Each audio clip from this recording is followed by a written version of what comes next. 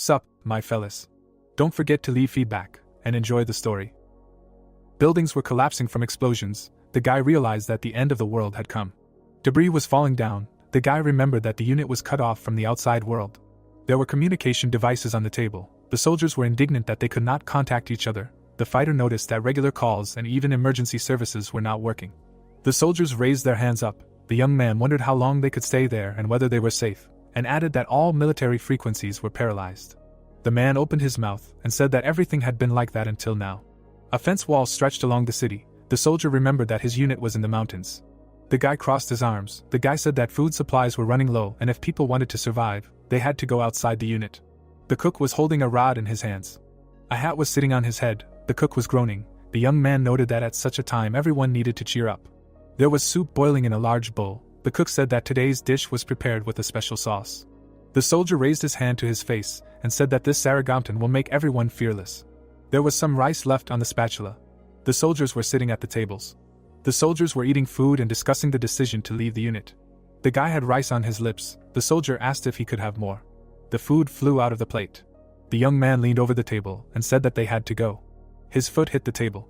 The guy clenched his fist and said that it was time for them to fight, and added that you can't call yourself a soldier while sitting in headquarters.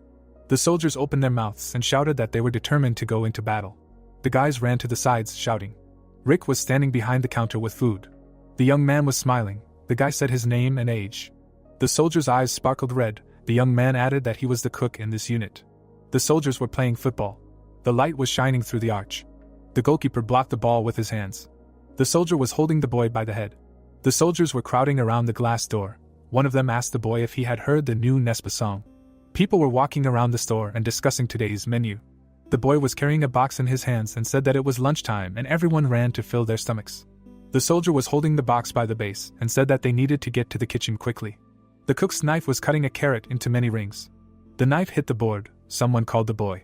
A soldier ran into the kitchen and reported that there was fried squid for dinner today, but he couldn't find it. The boy turned around and was surprised by the boy's words, and added that he had asked several times to check the grocery list. The soldier was peeking around the corner and reported that the lieutenant had called and said that there would be no fried vegetables. The boy frowned. The young man stirred the contents of the bowl. The soldier splashed his hand and said that it needed to be redone. The carrot slices were lying on top of each other. Rick thought that there weren't enough workers, and he still needed to replace the food. The guy gritted his teeth and thought that there was no squid for dinner, and he didn't like vegetables. The soldiers were standing around the table. Rick said that he was exchanging fried squid for fried pork belly, and specified that there was also some pork belly left, which he had cooked earlier. The young man opened his mouth wide and said that everyone would be happy with fried pork belly. Kitchen utensils were hanging on the wall. The soldier said to get cream and chicken, and added that the lieutenant liked noodles, so they would cook it with sauce and chicken for dinner. Clouds were floating across the sky. The box was torn. A bloody boot lay near the rocks. Blood was pouring out of the bushes. Cuts were visible on the guy's legs. The monster's body was covered in scales. The monster was growling. A tongue was sticking out of the monster's mouth. A hand extended a can to the young man. The guy said that Rick had worked hard and that there was little time left until his discharge. The hand held a bottle of soda. The guy said that everything was as it was and that he was not leaving yet. There was a towel hanging around the young man's neck. Herbie said that he envied the imminent discharge and asked what the soldier would do next. The can of soda opened. The soldier said that he was thinking about training and opening his own restaurant. The guy opened his mouth and asked if a restaurant was worse than the army. Rick looked up at the soldier. The soldier was sitting on a chair and saying that being a cook was also useful, and he was proud that people said they loved his food. The man was drinking soda. Herbie asked if the cook wanted to go to the restaurant where he worked, and added that he would become his Sambi and teach him everything. A stream of soda gushed from the guy's mouth. The man wiped his face with his hand and said that he would not even think about it, to which the boy replied that Japanese food was good. The soldier put the jar on the table. The man walked up to the soldier, mimicked him and said that he would not walk under him. The soldier leaned his hand on the table and told Herbie to go to the warehouse for salt. The soldier stretched out his hand and shouted for the workers to start cleaning. There were all sorts of Japanese dishes on the table. The boy thought that he did not want to become Herbie's hook, but it was right to learn in a good restaurant. The soldier crossed his arms and thought that Western cuisine was much more profitable. There was a scream. Chairs were placed near the tables. Rick's face changed. The boy's cap flew off his head. He shouted what happened. The young man looked around the corner. Rick entered the room and called out to Herbie. The boy's eyes widened. The back of the monster was visible from behind the table. The tail of the monster was rising above the ground. The paw crushed Herbie's face. The boy's eye opened wide. The boy could not believe that the soldier was dead. The boy clenched his teeth. The soldier's hand was shaking. He thought that this could not be and that this mountain beast was too huge. Sweat rolled down the man's face. The fighter looked away. Blood splashes remained on the wall as an imprint. The guy opened his mouth in fear and realized that this was not a dream. Pools of blood were rolling off the body. The man extended his hand towards the other cooks and decided that they needed to be saved. The soldier waved his hand and told the guys to leave. The guy held on to the opening in the wall. The soldier was holding a box in his hands. The monster's scales overlapped one another. The monster's head towered over the soldier. The fighter closed his eyes and screamed. Rick ran into the room and shouted for the soldier to run. The hand grabbed a knife. The knives flew towards the monster. Blood flowed from the monster's mouth. The knives fell on the table. The guy hit the cabinet. The monster put its paw on the table. The man furrowed his brows and shouted that it didn't work. The monster clenched his teeth. The monster turned its head to the side. The monster's eyes were burning with red flame. Saliva flew out of its mouth. The guy crouched down.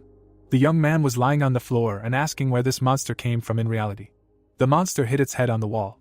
The monster turned around and growled. The soldier was holding his head and asking the sergeant what was going on. The guy was crawling on the ground and shouting that he didn't know what to answer the guy. The surface under the paw cracked. The soldier turned around abruptly. The debris flew off the monster. The monster rushed at the soldier. The monster opened its mouth wide. The guy raised his hand. Liquid flew out of the cup. Rick turned around. The young man splashed the ladle at the monster. The guy looked at the monster. Liquid was running down his opponent's face. The fighter sweated and asked if it worked. The contents of the bowl gushed into the ladle. Oil flew to the sides. The young man shouted that the enemy could not stand oil. The monster covered itself with its paws. The soldier could barely stand on his feet. The soldier thought that the oil would harm even the thickest-skinned enemy, and he should tell everyone what had happened. The guy turned his head. The enemy's tail hit the young man on the neck. The soldier flew to the side. The tail was close to the fighter's body. Rick opened his eyes wide. The fighter looked at the monster and did not believe his eyes. The tail was visible behind the debris. The monster spread its paws to the side and screamed. The tail twitched. The guy covered himself with his hands. Corpses lay on the floor. The man asked himself that he, too, would soon die. A tear rolled down the guy's face. The young man opened his eyes. Skin was visible under the enemy's scales. The monster bared its teeth. The monster's eye was covered by an eyebrow. The guy realized that the enemy was blind. The scales cracked. Pieces of skin were sticking out from under the scales. The soldier bent down. The soldier bit his lip and thought that his idea might work. The knife was lying on the tile. The guy rested his hand on the floor. The enemy turned around. The young man looked at the weapon and thought that if he made even a sound, it would be the end for him. The fighter clenched his teeth and realized that his fate was in his hands. A piece of the wall fell to the ground. Debris flew off the wall. The monster turned its head. The hand was holding the knife. The leg flew up. The guy rushed at the enemy with the knife. The enemy stuck his tongue out of his mouth. Rick plunged the knife into the enemy's body. The knife stuck out from under the scales. The young man hung on the weapon. Rick stabbed the knife deeper into the enemy's body. Blood flew into the soldier's eyes. The enemy fell to the ground with the guy. The monster's eyes were glowing.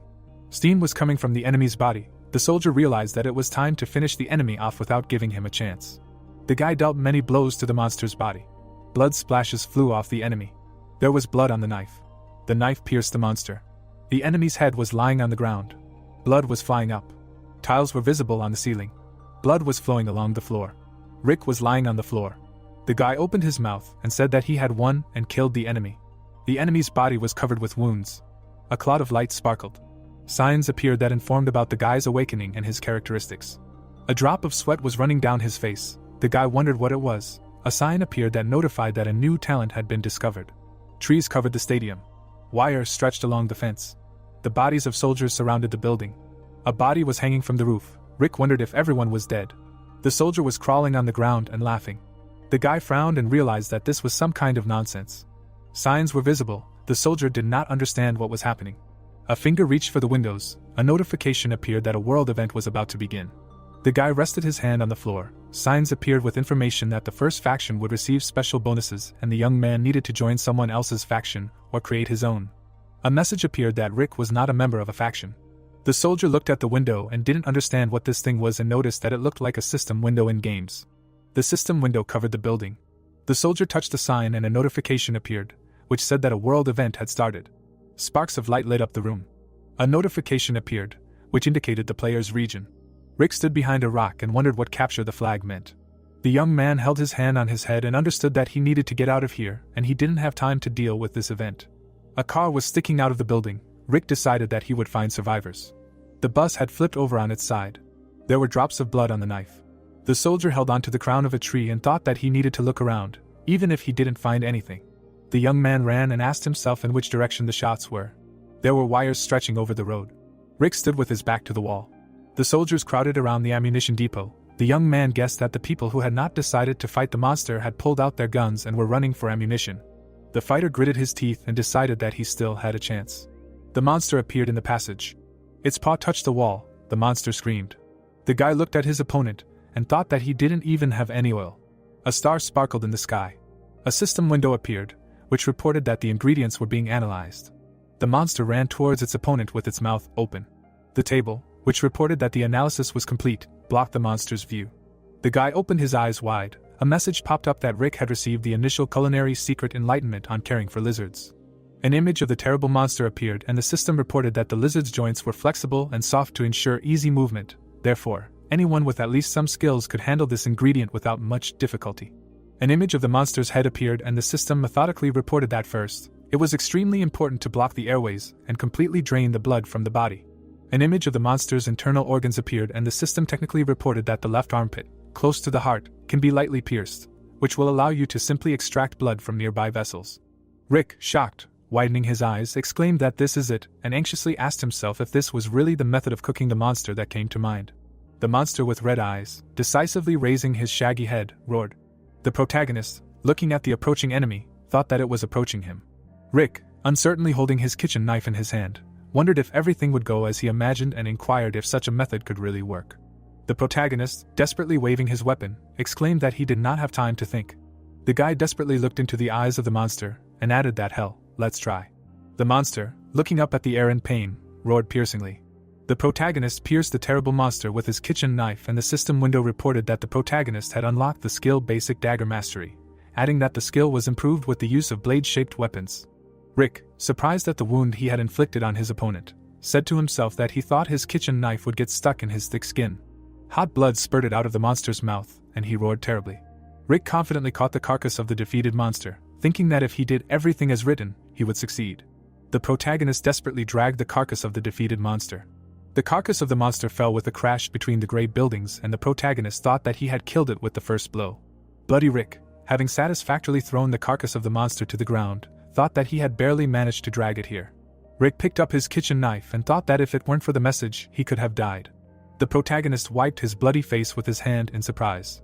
An image of a figure falling into oblivion appeared and the protagonist wondered what this strange feeling was and added that it was as if something was slowly filling him from the inside, because he felt something like this for the first time.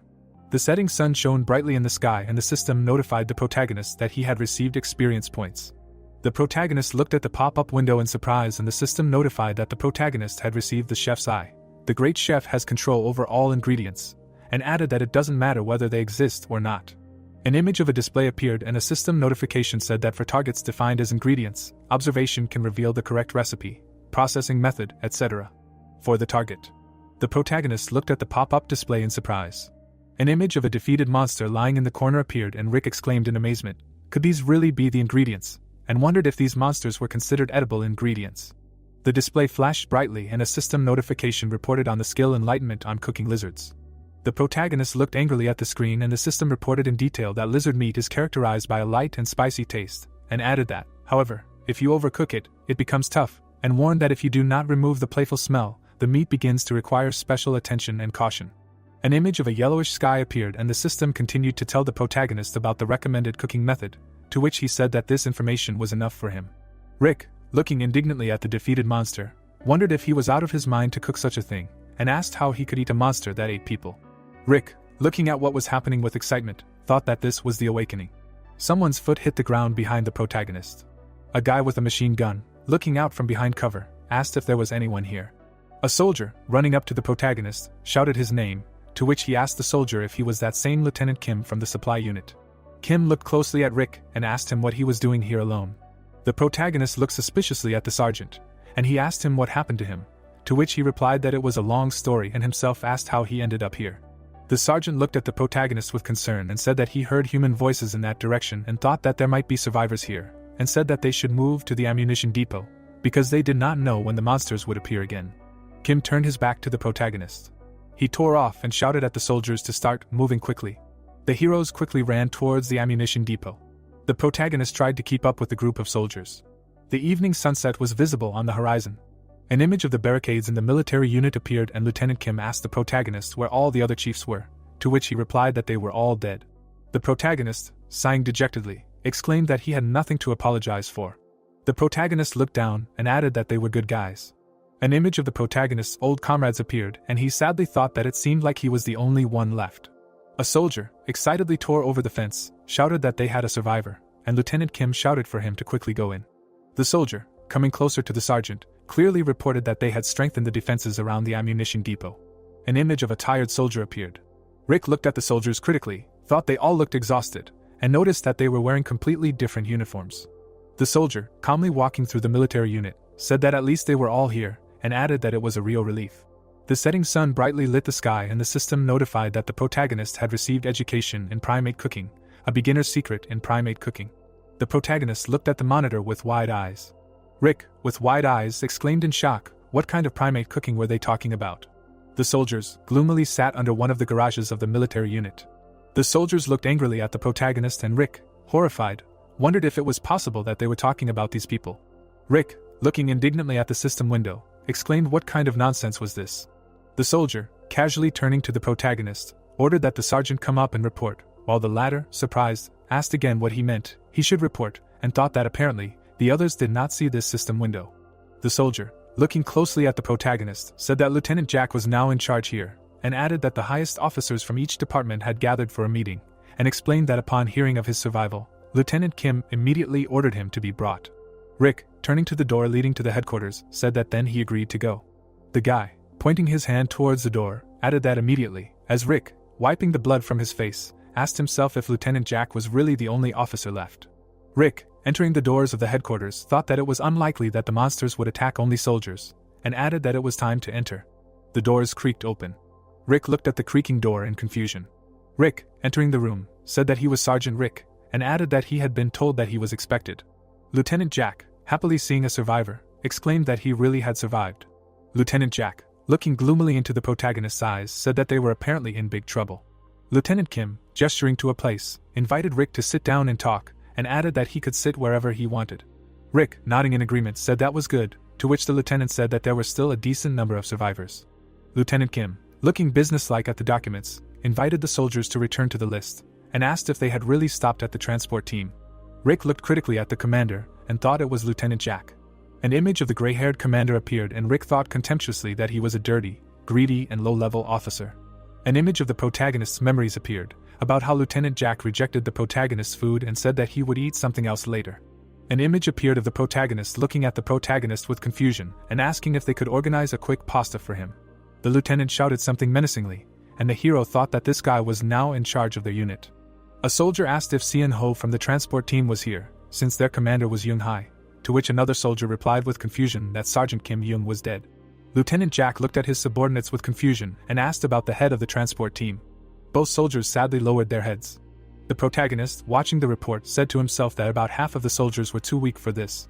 A soldier, standing nearby in the shadow of the light, said that Sergeant Park was also not in the best condition right now, so he was here instead of him, and the protagonist added to himself that only those who were still in their right minds were present here, while Lieutenant Jack, surprised, asked again what was going on here. The soldier, methodically flipping through the pages of his notebook, said that there were 7 left from the reconnaissance unit. Lieutenant Jack, looking at his notebook with notes, said that there were a maximum of 10 people left from the transport squad. The commander, sadly looking at his notes, said in a sad voice that only 1 soldier remained from the culinary squad.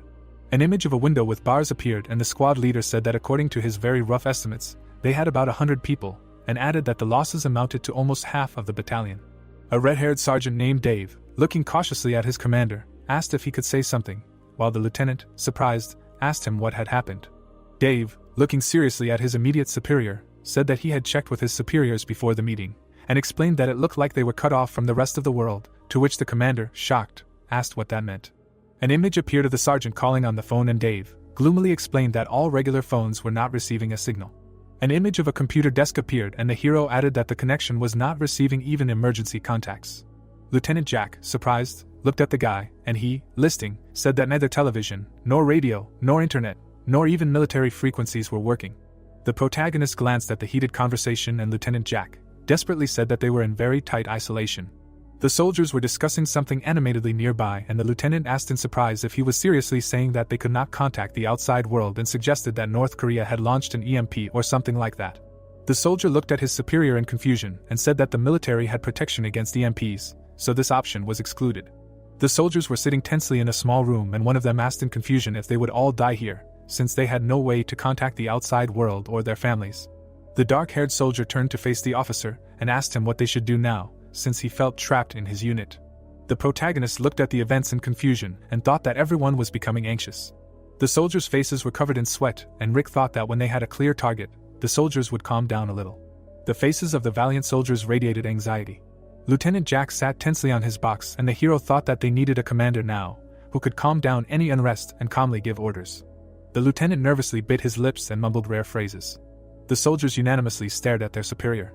The fighters angrily jumped up from their chairs and shouted that even if the lieutenant did not know what to do, they themselves certainly could not do anything. An image of many boxes with supplies appeared and noisy voices were heard shouting, "Shouldn't the lieutenant have said this in such a situation?" and added that shouldn't there be instructions for this. The protagonist tiredly put his hand to his head. The lieutenant sat tensely in the middle of this farce. Jack, rising from his seat, constructively asked, "Because they said that they lost contact." The commander looked at his subordinates and logically asked why they didn't send a couple of soldiers to contact the higher units, and explained that they needed orders from their superiors before doing anything. The soldiers looked at the commander thoughtfully. Rick looked at the commander worriedly and asked if it wasn't dangerous. The commander looked at the protagonist worriedly. An image of huge monsters appeared above on military vehicles and Rick said that they were high in the mountains, 1,400 meters above sea level, and added that even if they went there, the road would take too much time and explained that they needed 2 hours to get there and, at the same time, if the monsters attacked, everything would end very badly. Another soldier looked at the commander and said that it was really too far and they should stay here. Jack looked at the protagonist indignantly and thought that this bastard had gone crazy. The lieutenant, standing in front of the soldiers, said that although it was dangerous, it was necessary, and suggested choosing volunteers and going on this expedition. The soldier turned to his superior in bewilderment. The protagonist, looking worriedly at Commander Jack, asked what other volunteers he had in mind, and wondered if he was really serious about breaking through. Lieutenant Jack looked ahead with satisfaction, and Rick thought that he did not want to command, and added that if he made a mistake in such a situation, he would have to bear the consequences, and concluded that he was trying to avoid responsibility by saying that he needed orders from his superiors. Rick angrily thought that the situation was indeed far from simple, but a commander certainly should not behave like this. Rick, pursing his lips in disappointment, thought that he expected much more from the lieutenant, calling him an idiot. The commander, raising his hand decisively, said that if anyone was against it, let them come up with a better idea, and added that if not, they needed to go look for volunteers. Another soldier, nodding his head in agreement, said that it wasn't like they had any alternatives. Jack, looking at the soldiers with satisfaction, said that this was excellent, and apparently the decision had been made unanimously, and added that the rest would sit in place until they contacted the higher-ups. Dave glared at his superior. The protagonist glared at his commander. An image of the sunset sky appeared, and the lieutenant offered to check the status of the troops and asked the protagonist how much food they had left. Rick, looking at the commander, replied that there was food for about 5 days of normal nutrition. An image of food boxes appeared and Rick added that they had 6 weeks in case of an emergency, and concluded that given their current composition, he would say they had about 2 months. The lieutenant, looking at another of his subordinates, asked about their ammunition, and the soldier replied that they had used all the training ammunition last week, so only combat kits remained, and added that there was a lot of it, but without additional supplies they would not last long. An image of a mountain of boxes of ammunition and soldiers appeared, thoughtfully noting that after all, they were monsters.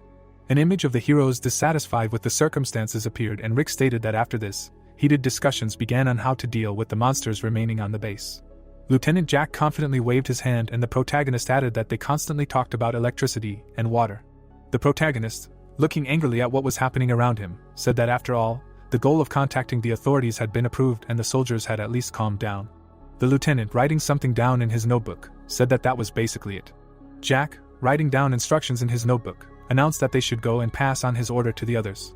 Rick, looking at the authorities in bewilderment, asked if they were really going to end the meeting like that, and added that he had not told him the most important thing. Rick, persistently standing in front of the crowd of soldiers, asked if they weren't going to discuss awakening, while the lieutenant, surprised, asked again what awakening meant and wondered what he was even talking about. Jack looked at the protagonist with disbelief and he wondered if they hadn't said that everyone was hunting monsters, while the lieutenant simply replied that yes, they were going to shoot them and asked the protagonist what was wrong with that. Rick, looking at the situation in shock, wondered what kind of reaction that was and wondered if he was the only one awakened here. The protagonist pulled out his kitchen knife from his pocket. Rick, standing mysteriously in front of the soldiers, said that he needed to show them something.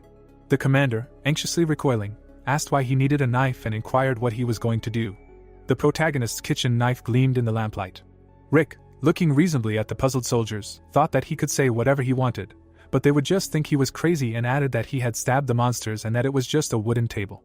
Rick, grinning in concentration, thought that he did it with the feeling of cutting vegetables. Rick, confidently swinging the knife, struck the table. Rick, elegantly completing the movement. Rick, satisfied with the work, assessed the effect. The table was covered in dust. Suddenly, the wooden boards of the table flew apart. The soldiers exclaimed in shock at what they saw. The fighter, amazed, pointed at the table, asked how he did it, and added that the hero cut the table as if it were paper. Rick, calmly looking at the notification display, said that the talent is the basic possession of a dagger, and added that after killing the monsters that entered the kitchen, he woke up and was able to do this. Jack, incredulously looking at the protagonist, exclaimed, "Did he really just kill the monster and wake up?" The soldiers looked at the hero in surprise and Rick, understandingly stated that he also did not believe it at first. The commander looked at the protagonist with apprehension, and he logically asked if they hadn't seen it with their own eyes. An image of cut boards appeared and Rick said that he had no idea how he had survived back then, but now he wouldn't be surprised if he died in 2 seconds, and added that you never know when you might run out of food and ammunition. Rick, gloomily holding his kitchen knife in his hand, said that they had no way of knowing exactly how many monsters there were, and bitterly added to himself that there were only 3 days left until his vacation, and now he would just die here. Rick, resolutely straightening up, said that he would survive and get out of here in one piece and open his own restaurant, and added that in order to survive, he needed to feed them all, and concluded that then their priority was the fact that from now on he would feed them. The system notified that the World Event Faction War was in progress, and added that together they would survive, and offered to create their own faction or join someone else's, explaining that the first faction would receive special bonuses, and added the goal of the quest was to awaken the entire battalion. The protagonist, anxiously turning back, asked what had happened. The soldier, excitedly bursting into the room, shouted that they had problems, because the monsters were approaching. The lieutenant worriedly looked at the soldier and asked how many of these monsters there were, while the soldier uncertainly answered that at least 5, but they were not sure. The lieutenant resolutely stood in the middle of the room, and the protagonist said that as soon as they finished the meeting, they showed up, and Jack ordered everyone to get to work, and commanded the soldiers to return to their positions and prepare for battle. Rick, irritably running to their positions, wondered why they were pushing so hard. The commander, shooting at the huge monster, shouted loudly to open fire on the terrible monster. The monster, furiously attacking, roared. The soldiers fired at the monster, and Rick thought that fortunately they had only come to where there were people, and the fighter shouted to his comrade that it felt like a whole magazine was being spent on each one, and he shouted back that he should try to save the ammo as best he could. The monster jumped over the barrier. Blood splashed in all directions, and Rick thought with satisfaction that at least the firearms worked on them. Rick, looking gloomily at his comrades in arms, thought that 20 to 30 shots at one monster was too much, and added that there was no chance that they would have enough ammo after the 10 that had attacked today. An image of boxes of ammunition appeared, and the protagonist pessimistically thought that they had said that they would hold out for now, but without supplies they would very quickly be left with nothing. The soldiers scattered around the military base, and the commander shouted that it was all over, adding that they now needed to cordon off the perimeter, check it for damage, and ordered the seniors to count their men and report. 2 dead soldiers lay under blankets, and the guy sadly stated that there were 2 victims and cursed. The protagonist, looking at the bodies, sadly asked what they would do with their bodies, while the soldier replied that they had organized a cemetery behind the unit, adding that most of them were put into body bags and buried. The soldiers picked up the body bags, and the commander ordered them to hurry. The hero looked at what was happening in shock. The commander spread his hands uncertainly, and the hero stated that the battle with the monsters was over, and the plans approved at the meeting were being implemented. Jack looked at the soldiers and asked if they were both sure they wanted to go, because first, they would need to send a request for support to a higher unit, and wait for a response. The soldier, looking confidently at his superior, said that he knew where they could safely wait out the situation, and added that they had enough fuel, provided they did not encounter monsters. The protagonist looked thoughtfully at his comrades, and the soldier said that they would stock up on ammunition, to which the commander said that he would provide them with full cover so that they could withdraw the next batch of troops. The protagonist, turning his head in displeasure, thought that now they needed to think about how to increase the number of awakened ones. Rick looked sternly at the crowd of soldiers and asked them why they could not achieve awakening, because he was sure that he himself had killed the monster. The reconnaissance sergeant looked doubtfully at the protagonist and asked him if it was because he had killed him with a gun, to which the other objected, was that really not possible? An image of a ferocious monster appeared, and the soldier said that the protagonist claimed to have killed the monster himself. The soldiers were shooting at the monster, and the boy thought that, however, they shot it from a distance so he couldn't get close, and that was the only difference. The protagonist looked at his comrades hopefully, and stated that he thought so too. The protagonist looked forward thoughtfully, and stated that there must have been some kind of energy inside them when they killed him. Rick looked at the puzzled soldiers and suggested that perhaps the monsters released this energy when they died and that the soldiers needed to be nearby to absorb it, and added that that was probably the case. Commander Jack looked sternly at the protagonist and asked if it was really necessary to meet the monster face to face. An image of the past battle appeared, and the commander asked Rick if the message had told them something about their weak spot, the armpit, and the knife had gone in there well, and asked if the hero had known about this weakness before waking up, to which he replied that he had poured oil on them, and the monster's skin had appeared. The lieutenant looked at the protagonist indignantly and asked him if he was serious about the hot oil. The soldiers surrounded the protagonist, and he said that in any case they needed to get very close, and Jack asked him if that was suicide. The soldier clapped his hands and suggested a plan of action. The blond guy spread his hands and suggested that since they could be easily killed with a few bullets, when the soldiers saw that the monster was weakening, they needed to take action. An image of a dying monster appeared, and the hero added that right before the monster died, one of the soldiers should come close and kill it. An image of the monster's hand appeared, and the hero sternly ordered to always aim for the weak spot before the monster died. The commander thoughtfully scratched his chin and suggested using a bayonet, adding that they should tell the repairmen to sharpen a couple of them. The reconnaissance sergeant confidently held out his machine gun and said that a bayonet would be safer than a sashimi knife, because the blade was longer. The protagonist looked approvingly at the crowd and noted that this was a methodical approach, and Kurt, a scout, could be weaker in a real fight.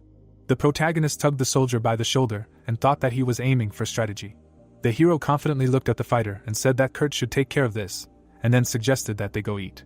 The soldiers were standing at their posts, and the guy asked in surprise if they would really go eat at such a time, to which the hero replied that such a time was just right for eating well. The young man, holding a huge boulder in his hand, said that he was not sure about now, but he would be hungry soon. Rick, looking at the soldier in a businesslike manner, said that lunch was over and he needed to prepare dinner already, and politely asked the captain if he would allow him to go to the kitchen. The lieutenant, nodding in agreement, said that they needed to eat if they wanted to fight, and added that he would assign him 2 soldiers, while Rick gratefully said thank you. The soldiers crowded near the fence, and the commander practically stated that then they would sit down at 1900 hours and eat in turns, and insistently added that he would tell everyone about his awakening. The soldiers amicably crowded near the mess hall, and the protagonist answered, "Yes, sir." The military car drove along the forest belt. The soldier languidly looked out the window. The car left behind columns of dust. The evening sunset was visible on the horizon. The soldier headed for the open door of the mess hall. The protagonist was chopping food and wondering why the whole cooking process felt like a rest rather than work. Rick, throwing food into the vat to boil, thought that this was the effect of the talent's basic cooking ability, and added that he had thought about how to cook everything alone, but in the end there were no problems. Borscht was boiling in a huge pot, and a system notification informed that the rookie chef's deep-fried pork belly was ready, since the hero had excellent temperature control, which increased the chef's stats. The protagonist was stirring the brew in the vat, and the system informed that the protagonist's chef's sensitivity had increased to medium, and added that the cooking stats had increased slightly.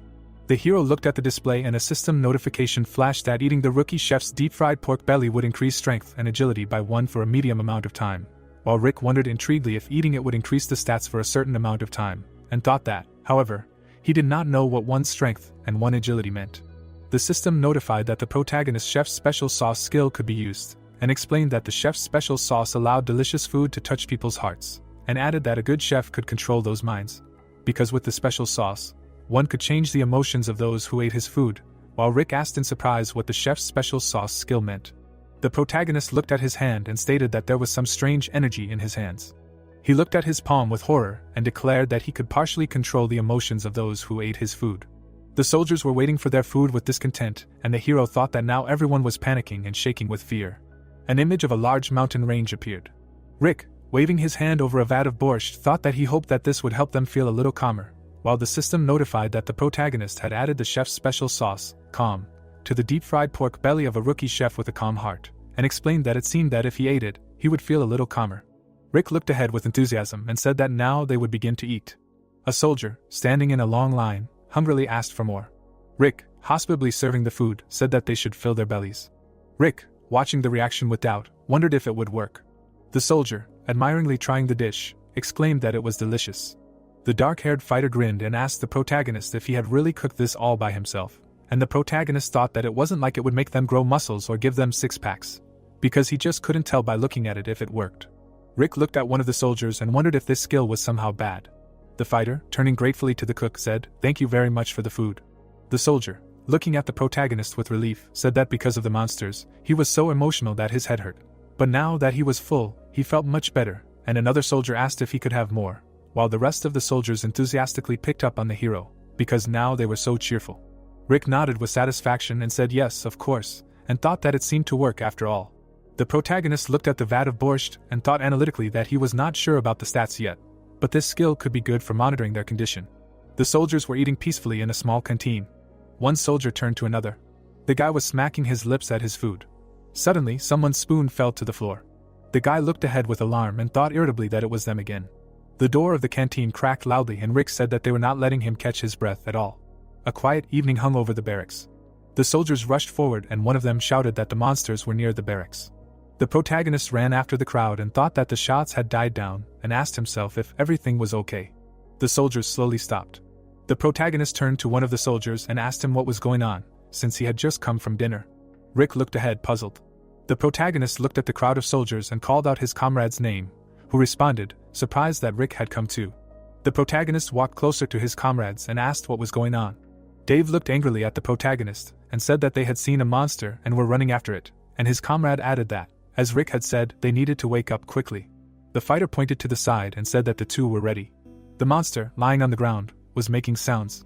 Rick, looking at the horrible creatures, said that they were still alive. Dave picked up his weapon. The guy with red hair, looking resolutely at the monster, said that he was going to stab it. Rick, looking at his comrades, said that first let those who were present at the meeting wake up, while the soldier, perplexedly asked again, why? Because these pigs will not understand if they tell them to approach the monster without a gun for the sake of some awakening. Rick, looking at the soldier, said that he thinks that first it is necessary to show that it is not so dangerous, to which he said that they cannot gather the whole squad for a table cutter show every time, and agreed that then the elders first. The guy stuck his bayonet into the monster's body with war cries.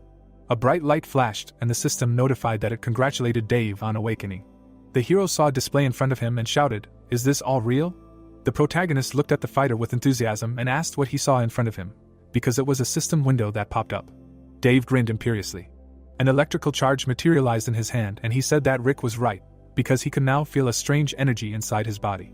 Rick, looking at his comrade in delight, exclaimed that he couldn't believe that they now had visual proof.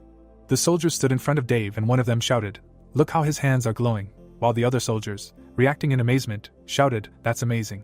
The protagonist, looking at the red-haired fighter, curiously asked what his position was, while Dave replied that he was a novice mage with an affinity for electricity. Dave, proudly looking at the protagonist, stated that his skill was called Thunderstorm, while Rick, surprised, asked if there were really any mages there, and the soldier reminded him that he was the first to awaken. Rick, looking down with interest, asked if this meant that his position was determined by his actual talents. Looking at the body of the defeated monster, he said that in any case, everything was clear now, and added that awakening could be achieved by killing the monster in close combat, and explained that no one believed in it, but now that they had seen it with their own eyes, there was no denying it. The fighter, raising his weapon, declared that then he was next. The protagonist looked after him and warned him to be careful. Kurt looked at his comrade and announced that it was Sergeant Puck's turn, and Rick urged them to watch closely. The soldier stepped closer. He looked ahead confidently. Kurt, hesitantly approaching the monster, admitted that it scared him a little and noticed that it was definitely still alive. The monster opened its eyes and growled weakly. Kurt, looking at the movements of his opponent, exclaimed that it was moving. The soldier, stepping closer to the monster, told him to lie still. The hero raised his bayonet and added that he would finish quickly. Kurt, decisively, plunged his weapon into the monster's body. The monster's eyes opened furiously. The soldier made another blow. The monster bared its teeth. Kurt looked at the monster in horror and thought that it was moving. An image appeared of the monster suddenly tearing itself off the ground. The monster rushed at the soldier, and he screamed in pain. Rick looked at the horror unfolding and screamed the name of his comrade. The monster grabbed the soldier's legs with its teeth. The monster bit the soldier's limbs. Kurt, lying on the ground, cursed at the monster in pain. The antagonist's red eye flashed in the darkness. The fighter, looking worriedly at Rick, asked if they didn't need to save him. The fighter, standing at a distance, asked if he needed to shoot, and added that he needed to give the order, and he would shoot right away, while Rick categorically ordered everyone to stand still, because their comrade should finish him off himself. Rick demandingly looked towards the battle and shouted to the wounded man what he was doing, and ordered him to finish off the monster. Kurt, gritting his teeth in pain, exclaimed, "Okay."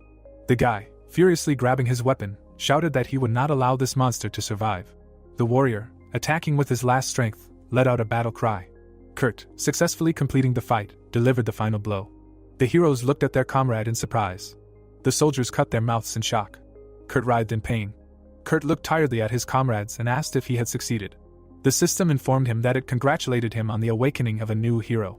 The system reported in detail that the awakened Kurt had the position of a novice astronomer, while he, weakly whispering, declared that he had succeeded.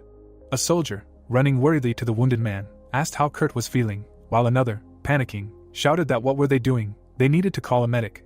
But another replied that their medic was only a physiotherapist and he could not cope with this kind of wound, and the fourth, persistently objected that it was better than nothing.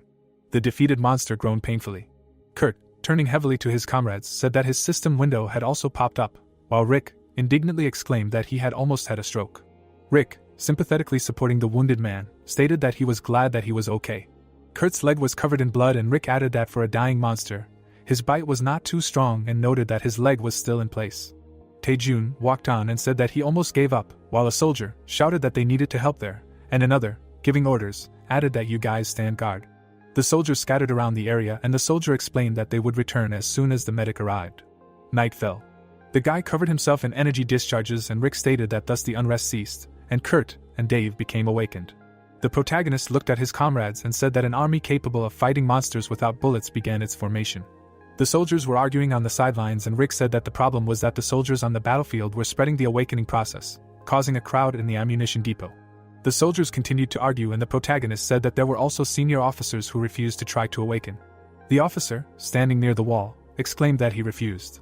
The officer, looking hysterically at the heroes, shouted that he would not do it and was not going to do it. Dave, looking emotionally at his comrade, exclaimed that he really thought that he and Kurt were not scared, and added that he had only killed mosquitoes before. The guy stuck his hand into the wall next to an officer named Carl. Dave, looking indignantly at Carl, asked if he really did not realize what was happening, and added that they, the seniors, should set an example.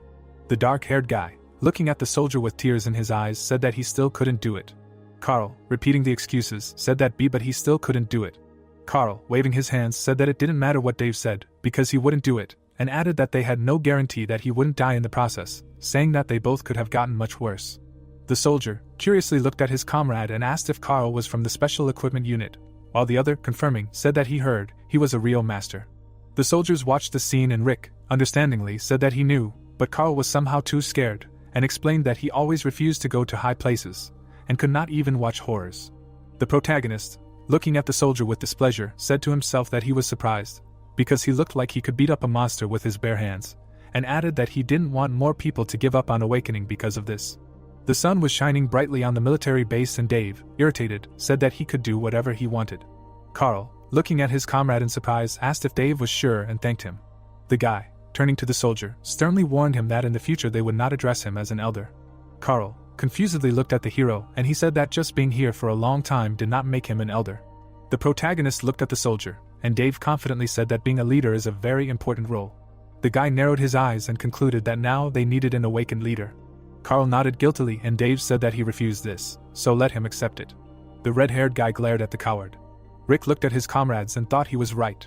Carl stood confused near the wall, and the protagonist added to himself that there was no way this guy would be a commander on the front lines after this, and added that he was famous for his qualities but did not live up to expectations. Suddenly, Carl took a step and shouted that he understood everything. Dave discontentedly moved away from the soldier and shouted that he was hopeless, and the protagonist thought that it could not end like this, because if everything was left as it was, it would affect other soldiers too. The protagonist approached Dave and asked him to step aside for a minute. He turned to Carl and ordered him to return to his position. The guy obediently bowed his head and said, "Yes, sir." The protagonist pulled Dave by the hand and told him to follow him. The soldiers dispersed throughout the military unit, and Rick thought that for the sake of the mood of the entire unit, he should not give up.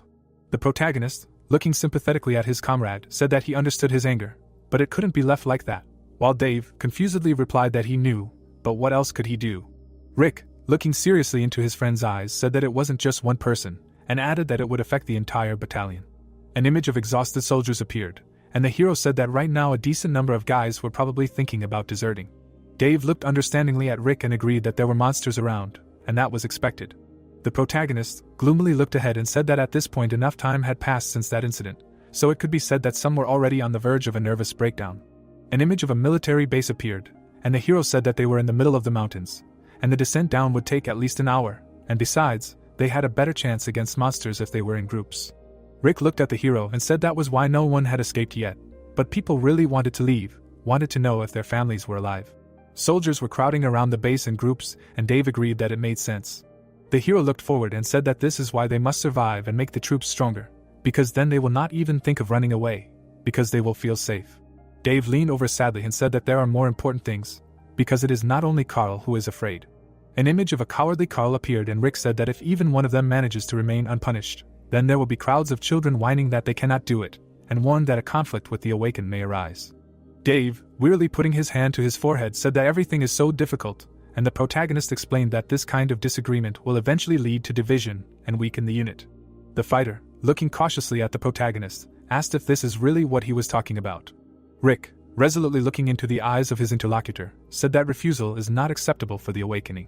The door to the bunker was open, and Dave asked how they can persuade Carl. The soldiers were building a fortification, and the protagonist said that being disrespected was already humiliating enough, but it would not be enough. Carl was hammering a nail hard, and the protagonist added that he had already thought of something and asked for some time. Dave looked at his comrade and asked if he really thought it was possible, because he could see his determination, but it would not be easy, to which the protagonist replied that he would do his best. The red-haired guy looked languidly at his interlocutor leaving. Rick walked cheerfully into the distance, and wondered what could be done here at all. The protagonist ran briskly and thought that if he had another position, he would just run away from here. Rick picked up speed and thought that he was just a novice level 1 chef, and was a support who was not able to defend himself. The protagonist ran to the canteen and thought that in order to use his skills to the maximum, he needed to cook better. The soldiers were sitting in the dining room, and he thought that he didn't want this unit to be hopeless, so he would make it stronger. The protagonist burst into the kitchen. Rick tied an apron around himself. The kitchen knife was lying on the table, and the protagonist declared that he would turn Carl into a real soldier. Fried onions were crackling in the frying pan. The protagonist held the onion in his hand. Rick, decisively cutting the products, said that he would not be clever, he would cook fried rice. Shredded onions flew across the table.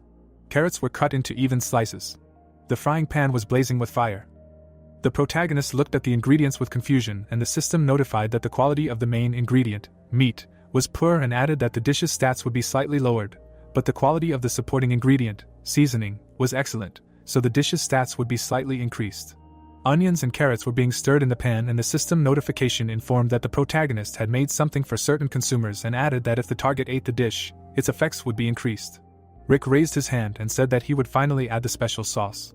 Oil flew around the pan, and the system notified that the protagonist chef's special sauce had been added, and added that the special sauce could change the emotions of the person who ate the food. Rick looked at the dish with satisfaction and thought that it should work. The sunset sky was on the horizon, and Rick turned to his assistant and said that he knew Carl from the equipment division and asked him to come to the cafeteria.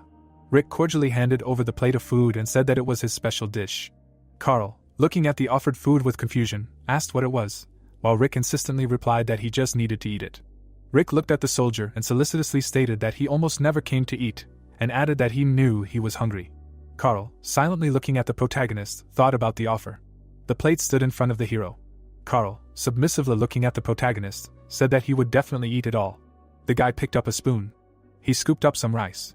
The protagonist looked at it and thought of fried rice with chicken full of courage, and stated that the power to overcome fear calls for courage, and he tried to cook the best he could. The soldier devoured the dish and said that it was delicious, to which Rick replied that he had seconds. The protagonist calmly looked at Carl and thought that they would talk when he was full. There is a small building, a voice calls Sergeant Rick, he apologizes. Light comes from the window, the same voice makes excuses that it is very scary. 2 people are sitting at the table. Carl looks at the table and says that he has been like this since he was a child and he was always told to act like a man. Rick looks up. Carl puts down his glass and says that he was told that physical training would give him confidence, so he started doing physical training and martial arts, and added that it did not help at all. The guy in the purple t-shirt looked up and thought that this was the reason for his muscle mass, and said that it must have been hard for him with such a character. Carl looked down and stated that he tried to hold on more so as not to be a burden to others.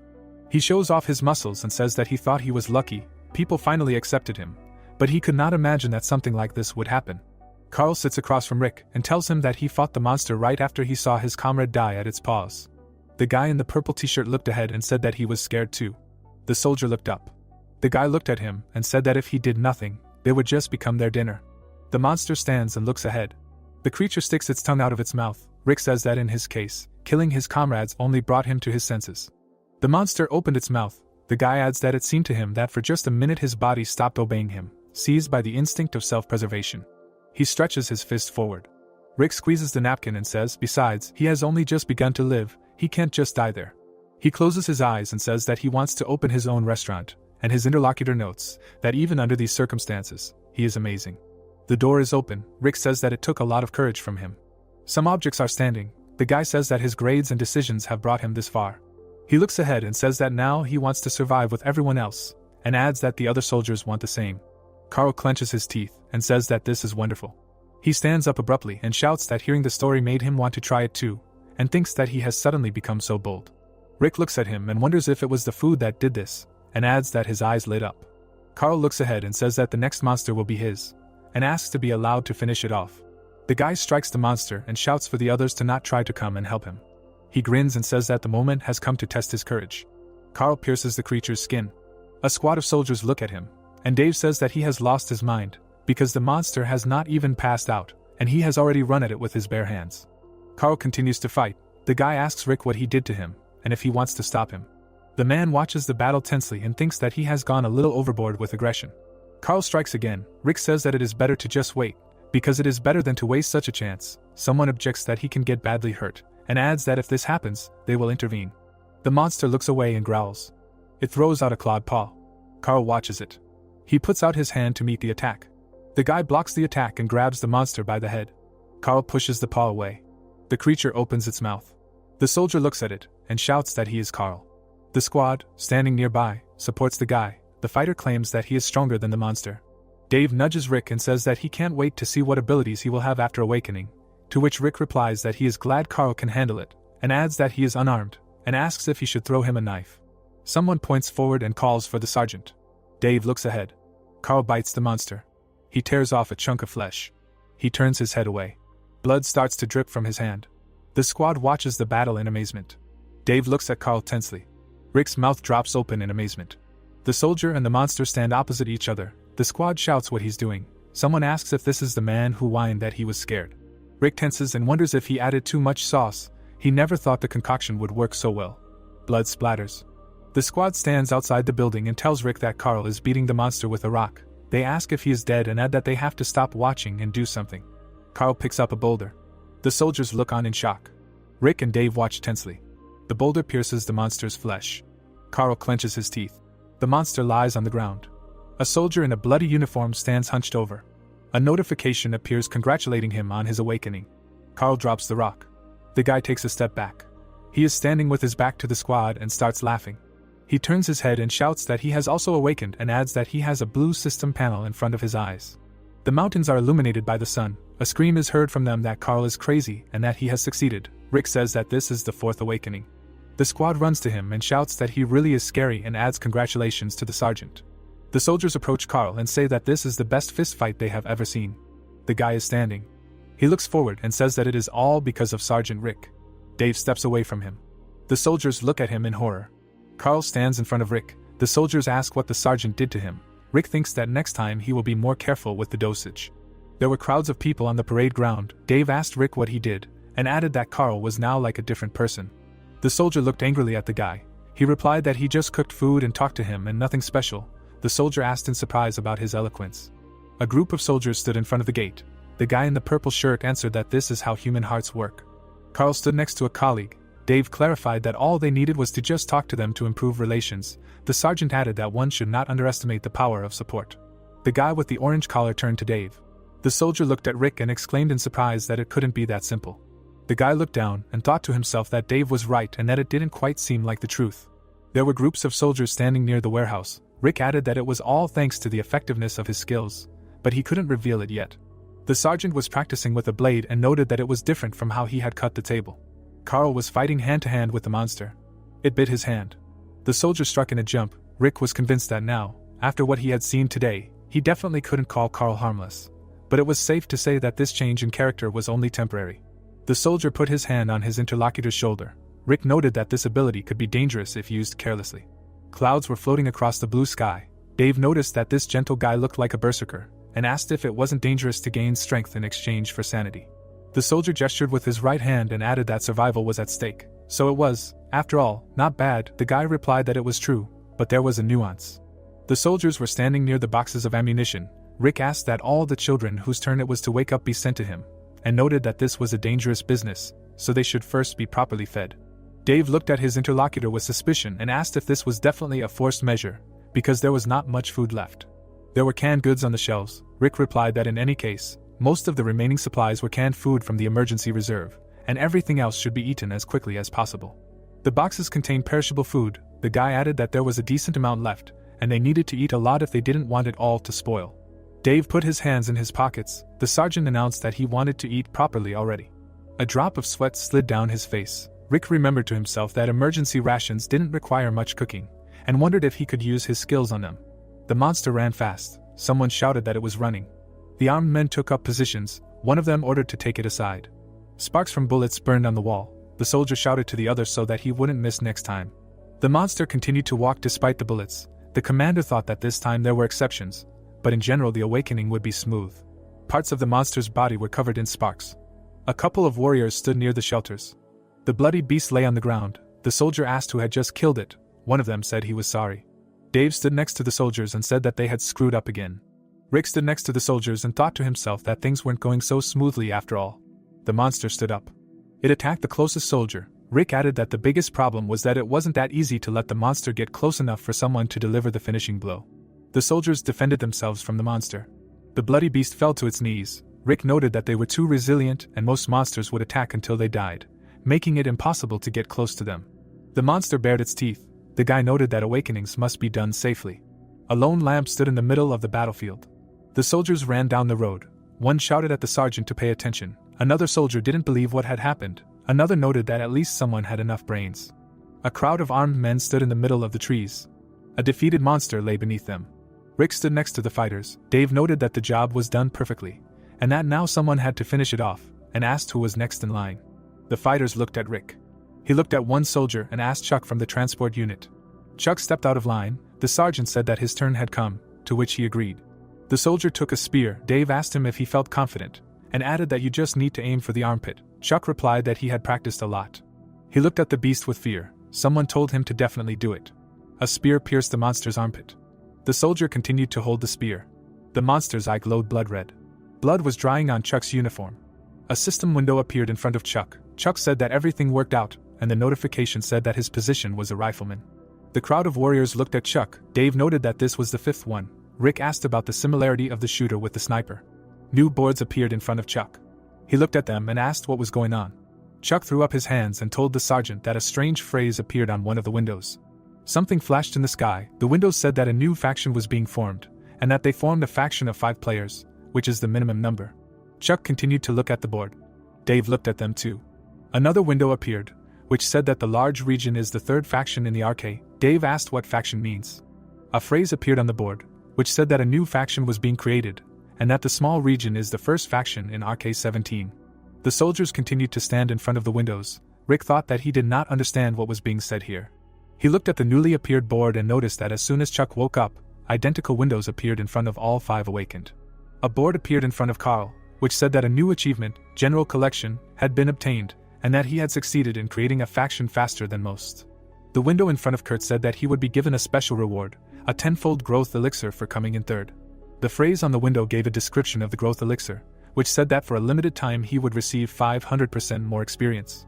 In front of the building there was a basketball court. The soldier asked Rick what they should do now. He answered that first they should bring the awakened, and then announced an urgent meeting. Clouds were floating in the sky above the mountains. Rick commanded everyone to go back inside. Clouds continued to float in the sky. A single lamp illuminated the room. Awakened gathered in the room. Dave said that there were 10 per person, and this was starting to look more and more like a game. Chuck looked at Dave, agreed and added that the condition for the faction to appear was 5 awakened. Rick stood by the wall and thought to himself that if the message was true, then they could develop faster with the elixir. Carl stood up and informed everyone that he was more worried about 3rd place, and that if they were in 3rd, then perhaps there were 2 more factions, and then there were monsters outside their region. A bead of sweat slid down Dave's cheek. Lights were shining from the windows of the building. Dave said that it seemed true, and asked what happened to their families then. Chuck covered his face with his hand. The soldier added that if the military had it hard, then he could not imagine what would have happened to the rest. Rick looked down at the floor and thought that everyone was thinking about their families now. Monsters were raging in the street. The sergeant added that they could have been taken by monsters long ago. He moved away from the wall and said that there was no need to be so pessimistic. Rick looked at Dave. The sergeant added that he was also worried about the situation, but they needed to ensure their own safety first. A bead of sweat slid down Chuck's face. He replied that it was true. Rick threw up his hand and added that he didn't know, but it meant that they were ahead of others in this game, so they should think about their own safety, so they should focus on that. Dave leaned his hand on his knee. He looked ahead and said that Rick was right. There were crowds of soldiers at the training ground. Dave added that they would find and save their families only if they themselves survived. The guy crossed his arms and said that they had over 100 surviving fighters, but only 5 faction members, and asked that this did not mean that only the awakened ones counted. The soldier agreed that they needed to awaken more people. Rick lowered his head and thought that there was logic in the boy's words. The guy looked sideways to the side. The protagonist noted that it was all because the world had changed so suddenly. The soldiers stood in a group. The fighter thought that if a person is not awakened, then he is not even considered a person. The guy straightened up to his interlocutors and clarified whether the soldier is a shooter, and added that this should have affected his accuracy. The guy was asked what talent he has. The fighter opened his mouth and admitted that his accuracy and strength increases when shooting. Dave clenched his teeth and repeated the soldier's words, and then added that he was worried that they would run out of ammo sooner or later. A smile appeared on his face. The man said that there was no need to worry. The warrior ran with a machine gun. The guy admitted that he needed not 10 shots to kill an enemy, like other soldiers, but only 2. The bullets hit the monster's body. The guy took aim with a machine gun. Rick raised his eyebrows and noted that the guy's ability would save ammo and deal with the monsters faster. A hand touched his shoulder. The fighter said that from now on the guy would be responsible for subduing the soldiers. Dave was standing next to Chuck. The guy was looking sideways. Rick thought that at least this way they could relax a little, because there were 5 of them in the faction. The guy was looking into the distance. The soldier had teeth sticking out of his mouth. The guy's hair was going in different directions. Rick thought that they didn't have time to just sit and be sad, and added that they had to move forward to survive. The enemy's bloody body was lying on the tiles. The soldier asked if it was his turn. The protagonist noticed that the fighters had agreed to wake up without any unnecessary objections. The guy was covering his face with his hands and saying that he would definitely die and couldn't do it. Rick realized that some of the guys were still refusing, shaking with fear. The soldier stretched his hands forward and asked to talk to the fighter about waking up for food. Sweat was running down Dave's face. The spear pierced the monster's body. The soldier's pupils narrowed. Rick, without changing his stance, told the fighter to calm down. The man was smirking.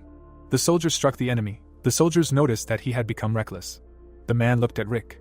The mountains were overgrown with green plants. Dave asked if he could ask him a question. Rick approached the man and asked what had happened so suddenly. The soldier opened his mouth and said that the young man was hiding something. The protagonist raised his eyebrows. The guy raised his hands and said that he needed to do this for the cohesion of the battalion. The man did not understand what they were talking about. Rick extended his hand to the soldier. The soldier looked down. The guys were standing under the blue sky. Dave splashed his hand. The protagonist stirred with a ladle and thought that he needed to focus on cooking, and the man did the right thing for the guy's happiness and focused on awakening the army. A plate with the warrior's characteristics appeared. Rick stepped aside and asked himself where the 82 points came from, adding that he thought that points were only awarded for killing monsters and cooking well.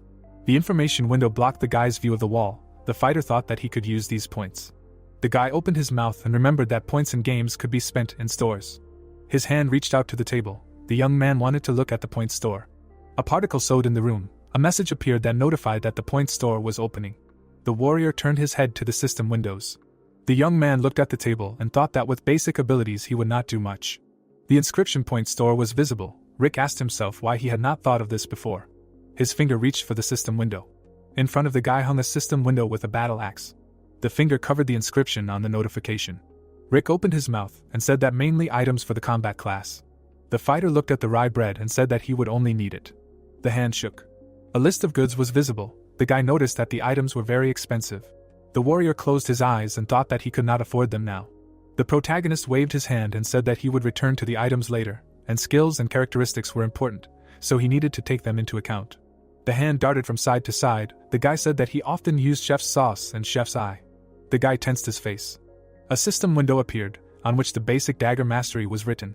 The soldier spread his arms to the sides. Rick remembered that this was a skill that allowed one to easily learn combat stances using a dagger, and added that he had recently trained and was pleased with the results. The knife slid in the cook's hand. The young man noticed that he had not tried to fight with bare hands, much less fence, but he was quite good at it. The fighter glanced at the knife and wondered what level the master was, if this was a beginner's level. A system window appeared, which reported on the skill initial predisposition to flame. The cook held a saucepan in his hand. The protagonist recalled that the skill appeared when he accidentally grabbed a hot saucepan, and summed up that he could hold fire in his hand for 3 seconds. The man tilted his head and noted that this was the most important skill. The information window showed a notification with the inscription initial cooking skill. Rick thought that he was accumulating data from a conversation with the man. Dave put his hands on his hips and emphasized that the dish tasted good, and its characteristics increased. The protagonist was surprised by what was said. The guy opened his mouth and said that no one else noticed, to which the man replied that they probably did not have access to the status window. The fighters ate food. The cook remembered that the effects of food do not appear as a system window. Various dishes hovered above the soldiers. The man noted that the guy could have learned about his abilities if a message had popped up.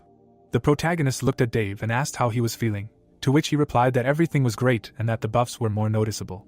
The man crossed his arms and realized that the buffs were working. The knife was lying on the board. The guy noted that at least the chef's skills were not failing in this situation. The soldier brought his hand to his mouth and thought that it would be nice to apply the buff to the entire battalion. The soldier ran into the room. The man extended his hand to the side and called the cook to help in the ammo storage. The soldier leaned over and reported that they had found a new monster, not like the lizards. The monster was looking into the distance and growling. The people came to the roof and Chad greeted them. Dave looked at the guy and said that he said it was urgent and asked him if the monster had appeared. The guy with short hair turned his head and said that he had been watching the area and that something he had never seen before had caught his eye. The guy with the short hair held out the binoculars and said that the monster looked completely different from the ones they had seen before and added that he would understand if he looked. Dave took the binoculars in his hand. Chad pointed forward and said that it was sitting there on top of the hill. Rick thought that it looked scared. The hero looked through the binoculars and wondered what kind of monster it was. Dave asked the guy if he saw the monster. He looked carefully and said that it was just another ordinary lizard. Chad looked through the binoculars. He could see monsters looking in the hero's direction and he wondered what it was. The silhouette of the unknown monster stood out among the others. Someone shouted that he had found this monster while it was moving. The guy shouted that the creature was moving. It stuck out its tongue. The monster looked at the people. They stopped watching. The hero holds the binoculars in his hand. He looked fearfully and said that the monster was approaching them. The guys looked at each other. One of them said that this creature is 3 meters long. He was told that there are also regular lizards around the monster, and that he thinks that it is some kind of boss. Dave looked at the hero and asked if these monsters really live in packs. Rick confirmed this, and said that it was strange that the lizards that attacked them moved in maximum twos. The guy looked at the protagonist, and asked if these came from somewhere else. Rick said that it was quite possible, and continued that there were about 20 of them walking behind that other one, that if the enemies attacked at the same time, then it would be difficult for them. At this time the monsters moved one after another. Dave pointed somewhere, and said that they would have to spend a lot of ammo, and added that he did not think it would be a problem since they had Chuck. The hero looked at them. He thought that the enemies had a numerical advantage, but they already knew the weak points of the monsters. The unknown creature was running away. People were running with weapons in their hands. Rick thought that this time something was wrong. The men were shooting at the monster. The hero turned to Chad and asked when this monster appeared. The guy answered that it was this morning at dawn. The protagonist asked how the monsters behaved. The guy with short hair looked at him and said that there was nothing unusual, that all the monsters were just wandering around, that they did not show any signs of aggression. Dave smiled and asked that maybe the monsters were afraid. The hero answered that he was interested in why the enemies did not attack, since there were so many of them. Rick looked fearfully. The monsters were looking towards the base. The guy clenched his fists and shouted that the monsters were waiting for the right moment. The hero nodded his head and said that the monsters knew that a head-on attack wouldn't work, so they were just hanging around watching. Dave and Chuck looked at him in surprise and said that couldn't be true, and asked the hero if he thought those monsters were that smart. The guy looked down and asked if he knew how smart wolves were when it came to hunting, and added that those creatures walked upright, so they must be even smarter than wolves. Carl nodded his head and said that he agreed with the sergeant, and asked what would happen if they attacked first. Chad turned his head and asked if they would attack first. The rest of the people turned. Rick turned and said that they had an advantage because they were in their base, and that if they left, they would lose it. Dave came up to the fence and said that they'd better not go out, and continued that they just need to watch their actions and come up with a strategy. He turned to the hero and said that they would report to the company commander and find out what he thinks, to which Rick said that he should tell the guys to be careful. The protagonist looked away. Surrounded by mountains, there is a building. The guy said that when the news spreads, the army will be scared, that they need to calm the soldiers down so that they do not get upset. An unknown force emanated from the top of the hill. Clouds fly across the sky. On the table there are boxes of food, the chef's special sauce, this calm, soothing bean sprouts from the chef. People were sitting in the mess hall. One of the guys said that at least the troops are where the monsters cannot reach, that if they go out, there is a high chance of running into them. He was told that it is better to stay here. There was a dish on the table, the chef's special sauce, this is support, the chef's kimchi squid support. John stood with his comrades and told them that it was pretty scary. But now he thinks he's gotten used to it. The guy told him that he feels calmer too. In the box is meat and vegetables, the chef's special sauce, this is hope, the chef's braised pork and vegetables support hope. The people were standing and one of them said that he would be lying if he said he wasn't worried, but he believed in his family, and added that he was alive, so they should survive too. Rick looked at the situation and thought to himself that somehow they managed to keep the soldiers' spirits high, so the defense didn't crack. The protagonist, against the background of a crowd of people, looks forward and thinks that the awakenings were also successful and numbered about 20, which is almost a fifth of the battalion. Rick approached Chuck and asked if the monsters were still there. The guy told him that they were still wandering around the perimeter, only there were almost twice as many of them as when they first noticed them. A crowd of monsters stood on a hill. The young guy looked at them fearfully and asked what would happen when their number exceeded 100. The hero answered that a decent number of the awakened were shooters, so they would cope. He continued that out of about 20 awakened, they had 3 shooters, that it was insanely difficult to hit the target accurately, shooting from a regular K2 explosive rifle. People were sitting with weapons in their hands. The hero smiled and confidently said that if they counterattacked, they would not lose, and if they continued to develop at this pace, they would win. Warehouse. Rick looks at the notebook and says that the products will run out next week, and that about half of their people will be awakened. He put his hand on the products and continued that they will be able to function normally without his enhancements. The hero wrote something in his notebook and said that he was done with the inventory. The power went out in the warehouse. The guy looked at him in confusion and thought that the power had gone out. He looked up and started thinking how this could have happened and said that the maintenance department said that the generators were fine. The hero thought that it happened all over the base. The door opened slightly. Rick was standing in front of the monsters and thought that maybe this was the work of the monsters. He was looking at the same place. The hero dropped his notebook and shouted that they were in trouble. The guy ran out of the warehouse.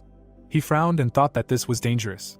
Rick was heading towards the shelter and said to himself that he said that the riflemen would cope, but only if their field of view was not knocked out. Rick was standing in the middle of an unlit street.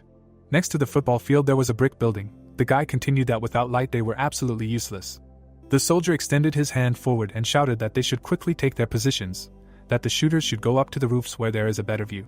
Frowning, the man said that the rest of the awakened should focus on their tasks. The shooters took their positions. The guy clenched his teeth tightly. Extending his hand forward, the man heard that all the troops had gathered in the ammunition depot, to which he replied that they should block the entrance. The man was closing the gate. The gate was locked. The guy put his hands on his hips, hearing what the situation was, to which he replied that the placement of the soldiers was almost finished. Fortunately, they still had flares, so the shooters would be able to see where they were. He did not know how useful it would be, but the ammunition was on the ground. Gritting his teeth, the hero said that well, although there were not thousands of monsters, if they did not pacify them, they would have problems. Turning his head, he asked where the awakened were, to which the guy replied that he had distributed them around the shooters. The battle positions appeared. It was heard that the magicians were divided into attack and defense, and the warriors took a defensive position. Their mood should not suffer. He helped them with this today during dinner. The man stretched his hands forward. The man clenched his teeth tightly. The soldier held an axe in his hands. Looking to the side, the guy asked what now, to which he was answered that he would use it. The protagonist smiled widely, hearing that he would go into close combat. Wouldn't it be better for him to stay in the rear? To which he replied that he was the first awakened here. Gritting his teeth, the man said that it was not like he could stop him. The cans were hanging on a rope. The soldiers shuddered. The man held a lantern in his hands. Rick looked to the side in surprise and thought that they were here. A glow appeared in the air. A view of the building opened up. The man was holding binoculars in his hands. He suddenly opened his eyes in surprise. The monsters rushed forward. Their eyes lit up brightly. The creatures were approaching the fence. A whole crowd of monsters was running forward. Looking to the side, the soldier shouted that he should give the order. Gritting his teeth, the captain responded approvingly. The creatures ran forward. It was heard that all troops should open fire. The soldiers began to shoot. The man held a machine gun in his hands. A bullet flew out of the weapon. Shots flew at the monsters. The creatures were getting closer and closer. Shots flew at them. The monster fell to the ground. The creatures wheezed in pain. Looking straight ahead, the hero thought, great, his cooking works. Frowning, he added that if it weren't for the flares, they would have had a hard time. They would have had to be much more careful. The monster clenched his teeth tightly. It was heard that the boss came out. His eyes were glowing yellow. Standing on the roof, the soldier shouted that he was the most dangerous. Let them concentrate fire on him. The magazine fell out of the machine gun. The guy closed his eyes, hearing about the bullets. Pointing the machine gun, the young man said that he would put him down. Gritting his teeth, the protagonist thought, stop, what the hell? Suddenly, he opened his eyes wide. The boss looked straight ahead. It was said that his skill, the boss's eye, was used. A notification appeared that the rarest and strongest of the lizards, no one can compare with her, and her decisions are not questioned. Standing behind the fence, the hero thought that the lizard was the leader. The monster dodged the shots. It was heard that he was too fast. He dodged all the bullets. The creature ran forward. The thought appeared that they were still the same species. Frowning, the protagonist thought that no matter how strong he was, it was stupid to put himself forward, being a commander. The monster's eyes lit up, and it seemed like he was just making himself a target. Suddenly he screamed loudly. The creatures looked at each other angrily. They bowed their heads to the ground. The sound wave flew to the fence. The soldier grabbed his head and screamed. People wheezed in pain. Covering his eyes, the hero asked what kind of attack was this. Suddenly, his eyes widened. A notification appeared that he had fallen under the influence of a strong skill. The man grabbed his weapon. A message appeared that the strength and speed of all the lizards instantly increased. The soldiers clenched their teeth. It was said that all the lizards also gained bulletproofness. The man froze in amazement. A notification appeared that all nearby non-lizard creatures would receive the effect of confusion, disorganization, and inaccuracy. Messages appeared in front of the soldiers. People looked at them in amazement. Looking away, the guy asked what was going on. The hero clenched his teeth and thought that this was a problem. The soldier lowered his head and shouted that his head was spinning, to which he was asked if he was okay. All the shooters were affected. The man raised his eyebrows and asked what the effect of that ability was so strong, and another added that the monsters were over there. The man looked away sharply. The monsters were running forward at a rapid pace. The creature growled loudly. The people looked at him in amazement. The guy clutched his head and thought, damn, everything is exactly as the system said. Because of the confusion effect, no one can pull themselves together. Grabbing his weapon, he added that their defense is falling. Turning around, the soldier asked what they were doing. Chuck frowned and shouted that they should pull themselves together already and renew their fire. The creatures rushed forward. Shots flew at them. The hero opened his eyes in amazement. Frowning, he thought that their rate of fire had dropped significantly. It must be a debuff from that special lizard. The men aimed their guns. It sounded like their bullets weren't working. Let them give all the bullets to the awakened ones. The thought came up that besides, the bullets of the awakened soldiers didn't even leave a scratch on him. Clenching his fist, the soldier shouted that if he had such power, why hadn't he used it before? Looking away, the protagonist said that the message said that it was a temporary effect, so the debuff would end soon. He was probably waiting for the right moment to attack. The boss stood still. It sounded like this monster really thought everything through. Looking at the soldier, Rick said that he should gather all the awakened ones. Frowning, he added that there was no point in long-range attacks anymore. They needed to prepare for close combat. The man looked at him in amazement. The soldiers were standing in front of the hero. They were holding treats in their hands. It sounded like good. Everyone had one. The soldiers looked at him in bewilderment. The guy closed his eyes and asked what it was, and the other added that it was for their snack. The hero grinned and said that he would tell them now. He was standing at the stove, and it was heard that as some of them could already guess, his chef skills could enhance others. The guys looked at him in fear, hearing that they all ate before they woke up, right? The soldiers shuddered, hearing that so, why did he suddenly have enough courage? They received enhancements from food. Looking away, the protagonist said that he did not know what the monsters could do, so he prepared in advance. Especially for them, the enhancements would be adapted to their abilities. Frowning, the soldier said that it was true, so there was no need to be afraid. If they stuck to the training, they would have a chance. The soldiers froze, hearing that they would do everything not to lose this place. Rick frowned and thought that now the entire battalion was reinforced. Looking at the man, he said that he was responsible for the boss. The soldier bit the cookie. Carl looked furiously and shouted that he would beat him to death. It seemed that since high-quality ingredients were used, the effects were increased. Pointing his gun, the guy asked what everyone was doing. Chuck opened his eyes wide and shouted that he could not hold back any longer. They were coming. A glow appeared around the soldiers. It was said that all stats were greatly increased for a day. The monsters were approaching the fence. The man clenched his teeth tightly. It seemed that the enhanced attack effect was applied. The creature's eyes lit up. It was heard that here they were. The monsters jumped up. Jack looked at them in fear. The guy suddenly rushed forward. The soldier stretched his arms forward. Clenching his fist, Carl shouted loudly. His fist was approaching the monster. The man struck the boss. The creature slid along the ground. The monster stretched out his hand towards the soldier. The beams rushed towards the boss. The guy attacked the monsters. The young man stretched his hand forward. The fighter covered his face with his hands. He heard that it was from the right. Let everyone stay with him. Frowning, the man shouted that they should not scatter. People dodged the blows of the monsters. The man opened his mouth in amazement. The monster raised his hand. The hero lowered his head down. The protagonist swung his weapon sharply. The hero held a knife in his hands. Frowning, Rick thought that it seemed like he needed to eat too. The creature grabbed the guy. The thought appeared that the leader of the lizards made them stronger. The hero took a cookie in his hand and thought that he would not be able to cope with them alone. He swung his fist at the monster and added that even if he were a first-class chef. The protagonist frowned. The soldiers fought the monsters. It was said that he ate the courage chocolate chip cookie prepared with passion by the novice chef. When the dish is prepared for a specific person, its effectiveness increases many times if consumed by that person. Rick swung at the monster. The thought appeared that all abilities were enhanced for one day. The hero looked angrily and thought that the chef's special sauce using the effect of average courage. Now he can control the mood of the battlefield with his average courage. Ordinary lizards are no longer a problem. The man clenched his teeth tightly. It was said that brave fighters now command the battle. The young man looked in amazement. The thought appeared that the characteristics and mood of hostile targets will decrease slightly. Looking to the side, the protagonist thought that now remains. Suddenly the boss rushed forward. His eyes lit up brightly. A view of the sky opened. It was said that his allies unlocked new talents, initial fury on the battlefield. A glow appeared around Carl, the thought that the effect of medium courage neutralized the confusion. The soldiers turned around, hearing that forward. The man's eyes lit up and he shouted that a courageous fight awaited them. The creatures attacked the soldiers. It was heard that crowds of monsters were moving towards the entrance. Let them concentrate all the troops there. The fighters attacked the monsters. It was heard that he would clear the way. The man struck the creature. Carl suddenly rushed forward. He clenched his teeth furiously. The fighter ran towards the creature. The monster's eyes were brightly burning. It opened its mouth wide. They struck each other. Carl and the monster glared at each other. Smiling, the man asked that isn't it amazing? Dave looked to the side and shouted that it was as if the stats had doubled, which he did. The hero swung his hand. Dave raised his finger and said that with these upgrades they would definitely crush them. They would deal with them quickly. As expected, he was an integral part of their squad. Frowning, the protagonist said that he should not relax. They had to hold off the lizards as long as possible while he dealt with the leader, so let him focus on long-range support. Holding the weapon in his hands, the man shouted that he understood. He could count on him. The people rushed forward. It was heard that they should hold out a little longer.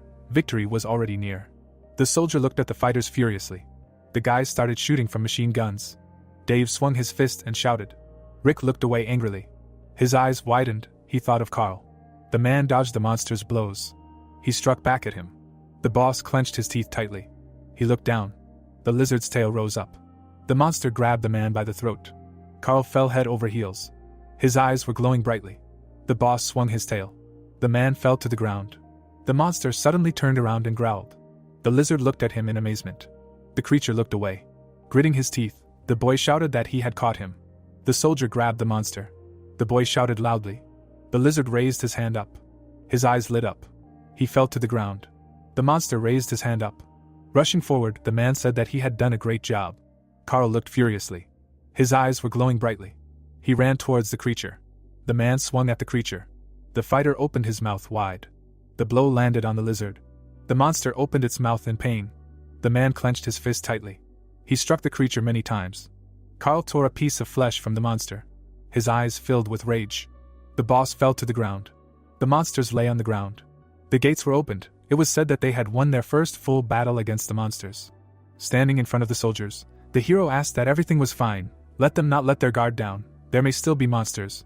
Let the senior officers confirm the condition of the squad members. The soldiers laughed with joy at the victory. Looking straight ahead, the protagonist said that they had won. The man gritted his teeth. The thought appeared that even when the soldiers' weapons were immobilized, they did it. Rick looked at the notification in amazement. It said that control over Korea had been seized. Area 17. Personnel at the party level. Assign the temporary designation Squad 423 until reaching influence at the guild level. His eyes widened. Dave stared at the message silently. The guy gritted his teeth and asked what Squad 423 was. The man stood still. Notifications appeared that the first large space captured by a person under affiliation in Korea. The achievement was completed. From here to there, everything was his. The man looked furiously. The sun was setting behind the mountains. Grinning, the hero said that they took first place. People were running near the building. Soldiers were pushing each other.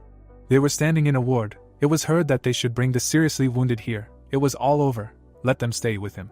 People were dragging the wounded. It was heard that they should give water. Bring people in critical condition here. The thought came that after the battle the busiest were those awakened with healing abilities. A glow appeared around the man. He was healing a wound. It was said that fortunately, both healers and regular medics had coped with the situation.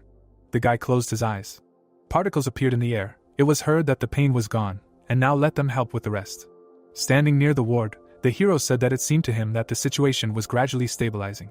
Smiling, he added that it was a good job, to which Dave replied that he did not deserve credit for this, the others did everything for them. The guy was lying on a hospital bed. It was heard that they were both exhausted and worn out. Looking at the man, the protagonist asked what, by the way, did he see the squad leader? To which Dave replied that he did not know for sure, but it seemed that he was here before this battle began. Where did he go? It would be problematic to remove the ammunition depot together. Looking down, Rick thought that as he expected, it was a difficult fight. A view of the camp opened up. It was heard that he checked everything. How much territory they now have. He thinks they captured the entire mountain objective. Looking at the notification, the man said that everything is correct. Let him look, it is written here. Mountains appeared. It was heard that they were landed at the peak of the mountain range. The only enemy forces along the perimeter of the entire ridge were lizards. Looking to the side, the hero asked that something was wrong. Gritting his teeth, the man said that he wondered if it had something to do with their altitude values. The soldiers held shovels in their hands, and it sounded like, if you think about it, because they defeated those mountain lizards, they were mistaken for invaders, that's how. A notification appeared, and it sounded like he was thinking, and so it was. Smiling, the protagonist said that it was nice to hear that.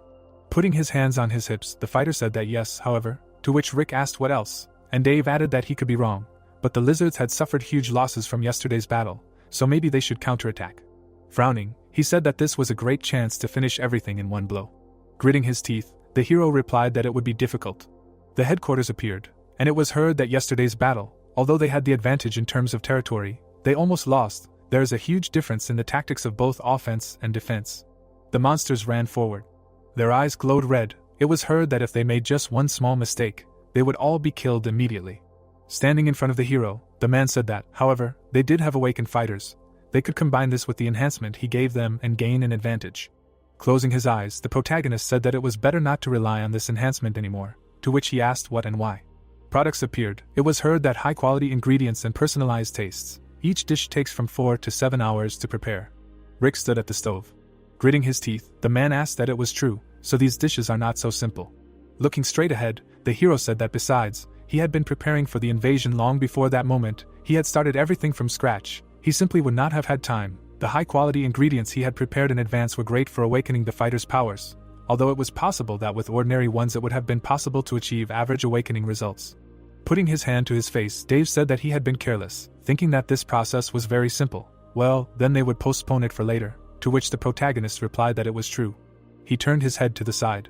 Raising his hand up, the soldier shouted that when they were done, they should come back, to which he was told that there was another truck, to which he shouted that it felt like they would never end. The monsters were lying on the ground. It was heard that it would not be possible to burn all the bodies, so where would they all be transported then? Reaching out to the window, the hero asked, by the way, he had already thought about the bonuses. A message appeared. It was heard that there were bonuses for first place. He saw them, but he doesn't know what to choose yet. The protagonist opened his eyes in surprise and said that he has the same thing. Dave smiled and lowered his head. Putting his hand on the hero's shoulder, he said that the choice is his, to which Rick replied that it is very important. How can he? To which the man added that it doesn't matter what he chooses if he doesn't have the information, he feels more confident if he chooses. The soldier stood still. It was heard that the others also trusted his choice. Let him not be afraid, everything is fine. Closing his eyes, the protagonist thought that they couldn't even ask the commander, since he had disappeared somewhere.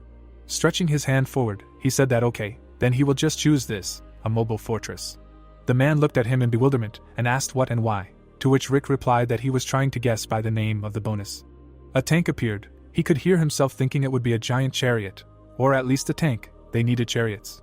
Gritting his teeth, the hero said that even if they didn't need it now, they would definitely need it at some point. Sooner or later they would run out of supplies, so at some point they would have to leave this place and move on. A view of the sky opened up. He could hear himself not knowing exactly what it was, but it should help them. Not bad, so they chose bonus number 2, let's go. The protagonist smiled widely. Dave looked away. Rick held out his hand and said that he would click on it then. The protagonist clicked on the notification. Looking at the message, he heard that they had chosen the Mobile Fortress bonus. The summoning power would be granted. A glow appeared around him. The protagonist held his hand out. Lowering his head, he said that the summoning power, he would summon the fortress right now. Rick grinned and said that he was summoning Beeman. They looked up. The soldiers froze in amazement. The hero's eyes widened. They froze, hearing that there was not enough space to summon in this place. Looking up, Dave shouted, "What's wrong? There's a huge field here. How big is she?" To which the protagonist asked what it was because there were so many bodies here. A field appeared. It was heard that then he would try to summon her near the barracks. He could try. That's what they would do. Raising his hand up, the man shouted that they should finish here themselves, to which he was answered approvingly. People looked ahead. The thought appeared, is she really that huge? The sun was setting behind the mountain. A window appeared. It was heard that there was not enough space even near the barracks. Shoes were on the floor, and someone said, "Damn, this is already starting to piss him off." Sitting on the bed, the hero said that at least he was getting experience. He got an experience point every time a person who ate his dish applied the improvement he had received. Looking down, the protagonist thought that everything was going like clockwork. The office appeared. He heard that he was getting stronger, and with this awakening the troops were also getting stronger. He would lie down for a bit. Someone knocked on the door. The man entered the room and turned to him. Smiling broadly, he said that here he was. Getting up, the hero thought that it was Lieutenant Jack. Standing in front of him, he greeted him. The protagonist silently looked forward. The lieutenant smiled, looking at him. Putting his hand on his shoulder, he said that he heard he had a hard time. "Good job," to which Rick replied that no, this is what he had to do. Closing his eyes, the man said that there are many people who do not cope with their duties. He is not only responsible, but also a cook. The thought appeared that he did not like his praise. He opened his eyes wide. The lieutenant clenched his teeth. A thought arose that he considered himself flawless. Well, of course, he was human. Closing his eyes, the hero thought about who was brilliant only in words, but in important situations he left everything to the soldiers, backing down. Taking him by the shoulder, the man said that it was fortunate that they directed the awakened so harmoniously. At that time he went away to check the communications system in case of unforeseen situations. Closing his eyes, he added that there was no good news yet, but the protagonist looked at him in surprise and asked what about the two from the transport unit who were sent to a detachment of a higher rank. Sitting on the bed, Jack said that he did not think they would return. After 10 days, even if they got in touch, they would not be helped. Rick pursed his lips. The people were sitting in the car. A thought arose that he himself had told them to go then. The car rushed forward. A thought arose that they would not be able to get there safely when crowds of monsters were swarming around. The chips were lying on the bed. It was heard that, by the way, today I noticed that he did not cook and everyone ate dry rations. He was going to do the same. He wanted to grab one for himself. Smiling, the lieutenant asked what instead. Why not cook something for the others? The thought appeared that the soldiers were not even able to eat normally now. Frowning, the hero said that let him excuse him. It was a bit difficult, and besides, it was necessary to save provisions. They had little of it, and he was thinking only about how to cook a dish that would satisfy everyone. Looking at the hero, the man said that yes, what is there to think about? If someone says something, he will answer that it is for him. He is the main one here. He cooks for those guys whose turn it is to wake up, right? Looking down, the protagonist thought that he wanted to find fault with this. He was standing at the stove. It was heard that since the awakening process is dangerous, he cooks them special food to relieve tension. A glow appeared around the hand. It was said that if he wanted to wake up, then he could at any time. Looking at the hero, Jack asked what he was preparing for those who had already awakened, to which Rick replied that, as he had already said, this food was necessary for their safety. They must always be ready for an attack, and he added that he meant that it increases their abilities with the help of food, in his opinion.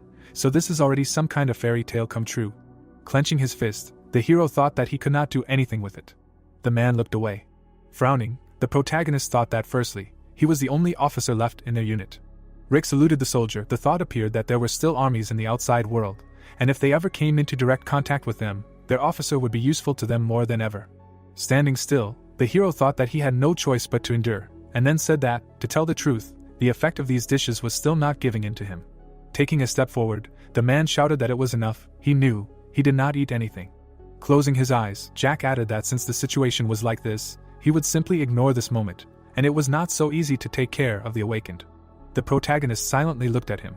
He frowned. The door suddenly closed. Rick stood in front of it. Closing his eyes, he sighed.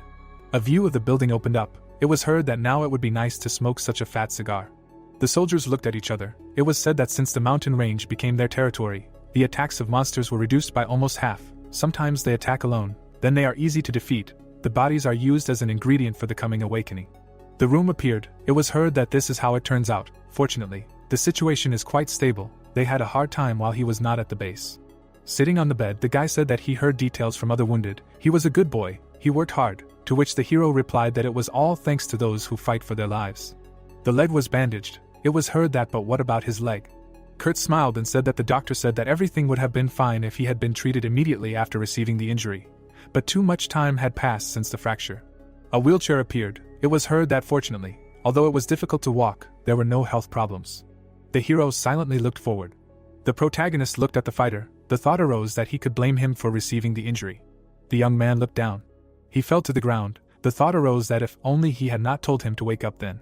The creature bit him on the leg. The thought arose that he felt guilty for it, and he was very sorry. Rick lowered his head, hearing that it was not his fault. Let him not make such a face. Wounded soldiers appeared. It was heard that if he had not tried to wake them up, now they would all have been eaten by monsters. He was injured during a military operation. The guy looked away, hearing that so that it was not his fault. They were following orders. Smiling, Kurt said that thanks to him they survived. After all, he literally saved them. Looking straight, Rick turned to the guy. Kurt looked at him silently. A building appeared. It was heard that they would go. He had something to show him. Sitting on a wheelchair, the guy said that his specialty was an astrologer. A glow flew around him. It was heard that an astrologer, and what they were doing. Raising his eyebrows, Kurt said something like reading the movement of star trajectories. Looking into constellations and fortune-telling travel forecasts. Something complicated, so just let him know. The starry sky appeared. It was heard that predicting the future by the stars, something like that. Grinning, the young man said that, well, to put it simply, yes. Smiling broadly, the hero said that as expected from a communication soldier. A map appeared. It was heard that perhaps this has nothing to do with real combat, but allows you to detect danger in advance. This is very useful in planning operations and strategies. Sitting in a wheelchair, the guy said that this is why he wanted to see him. Looking to the side, he added that he found out two things. The protagonist looked at him in amazement. A view of the sky opened up. It was heard that guests would arrive tomorrow. What kind of sudden news? The young man sat in the wheelchair. He grinned slightly. Kurt closed his eyes and said that he had better hide his claws. Rick raised his eyebrows. The guy silently looked ahead. The stars were shining brightly in the sky. A clear sky appeared. A view of the bushes opened up. A building appeared. It was heard that there was a military base there. The guy stretched his hand to the side. It was heard that they would look. There were soldiers too. Gritting his teeth, the woman said that now they would survive. People rushed forward. It was heard that they would quickly go there. The gates of the base appeared. People were standing on the roof. It was heard that the soldier who first noticed them reported that it was a squad of survivors of 20 people, all wearing shabby clothes. Judging by their location, he thought they would arrive at the base within an hour. The hero held binoculars in his hands. It was said that on the morning of the 11th day, after the monsters attacked the squad, they found people climbing the mountain. Dave looked away and asked why they ignored the signs prohibiting entry to the military base, and where they escaped from in the first place. Looking at the people, the protagonist asked what they would do. Turning his head, the man said that the commander was nowhere to be seen as usual, to which Rick replied that they were civilians who had made it here with difficulty. He thought they should be helped to get to the base. Closing his eyes, he added that everything was correct, they needed to be helped first. The hero raised his binoculars. Looking down, he thought that Kurt was talking about these guests. The people were standing on the field. Raising his hand up, the guy shouted that he was asking everyone to calm down. They would first make a list of names. They would be glad to cooperate. Holding a piece of paper in his hands, the soldier said that he was asking him to write his full name here. The guy was drinking water. It was heard that they had water. Let them distribute it to the others. Dave crossed his arms and said, well, after making the lists, it turned out that there were almost 25 of them, not 20, and all of them were of different ages and genders. Turning his head, he added that first they needed to formalize the relocation of the people living on the third floor to the second as soon as possible, and allow the new arrivals to settle in the place of the people from the third. Maybe they should increase the number of night guards until all this settled down. Smiling, the protagonist said that it sounded logical. They needed to start right now, otherwise they might not make it before the evening, really. He turned around. Hearing that they were doing well, they tried hard. Looking straight ahead, Rick asked that the commander was back, to which the man replied that he would say he only came for show. Stretching his hand forward, Jack shouted that he welcomed everyone. His name was Jack, he was a lieutenant, commanding this unit. Now he was safe, so he could not worry and listen to his soldiers with confidence. Closing his eyes, the old man asked, so he was the boss here? Yes, they were just a little worried, seeing only soldiers, to which he replied that they should not worry, he was here. The men looked at each other angrily. And it was heard that how things were going in their unit. They would like to know the details. They had food. Tears appeared in the children's eyes, and someone said that they were in trouble. The children were very hungry. Frowning, the lieutenant shouted that he asked not to disperse the panic. As soon as the list of names was ready, they would bring them up to date. Stretching his hand to the side, he added that he was standing, let him lead them inside, and then asked what and where these Dave and Rick were. Grinning, the man said that they would go. He was looking for them. Rushing forward, he shouted that they were here, to which Jack replied that these guys were in charge here. When he was not around, let them look for these soldiers. Frowning, he asked that they still had room in the dormitory for these people, to which Dave replied that he well assumed that there were a couple, and he added that, and what kind of an answer was that? The men looked forward. It was heard that he was taking responsibility for distributing the men. He would check carefully later whether he had carried out the order correctly. The man frowned, hearing that he should report problems as they arose. The order was clear. Looking to the side, the lieutenant said that as soon as the distribution to the dormitory was finished, he should cook for everyone, because the men had been starving for months. It would not be difficult for him to cook an additional 25 portions, yes. The protagonist looked in surprise and replied that he did.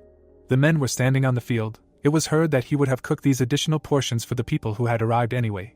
He did not understand why the public should focus on this. So now the soldiers would take care of them. Let them carefully follow their instructions.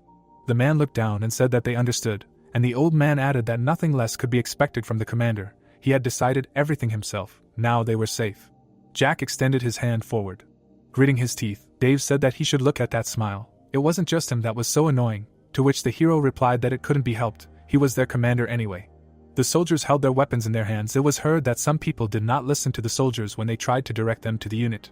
Jack closed his eyes and smiled, and someone said that but as soon as the lieutenant arrived, everyone almost immediately began to follow their orders. His words have more influence than ordinary soldiers. Looking away, the man said that that's exactly it. The lieutenant raised his hand, hearing that he was very thankful, to which he replied that his duty was to protect the citizens. So he just did what he had to. Now they were safe, to which he was answered that it was all thanks to him. Dave crossed his arms and said that he was a bastard. Not only did he not work, but he was also greedy and knew how to fool people, to which the protagonist replied that now was not the time to do such nonsense. He would go to the kitchen and let him take care of the rest. Frowning, the man said that he would do as he said, let him take a few guys with him, to which Rick replied that it was a great idea. A view of the building opened up. People were standing in the hallway. They entered the room. Stretching his hand forward, the old man shouted that the third floor wasn't at the top floor. It would be hard for an old man like him to climb the stairs forever. Grinning, the man said that he should calm down. Monsters usually attack the first floor, and they hadn't met any winged monsters yet, so this was the safest place. The guy put his hand to his face, hearing that he just wanted to live in comfort. The people were looking ahead. It was heard that they would finally be able to take a shower. He was so disgusted, he thought he would die. Closing his eyes, the soldier said that they had no hot water, so he asked for understanding, to which the girl replied that she could not take a cold shower, and the guy said that let it be so. It was better than nothing. The soldiers stood in front of the people. The people were having lunch in the canteen. Smiling, the young man said that life is always good when they feed you so deliciously, and the old man added that it was true. The food was very tasty. The food appeared. It was heard that he could not even imagine that rice could be so tasty. Simply delicious. This is definitely army food. Putting his hand on his side, the hero thought about how everything happened so suddenly that he was still confused. But nevertheless, he felt good, because they liked the food he cooked. The knife lay on the board. It was heard that, and yet he was worried about the products. The products were on the shelves. The thought arose that if we talk about it in percentages, then their expenses will increase by 25%. They have already used up almost all the important products. From now on they will have to survive on spare and dry rations. Looking down, the protagonist thought that this should be enough for a month. But, taking a step forward, the man said that he had never eaten so deliciously in his life. Standing in front of him, Rick said that he was glad that he liked it, to which the man replied that it was not just delicious, but excellent. Smiling broadly, the man said that he was an excellent cook, and then asked what his specialty was. Raising his eyebrows, the hero asked again. A notification about the specialty appeared. The thought arose that why was he asking the soldier's specialty? He almost answered that he was a chef.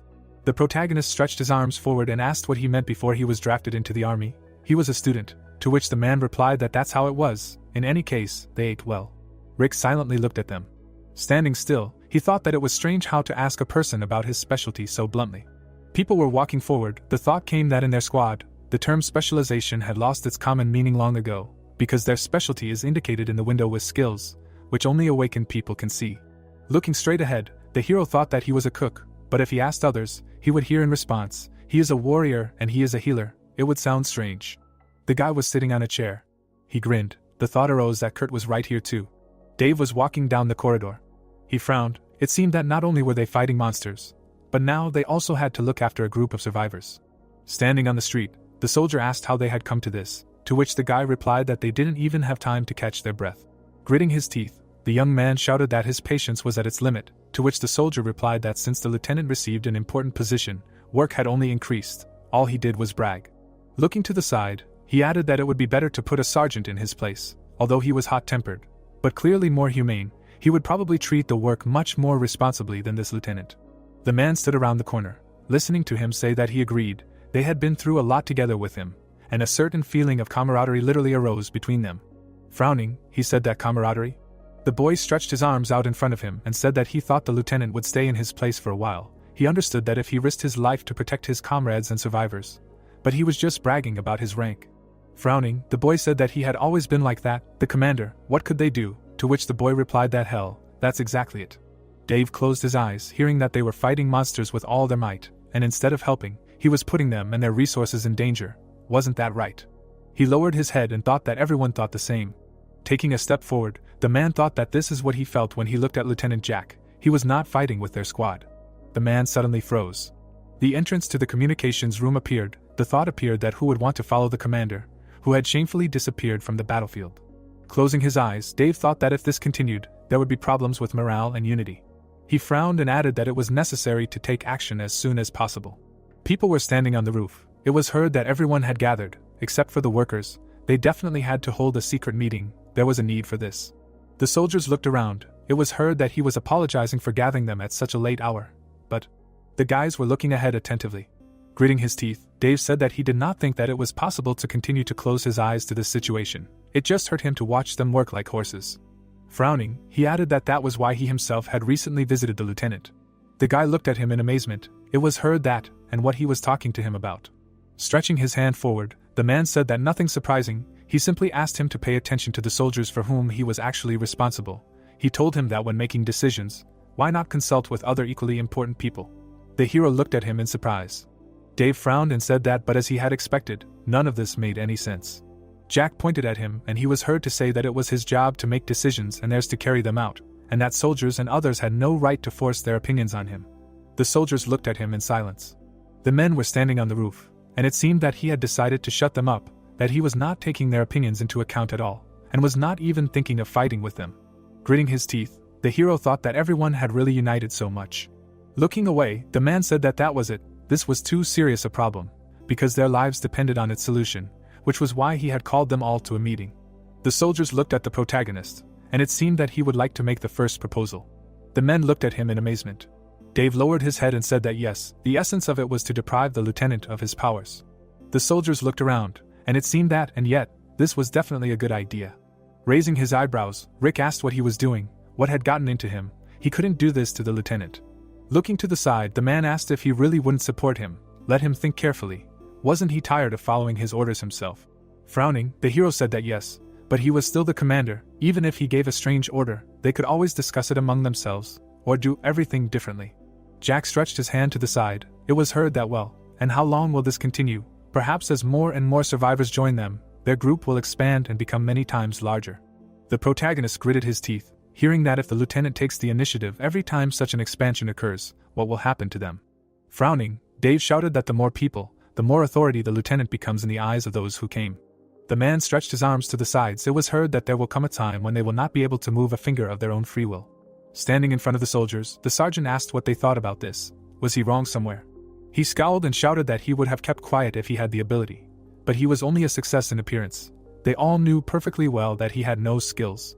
The people looked away, and it was heard that well, he was right. The thought of Lieutenant Jack still leading them was a little disturbing. Gritting his teeth, the guy said that he once shared an office with the lieutenant, that it was very bad. Mountains appeared, and it was heard that well, he means, aren't they in the army? There's a military system here. But he behaved like a spoiled 6-year-old. Dave scowled and asked what he thought about it, to which Carl replied that he didn't know for sure yet. But wasn't that too much, even considering that there was a war going on? The idea somehow did not inspire confidence. He closed his eyes and added that it was a good point, but it was the opposite. That was precisely why they should get rid of him as soon as possible. Carl looked amazed and asked what that meant. The hero looked at him in bewilderment. Standing still, the man said that when they removed the lieutenant, the only officer in their unit, there would be 2 people left who had the next rank in order, and they were both almost demobilized. Stripes on the uniform appeared. It was heard that in the absence of officers, even private soldiers could act as commanders. Carl clenched his teeth. The man extended his hand forward and said that even if they ever encountered an external army. Looking at the hero, he added that there would be no problem even if Rick himself commanded them. Raising his hand up, the soldier said that this was the reason he gathered them on the roof of this building. As for getting rid of the lieutenant, for now it was just an idea, and nothing more, let them not worry. To which he was asked what he was talking about. He wanted him to be a commander. What kind of commander was a cook anyway? The food was on the table, and it was heard that so what, he is actually responsible for the most important part, for feeding the fighters and strengthening them on the battlefield. Dave turned his head and said that his second proposal, as well as the main topic of the day, was for Sergeant Rick to take command. Frowning, he shouted that if there were any objections, let them speak, to which the hero replied that he should stop. It is simply impossible to allow the cook to become a commander. Frowning, the soldier said that the sergeant is the one who always thinks about them first, to which the guy replied that he had encouraged them with food many times. Stretching his hands forward, the man said that he could be relied on. If not for the buffs, they would have been dead long ago. Closing his eyes, the man asked that no one, so they agree that everyone agrees, to which the protagonist replied that they do not.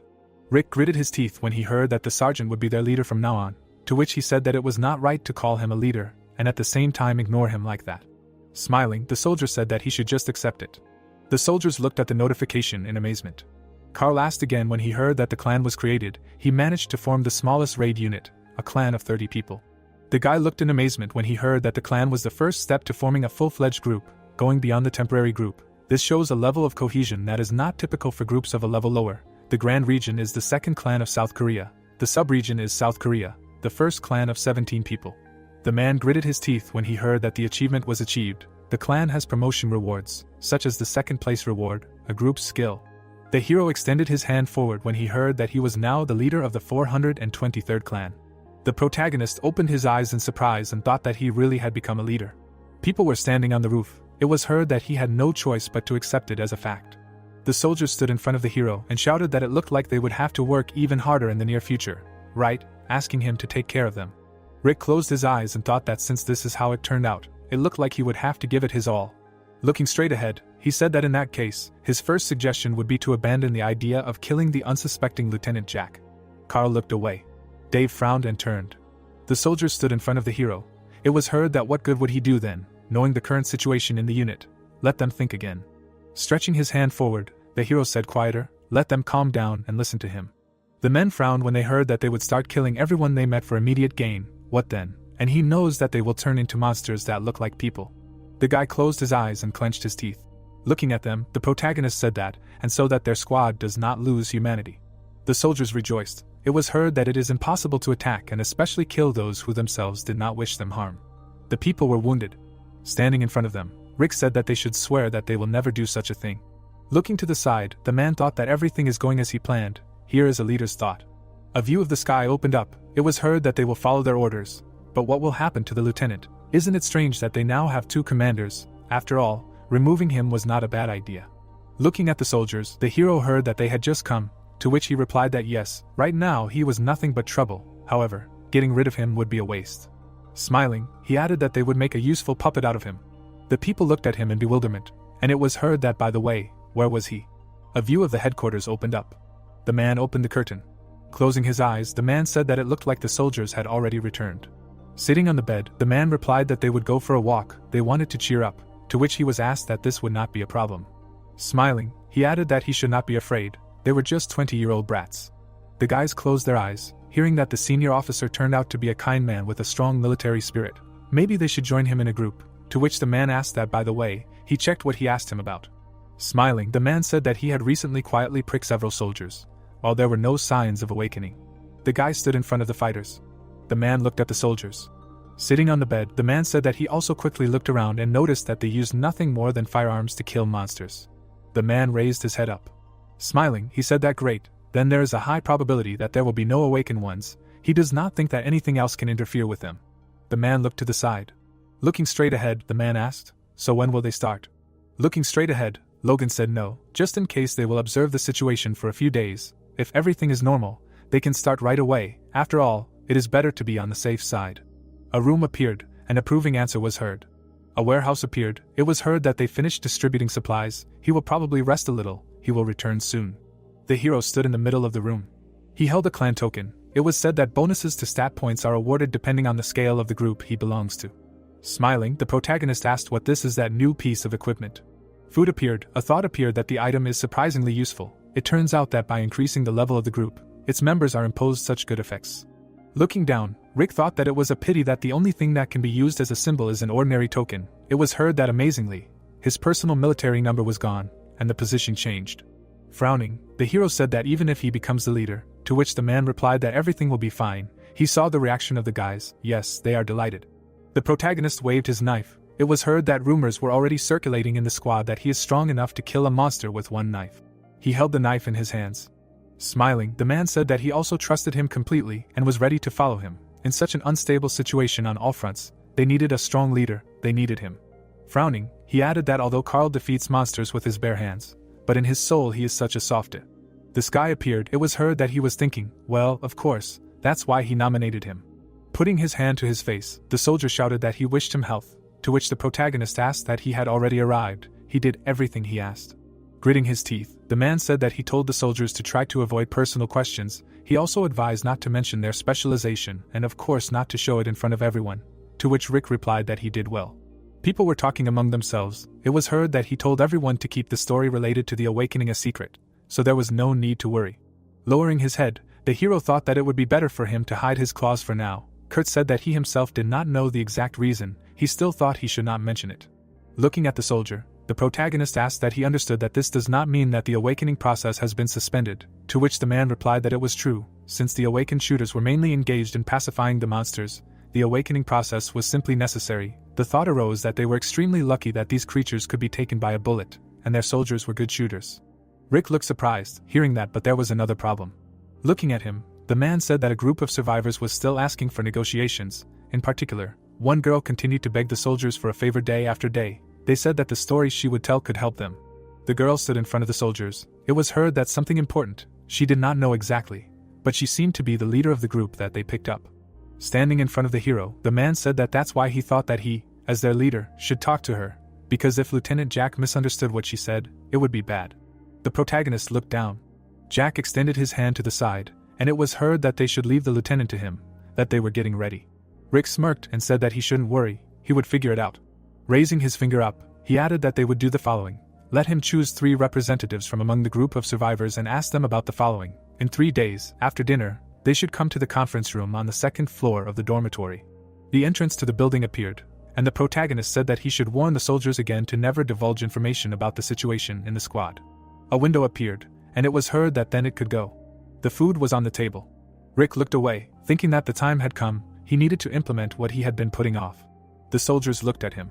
Closing his eyes, the guy asked if there was a room under the kitchen, to which the young man replied that didn't he know, as far back as he could remember, there had always been a basement. The hero went down.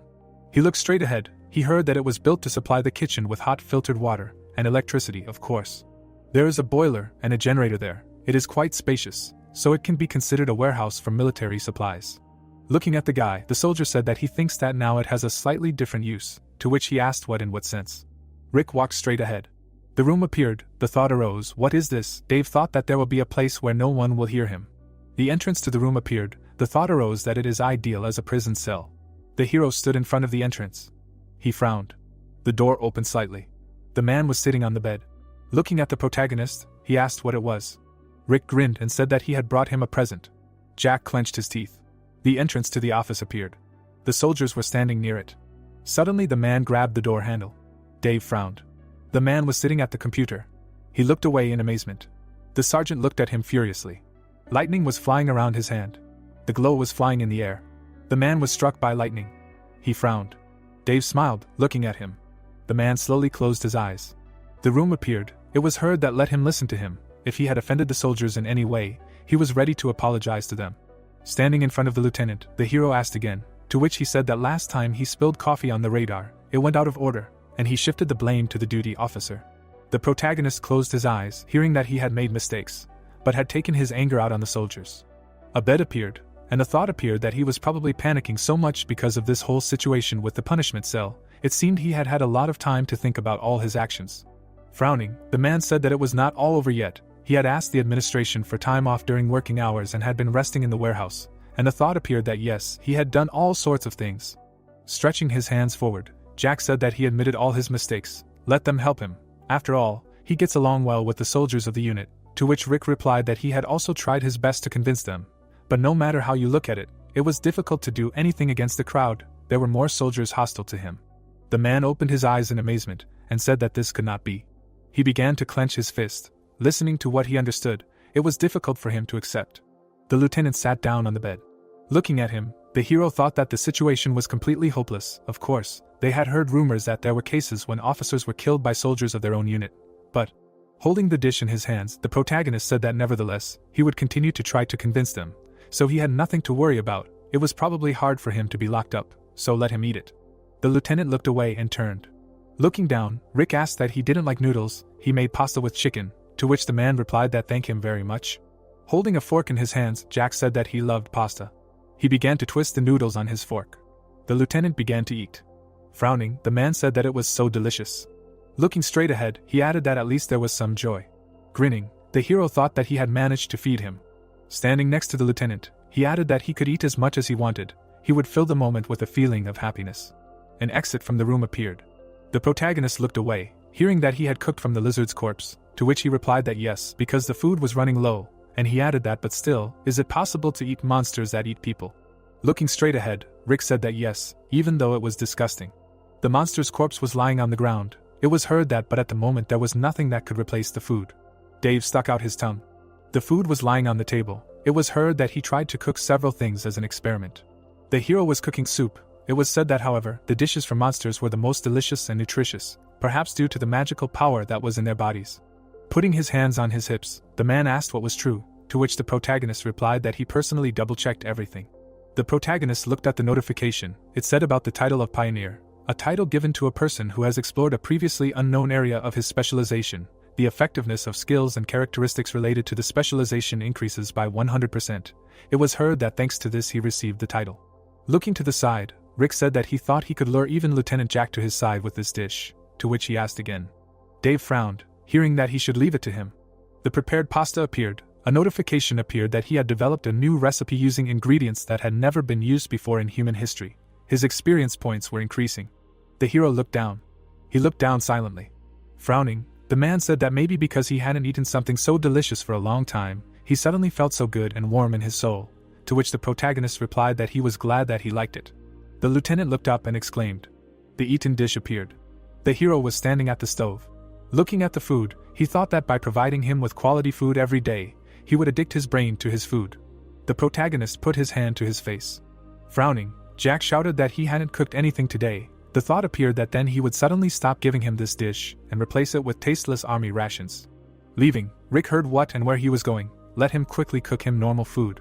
Putting his hands on his hips, he said that if everything goes according to plan, he will slowly but surely reach the limit. Grinning, the hero said, "Well, let's get started." Looking at him, the man asked what the hell this guy was thinking. What kind of 3 meals a day was he arranging for him there? And Carl added that yes, he didn't have to say. Dave froze in amazement, and said that it looked like the lieutenant really liked the lizard meat. Gritting his teeth, Carl said that by the way, the sergeant told him to catch the monster, on the verge of waking up, to which he was asked, wait, what, seriously? Looking straight ahead, he asked what was really this guy. A view of the blue sky opened up. A staircase appeared. A view of the room opened up. It was heard that no way, this is not tasty at all. The doors opened slightly, and someone said that he should immediately cook him that dish. This is his order. Looking at the lieutenant, the hero said that if he wanted him to cook that dish again, he should ask him differently. He did not think so.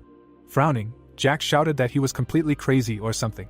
Raising his eyebrows, the protagonist thought that when the happiness he felt after that meal for several days disappeared, there would be withdrawal. The infirmary appeared. It was heard that this was an order. He refused to obey his order. Taking a step forward, Rick said that well, today he was talking nonsense again. He would come tomorrow. He would have plenty of time to think about his behavior. Jack opened his eyes wide and shouted that he should stop. Suddenly he fell to his knees.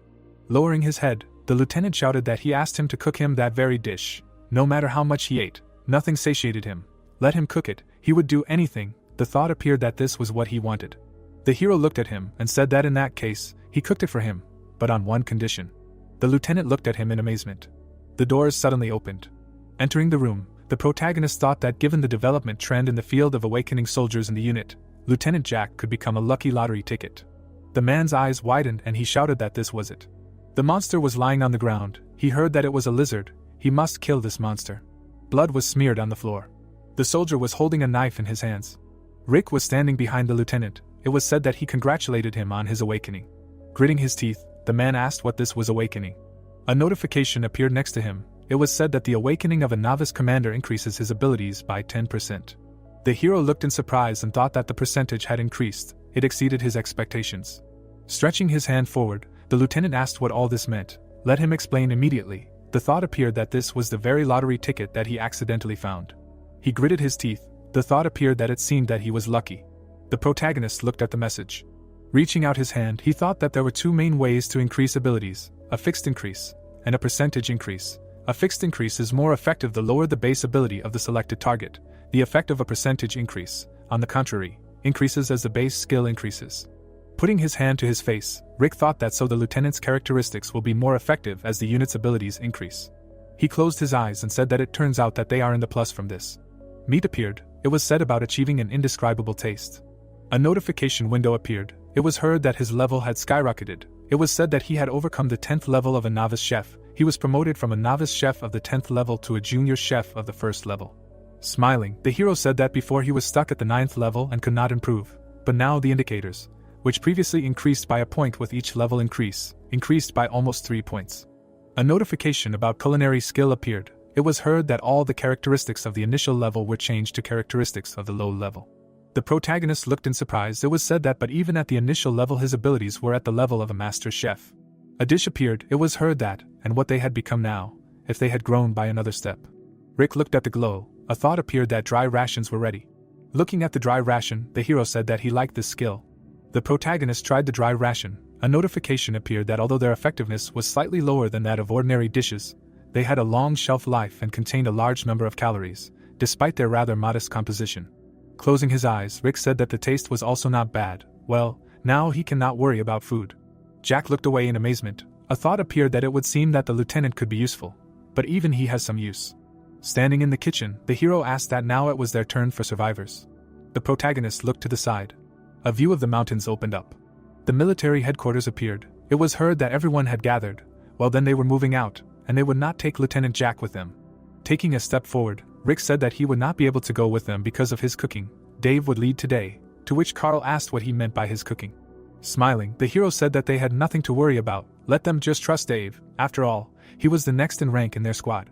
Closing his eyes, the man asked that he really thought that they could just take and dump all the responsibilities on him. Turning his head, the protagonist asked that they had discussed everything yesterday. Why was he starting over again? Even though he accepted the role of leader, he was definitely not going to take on all the work. Putting his hand forward, Dave said that yes, he understood they would go faster, to which Carl responded approvingly, and Rick added, well then, go ahead. The ceiling appeared, and it was heard that he should not relax too much. A view of the entrance to the recreation area in the dormitory opened up. Frowning, the hero said that they had arrived, to which he was told that they were welcome. The girl looked away. The hero lowered his head. Looking straight ahead, he thought that perhaps among them there were those who represented an immediate danger to them. The protagonist stood next to the guy. A thought appeared that, according to Kurt, they were now in a situation where they had to hide their abilities from them. So what strategies should they follow when talking to the survivors? The people were sitting at the table. A thought appeared that they should extract as much information from them as possible, without exposing themselves. Gritting his teeth, the man said that he welcomed everyone present. He was Sergeant Dave and he would oversee this meeting. The girl's eyes widened and she asked what and where was the lieutenant. The man held out his hand and said that they, as the ones responsible for the main work in the squad, would be better off having this conversation. Let them not worry, they would convey all the important information to him. Looking straight ahead, the girl responded approvingly. Looking at the people, the hero thought that their reaction. Sitting at the table, the man said that he didn't know if they should talk to the soldiers about this. Right now, the situation is a little, to which Dave replied that the soldiers gathered here were the senior officers of each unit, responsible for their subordinates. If they had any questions, they should feel free to ask. Frowning, Logan said that well, then let me ask one question. Why did it take 3 days to organize this meeting? The man closed his eyes and said that they had decided to give them time to rest since they were always on their feet, and to give them time to discuss the topics they wanted to raise at this meeting, and representatives still had to be chosen. Carl looked away, hearing that they were also busy with the work of their squad. Looking straight ahead, Logan asked what it meant for them to be in the background. Sitting at the table, the sergeant replied that no, it wasn't. The hero closed his eyes, hearing what and what then, did he really not have extra time, and then thought that sometimes there are people like this, who think that they are more important than soldiers, because their taxes go to support the country's army. Stretching his hand forward, Logan shouted that they are soldiers. They are simply obliged to put people first. How can they have anything more important than them? Suddenly the girl shouted loudly. The man looked away. The people froze in bewilderment. Sitting at the table, Cheryl said that these are people who found time for them in their busy schedules. She understands their complaints and discontent, but thinks it is better for them to remain silent, to which the man responded approvingly. Grinning, the hero thought that he immediately put him in his place. Sitting in front of the sergeant, the girl said that she was sorry, Mr. Logan just had a rather hot temper, to which Dave replied that no, it was true that there was not enough response from their side, but it was not that they were in a bad mood or anything. Smiling, Cheryl said that yes, she understood that in this situation he was doing everything possible for them. Before this incident she had a small studio in the city. Closing his eyes, the man asked how and then said that he was glad that she managed to get to them safely. The room seemed, it was heard that so, before starting their conversation with them, he could explain how he got to their unit. In their situation the best option would be to know each other's situation. Looking at the hero, the girl said that of course. Putting his hands on the table, the protagonist thought that he should keep it up. He silently looked forward. People were running around the city. It was heard that, well, as they probably know, about 2 weeks ago, monsters suddenly appeared everywhere. Residents climbed onto a bus, and someone said that at that time all means of communication were turned off. The internet, television and cell phone communications, even radio communications did not work. Cheryl grinned and said that the monsters began to attack from everywhere. The people they attacked eventually turned into zombies. There was great confusion. The hero and the sergeant looked at her in bewilderment. They frowned. A thought appeared. Stop, what is she talking about? The monster's eyes lit up. It was heard that zombies. The military is indignant. Dave whispers in Rick's ear a question whether other monsters could have attacked them, and for some reason their and others' information does not match at all. Rick frowns and thinks that he agrees with him, because this is completely unexpected. The girl asks in bewilderment if they have problems with zombies. Dave awkwardly laughs and gives a negative answer, and that they just do not use the word zombie in their conversations. The girl frowns, asks again and notes that how can they not look at them, they are zombies, and decides to ask what they call them in that case. Dave is confused and tries to think of something. He holds out his hands with the words that he calls them walkers, to which Logan asks again. Rick looks at his friend in shock and asks himself what walkers are, and what he is talking about, because this is a bit too much in his opinion. The bald guy laughs and says that he thinks that there are a lot of people here who really like Doramas, and that he also watched this drama, and clarifies whether they should also call them walkers. And Rick asks himself how that worked. Dave frowns and denies it, and continues that now that he heard the word zombie from them, he now thinks that this word will be more appropriate, and notes that they will now call them that too. Cheryl is taken aback and agrees that they will call them zombies. Rick frowns and wonders how they managed to get out of this. Someone in the background of the window asks what happened next, and the second agrees and asks to tell their story further. Someone in the background of the escape notes that Cheryl told them everything, that they ran with all their might from monsters and zombies. He thinks about Logan and continues that the survivors met by chance then, and that they joined each other and gathered a common group. People run across the stream, and he tells that while they were wandering in search of a safe place, while someone shouts that he remembered that not far from their location there is a military base on the mountain. He thinks about the brunette, and continues that one of the survivors told them about their unit, and that this person was none other. Frank looks ahead and notes that this person was him. Carl calmly looks and asks how he knows about their base. Grandpa looks down and replies that his friend, with whom he once worked on a construction site, told him about it. He remembers a small town and explains that he told him that he went to work on a military base, and that it was not far from the area where he lived, and that all he remembered was that the base was located in a mountainous area. Cheryl also adds that they did not know its exact location, but the thing is that they were all confused anyway, and that they had nothing to lose and that they barely got there. Rick does not know what to say, and Dave assumes that they have been through a lot together, and wonders that he was able to lead all these people through the monsters to them. Rick raises his hand and informs them that he has a question. He crosses his fingers and says that he noticed that they do not have any weapons with them, specifically no firearms or bladed weapons, and in extreme cases they do not even have a metal pipe, and asks how they then broke through the monsters and zombies. Cheryl looks at him carefully. She sits quietly and states that they will probably find it hard to believe in something like this, but along the way she awakens superpowers. The military tensed up, and Rick realized that this was the only option, and it would have been impossible without an awakened one. Cheryl introduces herself to the group and explains that she is the only awakened one among them, and that nevertheless, thanks to her ability, they were able to break through the monsters. Rick looks at her and thinks that she openly told them everything and that he still does not believe that this is possible with only one awakened one. The chair scrapes against the floor while she notes that they probably will not believe such a thing. The girl gets up and asks for permission to demonstrate her abilities, to which Dave is perplexed why here of all places. Cheryl smiles. The guys tensed up. Cheryl puts her hands under her hoodie. She takes out scissors. Cheryl shows them 2 scissors and explains that these are cutting scissors that are used for sewing and that they are slightly larger than usual. Rick is taken aback and remembers that she said that she worked in a studio and asks if she has any skills in this area. The girl opens the scissors. She frowns. The girl holds the scissors out to the table. They are enveloped in energy. Cheryl leans forward. The table is instantly cut in half. Both halves fall to the floor. A small smoke near the ceiling. The girl stands in front of the halves of the table. Cheryl looks down and says that somehow it works. Dave, stunned, says that it is amazing, and Rick notes that everything is as he expected. The girl looks down and explains that everything happened like this, that she was working in the studio as usual and that suddenly they were attacked by people who looked like zombies.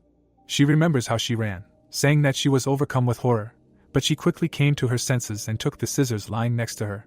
The girl remembers how, out of desperation, she swung them, accidentally hitting one in the head. The zombie looks at her. Cheryl cries and sees the system window, and he tells her that then a window opened in front of her, where it was said that she awakened the abilities of a tailor. She looked at the scissors and continues that thanks to these features, she can cut off the head of a zombie with just one movement of the scissors.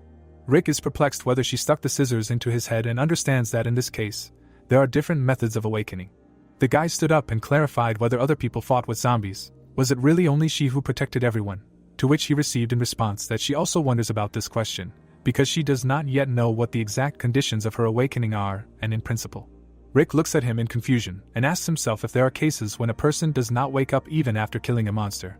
Logan crossed his arms over his chest and Rick realizes that this is strange. The brunette frowns and remembers that he was warned that among them there are those who can harm them and wonders who it is. Cheryl stands in front of him and he asks himself if among them there is really only one awakened or they are carefully hiding someone. Against the backdrop of a hack table, someone asks if what she wanted to tell them was the story of her awakening. Dave is confused until she tells him yes, because he is right, but she still probably doesn't know why exactly she awakened and notes that she has the impression that when a person kills zombies, they awaken with a random skill and that all this time she felt like she should tell them about it. Dave looks her in the eye and thanks her, because he thinks that this is really valuable information. Cheryl smiles as he continues that if she has any problems, they can call them right away and they will definitely help them.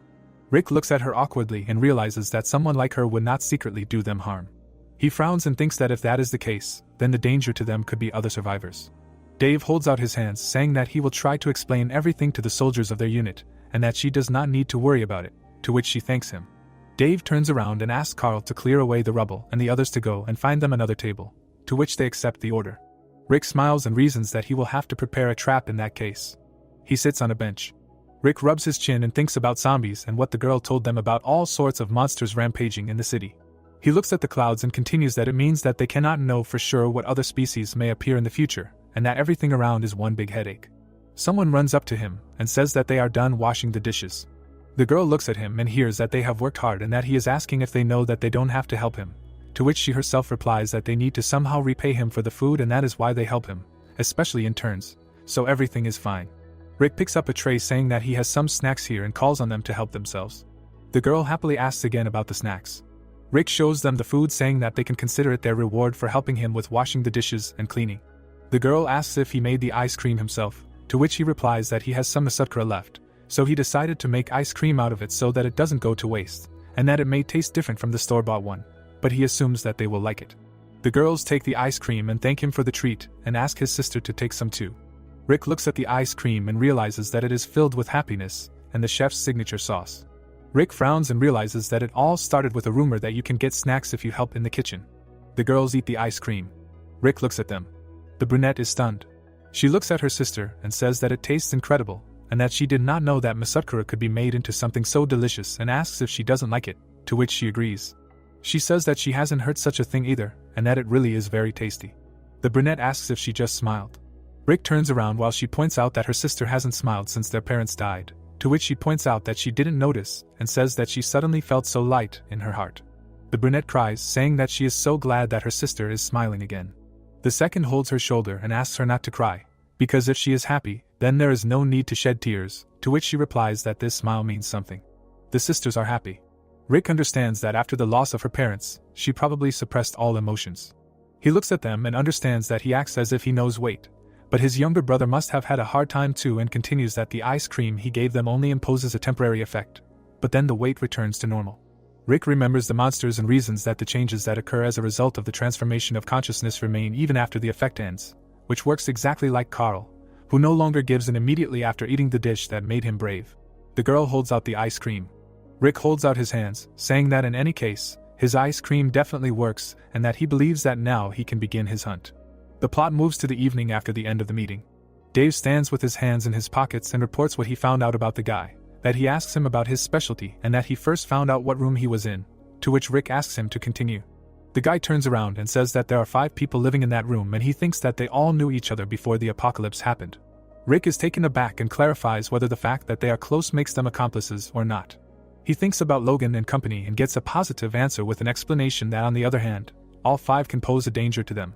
Rick looks down and clarifies what they should do now, because they can't just go and grab them, because they have no evidence and compared to the others, they generally behave quite quietly. Dave imagines a crowd and replies that he is right and that everything will be fine until they start to riot, and that if the survivors rebel, then there is a chance that they will simply crush them with numbers. He looks at the mountains and continues that they can just wait until danger comes, but this is also a bad option, to which he receives in response that if these people wake up, they will be more dangerous than they can think. Rick notes that if he can make them snacks and get them to admit their plans, then they will find out everything.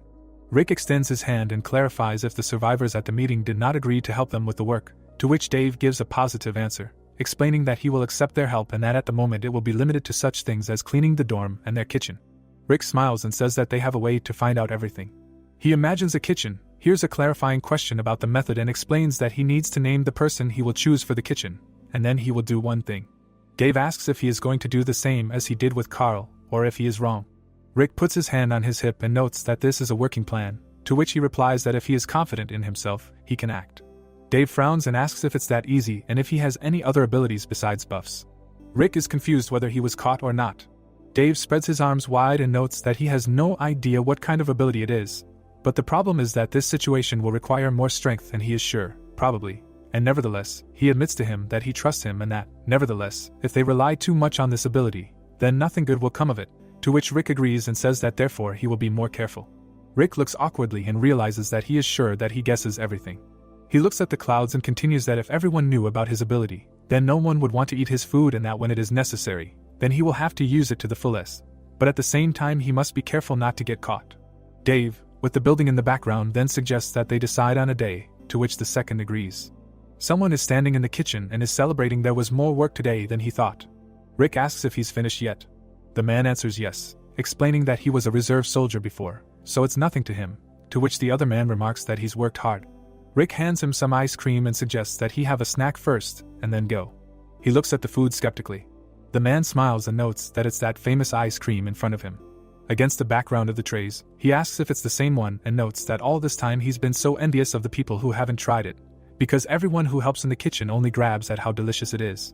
Rick raises his hands and notes that he's now very ashamed in front of the other people in the dorm, to which he says that it's not a big deal, because they still come to help him in turns and that they'll come to him anyway and try it eventually.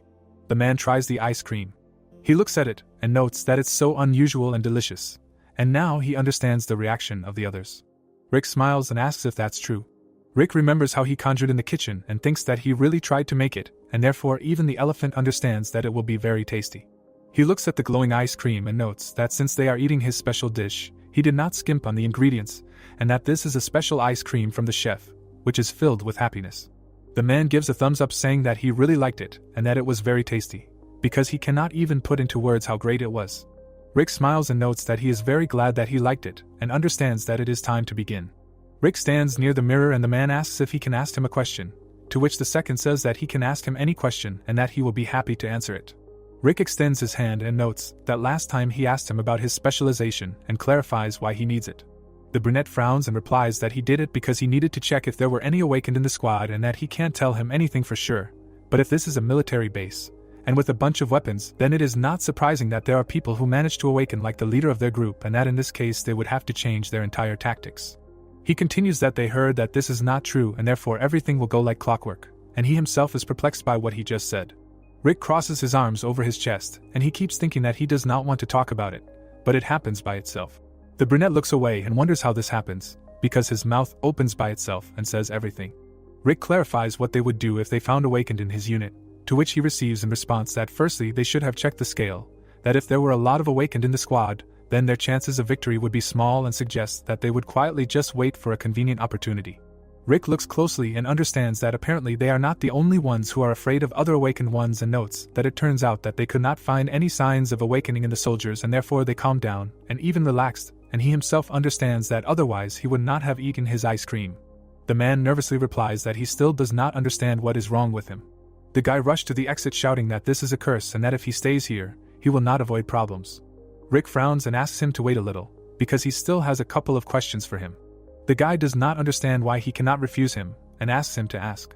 The cook clenched his fists and asks what about him, and clarifies how many awakened people they have in their group, and asks to tell about their leader at the same time. The guy turns around in horror and replies that all 5 of them live in one room and all recently awakened, and their leader is Logan. Rick is perplexed by the fact that all 5 of them awakened. Rick remembers that he wondered why the lieutenant did not show up. The cook asks what the 5 of them are going to do, to which he understands that he is in deep trouble, but replies that they tried to capture the unit and first checked if there were any awakened or other threats here. He thinks about Dave and notes that after several days of observation. Then he thinks about Carl and continues that they have established that there are no awakened or other dangerous individuals in this unit either.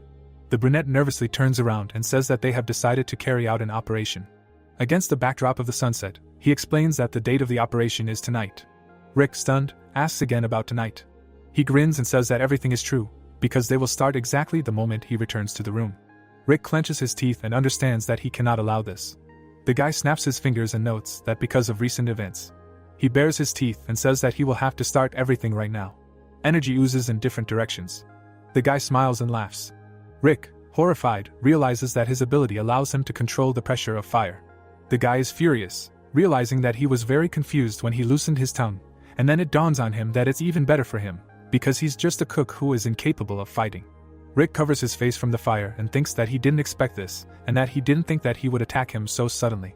Rick hears him apologize and notes that today is clearly not the cook's day. Ben is angry.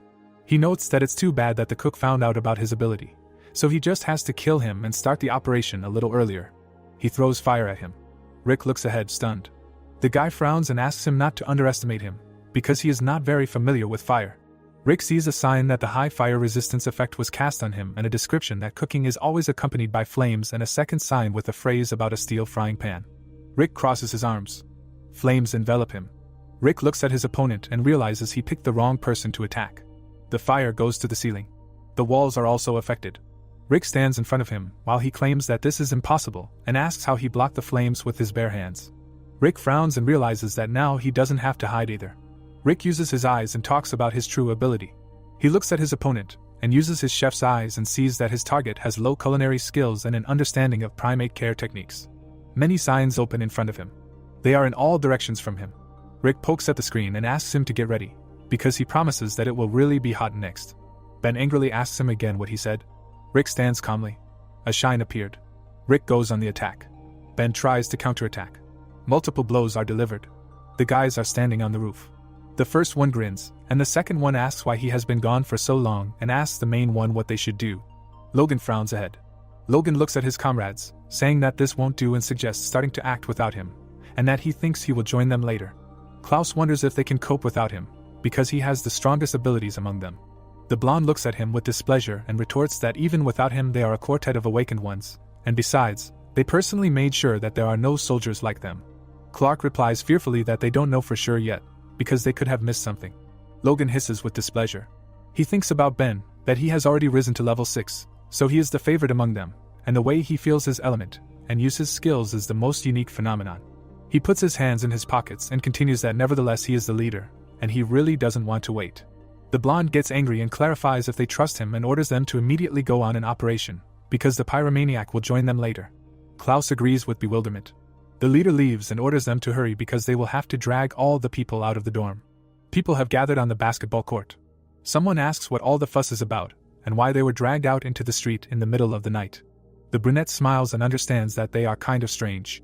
Cheryl frowns.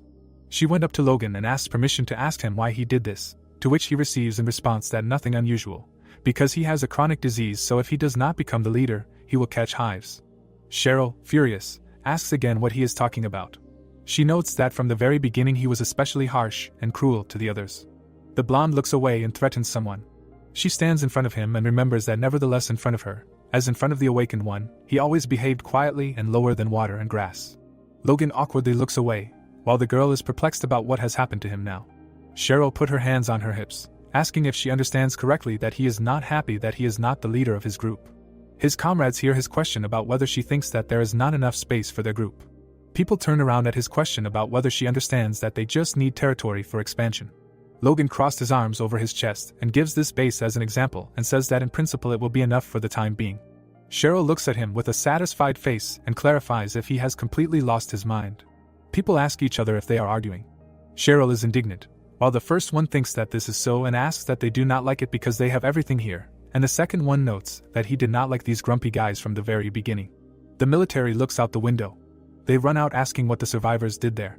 The first one looks away and says that they don't understand yet, because they all suddenly came down in a crowd and started arguing among themselves. Well, they tried to stop them, but they told them not to interfere, because it was none of their business. Someone from the side orders to continue watching. The military stands while he says that he will go and inform the others about it. Cheryl looks at Logan and says that she knew that some kind of incident happened once. The girl takes out scissors and says that, as she previously assumed, he simply leaves her no choice. She prepares to attack and continues that she did not want to exchange anything for nothing, but he forces her. Cheryl prepares to attack him. The people are terrified, because Cheryl took out scissors and someone asks if they have gone crazy, because they want their heads to fly off. Logan smiles and notes that he is very scared and that he knows the power of these scissors because he has already seen them in action. Cheryl is wary. The guy smirks and she understands that he will not change his mind even when he is on the verge of death and that he probably even thinks that he can beat her alone. The girl is taken aback and understands something. Klaus goes forward and asks to leave her to him, because he will easily break her scissors. Logan looks at his comrade and warns that she is a strong girl. He looks at her and calls the third one to join him too. Clark happily agrees. All three of them go at her, while she thinks that of course she knows her abilities, but she is still not so sure of their strength. The girl frowns and asks if they hid the fact of their awakening from the others. Logan smirks and asks if it only dawned on her now and that he thinks that they will show their abilities in practice. The people are horrified that they are awakened and that all four have been deceiving them all this time. The old man frowns. Logan looks at her with displeasure and says that he thinks that Cheryl is not going to retreat and orders them to attack. The guys use their abilities. Cheryl turns around and realizes that there are people behind her. She runs and realizes that first she should change the place of the battle. The girl runs to another place. Klaus intercepts her. She looks at him in horror. The guy prepares his fist to attack. Cheryl defends herself with scissors. She flies back. Cheryl slows down. The girl realizes that there are many balls around her. She changes direction. The girl attacks the balls. Cheryl swears that they are different from zombies. Cheryl looks at them and realizes that there are two awakened ones against her at once and asks herself if she has a chance. The people around are indignant. The rest are worried. Logan looks satisfied and says that he thinks that the girl who has only been getting in the way all this time will soon be finished.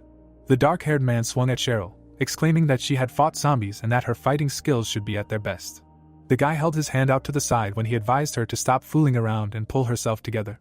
The girl opened one eye and looked away, thinking about how she had barely practiced this whole time and how all she needed was to take advantage of the window in her attacks. She dodged the blows, jumping back. Clark appeared in front of her when he ordered her to surrender, saying that he was already tired. A smirk appeared on the guy's face when he realized that they had already reached almost level 4. There were spheres around his hand when he decided that there was no way he would lose to a girl who did not even have combat skills. The sky above the house was dark. Clark frowned deeply. Klaus opened his mouth, looking up. Cheryl looked surprised. Sweat appeared on Logan's face when he asked a question. The soldier raised his machine gun up.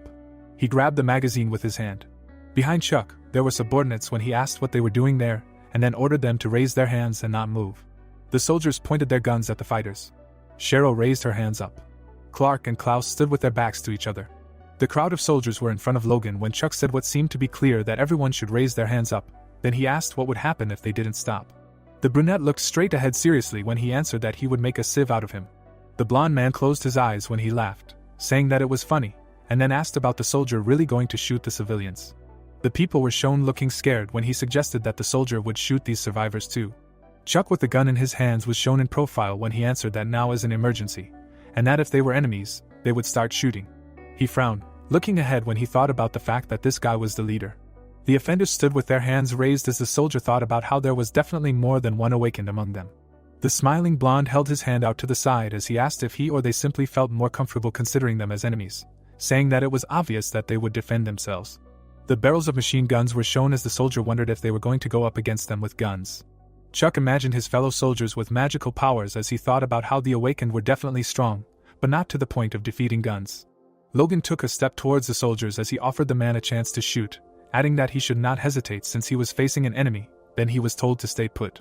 The blonde man smiled as he exclaimed that a 20-year-old guy couldn't do more. Sweat began to pour down the soldier's face. He looked at Chuck, saying that he seemed crazy, and then asked what they were going to do. The man held the gun with both hands when he said that it was annoying. The corporal pointed the gun at Logan when he said that he had clearly warned him. The blonde man was shown in profile.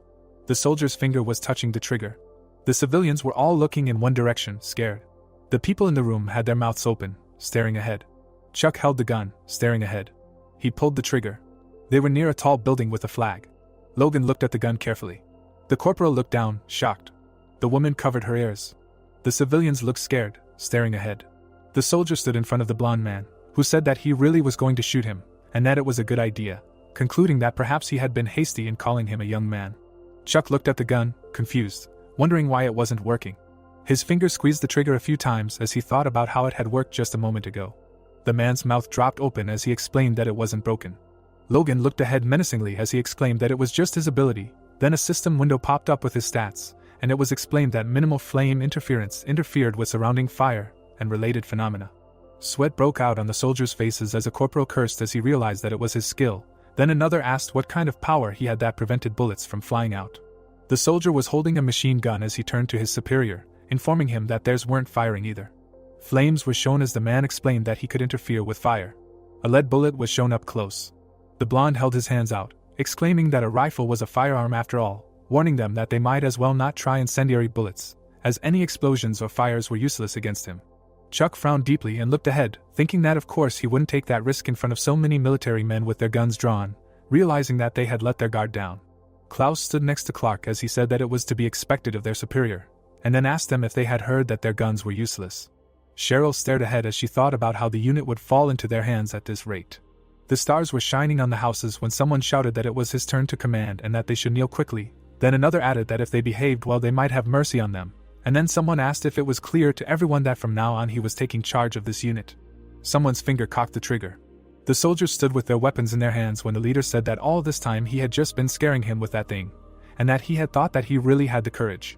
But in the end he had only been scared for no reason.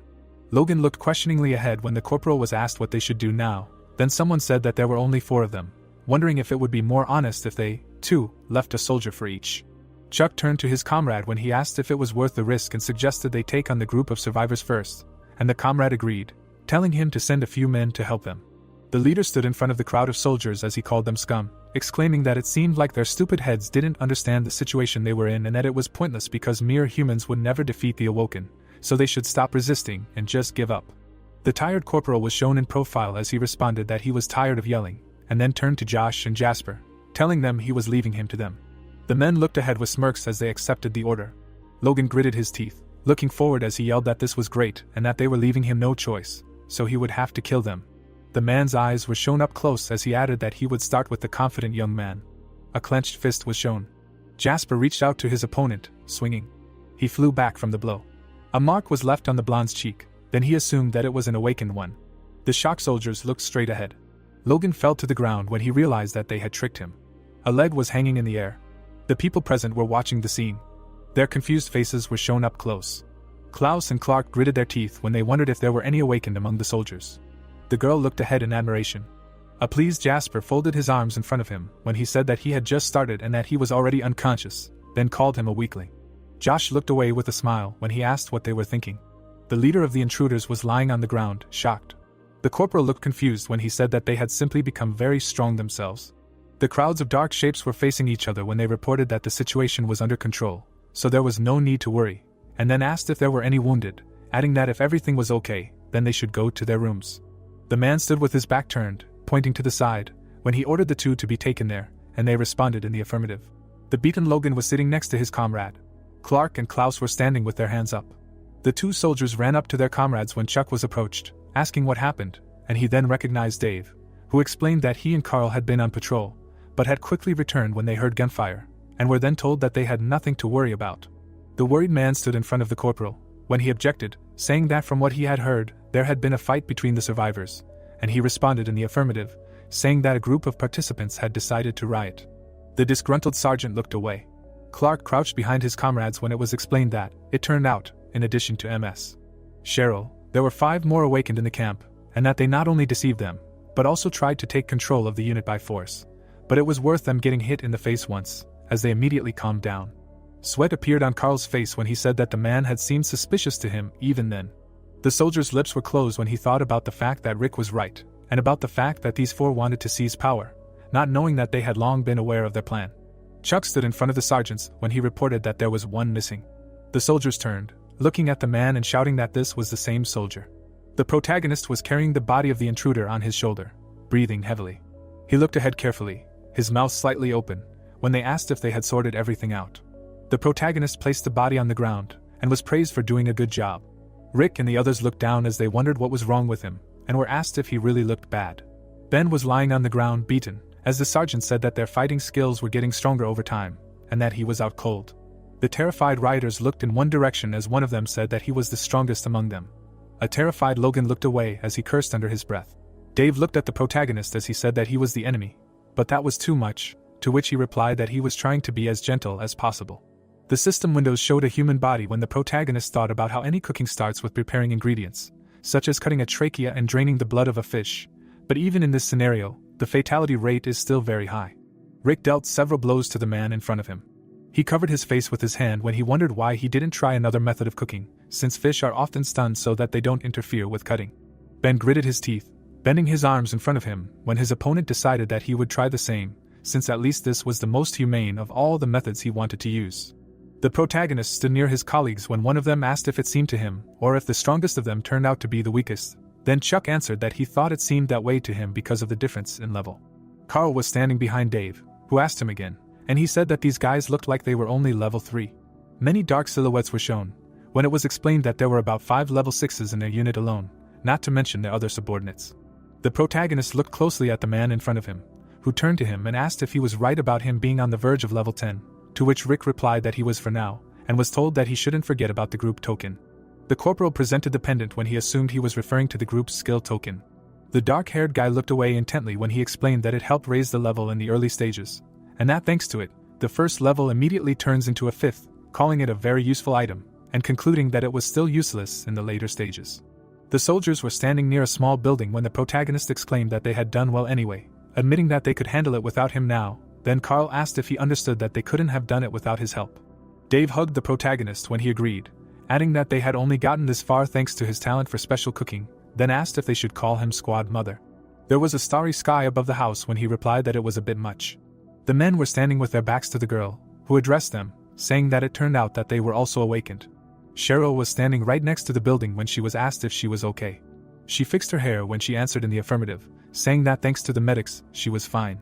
Rick stopped in front of her when he said that it was good, assuming she was very surprised, to which she replied that it was, and then thanked him for protecting them, adding that if it weren't for them, they would have been in big trouble. The protagonist closed his eyes, asking for forgiveness, and explaining that they had no choice but to keep it a secret until their true intentions and identities could be figured out. Cheryl smiled when she replied that she understood, assuming that the entire squad was awakened. There was a crowd of people in front of the house, when he interrupted her, telling her that only half of them were there. Then she realized that it was still about 50 people. The guy's mouth was closed, as he decided it would be better to tell her everything. Dark silhouettes were shown from above, when the protagonist reminded her that she once said that her awakened specialty was a seamstress. Then she replied that it was true. There was a full moon in the sky when Rick admitted that he was a cook, and that the rest of the guys had different, but no less useful specialties. The protagonist went to his colleague the next day. When he recognized him, then he asked if everything was okay. Jasper looked away, being in front of him, when he answered in the affirmative, adding that he thought he would immediately want to escape, but the prisoner behaved quietly, summing up that perhaps he had come to terms with the situation. The protagonist confidently looked ahead when he said that he understood, and then asked where the room was, where their junior was. The colleague pointed to the side, answering that it was at the end of the corridor. Rick put his hands on his belt when he wondered where to start the interrogation. Then his comrade asked if he was really going alone, and then offered his help. The guy touched his shoulder when he answered that it was not worth it, and asked him to rely on him. He closed the door behind him as he greeted Ben. The beaten man held out his hand when he recognized him, and Ben then explained that he was just there to talk, and that if he didn't attack first, he wouldn't attack him either. A scared Ben was shown in profile as he agreed. The protagonist stopped in front of him as he explained that the reason he came to visit him was because he wanted to ask him some questions, and then asked if he would listen to him. The prisoner put his hands on the floor as he answered yes, adding that he could ask anything, and then asked to be left alive. The protagonist looked confused as he considered that he was probably having flashbacks, and wondered if he had overdone it. He had an object on a stick in his hand as Rick promised he wouldn't hit him if he listened to him carefully. Ben, with bruises on his face, opened his mouth. The smiling guy handed him an ice cream, offering him a treat for now. The sergeant walked along the building. He had a smile on his face as he thought about the amazing effect of the Truth ice cream, and how people were becoming very frank. There were many pipes under the ceiling as the prisoner revealed that he and his comrades were criminals and that their hideout was located near Kangwon-do. The guy with the hoodie opened his mouth as he added that once the survivors began to learn about the cases of awakening abilities, it became much more difficult to conduct business. Logan extended his hand towards his comrades as Ben said that was when they met him, who proposed a plan to seize power. The protagonist lowered his concentrated gaze as he said that, having hidden the fact that they were awakened, he and his friends joined MS Cheryl's group, but they were unable to seize power in the camp. The protagonist stood before a rebel who said that one of them had the ability to tell lies that were indistinguishable from the truth, and that he had convinced people to rebel many times before, but this time it had failed. Ben looked at the soldier's clenched fist, realizing that these guys had united well.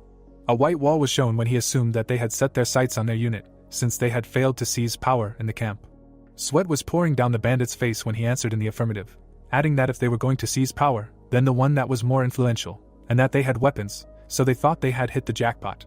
He imagined a machine gun in Logan's hands when he concluded that a firearm would be a good argument in future activities. Rick held a knife in his hand, thinking that now he fully understood Kurt's prophecy about hiding abilities. The serious sergeant was shown in profile as he thought that if they knew what their abilities were, they probably wouldn't act so rashly, and would change their approach. He was cutting a vegetable as he said that it was still worth thinking carefully before letting the survivors in.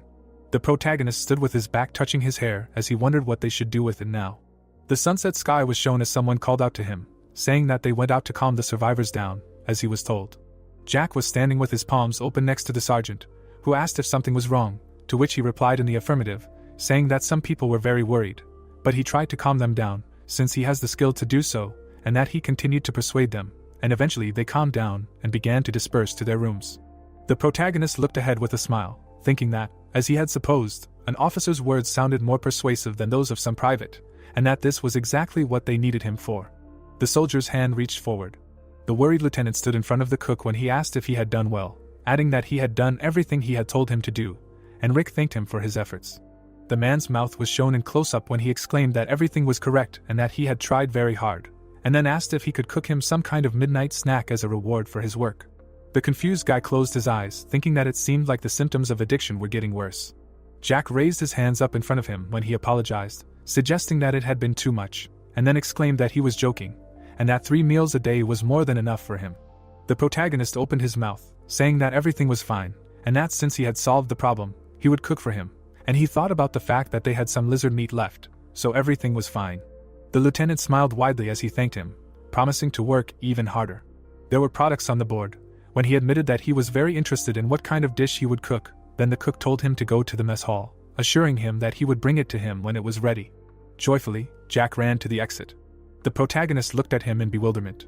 He rolled up his sleeves when he said that perhaps he should turn those 5 into his subjects, as well. Rick imagined the disgruntled bandits, when he realized that he would have to feed them anyway, and that he could not kill them either, because they were people. The sergeant lowered his attentive gaze, deciding that he would think of something. He cut the carrots into rings. Streams of light aura appeared above the table. A man with food stopped in front of Logan. There were various dishes on the tray. The man put a spoon with rice in his mouth. The protagonist looked at him with a smile. The blonde bandit stuffed his cheeks with food, then the system reported that a new achievement, re-education, had been obtained. Klaus brought the food to his mouth. Tears flowed from Clark's eyes. Another bandit held chopsticks in front of his face. Ben was not visible because of the tray when it was told that a group of evil bandits had been completely defeated by the power of cooking. There was a bright flash when it was told that the title of Edification Chef had been awarded as a reward. The protagonist held a ladle with both hands when it was explained that thanks to this, the effect of cooking food targeting monsters and professions with evil properties was increased by 30%. The chef frowned, looking down. The bandits stood in front of the soldiers when they were informed that they would be joining their unit as privates from now on. Klaus and Clark's mouths were wide open. They were helping to load boxes into the car. The rebels were busily washing dishes and floors. The bandits stood in a row, their mouths wide open. The 5 of them were watched from the sidelines when they were asked how the newcomers were doing. Carl smiled widely, saying that they were adjusting well, and that even though they were older than him, that didn't make them professionals, but he thought they would get used to it. Rick looked away with a smile when he thought about how glad he was that it ended on a good note. He and the sergeant turned to each other when the protagonist said that he should rest assured that he wouldn't trade him for them, and the sergeant agreed with him. The boot hovered above the ground when someone spoke to the protagonist, saying that they were looking for him. Dave ran up to the cook who asked why. The man looked at Rick worriedly when he replied that there was a problem and that they needed him. Then Rick asked again. Green tanks were shown. The sergeants looked in the same direction when one of them explained that they were trying to salvage as much oil from the tanks as they could, but that was all they had, and that excluding the machine oil, the generator would last another week or so, tops. Dave looked at the soldier next to him when he said that they were making progress, but their food and power were not increasing. Then the soldier replied that resources were already limited, but the number of people consuming them had doubled. The survivors were sitting at the dining table. A lamp hung from the ceiling when he added that all plans had gone awry with the survivors joining in, and that they would not be able to hold out much longer. The dark-haired soldier's mouth fell open when he asked what to do now. Dave's face was covered in sweat. The protagonist looked away thoughtfully as he replied that he thought he should prepare to leave their base. The moon was full. His comrades were standing around the table when one of them suggested that this was why the cook had told them to come without dinner. Then another asked how he had cooked something like this in the army. It was an art. There were delicious dishes on the plates. When he replied that it was nothing and told them to eat to their heart's content, then they asked him if he himself hadn't told them that supplies were running low. Then the sergeant exclaimed that if they ate it all, the others would starve. The smiling protagonist opened his palms as he admitted that it was actually lizard meat. Someone was holding chopsticks in his hand. Dave grimaced. Tears appeared in Kurt's eyes. Veins bulged on Carl's forehead. The other sergeant frowned heavily. A view of the building from above was shown as they cursed, mentioning Rick. The angry fellow soldiers were in front of the protagonist as they asked why on earth he was cooking with a lizard, adding that they knew he had his reasons for doing so, and that he should just tell them why. Carl covered his mouth with his hand, crying. The protagonist looked serious as he answered that they had only fought lizards before, and that he considered that their greatest weakness. He imagined creepy dark silhouettes as he added that they had recently learned from Mistress Cheryl that there were other monsters, such as zombies and even humans. The cook imagined a gang of bandits. Rick stood in front of his comrades as he concluded that they needed to be more prepared. Dave was next to Chuck when he said he was right about that, and then asked what that had to do with cooking lizard meat. The protagonist was shown in profile when he answered that their supply of dry rations was almost completely depleted. An image of food appeared in the system window when he added that they could buy rye bread at the store and that it would help them not to die of hunger, but it was quite expensive, so they would not be able to eat it for long. 2 system windows were shown when the guy finished speaking. There were food on the trays when the protagonist said that, fortunately, monster meat contains magic, and it is quite effective. Kurt looked at the food incredulously when he suggested that monster meat was the best option. Dave looked worried when he said that he understood what he meant, but probably many people would not like it. Carl's face was sweating as he agreed with him, adding that he knew how they felt about the monsters and that he knew that their meat could be cooked deliciously, but since those who would be eating it had seen the creatures tear apart the bodies of their comrades, they might object. Rick looked ahead silently as he thought that he understood them perfectly. He imagined the empty dishes as he thought that he was the only one who could control his mental state by cooking a special dish. The soldier clutched his head as the cook realized that if he didn't hold back, he would have gone crazy long ago. The monster bared its sharp fangs as the sergeant realized that if he thought about it, he was always on the edge. The plates were filled with a variety of food as he thought that the monster that had recently eaten people was now going to be eaten again, and that hearing this would make anyone refuse. The protagonist was shown from behind as he responded that there would obviously be some who would be against it, but he wanted to remind them that it was impossible to please everyone. Chuck's eyes welled up with tears. Dave looked straight ahead with a serious expression as they were reminded that, as stated earlier, their original goal was to survive at all costs. A thoughtful Kurt was shown in profile. Carl looked away with a concentrated look as the protagonist exclaimed that they needed to make a decision. Rick put his hands on the table as he asked if they wanted to be caught and eaten by the monster, or if they wanted to survive by eating the monster. The chef looked ahead with a scowl as he asked for this to be passed on to the others. The soldiers crowded around the table as they were told that they could eat as much as they wanted, and that it was a company dinner that the chef had prepared for everyone. The soldiers surrounded the dining table, shouting that they were just tired of dry rations and that it was a holiday, and then asked if it was lizard meat. The privates began to eat when one of them exclaimed that it was tastier than he thought. A system window appeared in front of them when he added that not only did it taste delicious, but it also increased their stats. The satisfied soldiers ate with pleasure when they said that it was not even close to the dishes they had tried before. The protagonist turned to his comrade, who asked if it was true that they did not even have to be persuaded. Then he answered in the affirmative, saying that their reaction was surprisingly good. The protagonist's brown eyes were shown close up when he added that some people were a little afraid, but then they decided to go. The soldiers looked cheerful.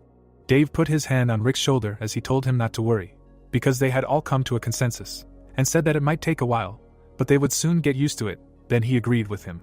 All the soldiers looked at the sergeant, who turned to them, asking what kind of company dinner it was without drinks, saying that for their sake he didn't even mind the soja and beer he had hidden, and then suggested that they also had hidden alcohol. The happy soldiers raised their hands in the air when he exclaimed that of course, because he couldn't have disappeared from the warehouses on his own. The private was carrying a green crate. There were many bottles of alcohol on the table. The cheerful colleagues were smiling widely. Everyone raised their glasses in the air. The main character stood with his arms crossed over his chest when he realized that he hadn't seen them this happy for a long time, thinking that they deserved it. Suddenly, his mouth fell open, looking forward. A girl was standing near the corner of the house when the cook called her by name. The protagonist ran towards the seamstress when he asked if she wanted something, to which she replied that she was looking for squad members in the dorms, but no one was there, and that she then heard a noise and followed the sound. Cheryl looked surprised, standing in front of the sergeant, who said that they had a reason. The joyful soldiers raised their hands in the air, standing at the table. Confused Rick closed his eyes when he said that he did not think that their group would be better off if its members knew what they were doing there, and he thought about how she probably thought that they only cared about their squad members, and that the survivors of her squad were being deprived and ignored in every possible way. They stood in front of each other when the girl replied that she understood and suggested that they were talking about monster meat. Then he said that she might find it strange. Then she countered, saying that it was not like that. The seamstress's mouth dropped open as she added that it was necessary for survival, and that they owed them a favor as well. The protagonist lowered his gaze as he silently agreed with her, thinking that the survivors must be feeling uncomfortable as well. Clouds floated across the blue sky as Cheryl said that she had a favor to ask of him, and he asked if it was true. The girl in the pink sweater stood in front of the protagonist as she asked to be allowed to officially join the squad. Rick imagined armed civilians as he wondered if they wanted to fight monsters as well. The seamstress's mouth dropped open as she said that it was certainly nice to be protected by soldiers. She imagined zombies with red eyes. Frightened people were shown running away as Cheryl explained that if they did not fight for their survival, they would eventually die from helplessness. The smiling cook stood before her as he thought about how she was expected to think like a leader, and how she knew they couldn't protect them forever. The soldiers were watching them as he responded that it was a bit unexpected. The girl admitted that she had been thinking about it since Mr. Ben and his gang betrayed them. The thoughtful protagonist was shown in profile as he realized that if there were no soldiers nearby, she wouldn't have been able to stop them. He remembered the enemy being engulfed in flames. The protagonist imagined Logan gritting his teeth as he decided that she was incredibly lucky. The girls and the old man looked ahead as the sergeant asked if she had asked the other survivors for their opinions, to which she replied that of course, and that they had come to this conclusion after much discussion, concluding that they had come to the conclusion that they needed the strength to survive on their own. The amazed cook had sweat on his face as he marveled at their determination, saying that as they knew, every soldier in the squad had a rank and that being with them meant following orders like the other members of the squad. The black emblem on the uniform was shown. Cheryl smiled, looking ahead as she asked him not to worry about it, adding that Jack seemed like a good leader, so she didn't think there would be any serious problems in their squad. The lieutenant was shown surrounded by flowers as Rick thought about how it couldn't be any other way since he had him in his sights, and how she didn't need to know that. The protagonist stood in front of the seamstress as he replied that he understood, but he wasn't the only one making such important decisions and that he would talk to his superiors and give her an answer right away. The smiling girl looked determined as she thanked him, promising that they wouldn't let them down. The ceiling lights were on when someone asked the sergeant if it was true that they wanted to join their squad. The soldiers looked at the protagonist standing in front of them when Chuck asked if it wasn't too irresponsible to accept civilians into their ranks, reminding them that it was not easy for them either. Then it was revealed that they had a meeting to discuss MS. Cheryl's sudden request. Kurt looked serious as he looked forward, answering that they couldn't just ignore them either, and that they still had to be able to stand up for themselves. Sweat was pouring down the worried soldier's face as he wondered if all the survivors had agreed to this. The dark-haired guy looked straight ahead as he answered yes, saying that they wanted to fight monsters just like they did. Dave and Kurt looked thoughtful as they realized that there were definitely a lot of risk factors. Carl and Chuck stood next to each other, looking ahead as Rick thought about how they couldn't predict in advance what problem would arise that would threaten their lives. The sergeant's eye was shown close up as he decided that they still had to stick together to protect each other and survive the apocalypse. He stood in front of his fellow soldiers, arms outstretched as he thought about how this was their responsibility not only as soldiers but as caring people. Boxes were placed near the window as the cook suggested that the others discuss possible unplanned situations and how to quickly resolve them, since everyone agreed. The door was closed as someone asked to look at it, then it was told that her words about trying hard were not empty. The protagonist looked at the things in front of him when he asked if they had sewn the military uniform themselves. The clothes were neatly folded when they answered in the affirmative, explaining that it was a set of military uniforms made of monster skin, and that the officer's uniform was made from the chieftain family, and the private's uniform from the lizard family. The long-haired girl stood in front of the protagonist, who remembered her skills as a tailor, and then asked if they had really asked for everything that was left from dead monsters for this, to which she replied that they had, and that they themselves had once mentioned that lizard skin had incredible defensive power, and then asked if she was right. Cheryl took the uniform in her hands with a smile when she added that the scales had high protection, although slightly thicker than the skin, and that she had sewn it only in those areas that did not interfere with movement, and where their vital organs were. She held out the clothes in her hand as she asked him if he would try them on once. Suddenly, there was a bright flash.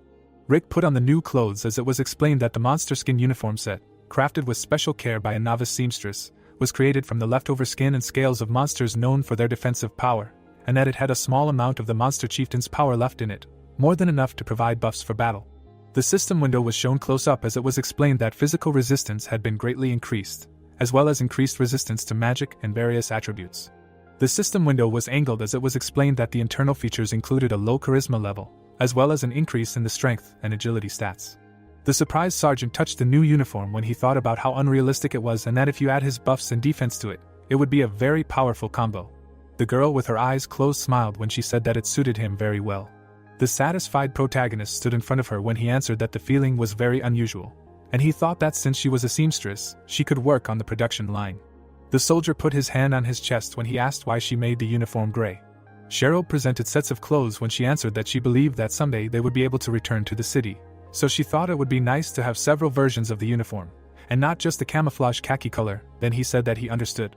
On the table lay a folded uniform when the girl added that she initially made several trial versions not only for officers, but also soldiers, and that this team uniform from the chieftain for the lieutenant and other officers of the unit. The protagonist looked worriedly at the seamstress in front of him when he informed her that he was the current commander of their unit, and she asked why. The sergeant's lips were pressed together as he thought that it might be a little late, but he still had to tell her. Rick stood in front of the tailor when he realized that, knowing all of their secrets, she was the perfect addition to their clan. The girl looked very serious as she looked forward. Sweat was pouring down the cook's face when he said that this fact was unknown to anyone except those in higher rank, so he asked her to keep it a secret from others. The sun's rays illuminated a low building. People were crowded in front of it. The privates were examining the new uniforms when they asked how the clothes could increase their stats, guessing that they were made of leather. The soldiers waved their arms, standing close to each other, when they realized that it was leather, but did not restrict movement, and also healed injuries faster. Someone was watching them from the side when he said that they seemed to like it. Chuck and Carl struck a pose in front of their comrades when they thanked the seamstress, and the protagonist exclaimed that he could not believe that she had made uniforms for so many soldiers so quickly, and Cheryl explained that she and the other survivors had helped her. The man punched his chest when he said that it was incredibly durable. The protagonist looked at the seamstress standing next to him, who explained that the enlisted men would probably need extra protection, so they made special pockets for armor plates. The paired pockets on the pants was shown when the tailor explained that they were for quick access to weapon ammunition, and the soldier exclaimed that this was great. The girl with the bangs was shown in profile when she added that Mr. Rick had once mentioned using a knife, so she had decided to provide a special holder for knives. The dark-haired boy looked ahead, his eyes wide. He had a knife sheath on his belt when he replied that it was quite difficult to carry it in his hands all the time, and then thanked her for it. The remaining sets of clothes were on the table when Cheryl told him that the lieutenant and Mr. Kurt had separate uniforms, and the sergeant said he understood and that he would pass it on to them. The cook and the seamstress exchanged glances when he turned to her, asking why she didn't try on the combat uniform, and she asked if she could. The long-haired girl took a step forward when he replied that of course, since she was the representative of the survivors and, in a sense, the leader of the personal group. The tailor's face sweated as she asked if the title of the survivors' representative was meaningless when they had already joined them. The brown-eyed soldier looked away, looking carefully. 4 sergeants stood in front of her, as he replied that it was not, and that they would in fact be leaving this unit soon. Cheryl's pupils narrowed as she asked what he meant. The protagonist looked focused as he looked ahead, answering that when they were on their own, more survivors would join them. A small group of people were shown from above as he added that she was to take care of them. The soldier imagined the tailor standing in front of a crowd of people as he concluded that he thought she was the one to lead them. The girl with bangs smiled and looked ahead as she said that she understood, and that the title sounded more important now. The sergeant smiled when Dave said that he was sure she would do well, so there was no need to worry too much. The protagonist's satisfied face was shown up close when he said that since he had been through it himself, he could tell that she would adapt and get used to it quickly. He remembered how his fellow soldier had hugged him when he thought about how he too had been promoted to squad leader overnight, and how he had felt like a helpless baby back then, but also how humans were creatures that could adapt to almost any environment. The sky was blue above the building when the corporal was approached and asked if he had brought it, to which he replied that he had. Chuck approached the seamstress, who said that it was a pistol. Her hands reached for the firearm when the soldier explained that it was called AK-5, and that officers were usually issued such equipment. Rick looked at the way she was holding it as he explained that they had lost 3 people after the monster attack, specifically the chief, the battalion commander, and the medic, so they had 3 guns that had lost their owners. Cheryl looked at the gun with concern as she replied that she had never held anything like it. A smiling Chuck stood in front of the tailor as the cook told her that he would explain how to use it, and she laughed. A frowning Carl looked ahead as he asked who had the other 2.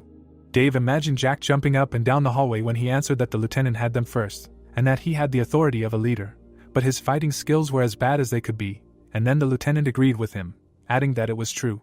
The sergeant had a gun in his hand when he said that he planned to use the rest. The cook reloaded his pistol when he added that he had used knives so far, but a firearm was more reliable than any such equipment, and that he should not forget that he was awakened, summing up that since he had no strength before awakening, he relied on a gun for everything, so he definitely needed to carry one. A coworker hit Carl in the chest when he suggested that he wanted one too, saying that it was still too early for him to carry a gun with him, and then Carl asked what the big deal was, exclaiming that maybe he wanted to shoot too.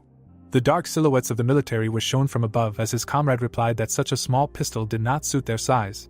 Then someone commented that Ms. Cheryl was very petite, then someone apologized. The soldiers raised their hands in the air a few days later, shouting that they did it, then he was congratulated for being awakened. The short-haired sergeant had sweat running down his face as the system reported that the condition had been met, and that more than 100 people had been awakened. The brunette with bangs looked excited when it was reported that a guild of 100 people had been successfully formed. The dark silhouettes crowded together, standing in the vacant lot. When they wondered what this time, then the system notifications appeared, saying that a guild was a more formal social group than a party or clan, and that they needed to establish order by creating positions and rules. The protagonist looked down with satisfaction when he realized that it was time for them to leave. The sergeant stood in front of their comrades when it was explained that when it was suggested to leave the base and move on, as expected, there were voices of concern. The disgruntled privates looked ahead when they asked about whether it was dangerous, since there were about 100 of them, and how they would survive in such numbers in the wild. The dark-haired guy widened his eyes, looking ahead when he said that a lot of monsters would be waiting for them. Then it was told that there were soldiers who did not object, although they were dissatisfied. The private was in front of his comrade, who asked about how they would fight monsters outside the base, since they would not have support in the form of barracks, to which he was told that if they stayed there, they would definitely go crazy one day. The fellow soldiers had big smiles on their faces when one of them asked if they weren't men, and then suggested that they should go for it, since staying there forever wasn't an option either, so they needed to move on. Then it was reported that there were also guys who understood the situation they were in and actively supported him. A disgruntled Dave stood next to the protagonist when he asked if it was really that hard for them to come to a consensus, cursing, and what they would do, to which he replied that he thought he would have to cook a dish that increased their courage again. The guy's pupils narrowed greatly when he thought about how, as expected, it was inevitable. The soldiers lined up in groups in front of the building, when someone said that he didn't even notice that there were so many of them, even without the survivors. Then another agreed with him, saying that he was surprised himself. The sergeants were standing near the entrance to the barracks when one of them said that everyone was gathered and that they should now quickly move on to the next step. Then Rick agreed with him, thinking that there were many things that needed to be decided. A system window appeared in front of him, when it was reported that the leader recognized by the majority of people can appoint lieutenants who will participate in the life of the guild, and that they can be somewhat involved in the internal affairs of the guild, and that they will be able to communicate at a distance by sending and receiving special messages. The cook smiled widely when he said that there were even privileges. A system window appeared in the air, in which it was written that the name of the guild has not yet been decided, and that he should choose one, and it was also told that the Grand Region is the first of 17 guilds in South Korea. The sergeant stood with his back to the others as he thought about how, if he understood correctly, they were the first guild, and how it seemed like not everyone had managed to reach the required number of awakened. A sharp fawn was shown as someone said that, moreover, For creating the guild, they had received a dragon's tooth, and that he was starting to understand things a little. Dark figures settled in front of the porch as someone suggested that they first focus on appointing lieutenants and naming their guild. The brunette raised a megaphone to his mouth as he exclaimed that, as they knew, now that the number of awakened had reached 100 people, their clan had become a guild. The protagonist stood up straight, placing his hand on his waist as he congratulated everyone on becoming the first in all of Korea, adding that they had been through a lot, and that it had tempered them. The soldiers began to raise their hands when he announced that they needed to sort out a few things before leaving the unit, namely, appointing lieutenants, summing up that their awakening time, abilities, and skills would be taken into account.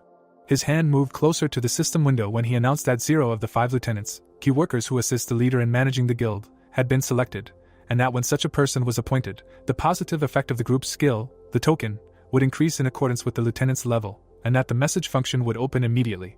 The protagonist held a loudspeaker in front of him when he said that a total of 5 needed to be selected. The soldiers were lined up in groups on the vacant lot when he added that in general, they all understood that a guild of 100 people would not be able to stay in one place all the time, which is why they needed people who could command separate squads of soldiers. Carl and Dave looked serious as they stood next to each other when the leader exclaimed that this was a very important position, as people's lives were at stake. All of the comrades were shown in profile as the leader said that not everyone was capable of such a thing. Rick held the megaphone straight in front of him as he said that as the guild leader, he could name anyone he wanted, but first he wanted to hear everyone's opinion. The soldiers looked ahead carefully. Some of them exchanged glances. Sweat appeared on the faces of the survivors. Then it was said that, fortunately, opinions were not too divided. The cook lowered the loudspeaker, looking away as he thought that in his opinion, the foreman and Mistress Cheryl were perfect for the roles of lieutenants, so he would definitely choose them. A blush appeared on Dave's cheeks. Chuck looked forward confidently. Carl was shown in profile, pleased. The seamstress looked determined.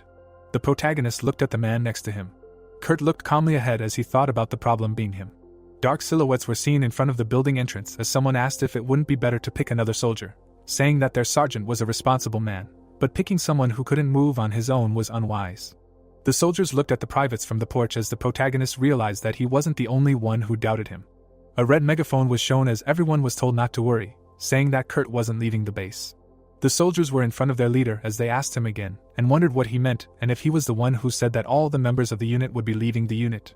Dave stood next to Carl in shock as he wondered what kind of nonsense he was talking. Then his comrade turned to Rick and asked how that was possible. The cook looked away with a smile.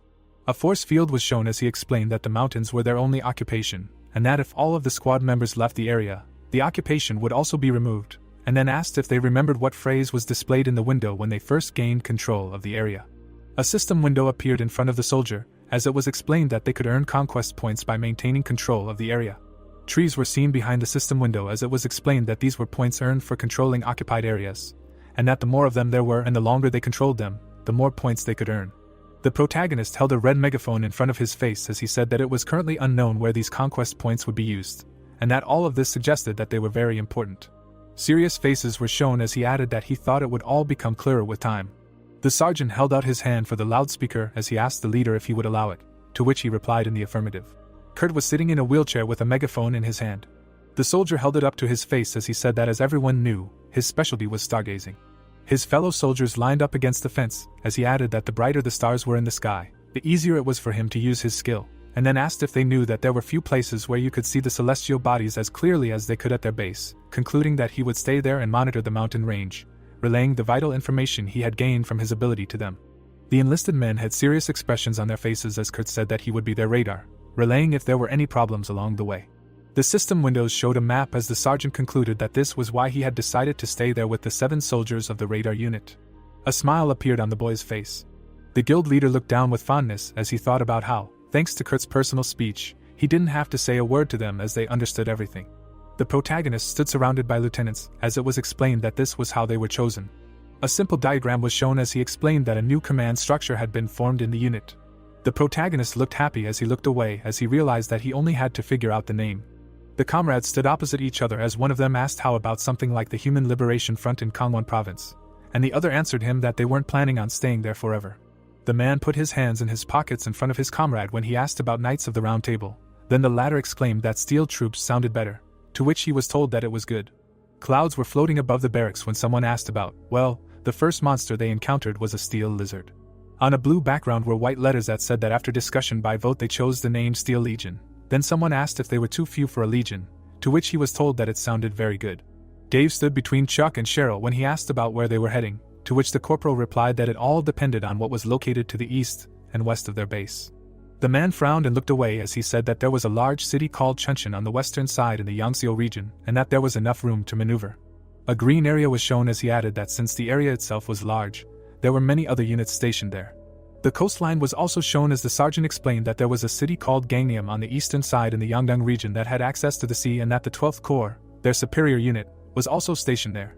The protagonist crossed his arms and looked ahead as he said that they had to decide whether to go to a larger area or head to a higher-ranking unit to join the military unit. Dave closed his eyes and nodded as he said that it was a difficult choice. The protagonist's eye was shown close up as he suggested that they should leave it to Kurt in that case. Clouds were floating above the green hills. The parade ground in front of the barracks was shown a few days later. There were signs with hieroglyphs on the gate. The metal fence opened. 5 lieutenants headed for the exit. The guild leader looked ahead with a frown. Bright lamps were burning under the white ceiling the day before leaving, when someone said that they may have gained control of the mountain, but not all of it. The soldier touched the map with his hands when he added that he therefore prepared something. The people were gathered around the table when the girl assumed that it was a map. Dave opened his palm in front of him when he answered in the affirmative, explaining that he drew it based on the research done by members of their unit, adding that he thought it would be a good idea to familiarize himself with it before leaving. Carl lowered his concentrated gaze when he inquired about the symbols. On the map, some areas were marked with crosses when the sergeant answered that these were places where monsters had been recently spotted. The man was shown in profile as he opened his mouth and said that thanks to these signs they would be able to roughly know where they lived. The surprised corporal rested his hand on the table when he asked about the fact that there were really that many of them. The protagonist imagined an attack of monsters when he answered that it turned out that way, because they were already attacking several times a day, and that, most likely, their shelters were scattered throughout the mountain. Everyone looked at the comrade who covered his face with his hand, who wondered what they were thinking and that maybe there was some way to get rid of these monsters once and for all, summing up that their number was growing every day. A creepy black monster was shown when it was told that in general they found out that in addition to lizards, recently people often noticed monsters of a very strange shape, and also that they had a lot of information about reptiles, but they did not know anything about this type of creature yet. Cheryl looked ahead worriedly when she said that this was a problem. The protagonist's mouth dropped open, looking ahead as he concluded that monsters whose weaknesses they did not know could be a huge risk and death for the entire squad. The corporal frowned, worried. Carl looked sternly ahead, saying nothing. Dave stood next to Rick as he asked the seamstress about how they got to their unit, and if there was anything unusual on the way there. The tailor with the bangs was shown in profile. The people were walking one after another through the forest as she began to answer. Someone was watching them from above as the girl reported that there were monsters, of course, but not as many as they had recently mentioned. Cheryl decapitated one of the monsters as she explained that maybe 1 or 2, and that they were not lizards, but she managed to defeat them somehow. The seamstress stood near the table with the soldiers when one of them said that he thought there was no need to worry if even the mistress was able to handle them on her own, and that it seemed like there would be no problem moving. The brunette was shown in profile when he opened his mouth and replied that it seemed like the effect of the chieftain. The soldiers looked in one direction, asking him again, to which he answered in the affirmative, advising them to think for themselves. The moment when the soldiers attacked the monster was shown. The mouth with sharp fangs was shown up close when the guild leader reminded that they found survivors the day after the chieftain was killed. The people surrounded by trees crowded when the protagonist said that the lizard population was then sharply reduced and the survivors still managed to set foot in the mountains, after which the others agreed with him, exclaiming that everything was correct.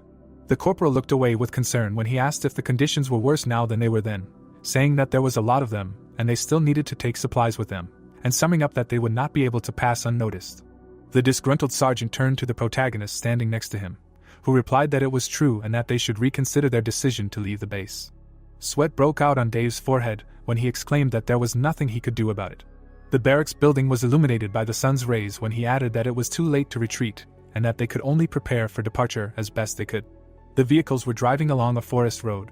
The sergeant gestured in front of him when he ordered the alarm to be turned on, and ordered the privates to go to the front of the vehicle. The man waved from behind the armored personnel carrier when he asked for the vehicle with the survivors to be sent to the middle, informing them that they themselves would be in the rear. The bald soldier sat behind the wheel. His armed comrades walked behind the cars. The guild leader stood next to Dave, who wondered if they could do it even though they were using military tactics, to which Dave replied that it was difficult to use more advanced formations in this situation, but that they had combat experience, so he thought they should be able to handle it. The protagonist looked confident, looking forward and thinking about how defense, damage, and healing were standard formations for various tactical games. The soldiers with weapons walked next to the cars, when the protagonist explained that the large vehicles would act as a barrier for them. The two sergeants turned in different directions when Rick added that there would be groups of guys nearby who could quickly engage in close combat. The other soldiers were casting various elemental magic when the leader explained that the vehicles carrying the survivors would be protected by awakened long-range support class. The cook and Dave looked at each other when the latter said that the problem was that they didn't know where the enemy attack would come from, and that the road was narrow so it would be difficult to retreat, and there was almost nowhere to go. Then he replied that they would clear it as they went. The guys in military uniforms were behind the cars when someone said that this mountain road was so dangerous that it would be better to quickly drive through on vehicles. The protagonist looked down thoughtfully, thinking that she understood his concerns. A sharp drop was shown when he thought about how more than half of the routes in the mountain range were dirt roads with sharp changes in altitude, and that not only were they uneven, but they also had places with descents and rocks, concluding that clearing such terrain pushed them to take unnecessary risks. The car was surrounded by armed soldiers when Rick decided that in this case, the plan with a quick crossing was appropriate, thinking that there was nothing to think about, because their formation was a real improvisation. The private looked towards the leader when he reported that the formation was complete. A satisfied smile appeared on the protagonist's face when he told them that they were moving out. A column of cars moved through the forest. Fellow soldiers walked one after another. Others watched the driver of the car. The dark-haired sergeant checked the civilians. Dave showed documents to the protagonist. His hand touched the map. In the distance, high hills were visible. Soldiers with weapons in their hands were standing nearby when one of them said that it was quieter around the unit than he thought. Then he was told that it was because the occupation effect was still in effect and that they would appear soon. The worried man looked away. Thick bushes were shown. Suddenly, indistinct silhouettes appeared there. The frightened private turned to the corporal standing nearby when he asked if he saw it, to which he answered in the affirmative, exclaiming that they were monsters, and then told him to hurry and inform headquarters. The guy turned away from his comrades when he accepted the order. The two men remained standing on the forest path. In the distance, green tree crowns were visible. A clawed hand touched the surface. The monsters bared their teeth and growled. Their pupils narrowed greatly. The pack of monsters rushed forward. They put their paws forward as they ran. Their powerful tails were raised up. The monsters surrounded the guild members from both sides. The dark-haired boy put his hand forward as he ordered all the survivors to take cover in the cars and the troops to prepare and be calm, reminding them that this was no different from fighting in the unit. Rick opened his mouth wide as he ordered them to focus on their weaknesses and stay stamina and vigilant, then exclaimed that shooting was prohibited, as more monsters would come to the sound of gunfire. A yellow circle appeared in front of the private with the shield. Streams of orange energy appeared in front of the two comrades as they accepted the order. Carl's mouth was wide open as he motioned for the creatures to begin. Dave, gritting his teeth, looked ahead as he said that it had been a long time since there were so many of them attacking. Cheryl frowned deeply as she exhaled sharply. The guild leader held a knife in front of him. He looked ahead with determination. The monsters approached the soldiers with abilities. Carl looked at the monsters attacking them as he told the privates to hold the line. The monster attacked one guy as he added that they should not let them get inside. There was a fierce battle going on around the cars. The monsters with red eyes were waving their tails. The sergeant frowned, looking away menacingly, as a loud scream was heard. He struck the monster. The monster flew back, crashing into its fellow. The brunette hit the creature in the face as he exclaimed that they had not seen each other for a long time. Another monster reached out with its paw to him, then Carl asked if this nasty chieftain wanted to deal with him. The dark-haired soldier looked forward menacingly. He attacked the monster in the face. The monster flew back, hitting the ground. The man gritted his teeth in anger. Behind him, the chieftains stretched their paws forward. The sergeant turned, looking back as he cursed, saying that at this rate they would get to the car. The boy bent his arm, protecting himself from the monster. A white glow appeared. The soldier attacked the enemy with a bright beam. Dave's mouth was wide open as he addressed his comrade, saying that they could not last that long, and that they needed to push them out so that they could not penetrate. The soldier created a barrier in front of the chieftain. The brunette put his hands forward, attacking the enemy when ordered to keep them away from the cars with survivors. The monsters approached the soldiers using abilities. Someone hit the roof of the truck. The woman hugged a crying child. The old man looked up worriedly. Cheryl's mouth slightly opened, looking to the side when they asked them not to worry, because she was nearby, reminding them that the military had a lot of combat experience, so they were sure to win. Sweat ran down the seamstress's face. The monsters were attacked by electric discharges. The soldier clutched the magic staff in his hand. Dave spun the weapon above him. He pierced the monster with it. The sergeant looked away, frowning. 3 beams came out of the chieftain's head. The monster stuck out its tongue, opening its mouth. Its body fell on another monster. The exhausted man stretched his hand forward, breathing heavily. His pupils suddenly shrank sharply. A dark silhouette appeared from the side, when it turned to the protagonist, asking him to look in that direction. The protagonist in front of him was fighting the monster, when it reported that there was another pack there. Rick turned around, gritting his teeth. The crowd of chieftains ran forward. They rushed past the trees, when someone exclaimed that they were coming from the rear.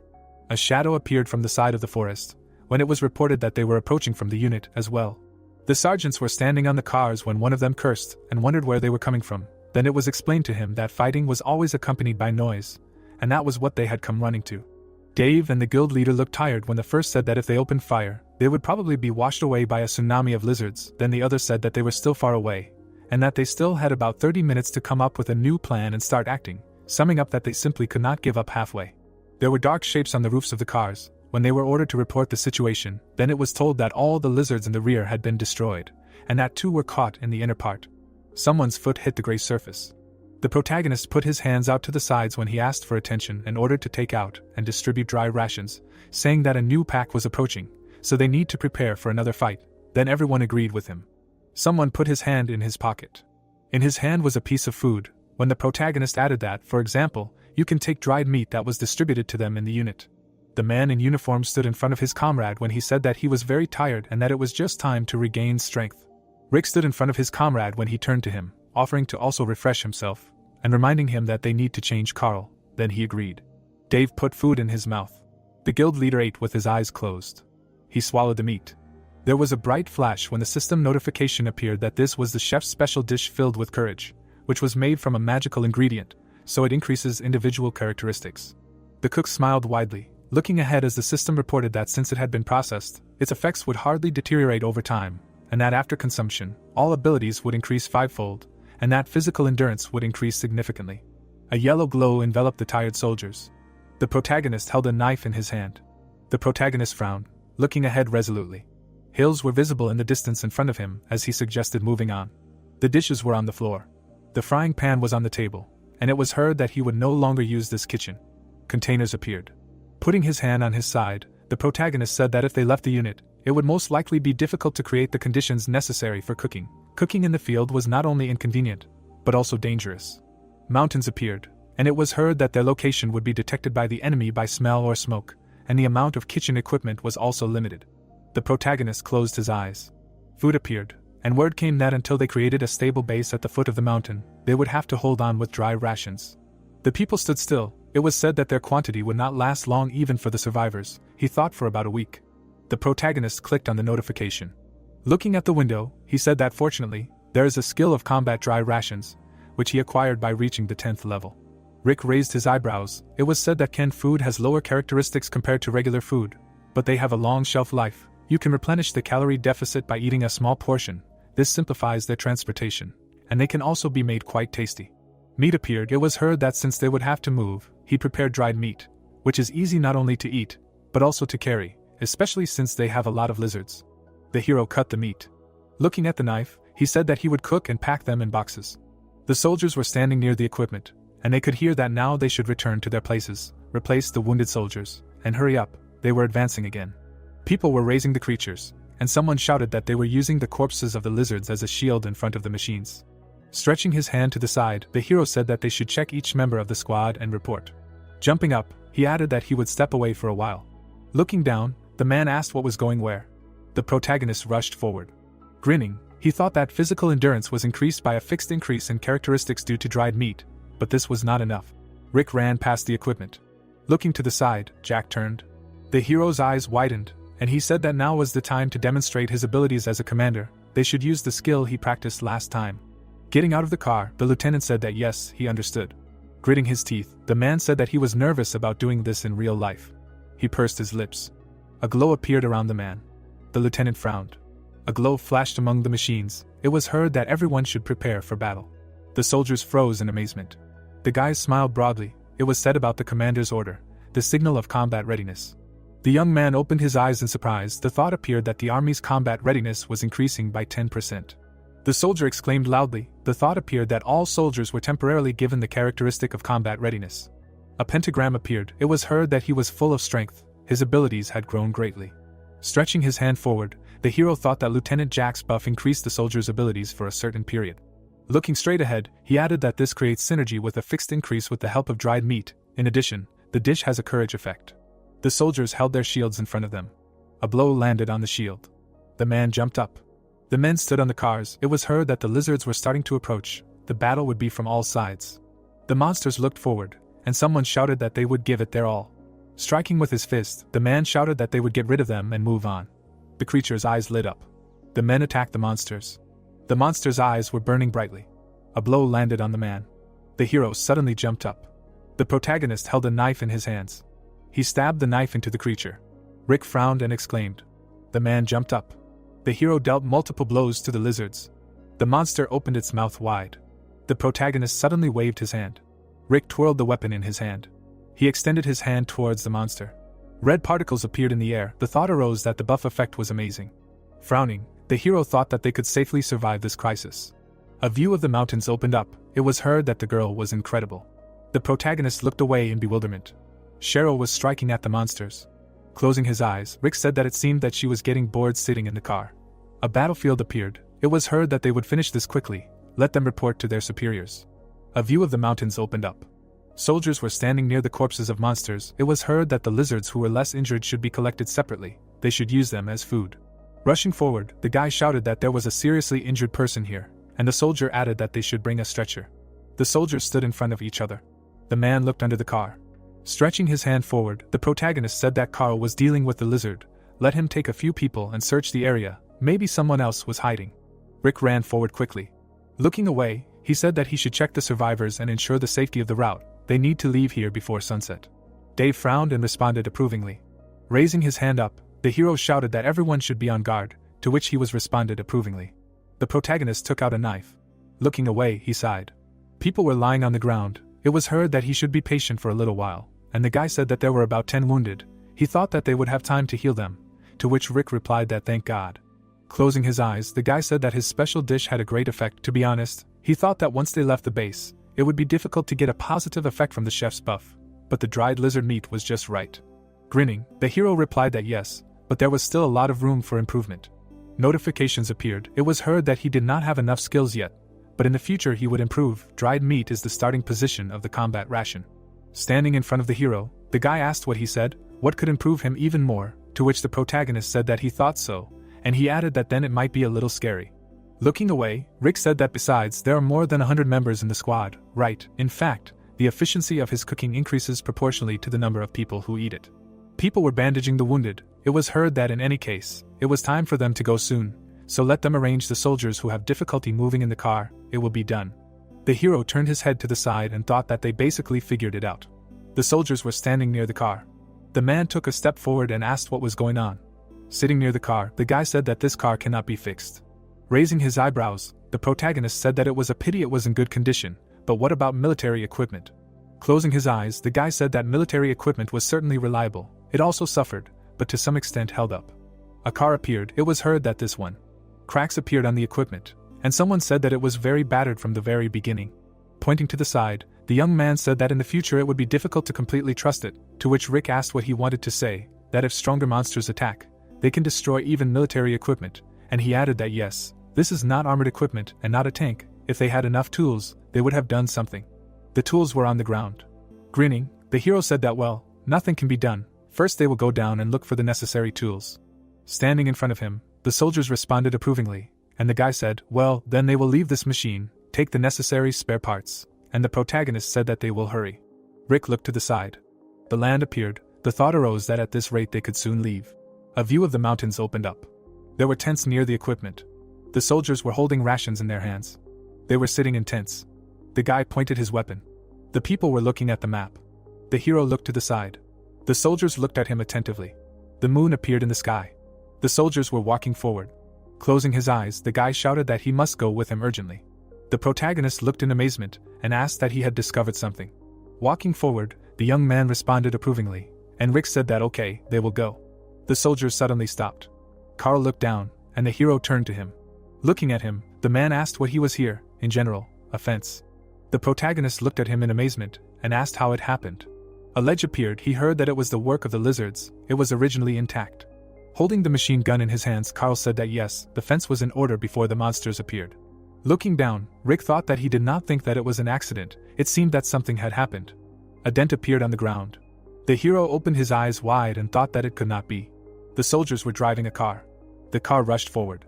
The protagonist sat on the edge of the cliff and thought that these were definitely traces of a car crash. Stretching his hand to the side, he shouted that he needed to check something. Let them give him binoculars. The man handed him the binoculars. Rick opened his eyes wide. Tree foliage appeared. The hero looked through the binoculars. The car was lying below. The protagonist frowned and thought that this was the car in which they left. A ledge of a hill appeared. It was heard that this was the aftermath of a collision with a vehicle. A car fell there, which was supposed to contact a higher unit. Was it true? The guy looked at him in amazement and asked, "What then? The corporals died here?" Holding the binoculars in his hands, the hero thought, "Damn, did they really end up like this?" The lieutenant clenched his teeth. A thought appeared that it was a big mistake for the lieutenant to let them go, although everyone was against it. The soldiers looked at him. It was heard that despite the fact that they voluntarily got involved, they should have stopped them. Frowning, the protagonist said that since these two were not awakened, they were helpless in the face of the monster's attack. Looking to the side, he added that if they had not come down from the mountain then, they would be with them now. The soldiers were standing near the ledge. It was heard that there were no bodies anywhere to be seen, and indeed, if they had died here, there would have been bodies, but there were none. Looking at the hero, Carl said that then perhaps they survived and went somewhere, to which Rick replied that if they had fallen from this height, they would have woken up with at least serious injuries. The hero looked down and said that either the monsters mistook them for food. The man clenched his teeth tightly. Standing still, the protagonist thought that he felt very sorry for these two, but perhaps they should pray that they were eaten by monsters. An overturned car appeared. A thought arose that for some reason he was restless. Why did he continue to expect the worst situation? Rick frowned and thought that they did not have time to remain in this position. The soldiers were standing near the car. Putting his hand on his side, Dave asked that there were no bodies, to which the hero replied that yes, he could not even guess anything. Taking the weapon in his hand, he added that first of all, he needed to continue cooking jerky. There wasn't much left. Standing in front of the hero, the man said that yes, they had caught enough lizards. Looking straight ahead, the hero heard that good work. The soldiers walked around the car. The thought came that ultimately, there was no other choice but to cook while moving, to maintain the condition of the squad members. The protagonist began to open the cabin doors. He opened the doors. Rick looked straight ahead. The thought came that they could provide themselves with lizard meat until they left their habitats. The corpses of the lizards lay in the cabin. The monsters suddenly attacked the cars. Stretching his hand to the side, the man shouted that they should stay in their places. Looking to the side, he added that if the formation collapses, then consider it all over. The soldiers attacked the lizards. It was heard that damn, there are too many of them. The girl struck the monster. Carl clenched his teeth tightly. He grabbed the creature. Its eyes lit up brightly. The hero cut the meat. Suddenly, a scream was heard behind the door. A blow flew across the wall. It was heard that they were coming there. The protagonist clenched his teeth tightly and thought that this was the fourth battle. A glow appeared in the air. A thought arose that there was no time to go out while he was preparing dried meat. The knife stuck into the meat. A thought arose that they should hold on somehow. The monsters attacked the transport. Standing in front of the hero, the man said that 5 were wounded. 1 person was seriously injured. He needed resuscitation. Frowning, the protagonist said that the damage was increasing. The soldiers were bandaging their wounds. It was heard that thanks to his special dish and the buff of the lieutenant's command, their abilities had improved. But the guy raised his hand up, and someone said that since they were constantly attacked, it was impossible not to get tired. Dave frowned and said that as the battles continued, it seemed that more and more monsters were flocking to the sounds. People were standing near the transport, and he heard some people talking about him. Well, many were saying that no matter how much he cooked the special dish, he was not alone in the fight. Looking at the soldiers, Rick said that they might think so. He understood them. Gritting his teeth, he added that even if his combat ability was good, among the standards of military training it was average, so he was trying to squeeze the most out of his abilities. Closing his eyes, the man said that that's it. These bastards don't even know how to be grateful. Don't worry, he'll shut their mouths. He smirked slightly. Raising his eyebrows, the hero thought that he had no doubt about it. Rushing forward, the guy shouted that he should come quickly. There was something strange on the road. Looking to the side, the man asked what else, and then said that they would go. Suddenly they rushed after him. The guy clenched his teeth and closed his eyes. The protagonist looked in bewilderment. The creatures walked forward. They took slow steps. The man opened his eyes in amazement. Rick froze in horror. The man held a gun in his hands. His leg was broken. It was heard that this was really it. Their eyes lit up. It was heard that they were zombies. Frowning, the hero said that they were wearing military uniforms. The people walked forward. It was heard that they were so creepy. Holding binoculars in his hands, the soldier said that the sign belonged to them, and the name tags on clothes appeared. Turning around, the man said that they were corporals, to which the protagonist asked that those two were from the transport team. Wide-eyed, he said that he hoped that this would not happen. Looking at the hero, Dave said that he would continue to attack, to which the protagonist replied that he should hurry up. The soldier rushed forward. The zombies were walking towards the people. They heard that everyone should stand in line, put the survivors in the car. The man opened his eyes in amazement. The man pointed his gun. The zombie was holding a machine gun in his hands. Frowning, Carl shouted that they were pointing a gun at them. The guys looked at him in amazement. The fighters opened their eyes in fear. The monsters suddenly rushed forward. Their eyes were glowing bright red. The soldiers began to put up shields. The guys hid behind them. They put up a defense. They heard that everyone should stay in place and prepare to attack. The man closed his eyes. The hero looked away in amazement. The zombie pulled the trigger. The monsters began to shoot towards the soldiers. Shots flew at the shields. Bullets bounced off them. The soldiers held back the zombie attack. Shots flew at the military equipment. The guy hid behind the car. A shot flew at the soldier, and someone shouted his name. The hero looked away in amazement. Running up to the private, the protagonist asked if he was okay, and then said that he should be patient for a little while. He would call a military medic now. Raising his hand, the guy replied that he was okay. Rick looked at him in surprise and objected. A bullet hole appeared. It sounded like it was very painful, but he survived thanks to his military uniform. Smiling, the hero said that thank God. Closing his eyes, the man said that they would take care of him, to which the protagonist replied that they should examine him thoroughly. Frowning, Rick thought that the military uniform made of monster skin, made by Mistress Cheryl, was simply amazing. The zombies shoot randomly, so there would be no fatal wounds. The zombies froze and wheezed. The monster pointed the weapon forward. He pulled the trigger. The men looked at him in amazement. It was heard that the attack had stopped. It seemed they had run out of ammo. Dave grabbed his head and shouted that great. He thought they weren't smart enough to change the magazine. He extended his hand forward and added that they would attack and finish them off before they could do anything else. The soldiers rushed forward. Carl clenched his teeth. The soldiers swung at the zombies. The guy swung his weapon sharply. A blow flew at the monster. The zombie fell to the ground. It was heard that nothing unusual. The soldier clenched his fist tightly. He grabbed the zombie's head. Carl clenched his teeth tightly. His eyes filled with rage. Blood spurted from the monster's head. The soldiers stopped in front of the monsters. Carl looked at his hand and said that the worst thing was to deal with a former comrade in arms as an enemy. The men stood still.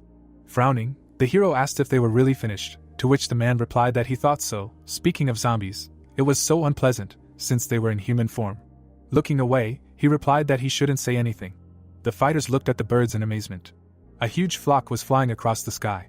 The ground shook, and they heard something else. The fighters ran near the cars, and someone shouted that the entire mountain range was making noise. He could even feel the vibration. Turning around, the man asked if it was really them, to which the hero replied that yes, they must have reacted to the sound of firearms. All the monsters in this area would run up. Looking away, Dave added what they should do now. Gritting his teeth, the protagonist thought that there was no time to hesitate. Standing on the car, he shouted that they would stop moving carefully here. The boys looked at each other in amazement as they heard the shooters change the settings, and the mages were also relieved of their firepower restrictions. The men froze near the machines. Looking straight ahead, Cheryl heard that they had to mobilize all their firepower. The soldiers frowned, hearing that the awakened long-range teams were boarding the vehicles and providing fire support from there. The privates would be running at full speed to deal with the clinging monsters. Frowning, the hero shouted that if they stayed away from the mountain range, there was a chance of success. They would leave here as quickly as possible. The soldiers were standing near the equipment.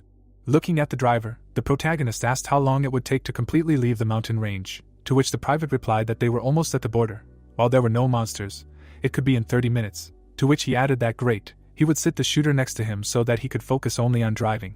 Stretching his hand out to the side, Dave shouted to hurry. With the exception of the privates, all soldiers were boarding military vehicles. People were standing on the roof of the car. It was heard that the shooters should take positions on the roof. The survivors looked at the soldier. The hero stood still. He frowned and thought that they would definitely get out alive. A view of the road near the forest opened up. The monsters were running forward at a rapid pace. The creatures were jumping over rocks. The animals were moving forward. The monster's eyes lit up brightly. The creatures began to attack the vehicles. The monster flew to the side. Shots were flying at the monsters. It was heard that they should not be allowed to block the leading vehicle. Let them secure the way forward. The soldier ran forward at a rapid pace. He clenched his fist tightly. Swinging his fist, Carl shouted that he was going away. Suddenly, he jumped up. The man struck the monster. The creatures scattered to the sides. The people looked at him in surprise. Turning his head, the man said that the speed of the cars was decreasing. Let them push all the monsters off the road, to which he was answered approvingly. A shot flew at the monster. The sniper fired at the creature. The shooter was lying on the roof of the car. Looking to the side, he shouted that he should bring more magazines. Looking at him, The guy responded approvingly. Suddenly, his eyes widened. The creatures began to descend from the cliff. The monster's eyes lit up brightly. Standing on the roof of the car, the guy asked what was going on there, to which he was told that this pack of wolves looked unrealistically strong. Turning his head, the man said that he thought he needed to see it. A species appeared that looked stronger than the lizards. The hero looked at him in surprise and asked again. The soldier pointed his weapon forward. He slightly opened his mouth. The monster took a step forward. The wolves rushed forward. The people looked at them in amazement. It was heard that they had 6 legs. They were so fast that the soldiers could not even get close to them. If they attacked the cars, they were in big trouble. Gritting his teeth, the protagonist shouted, "Damn, they looked very hungry." Looking down, he thought that they looked much closer to predators than the lizards. What should they do? It is difficult to move troops while the car is moving. The meat appeared. The thought arose that they should wait, perhaps. The guy held back the monster's blow. Gritting his teeth, the man shouted that they were difficult to attack. Stretching his hands forward, he added that they had enormous strength. It would be difficult to hold on for long. The monster stuck out its tongue. Its eyes lit up brightly. The man froze in bewilderment. The beast looked at him. Suddenly, he jumped up. The wolves began to grab the meat. The monster grabbed a piece. The wolf grabbed the meat. Looking at him, the soldier shouted, "What the hell?" They were distracted by eating the lizard meat. The soldiers watched the monsters. They could hear that they were reacting. There was enough lizard meat, so they would throw it to them in moderation. Frowning, the hero thought that it was as expected. The wolves looked at them furiously. It seemed that they were rushing at them with the intention of tearing them apart. But when they saw the meat, they immediately became obedient. They were definitely different from the lizards, who first planned a strategy and attacked. The creatures ate meat. It seemed that they were strong and also predators. If there was food in front of them, they would always choose it. Rick's eyes sparkled and he thought that if they found their weak point, they could easily defeat them. A notification appeared that the chef's eye skill was activated. The monsters were being analyzed. A notification appeared. It was said that the secret of a novice chef was received, enlightening the opponent's weak point. Grinning, the hero thought that this was their weakness. The corpse of the monster lay on the ground. The wolf lay in a pool of blood.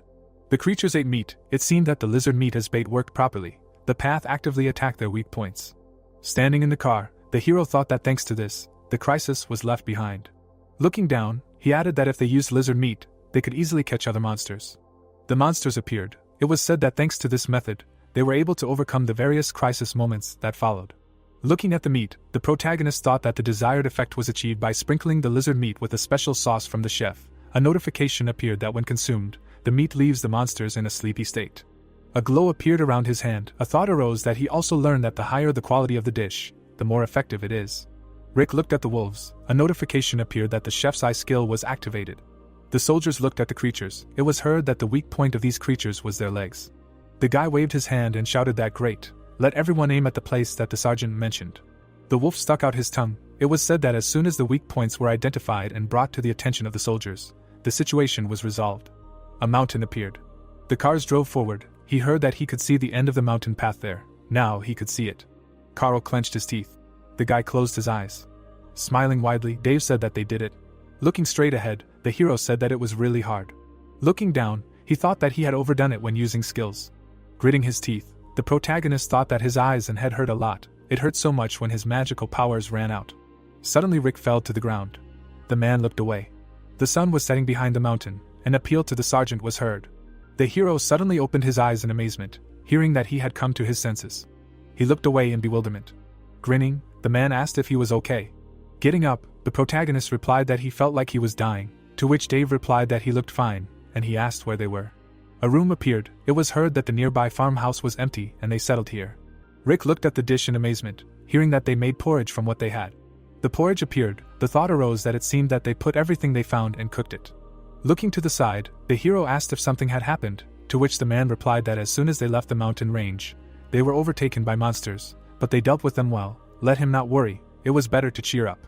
The protagonist looked in surprise and asked that they took care of their bodies. Smiling broadly, the man said that of course, their meat and skin are excellent resources. A glow appeared around the girl. It was heard that even now Carl and the guys were collecting them. Mrs. Cheryl was dealing with those they brought. Looking to the side, Rick said that everyone had a hard time. Running into the barracks, the guy shouted that the search party had returned. Dave looked at him and asked him, "What's wrong? Let him continue to rest." The hero touched his hand. He grinned and said, "No, he needs to get up already." A map appeared. It was heard that Kurt wanted them to go west. His prediction coincided with their thoughts, and the Inya side was wider, and he thought it would be more familiar to them. Raising his hands, the guy said that moving in that direction was like an act of suicide, to which the protagonist asked why. Raising his eyebrows, the young man said that as he probably guessed, judging by what they heard, there was nothing but hell. A view of the city opened up. Monsters were crawling onto the building. It was heard that the commotion caused by the monsters led to the appearance of new monsters, and people killed by monsters wandered around the city, turning into zombies. The eyes of the creatures lit up. It was said that the whole city was full of zombies and monsters. Dave crossed his arms and said that he was serious, to which Rick replied that the city had become a huge nest. Entering it would put them at a disadvantage. Frowning, the soldier said that he was right. The large number of buildings and vehicles would limit the cost. Even moving along the road would be difficult.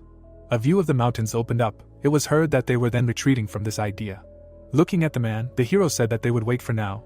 Perhaps it would become clear when they regained their strength a little more. They could not enter the city when the wounded were not fully treated. A glow appeared around the people. It was heard that even now the two healers were working at the limit of their capabilities. If the number of wounded increased, there would be fatalities. Standing next to the hero, the fighter asked what they should do now, to which the protagonist replied that if they needed to move out soon. He put his hand to his face. Dave crossed his arms. Frowning, Rick asked what about it. They would go to the official residence of the unit. Smiling, the man said that it was great, since it was a dormitory for the leadership, there might be something useful there. A map appeared. It was heard that, unlike the city center, it was advantageous for them to have a building in the wilderness. It was not far from here, so there would be fewer dangers along the way. The guy suddenly exclaimed in amazement. Grinning, the hero thought that after descending the mountain, the main thing was to provide a base for further activity. The official residence could serve as a worthy base. A view of the sky opened up. It was heard that then let them gather everyone, make a plan before sunset. The people were standing near the military equipment. It was said that heading to the residence, it was decided not to take all the members of the squad with them. Stretching his hand forward, the hero said that they were organizing themselves into 3 groups of 10 people, each of whom could transmit messages to the guild. The soldiers looked at him. The thought arose that due to the lack of firearms, the shooter decided to guard and protect the farmhouse. Looking at the guy, the protagonist said that there was little ammunition, they would have to save it, to which the young man responded approvingly. It was said that the leader of another group, Mrs. Cheryl, decided to join his group. Standing in front of him, the girl said that although she was appointed as a leader, she still felt awkward with the members of the squad. But everything worked out. The thought arose that she was one of the few in their ranks who survived in the destroyed city. They need to find a good use for her knowledge of survival. The other 2 groups also included 1 survivor each, and this was the end of the preparation. Stretching his hands forward, the guy asked if the criminals could be trusted, to which Rick replied that now that everything had changed, they would give them a chance. Closing his eyes, the young man shouted that they would do anything if they would cook them a snack after work. The hero looked to the side and thought that while they were there, nothing special should happen. Raising his hand up, he said that if 30 people move together, they will immediately stand out, so they will go different routes and meet in front of the residence. Carl looked to the side. Dave was holding a bag on his shoulders. The protagonist looked at the soldiers. Smirking, he said that they will go too. Cheryl smirked, hearing this. People looked at them. It was heard that they should return safely, should be careful. The soldiers moved forward. They were climbing the mountain. Looking to the side, Rick said that as he heard the last time, the survivors were mainly operating in the city. Why? Raising her eyebrows, the girl replied that, to put it bluntly, they had no choice. A destroyed store appeared, and it was heard that the places where people could get food were the centers of greatest activity. A man picked up a product from the floor. It was said that monsters and zombies are scary, but hunger is no less scary. Walking forward, the hero said that it was true, to which Cheryl replied that she could not tell how lucky they were that they joined them and hunger was no longer a threat. Before that they had to risk their lives every day to get food. Looking away, the protagonist thought that she had been through a lot, and then asked that it was not hard in the city. Raising her eyebrows, Cheryl said that he said that the buildings blocking the view would be an obstacle, but not for them. People were standing at the entrance. It was heard that because they could act stealthily. The residents rushed forward, and someone said that even if they were discovered by monsters, there was an opportunity to escape between the buildings. In an open area against monsters there is no choice but to die. Walking forward, the protagonist thought that it meant that the obstacle for them, on the contrary, was an advantage for the survivors. The soldiers walked through the forest. It was heard that there were still people left in the city. When she was in the city, she often met other survivors. Probably people were still hiding somewhere. Pursing his lips, Rick thought that of course, they were not the only survivors. The hero stood in front of the soldiers. Dave crossed his arms. A thought arose that the reason they decided to go down the mountain was to ensure supplies and strengthen their power. The lieutenant talked to the survivors. A thought arose that just as Ms. Cheryl's group joined them, someday they should expand their unit due to the survivors. The people were sitting on the bed, and the hero thought that if you blindly accept them, there may be criminals among them. Rick closed his eyes and thought, damn, my head hurts. The girl took a step forward. Stretching her hand out in front of her, she said that he should stop. Turning his head, the hero asked what was going on. Cheryl's eyes widened. Looking at the soldiers, she said that she could faintly hear the sound of heavy breathing, thinking that there were zombies somewhere here. Zombies were walking down the street. It sounded like they really were zombies. Fortunately, it seemed they hadn't noticed them. Lowering his head, the protagonist said that if it weren't for Cheryl's leader, they would have been in big trouble. To which the girl asked that he said that he didn't know much about zombies, and he added that she could find out something else for them. Lowering her gaze, Cheryl said that most zombies were weaker than monsters, but some retained human habits and could sometimes act mysteriously. The monster was crawling under the sewer. It sounded like they were seeing the one moving in the sewer. The creature's eyes lit up brightly.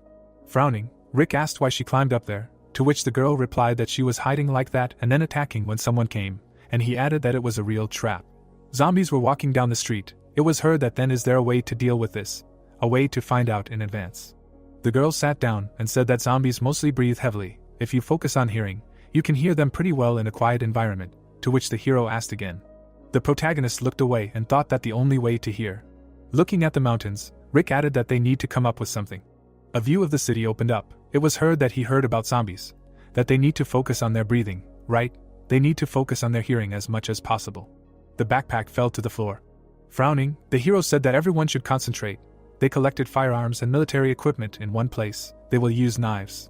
The soldiers were tired. It was heard that when they entered, in order not to cause a crowd, the leader and a few people would go to the front. The rest were responsible for the perimeter near the official residence. Frowning, the protagonist shouted that they were moving. The soldiers rushed forward. They ran towards the building. Dave ran ahead of everyone. The people crouched near the entrance. The girl looked ahead. A glow appeared in the air. A flight of stairs appeared. Frowning, Rick thought that he could hear from all sides. The hero looked to the side, hearing that there were too many of them, in which case it would be difficult to determine the location, what they would do. Sitting on the floor, the protagonist said that there were only a few wandering along the corridors, to which the man replied that it seemed that most of them were hiding. Looking straight ahead, Cheryl said that she also encountered so many zombies for the first time. Pursing his lips, Rick thought that in addition, there were also bosses among them. Looking at the man, he said that it was worrying, maybe they would retreat first and observe the situation. To which Dave replied that it was good, they would check the situation around the residence, and then return. Turning around, the hero said that starting with him. Suddenly, he opened his eyes wide. The zombie was looking at Carl. The man opened his eyes wide. The monster opened its mouth. Suddenly, a knife flew at him. Looking to the side, Carl exclaimed. The guys looked at him in amazement. The girl opened her eyes in fear. Dave frowned. Suddenly, the hero swung his fist. He clenched his teeth tightly. The knife was stuck into the monster's head. It was heard that they would hurry up. They would come running here. The zombie climbed the wall.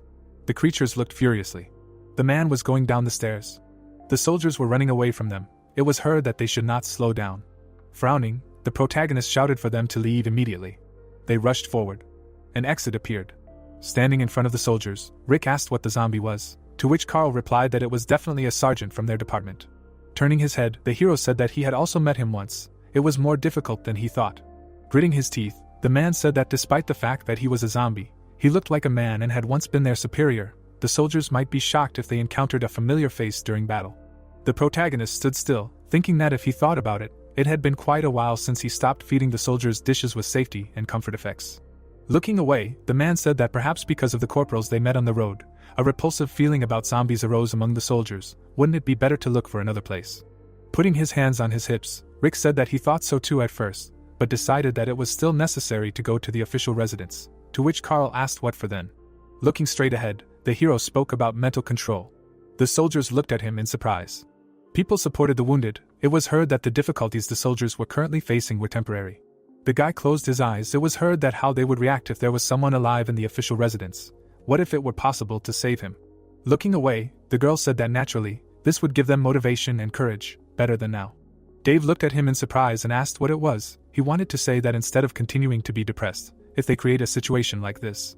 Looking at him, the protagonist said that they visited the residence to check if there were survivors. He thought that alone was of great importance. The soldiers exclaimed, standing in front of him. The mountains appeared. It was heard that then how he plans to act from now on. First they will safely lead the people inside. The layout of the room appeared. It was said that the meeting to develop a strategy for attacking the residence continued. Looking down, Rick said that these buildings are similar to dungeons, where you can never guess where the enemies will come from. They must cope. the thought arose that but if they are attacked and bitten, then let him consider that this is the end. Raising his finger up, the man asked that he could gather all the magicians and combine magic with their powers as much as possible, to which Carl asked that he wanted to demolish the official residence. The hero grinned and said that this plan should also be considered, to which he was asked if he was serious. A view of the building opened up. It was heard that it was fine, this would be their plan B, then what about plan A? The protagonist crossed his arms and said that they would eat first. Rick held a frying pan in his hands. Looking down, he thought that their combat power was not inferior to that of the zombies, but simply increasing their characteristics would not help them. A fried ear of a monster appeared. It was said that huge ears helped to determine the location of the predator and prey. Looking down, the hero thought that this should help them to some extent recognize the distinctive features of the zombies. Food appeared. The thought arose that it was good that he had prepared it in advance. The grilled aliver ears were filled with the calmness of a low-ranking chef. Dishes prepared from magical ingredients have an enhanced effect. A view of the mountains opened up. It was heard that it tasted like pork neck. The soldiers were talking to each other, and someone said that it would be ideal with rice and lettuce. The fighters were holding plates in their hands. The thought arose that all the characteristics were increased by 5. The magic of the all-hearing aliver penetrated their bodies. A glow appeared around the man. The soldiers gathered in the crowd. It was heard that they should open their status windows. There should be a strange characteristic. Why did he suddenly scream? The man looked away in bewilderment. He froze, hearing that what he was talking about. It was he who screamed. It was said that he temporarily acquired the characteristic sensitive hearing. The soldiers were talking to each other, and someone shouted that he had some strange sensation in his ears. Everything around was so loud, it was hitting his ears. The hero grinned and said that they would move out. The fighters quickly ran through the city. They ran through the room. People rapidly developed speed. Loud sounds were heard in the ears. The monster's eyes lit up brightly. The soldiers were striking them. The girl was fighting a zombie. The man stretched out his hand to the side and shouted that there was another one in the closet, to which the boy replied that he should speak more quietly. The fighter struck the zombie, and someone said that they could determine the enemy's location by sound. He did not believe that that food could do such a thing. Standing behind the wall, Cheryl said that the downside was that their ears hurt. The thought arose that their brain functions must not be optimized for such hearing. Looking to the side, the hero thought that since the zombies did not have good fighting power, as long as they knew where they were, everything would be fine. The soldiers looked furiously. The guy looked down. The thought arose that otherwise, they would quickly lose. The zombie's eyes lit up brightly. The knife rushed towards him. The protagonist struck the monster. Cheryl looked away in fear. Rick pulled a knife out of it. The zombie fell to the floor. Frowning, the hero said that some of them attacked silently. The corpse lay on the ground. It was heard that they had been here too long. Looking straight ahead, the protagonist shouted that they were heading to the officer's house, running to the next floor. The fighters closed their eyes and responded approvingly. The room appeared. It was heard that they would go. The thought arose that they would be able to finish this without force majeure, working at such a pace. Bloody puddles appeared. Taking a step forward, Rick asked that he was already here, to which Dave replied that he was late. Turning his head, Carl said that they had already taken care of most of them, to which the hero responded approvingly. The corpses of the soldiers appeared. It was heard that in that case, he almost felt sorry for these zombies. Well, they don't even have any attack skills, so. The protagonist looked at him in surprise and asked that there was only one left. Frowning, the man said yes, the battalion commander of the unit, a major. Rick's eyes widened and he asked again. The zombie was sitting on the floor. Suddenly, he exclaimed in anger. Looking at him, the hero thought that seeing the highest-ranking person in their unit in such a position. The man stretched his hand to the side. The thought occurred to him that he did not look like the indecisive Lieutenant Jack. He frowned, and the hero thought that he was a soldier among soldiers. Everyone knew about his leadership abilities. Lowering his head, the protagonist said that he wanted to deal with the battalion commander himself. Grinning, Dave answered approvingly. The people smiled, hearing that on behalf of the master of the Guild of the Steel Legion, let him finish this. Rick looked forward silently. Suddenly, he grabbed a knife. The zombie stood in front of him. His eyes lit up brightly. The hero shuddered, looking at him. The monster opened its mouth wide and screamed. The protagonist dodged his attacks.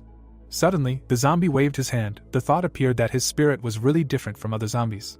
Rick lowered his head down. A glow appeared behind him. The hero dealt many blows to the zombies. Blood oozed from the monster's wound. It was said that he would never forget the strongest warrior spirit that he showed them. People watched the fight in amazement. The protagonist looked to the side. A bright beam appeared. The monster's head fell to the floor. The knife was covered in blood. Rick closed his eyes and thought that under his leadership, he would turn this guild. Frowning, he added that into the strongest army and would protect it at any cost. People stood near the flames. The zombie bodies burned in the fire. The soldiers looked straight ahead, listening to the names. The man closed his eyes. Looking at the fire, the hero said that they were excellent soldiers. He looked down. The protagonist held the dog tags in his hands. The soldiers looked at the flames. A thought came to mind that they should let them rest in peace. Black smoke was flying in the air. Standing at attention, the soldiers heard that they had held a funeral, so they would not dwell on it anymore. Now they would only focus on those who survived. Understood. The protagonist pointed to the side. A thought came to mind that after they had dealt with all the personal attachments to the dead during the funeral, the work of turning the officer dormitories into their temporary base began in earnest. Traces of blood appeared on the walls. It was heard that from now on they would carefully destroy any traces of zombies.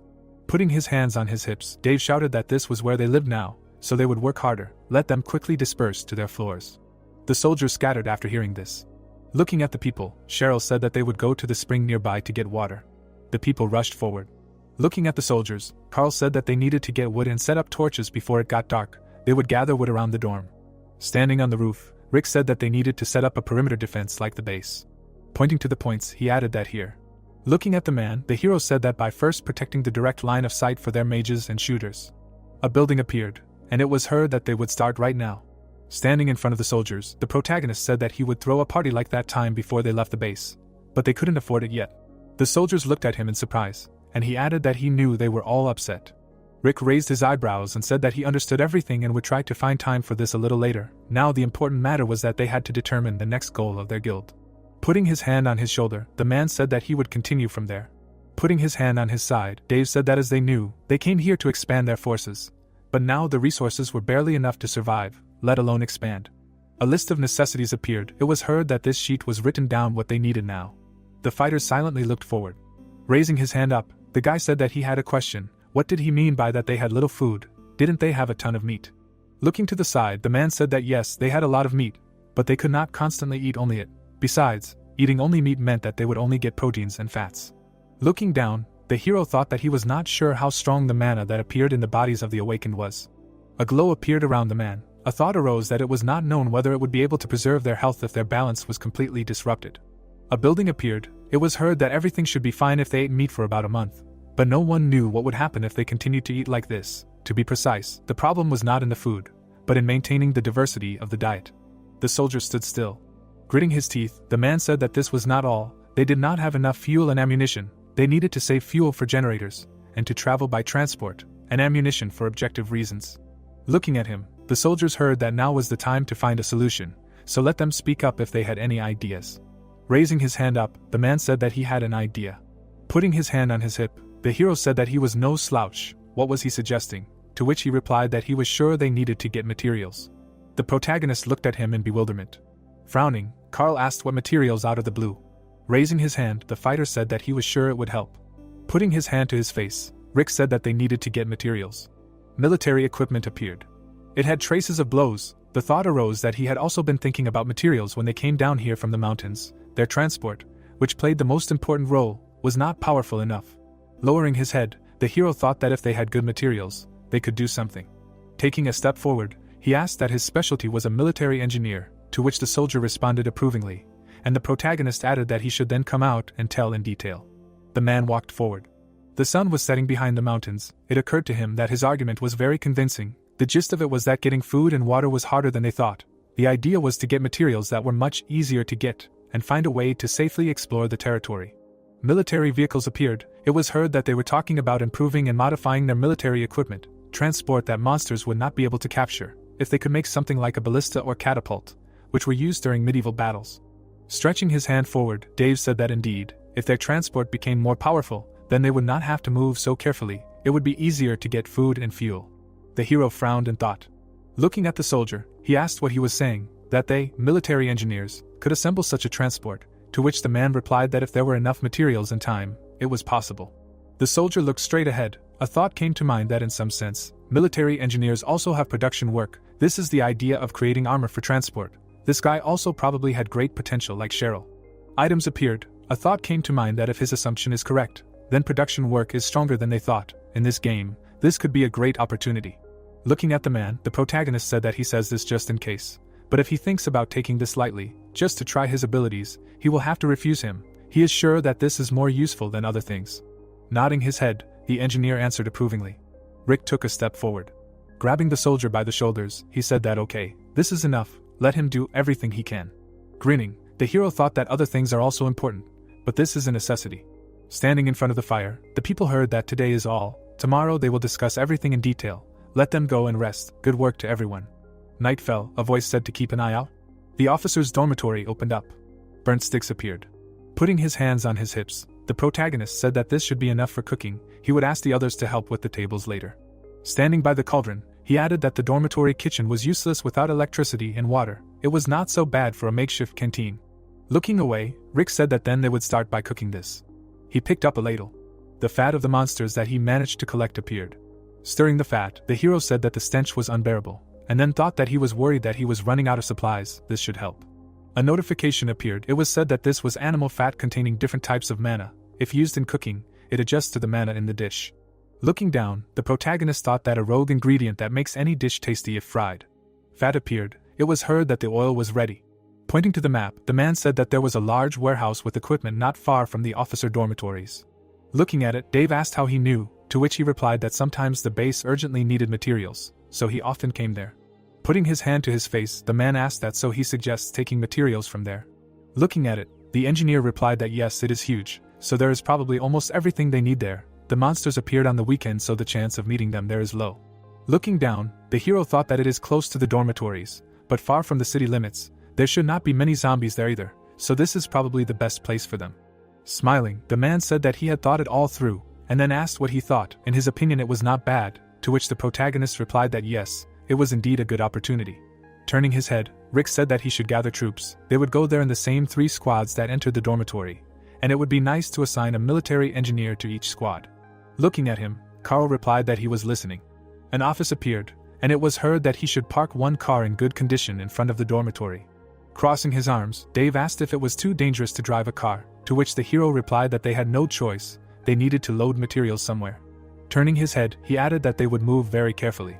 The soldiers climbed into the car, it was heard how many wounded they had. Frowning, the guy replied that 3, fortunately, were not seriously injured. Peeking out from behind the car, the protagonist said that okay, they were safe, so let him take care of them, and let Carl watch the route. Looking at the driver, Dave shouted that they were going at maximum speed, to which he replied that he understood. He pressed the gas pedal. The soldiers rushed after the car. Frowning, Rick thought that they had reduced the noise as best they could, but it was impossible to prevent damage.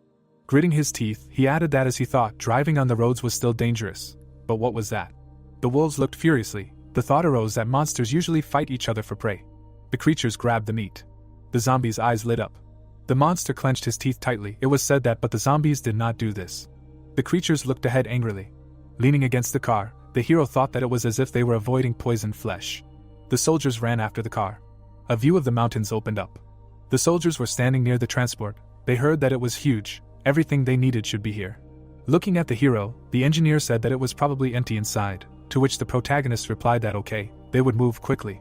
The girl looked at him, hearing that they should guard the entrance, to which she replied that he should not worry. Looking at the squad, Rick said that the engineers should explain to the soldiers what they needed, the rest should just grab what they were told and run out. Frowning, he shouted for them to come in. The fighters rushed forward. They were rapidly approaching the entrance. The people froze in amazement. They opened their eyes in surprise. The hero's gaze froze in place and he asked what it was. All the materials were lying on the floor. It was heard that it was a mess, there was an earthquake, or something, everything was scattered. Frowning, the protagonist said that they shouldn't worry, they just needed to get the materials and get out of here, they should hurry. The soldiers entered the warehouse. They heard that they were moving quickly. Let them leave the passage free so that they could transfer everything to the car. The man looked down. Materials appeared, and he shouted that here, let them take steel plates, there are a lot of them, so let them move them carefully. The soldiers took the materials in their hands. They began to drag them. Suddenly, the people shuddered in amazement. Gritting his teeth, the man asked what the sound was, they heard it too. Looking at the hero, Dave said that there was something there, to which the protagonist replied that damn, he thought everything was going suspiciously well, everyone take a fighting position. The man grabbed a knife. The soldiers rushed forward. Suddenly they stopped. Rick opened his eyes in amazement. A glow appeared around the slabs. Suddenly they began to rise upward. Purple light flew around them. Looking at them, the guy shouted that the warehouse was moving on its own. The materials hung in the air, and someone shouted that there was black energy in the back of the warehouse. The objects on the floor began to fly. Purple beams flew around them. Suddenly, the materials began to connect with each other. A structure of them appeared. It was heard that it was uniting and taking shape. "What the hell?" The hero froze in amazement and thought that it was a monster. The creature looked at them angrily. Its eyes were glowing yellow. Suddenly they glowed brightly. The monster screamed furiously. The soldiers looked at it in fear. It was heard that it was a bear of steel. It seemed strong. Looking to the side, Carl thought that he had never seen such a monster. Dave froze in place. Gritting his teeth, the hero thought that but they had also been through a lot. Grabbing his weapon, he added that they would see how they were similar. The soldiers rushed forward, hearing that they should take fighting positions. The building is standing. Glass flew out of the windows. A girl in a pink sweater runs. Cheryl runs and wonders how huge it is. A leg pushes off the ground. Hair flutters in the wind. The monster scatters soldiers in front of the shocked girl. A paw hits the ground. One of the scattered soldiers notices that the monster is too strong. Dave stands up and gives the order for the soldiers to get the jerky. Carl plunges a knife into the creature's skin and shouts that the monster's body is covered in iron plates, and notes that their attacks do not work. The monster exudes an aura. The soldiers fly away from the monster's aura. The protagonist stands up and realizes that even his physical skills are of no use. The protagonist stands in front of the creature and notices that the monster is stronger than he thought. The beast hits the ground.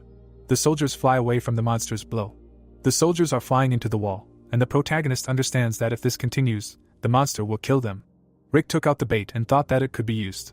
The protagonist looks at the creature and remembers that the bait worked when they were descending the mountain. The hero ran towards the monster, believing that the bait should help.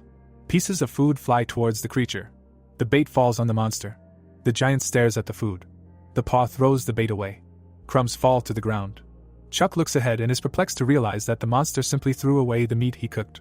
The huge object walks towards the protagonist, who cannot believe that the monster simply refused the meat and thinks that it simply did not like it. The monster stares at the protagonist, who screams that the bait did not work. The soldier kneels and screams at Rick that they are failing and they need to retreat. The protagonist put his hand out in front of him. The hero clenched his teeth. Smoke fills the room, and the protagonist gives the order to retreat, adding that they should move slowly to avoid an attack. Paulson moved his hand to the side and ordered the wounded to be loaded into the truck, and also repeated that the soldiers should retreat as quietly as possible. The protagonist runs and thinks how the monster dared to throw away his food and that later it will definitely regret it. The monster stopped in place, and someone noticed that it was not pursuing them. The soldiers opened the gate and thought that most likely it was a species that is tied to the area. The man turns the steering wheel and shouts for the people to quickly climb into the back. The car drives, and the soldiers shout for the driver to step on the gas. Clouds float across the sky. The car is surrounded by people, and the protagonist is asked to forget about the materials for now. The man stands next to the hero and continues that the materials are not worth the lives of soldiers. Carl looked away and added that with their current strength they would hardly be able to defeat the monster, and asked the protagonist if he had recognized any weaknesses. Rick tilted his head and replied that he had figured out what kind of monster it was, but it wasn't that simple. Cheryl looked at the protagonist and asked about the creature's weaknesses. The creature was standing, and the system window showed that Mac was surrounding itself with hard materials for protection, and the protagonist realized that in order to cook the monster, it was necessary to remove its frame and cut the meat inside into small pieces, and summarized that it was necessary to remove all the plates covering the creature. The protagonist put his hands on his belt and told the people opposite that the monster's internal black energy was its skeleton. The protagonist stared ahead and wondered how they were supposed to do this, and then remembered the words of an acquaintance who said that it was not necessary to get these materials and realized that they could find a store with equipment somewhere else. The monster looked at the bait, and the protagonist said that he couldn't come back like that. Paw throws the food aside, and the protagonist continues that his meat did not work on this monster, and added that at first he thought the monster could not eat because it was made of iron. Carl stands in front of Rick and says that the description of the skills suggests that it is still an organism, and the protagonist assumed that it must eat something. Paulson turned towards the heroes. Paulson rushed towards the heroes and shouted that the monster is metal. A group of people look at Paulson and ask for more details. The man raised his hand up and said that there were teeth marks on the pieces of metal. The group of people stand in confusion and ask Paulson if he is sure in his words and whether it could not just be rust. Pieces of metal are lying on the ground, and the man said that engineers are able to identify materials and added that rust is definitely not the cause. Dave scratches his head and says that he does not understand how to feed metal to a monster, and jokingly added that you can sprinkle the metal with spices. The protagonist looked down and shouted sharply that he understood how. The girl looks at the hero in horror. Paulson turned his head towards Rick. The protagonist spread his arms to the side and said that he had some oil left that he made in the morning and offered to fry the metal plates in it, and also added that the boots would be good if fried. The men stood in shock and one of them suggested that, most likely, it could be tasty for the monster. Rick moved his hand to the side and added that, in any case, they would not be able to win by fighting directly, and that they should try, since they had nothing to lose. Paulson smiled broadly and agreed that Rick's method should be tried. The protagonist looks at the man with a smirk. Clouds float across the sky, and the hero shouts that they need to get ready and see if they have any free iron plates, and someone noted that the hero said all this too angrily and most likely he hates the monster. A piece of iron floats in oil. The hero looks at the vat and shouts menacingly that how could a giant refuse his food, and added that he will force him to accept it. Rick stands in front of the system window, which says that he is preparing oil for frying a metal plate, which is filled with a sense of defeat of a low-level chef, and added that this is an alloy dish, generalized by mixed magic for a deeper taste, and summarized that the culinary product goes beyond ordinary cooking. The hero looks at the system window, which reported that he, the first person to discover a new frontier in cooking. Office supplies are lying on the table, and the system window message added that even the best chefs rarely try to cook from inedible ingredients, and many chefs are limited by these limits and cannot move on to the next level. The hero stands in front of the vat of oil, and the system summarized that he is not an ordinary chef, and the protagonist at this moment thought that frying metal plates matters. A system appeared where it was written that a reward awaits those who pave the new path. The reward is an increase in limits. The protagonist stands in complete shock from the increase in limits. Soldiers stand around the stone. Paulson says that engineers have the ability to analyze metal. With its help he can say for sure that this is an iron plate. Dave asks to say that it has become stronger. The plate is lying on a rock. The engineer replies that unfortunately no, adding that the metal's efficiency has been reduced to a near minimal level, making the plate useless, to which Rick asks what. Rick looks at Paulson and says that not only has this not increased the plate's strength as he thought, Dave asks him that if the monster likes it then what difference does it make, and the guy with the tousled hair says that's true. Paulson looks up and declares that this is an amazing achievement.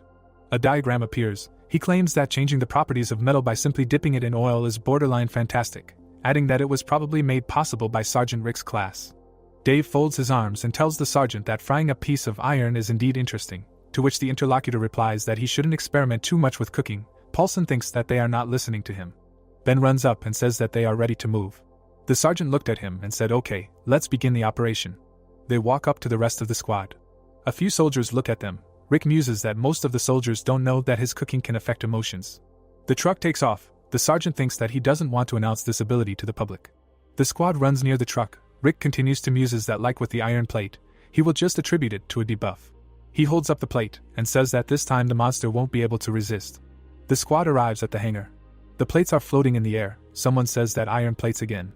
The guy with dark hair says that the first time they came here, he was confused by the mess, and adds that it seems that the monster covers itself with these materials to form some kind of shape when the enemy approaches. The soldiers move closer to the entrance. Black smoke forms. Someone says there it is and orders everyone to be on guard. Rick shields it with his hand and determines that it is his skeleton. The iron approaches the sphere. The sergeant thinks that the monster is enclosing the shadow in the center to protect it. Rick picks up a fried iron plate. He places it on the ground and thinks that now is the time for the crunchy metal. He looks forward. Purple lights appear around the shadow. The plate rises into the air. The sergeant thinks that this is a special treat just for the monster. The plate begins to fly.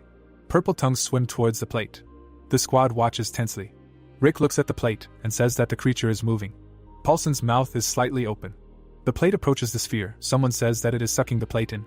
Rick looks down and says that the monster was easier than they expected and adds, "Come on, don't choke." A purple aura surrounds the plate. It begins to swirl. The plate disappears. The squad looks forward. Cheryl raises her hand and states that it has become quiet. There are doors. Someone asks if the plan worked. The wind blows through the steel structure. A black creature appears among the rubble. It opens its mouth. The monster bites the plate. The soldier asks if it was always this small, and adds that it is quite cute. The soldier grabs John by the shoulder and says that he cannot believe that this is the scary monster. John replies that it is all because of the fried metal plate. Dave looks at Rick and asks why the creature is so calm. The sergeant looks up. The monster looks at him in fear. The guy says that the effect of this dish is defeat, and that now it is just a small creature, trembling, just a small creature, trembling in fear of enslavement. Dave smiles and says that Rick really defeated it, to which the guy suggests that they quickly end this, and adds that they should deal with it painlessly. Paulson points at the monster and tells Rick to take a look. The guy and Dave turn their heads. They are standing around a metal plate. The sergeant notices that it is unusual. A panel appears around the eye. A notification appears to begin analyzing the material. The next notification says that it is a metal plate of maca, enhanced with magic. Rick looks surprised and mentally asks that the iron plate is identified as an ingredient, and adds that this is what means unlimited in ingredients. There is a plate on the floor. Rick says that this is not an ordinary plate. Someone asks what it is then, to which the answer is that this plate is enhanced by the monster's magic. Dave turns his head and says that it is not surprising that their attacks did not work, and Paulson notices that it is the same, despite the fact that it is no longer lying near the monster. He places his hand on the plate and states that this magic-enhanced plate can be useful. Paulson looks at Dave and says that it would be cool to use it and asks if they can't keep the monster alive. A question is heard from beneath the building asking what he means by keep the monster alive. The warriors look at him and ask what he means and if he wants to just let the monster exist. Rick looks down and says that he understands Paulson but it's too dangerous. The engineer looks forward. The monster is on the floor and the sergeant continues to say that it calmed down after eating the contaminated plate, but they don't know when it might want to kill them next, and Dave says he's right. Paulson counters that they could use the ability to create something cool and says that it's unwise to waste such an opportunity. Rick scratches his chin and considers what to do. Paulson stands in front of the soldiers and says that it would be nice if the monster helped them and that if they locked it up somewhere safe it wouldn't be dangerous. To which Rick responds by saying that he's serious, and Dave says that he can understand that because it would be stupid to pass up an opportunity like that. He looks at the sergeant and asks if he can give up the cooking ingredient. Rick looks at him and says that of course he can't. Paulson looks at him and smiles. The sergeant looks at Dave and says that they should try. The soldiers stand near the monster. The creature grins. It's locked in a cage. Rick looks at it and says that it's staying here and adds that it shouldn't even try to escape because they got rid of all the iron. The monster growls and the sergeant asks him if Michael understood him. The soldiers load the materials into the truck. One of them notes that it's not regular iron. Another asks why it's so strong. Dave and Rick stood nearby. Dave noticed that the engineers were very excited. Rick replied that they were, and that was good. Paulson approached them and thanked them for trusting them and making the protection of the materials a priority. The soldiers continued loading the iron structures. The sergeant said that their work was done and they had delivered all the necessary materials, and then asked if they had a further plan of action, to which the soldier replied that they did, and besides, they were preparing something amazing.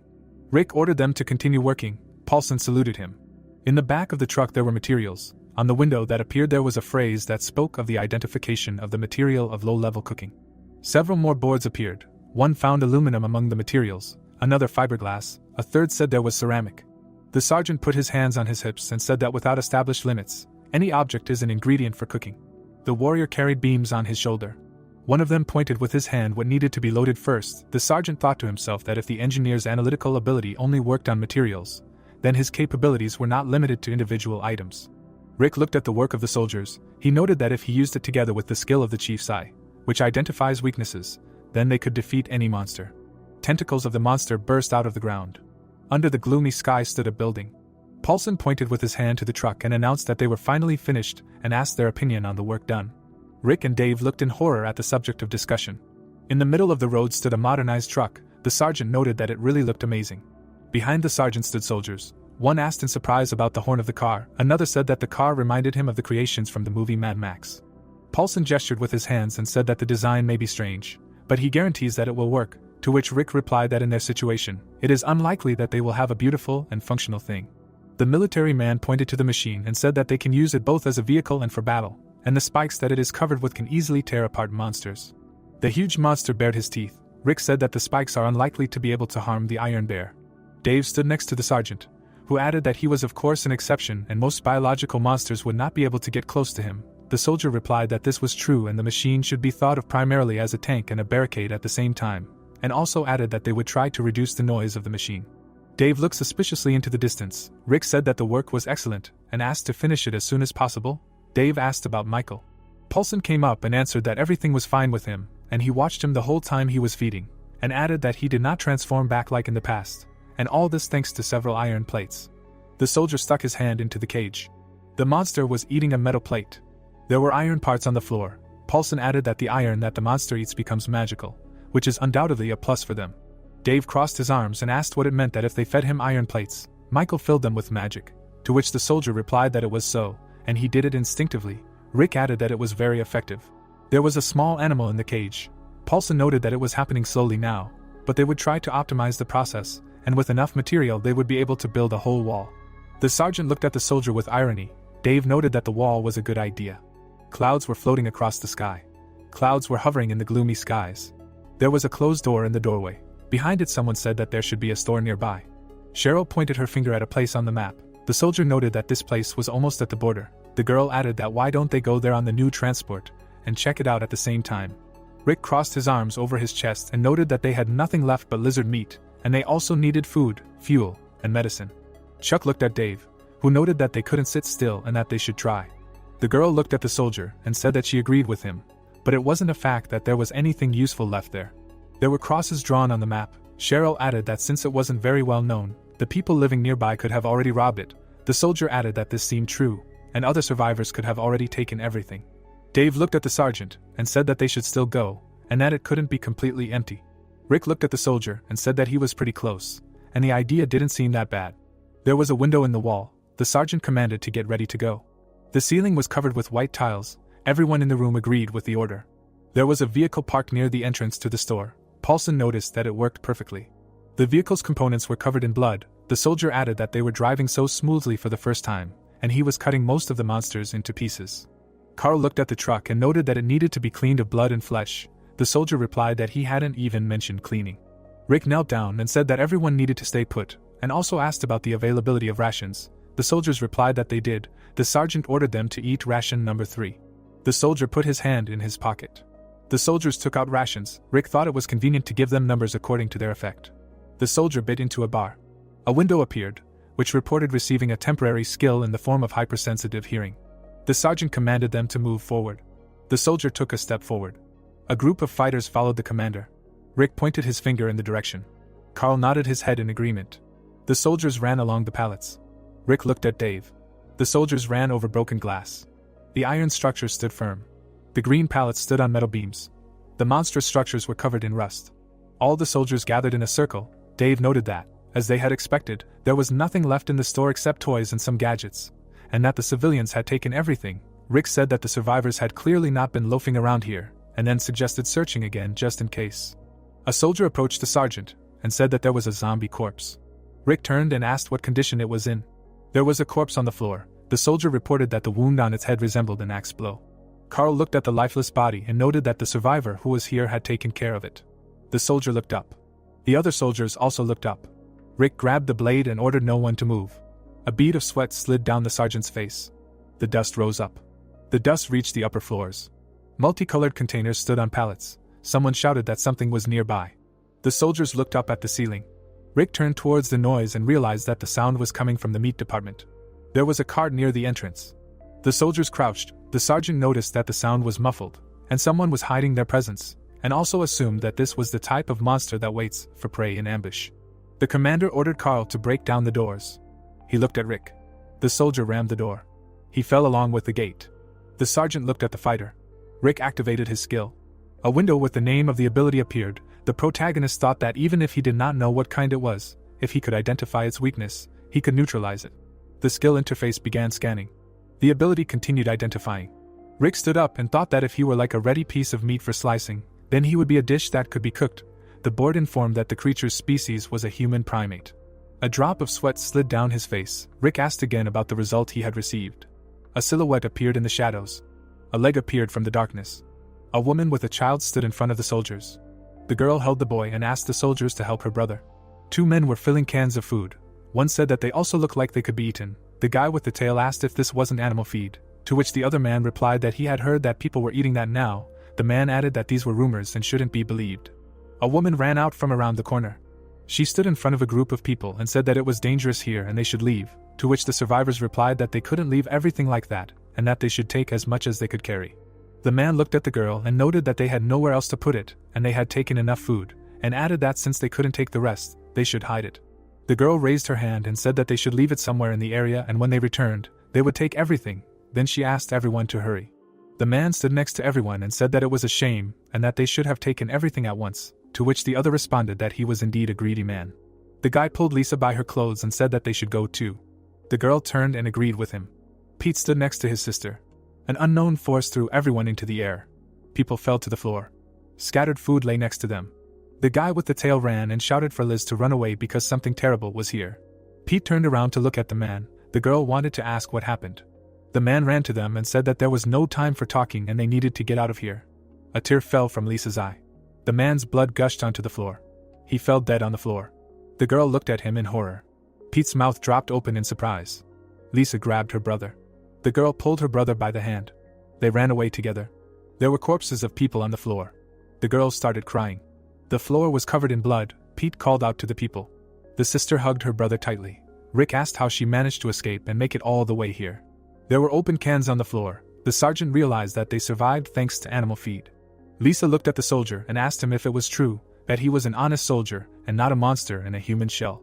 Rick raised his hands and told her not to be afraid, and he was not going to eat her, and also added that all this sounded like a misunderstanding, and that they were also survivors who came down here from their base after a fight with monsters. The girl looked at the sergeant.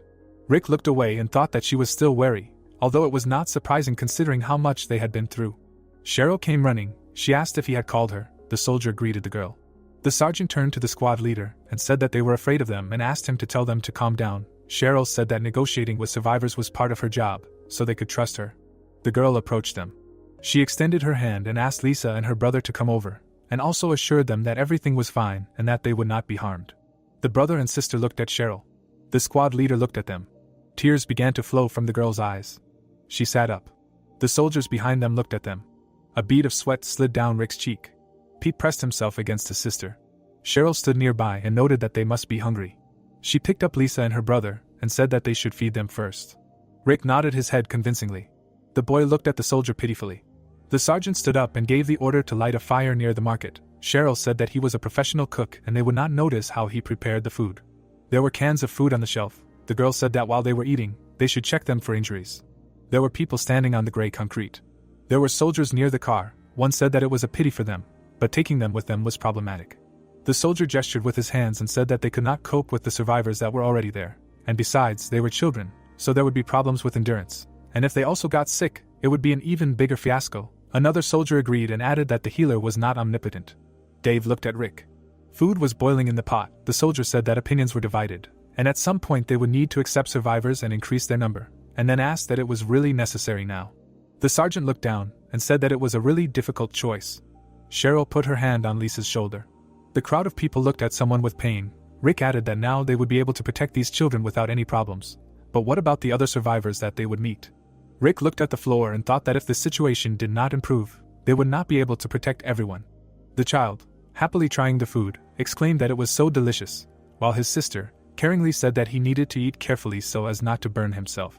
The girl, looking analytically at the protagonist, said that there seemed to be a misunderstanding, and the protagonist asked how things were going there.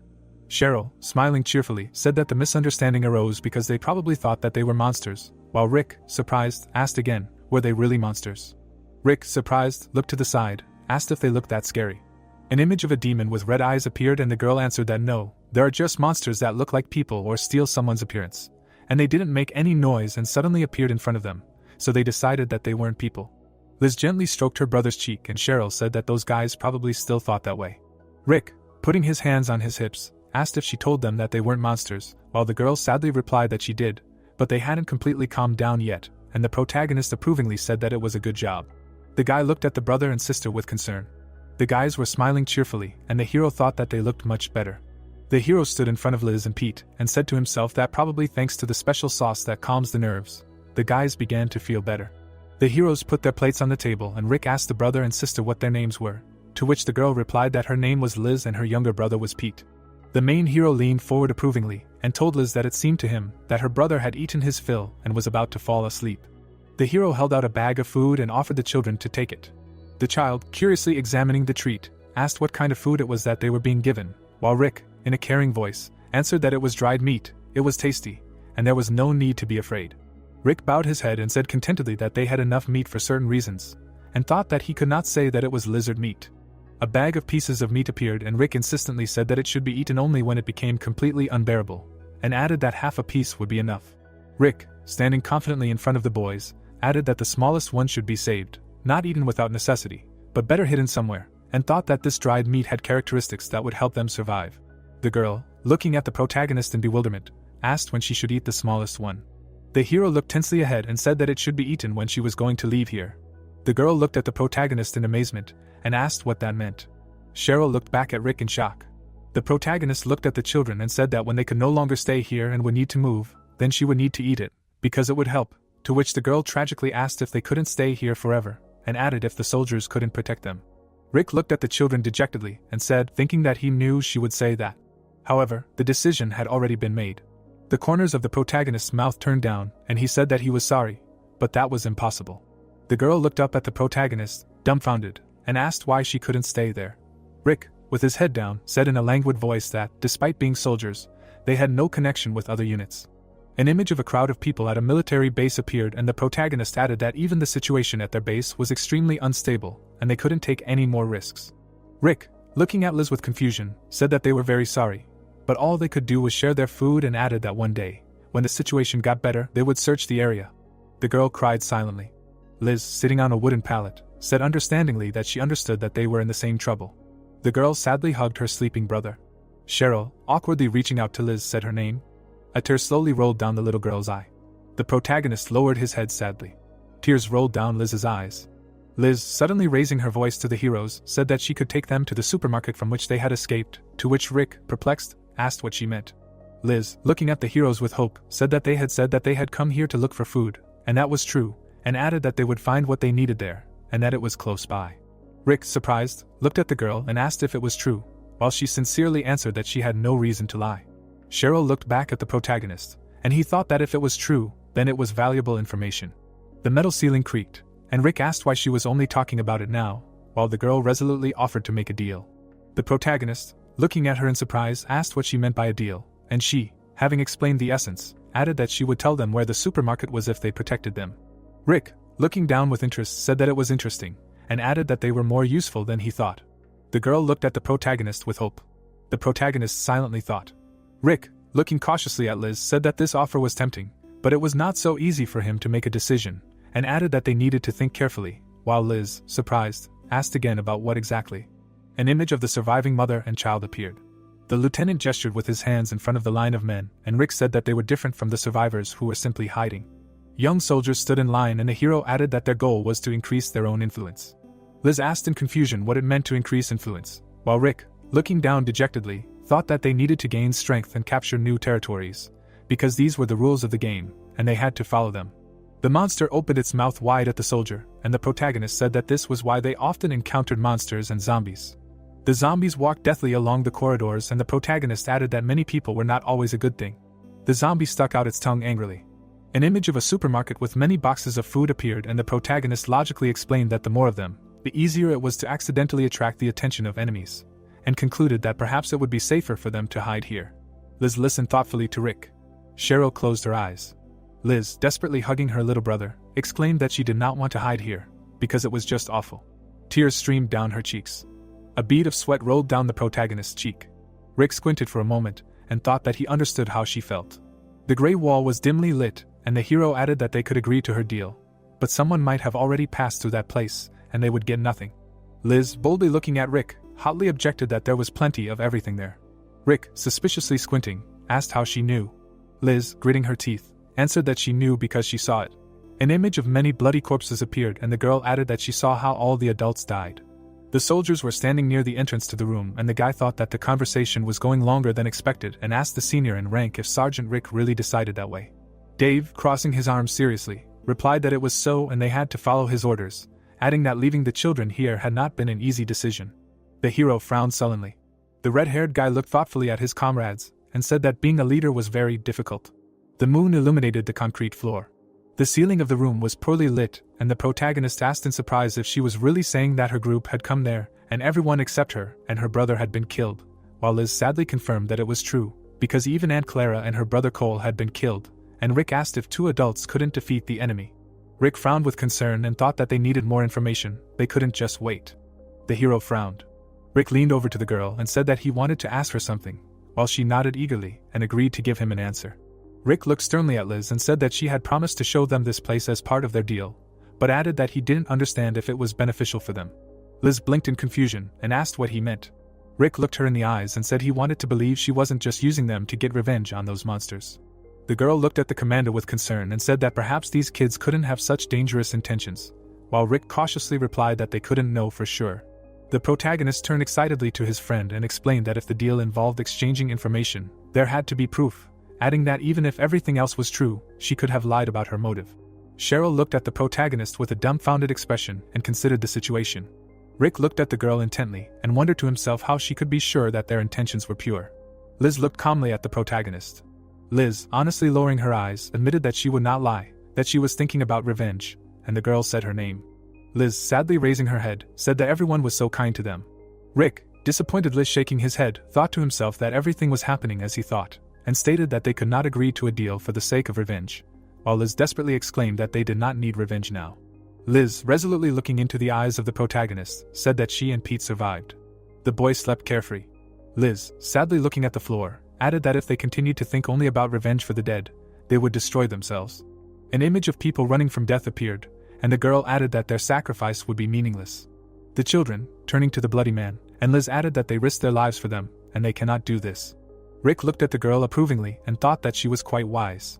The girl, lowering her head, sincerely said that her goal was to survive, adding that she mentioned it because it was a condition of the deal, and assured that she had no intention of revenge, and asked to believe her. Cheryl, sympathetically turning to the protagonist, called him Commander. The protagonist pursed his lips.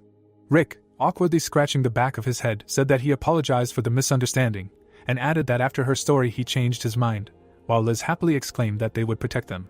The girl looked cheerfully at the protagonist. The protagonist, nodding affirmatively, added that they were changing one condition of the deal.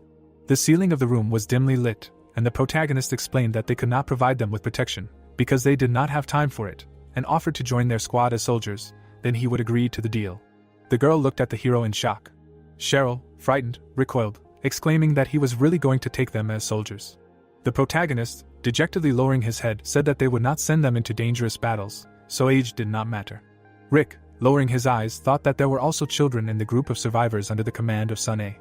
An image of sad children appeared, and the protagonist added that he wanted to use them anyway, so it was not such a big loss. Liz, hesitantly raising her head, asked the protagonist if they were really accepting them, while the protagonist sternly answered that this was true. However, there was one main condition they must also fight, to which Liz enthusiastically exclaimed that she understood this, because she had not played with toys here before. The protagonist, approvingly looked at the girl. The protagonist extended his hand to her, declared that the deal was made. The girl happily rushed to the protagonist. The boy recoiled from his sister's hand. Sleepy Pete barely opened his eyes. The girl shook the protagonist's hand. The lights on the ceiling of the room were out, and the boy asked his sister what she was doing. The metal ceiling was not illuminated. A military vehicle quickly sped along the highway. Glare reflected from the windshield of the car.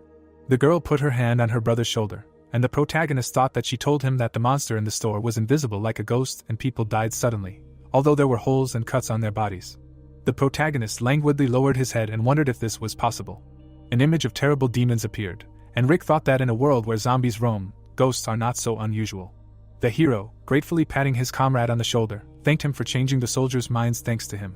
Dave, with his head down in embarrassment, replied that there was no need to thank him. The soldiers, surrounding the protagonist, asked if they really needed to go there, and that, in their opinion, it was not worth the risk, while others, excitedly whispered that they said that there was a ghost there. Dave, angrily stomped his foot on the ground. Dave, sharply raising his hands, shouted that there were no ghosts there, and that they thought so because they had driven everything into their own framework, and it was just a monster with some kind of ghost phenomenon.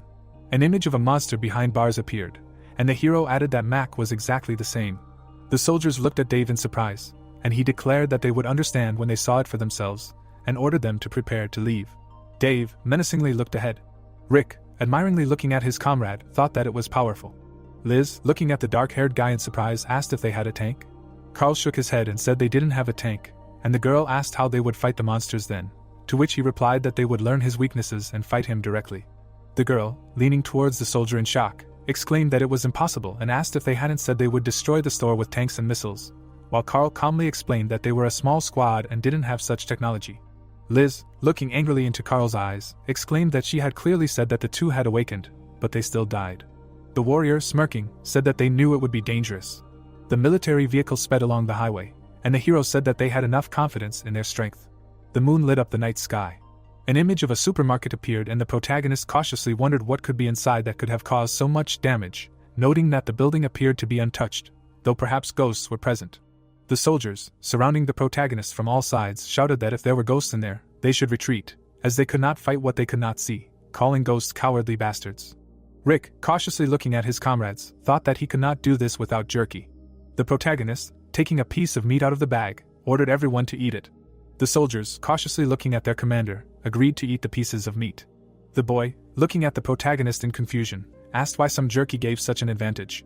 The soldiers, greedily swallowing the pieces of meat, felt surges of energy. The system reported that the protagonist's lizard jerky contained the courage of a low-level chef.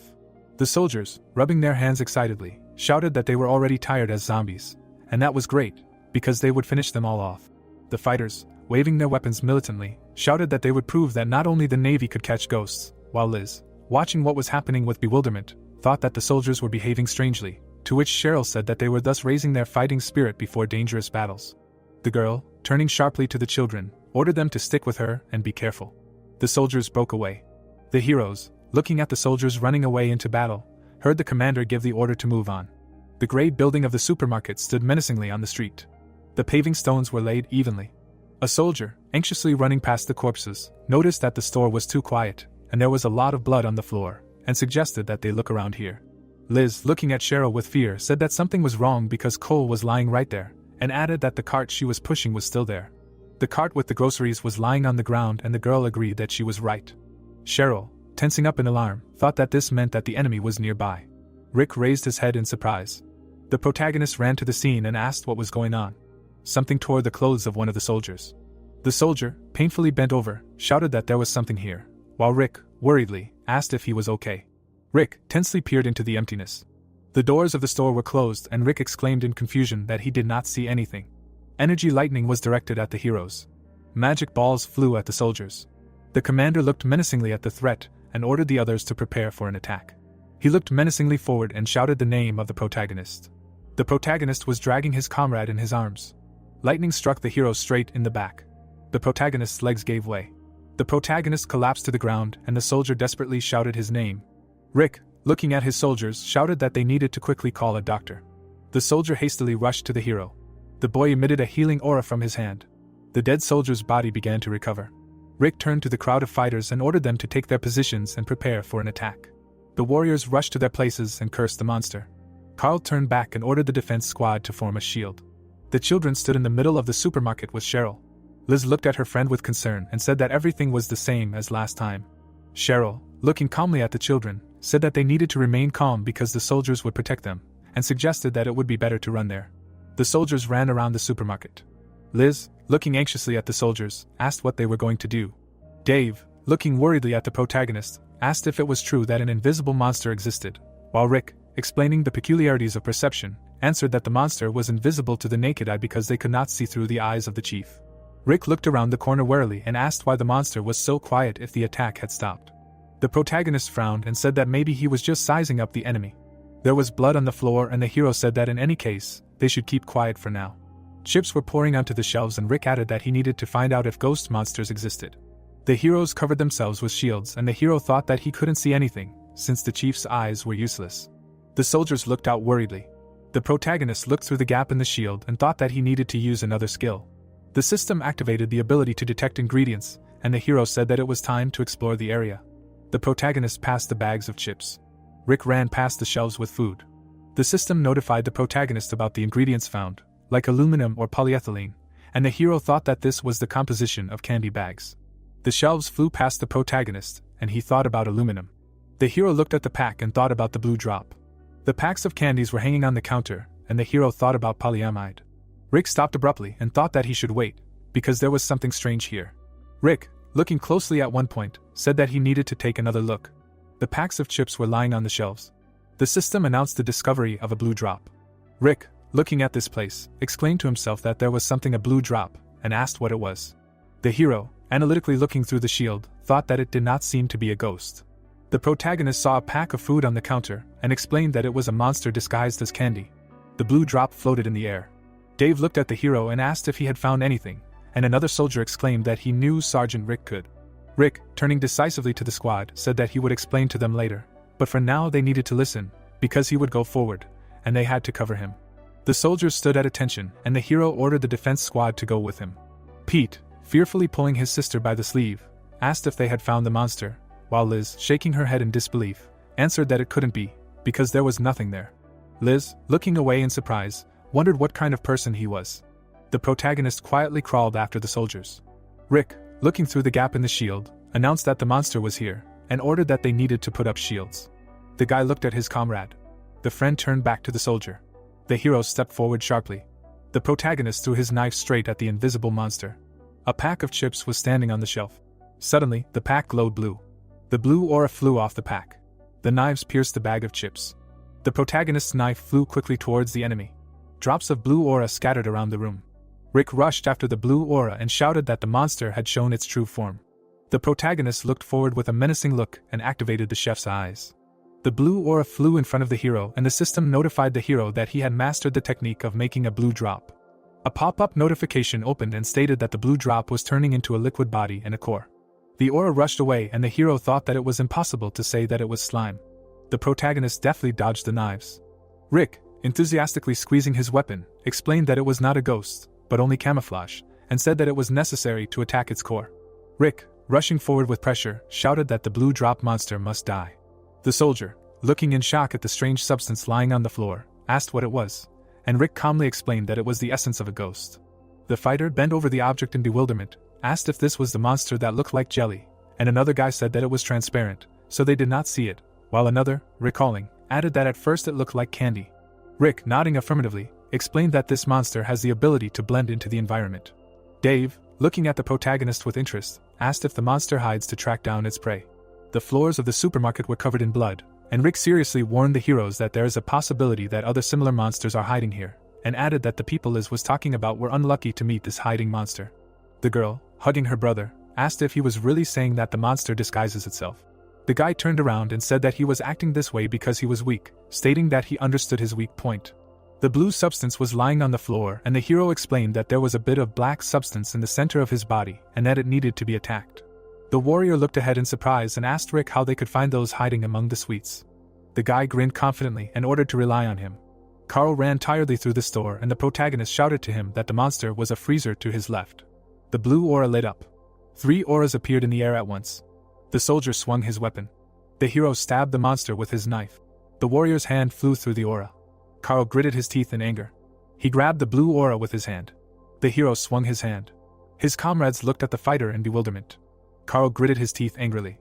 The blue aura exploded in the hero's hand. The heroes ran to the kitchen and Rick shouted that there were a couple of monsters in the corner of the kitchen. Dave activated his energy ability in his hand. The hero launched the energy forward. The coffee maker rattled and sparked. The toasters fell off the table. 2 auras burst out of the equipment.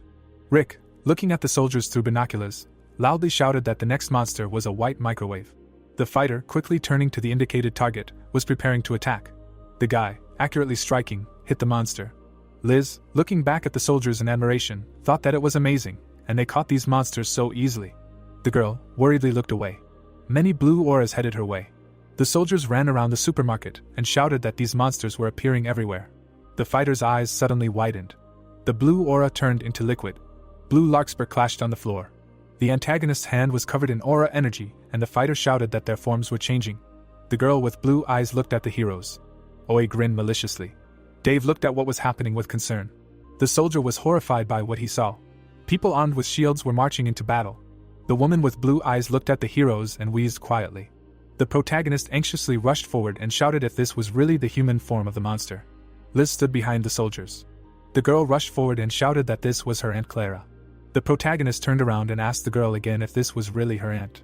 The protagonist looked at Liz and asked if this was an awakened warrior, to which she replied that this was the strongest type. Pete hugged his sister. Rick looked ahead with a menacing look and said that if the ambush tactic does not work, they will have to use an attack. The zombies were walking towards the heroes and the guy said that this was their maximum combat power. Clara looked angrily at the protagonist and said that she finally became interested. The zombies were walking towards the soldiers and the aunt suggested having some fun. The bloody people were walking towards the heroes. Clara smiled slyly. Carl pounced on the aunt and asked her what she was talking about, calling her walking food. The soldier struck. The ant flew to the side from such a powerful blow. Clara opened her mouth wide and wheezed. The heroes stood on the pallets with food and wondered what kind of awakened warrior this was. An image of the heroes' past battles appeared and Rick said that they had leveled up by hunting lizards. The heroes attacked the monsters and the protagonist added that hundreds of soldiers had honed their skills in real battles. A huge snake looked into the frame. The soldiers rushed to attack and the protagonist added that they wore equipment made of lizard skin, which could withstand bullets, and added that thanks to his culinary skills, his squad had become very strong. Rick looked at the enemies and said that they can't defeat even their rookies. Dark silhouettes surrounded the shelves of the store. One silhouette says how long it's been since he ate ramen. The second notices that there is a lot of rice. The third shouts that he found something to wipe his ass with. the battle in the supermarket ended in victory. The guy with gray hair holds a box. He explains that there are only first aid supplies in there, but there are bandages and alcohol, so they will have enough. Everything in the building now belongs to them. The leader of the squad waves his hand and shouts that it's time to load everything into the car, and clarifies that they should first take care of the products. This will immediately improve their situation. Rick looks ahead. Dave, running up to the protagonist, offers him to look at the contents of the can. There is a blue substance in the glass shell. Rick smiles in surprise. He doubts that the monster inside is alive. Dave says that they knocked out and caught several on the battlefield. 2 soldiers shoot lightning at the blue monster. The red-haired one explains that he brought it for cooking. Rick leans over to the jar, looks through the glass and offers to take everything, because he is sure that he can somehow use them. The soldier, smiling, replies that he will go find more of these guys, to which he instantly receives approval. Now everyone agrees that monsters can be used as ingredients. 2 people stand out among the soldiers. Rick stands opposite a woman and a boy. The girl says that the deal was good and they got a lot, therefore they join the squad as promised. The sergeant answers positively. He notes that there will be no freebies. The boy asks his sister if he will join the army. The protagonist tells the boy that he is now a soldier too, and offers him to take a weapon. The hero, sadly lowering his eyes, understands that their position does not allow them to protect children. He mentally adds that people never know what can happen, so they must be ready to protect themselves. The girl replies with offense that she also worked in the camp. She asks if her brother is ready. The boy pretends to be a soldier and says he is ready. Liz and Cheryl, standing next to Pete, tell him not to worry. Rick thinks to himself that they should at least stand up for themselves. There are 2 houses on the street. The protagonist muses that they at least have a temporary base, which they call a barracks. The truck has its headlights on. The hero mentions that the modification of the car helps them cope with some of the difficulties of movement. Remembering the recent hike, the hero continues that they have food and all the necessary things, so everything is fine. Rick, closing his eyes, reminds the newcomers that they start work tomorrow. All 3, asking again, stand with surprise on their faces. Rick thinks that they need to increase the number of awakened. Dark Silhouettes muses that the building looks like a military store, and that they still have a lot to load. In parallel, loading boxes, one soldier suggests a little rest. Rick, smiling, says that now is not the time to relax. Chuck says that the situation has improved only for a short time, and adds that long-term problems remain unresolved. Carl folds his arms. Rick believes that since they have small reserves, they should now become even stronger. A squad of soldiers gathers in a circle. The protagonist suggests doing something they have long postponed, namely increasing the number of awakened. Dave, opening his mouth, asks if everyone in their squad has awakened. Cheryl looks down, saying that it seems that it is the turn of the survivors. Chuck and Carl, widening their eyes, note that it will be difficult to awaken the survivors. Rick's face does not express any emotions. He agrees that there are some doubts. Dave, spreading his arms, shouts that the survivors must be able to stand up for themselves, after which he proves to the others that they have experience in awakening, and they can do everything, they just need to continue slowly. Carl stands stone-faced, noting that they all woke up without issue. Chuck adds that he doesn't think anything bad will happen. The sergeant tilts his head and asks what the squadron leader thinks. The girl, remembering the children's faces, says that she is very worried about them, but it is difficult to survive without taking such risks. Dave, grinning widely, tells her that nothing will happen. Cheryl replies that she trusts him, but she believes that the survivors should choose for themselves. A huge crowd of survivors stands in the rain.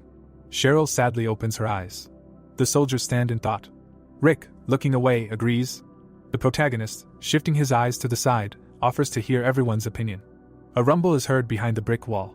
Rick stands in front of Frank. The grandfather tells him that he understands what they are talking about and that he has been waiting for this day for a long time. The sergeant asks him not to worry, because there will be soldiers there. The old man replies that he has been waiting for this day for a long time.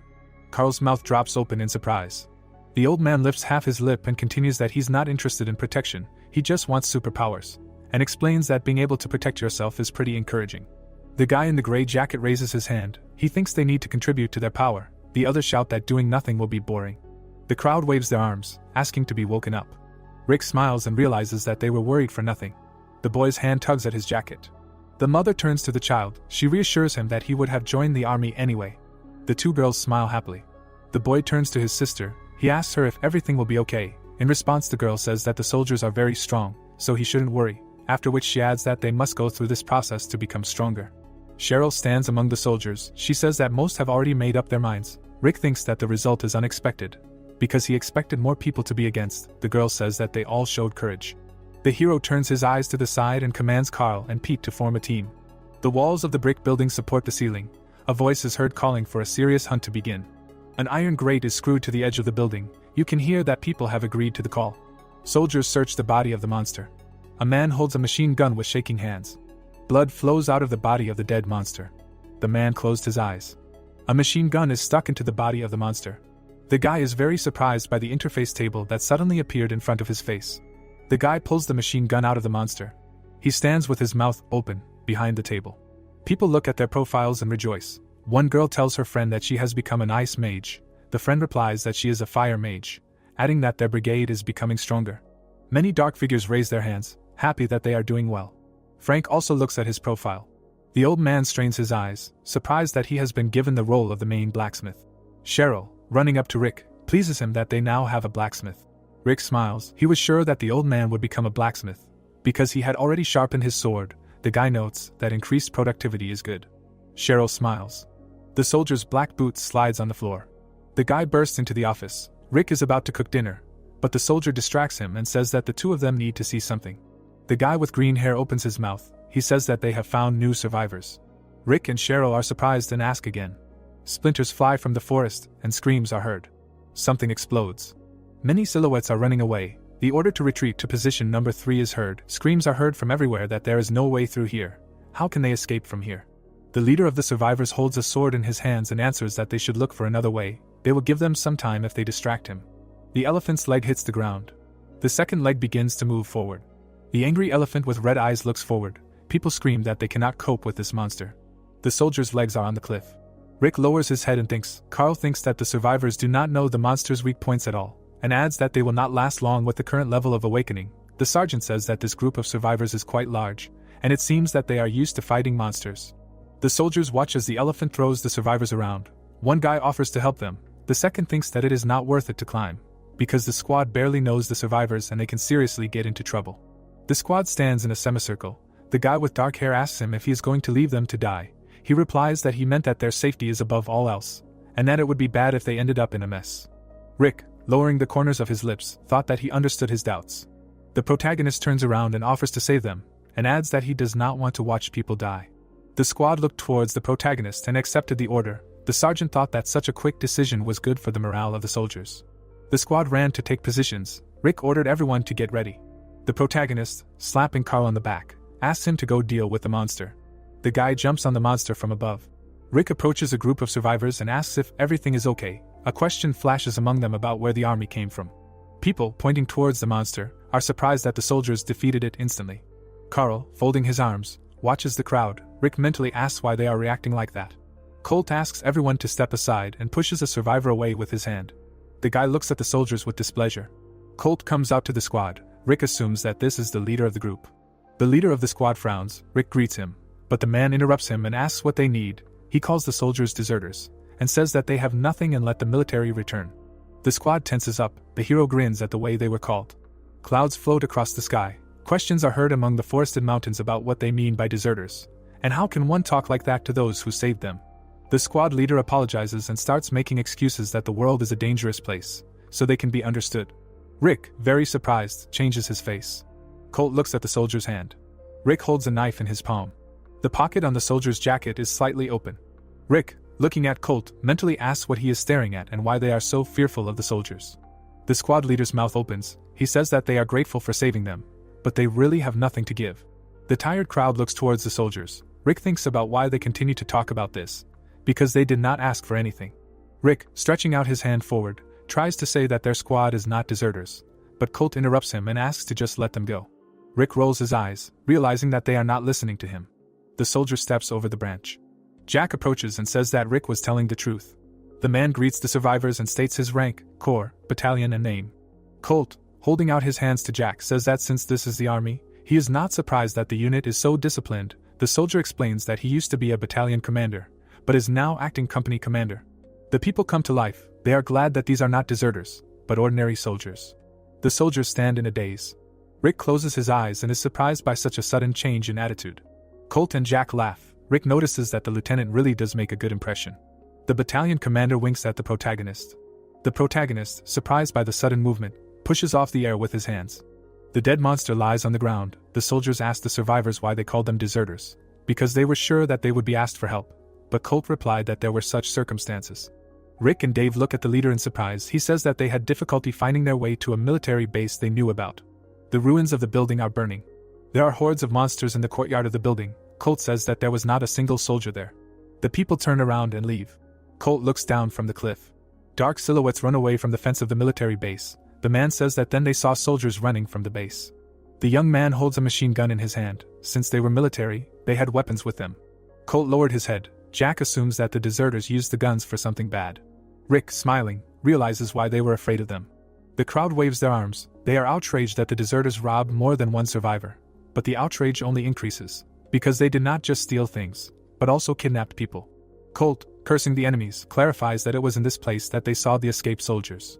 A crowd of silhouettes descends from the cliff. The leader of the squad said that initially they were going to go to another place, but there were zombies there. So when they saw military uniforms, they thought they came across deserters. The lieutenant, standing opposite the old man, said that he understood him. Colt is going to leave. The soldier says that he is looking for allies willing to join the troops, especially in times like these. Rick, smiling, explains that in this way people will become stronger and will be safe. The leader looked at him. The crowd's face changed. Colt replies that he is glad to accept this offer, but he is forced to refuse, because they barely know each other. Rick notices that the man is very careful. Colt, with his hand to the side, believes that the attitude of people towards soldiers is terrible because of deserters. Rick asks him what their plans are for the future. The protagonist and Carl look closely at the old man. Dark silhouettes search the warehouse. Colt says that there is a rumor that a large amount of food was found in this area. Black figures gathered in a crowd. From there comes talk about a group of survivors who are looking for new people, because their squad is small, but they have a lot of food and weapons. The soldiers, perplexed, look at each other. Rick is surprised that, having a lot of food and weapons, someone is handing them out left and right. The protagonist and Colt stand face to face. The sergeant says that the information looks very suspicious. In response, the head of the squad says that you can't find verified information anywhere now, especially since joining their ranks would be the best option. The people look at the military. The man says that they trust the survivors more than the military.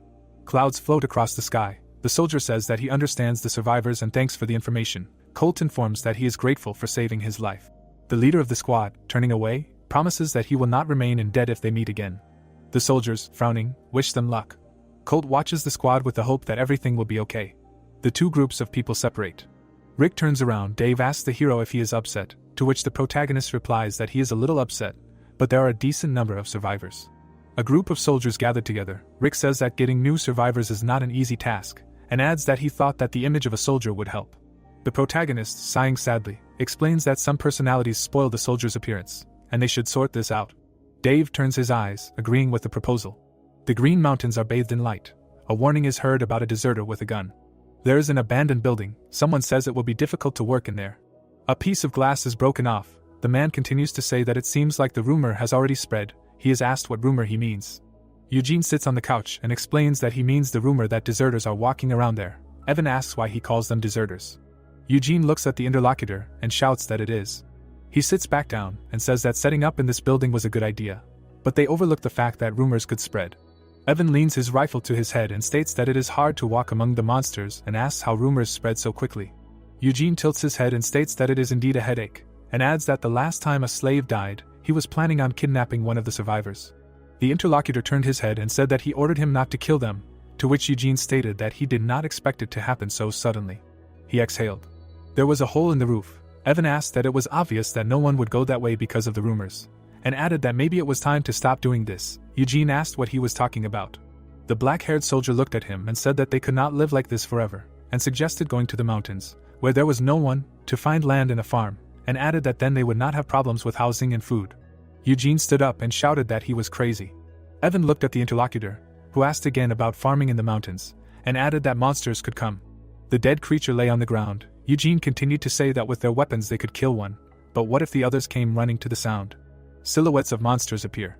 A soldier stands in front of Evan and asks him if he has forgotten how the monsters attacked their base, adding that they survived thanks to their luck, and that if a pack of monsters attacks like that time, they will definitely die. Evan clutches his rifle and asks if that is why they need to keep kidnapping people and enslaving them to survive. Eugene frowns and asks what is wrong with that, isn't it convenient? He holds out his hand and says that if he doesn't like it, then he can leave. Evan turns his head away thoughtfully. Eugene looks at him and thinks that he is really thinking. There are boxes near the wall. The warrior thinks that he doesn't care if the interlocutor dies, but let him leave his ammo and gun. He, turning away, thinks to just watch him die. A soldier enters the room. He says that a group of people are passing by, which surprises Eugene. He smiles and says that this is a great opportunity, adding that he thinks they haven't heard the rumors yet. The leader orders them to grab the magazines, and specifies that they are to take any boys they can make slaves of. Eugene leaves the room and tells Evan to hurry. The deserters watch the squad from above. The blonde man thinks that they are soldiers from outside the local base, and wonders if they are deserters. Holding the machine gun in his hand, he muses that if they are soldiers, it would be easier to let them go. The squad continues to walk. Eugene smiles and notices that they don't have pistols, adding that they must have lost them while running away. He turns and whispers to the deserters to stay back and cover him. Evan asks him if he is coming. The leader smiles and says that before he deserted, he was the youngest, so he should go. There are green trees, Evan agrees. Clouds float in the sky. Eugene stands in front of the squad and tells them to give him everything they have. The squad stops. Someone says that someone is in front. Rick looks ahead and is shocked to see soldiers and states that they have guns. The leader points the gun at them and tells them not to move unless they want to die. The squad puts their hands up. Carl whispers that he thinks they are deserters and Rick says that they found them quickly. Eugene stands and says that they should not try anything and adds that there are guys with guns behind him. Rick looks away and says that it will not be easy and asks if they can beat the guys with guns, to which Dave replies that as long as they do not meet face to face everything should be fine and adds that if he has awakened as a gunslinger, it will be difficult. Eugene continues to stand with the machine gun. Rick says that he would not say that he has awakened. The machine gunner stomps and orders them to hurry up and give up everything they have. The squad stands in front of the leader, who asks if they have any hidden things. Dave asks that since they are not awake, why not subdue them? Rick looks at Eugene and agrees, and asks if everyone heard. The squad prepares for battle. Some warriors begin to grin. Eugene asks why they are laughing. A wind rushes past the wall. Several soldiers rush towards the deserters. Eugene takes the machine gun away and asks what was that. He looks forward. Carl breaks the machine gun with his hand. Holding a piece of the machine gun, he asks if he is scared. The leader looks up. The warrior behind him starts shooting and shouts that he can't aim. He is told to just shoot. Evan leans against the sight and says that now is not the time to think. He aims at the soldier's chest. Hand-to-hand combat begins. The deserters call for help. Standing by the fence, the hero asked what the monsters had appeared like, so they just ran as fast as they could, to which the soldiers responded approvingly. Putting his hands on his hips, he added that they didn't care that other squad members could die, to which the man replied that well, that's how it turned out. The guy looked at them furiously and shouted that they were just trash, they couldn't even help their squad mates. Closing his eyes, the protagonist said okay, that's enough. Containers appeared. It was heard that they seemed to have collected a lot of ammo. The food was on the table, and he added that they had plenty of food and oil. Stretching his hand forward, Dave shouted that they had robbed so much to get all this. The young man began to cry and replied that it was a misunderstanding, their squad was well armed, so they already had enough ammunition. The hero suddenly looked surprised. The man's eyes widened in amazement, and they asked again. The guy closed his eyes and asked why they had so much ammo, to which he was told that they could solve all their ammo problems at once. Smiling, the man said that this was good news for Pete, to which the protagonist replied that he knew. A gun appeared, and it occurred to him that shooting had its drawbacks, such as limited ammo and loud noise. A shot appeared, and it was said that but the combat power of a trained shooter could compensate for them. Smiling, the protagonist said that they were getting ahead of themselves. Gritting his teeth, the guy asked what and who else would tell him information about the squad. He was not going to move, let him kill him, or do whatever he wanted. Lowering his head, Rick thought that the leader seemed to be in a bad mood. The man suddenly looked up. The monster jumped up. It was heard that there was a monster here. Let them take a closer look. The hero turned around in amazement. The creature was sitting on a tree. The bird opened its beak. The soldiers looked at her. It was heard that this was bad. The whole flock would come after him now. Looking at the hero, Dave said that they needed to get out of here. It was dangerous here, to which the protagonist replied that but these guys, and he asked that he was right, what should they do with them?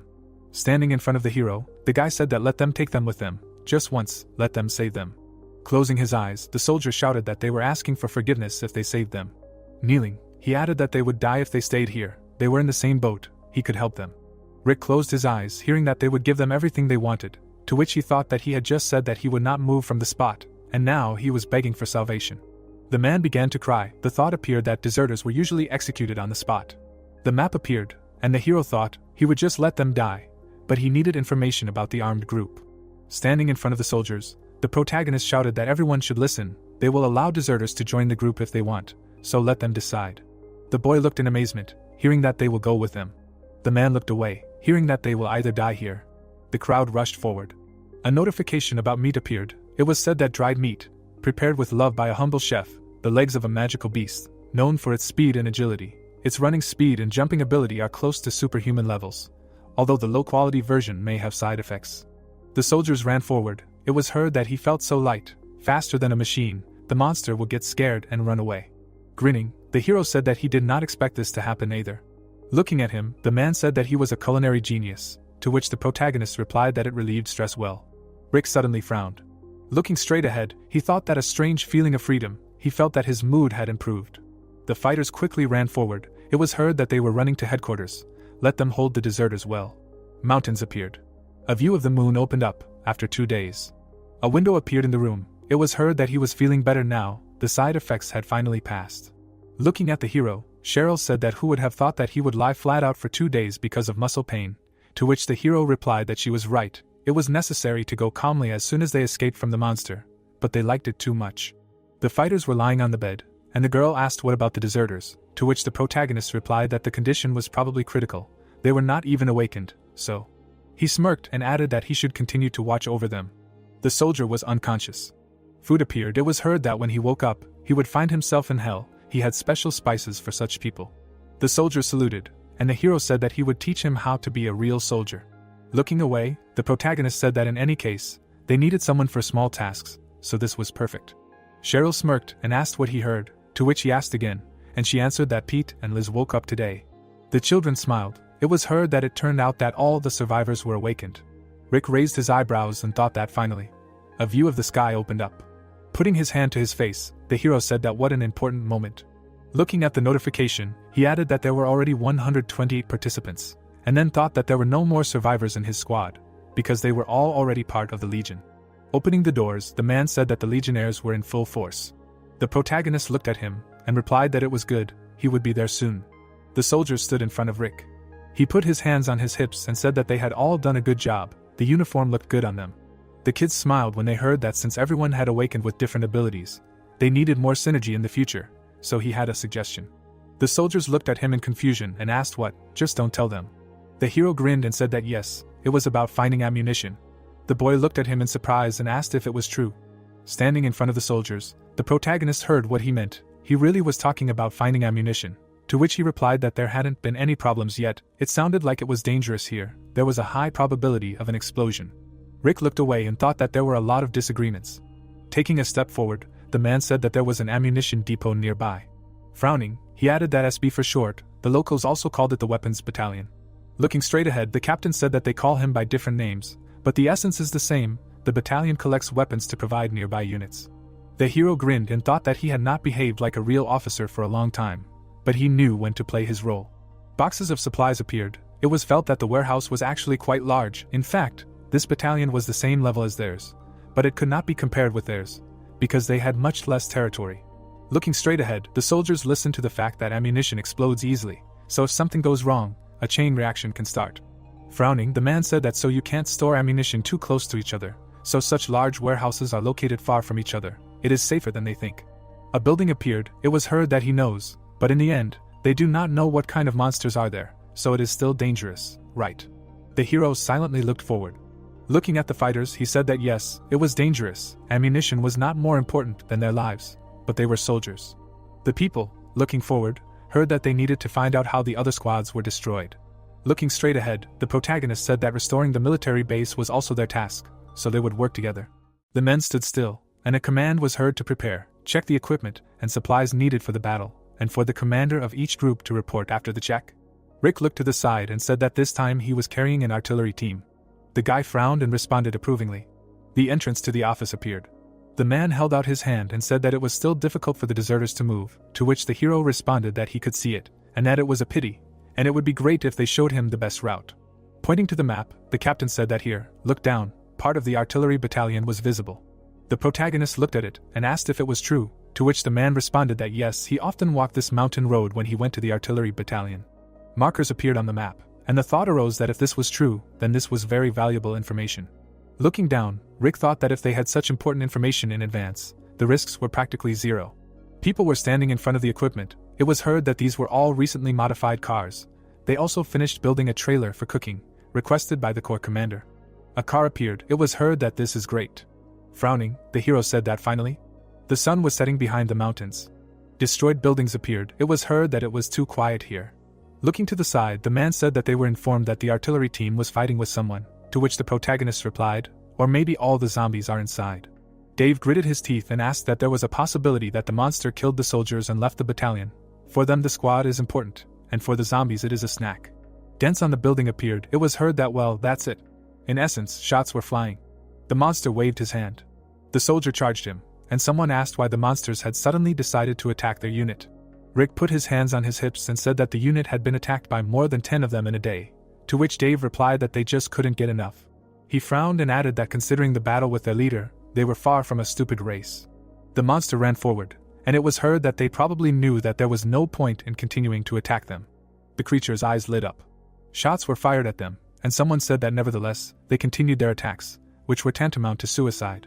The sergeant crossed his arms and said that yes, he would have acted differently in their place. Looking straight ahead, the protagonist said that if his assumption was correct, it seemed to him that there was some purpose associated with the suppression of human military power. The man looked at him and asked again. A building appeared. It was heard that the soldier himself was easy prey. If the soldier died, and the strength of the military unit did not change, eventually the surviving people would find the military base and could return using weapons. People were holding machine guns in their hands. Military equipment appeared. It was said that even if the desire to suppress the power of humanity was real, he did not think that they would allow the military base to be easily recaptured.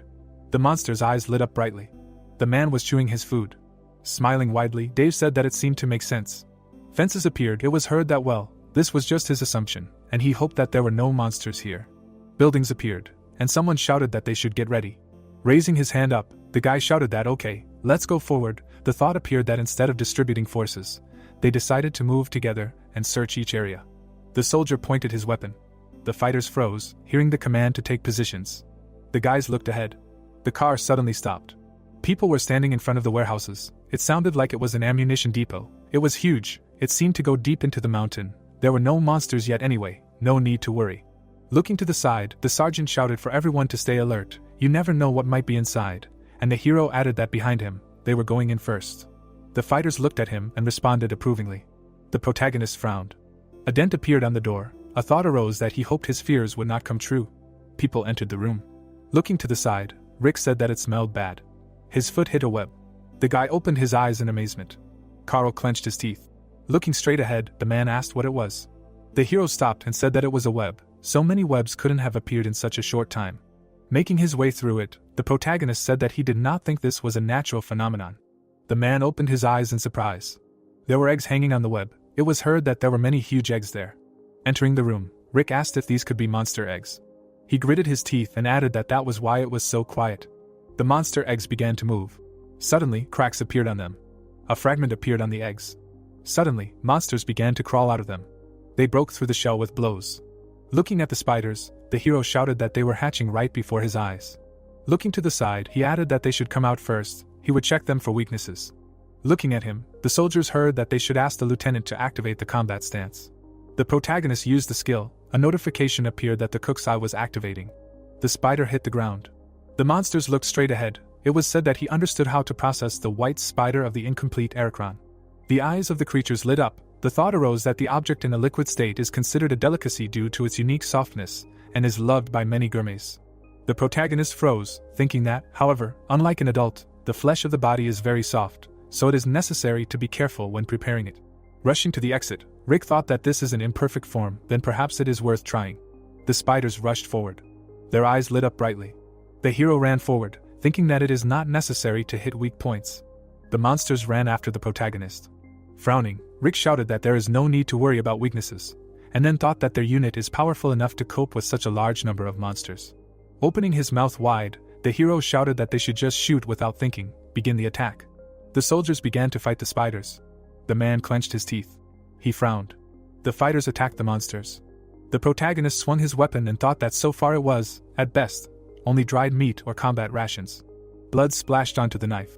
The monster opened its eyes wide. The thought arose that it was bought in a supermarket, based on the ingredients, the effect of cooking. The monster was cut. The thought arose that it was on a completely different level. Rick smiled, looking to the side. A huge monster egg appeared. Suddenly cracks appeared on it. The creature screamed loudly. The boss walked forward. It was heard that let everyone wake up. They must leave here immediately. The invaders this time are stronger than before. The spiders began to hatch. It was said that since they have not yet recovered their strength, the fight is not in their favor. Their main goal is the survival of the species. The monster's eyes lit up. He opened his eyes wide. His gaze froze in place. Standing still, the monster said that they should invade and occupy human military facilities. They should not lose ground. The spider looked ahead. The monsters were hanging on the web. They were crawling on the boxes. The soldiers were standing in the middle of the warehouse. They heard 5mm rounds. There were so many of them here. There were also plenty of shell casings. Let them quickly take them outside.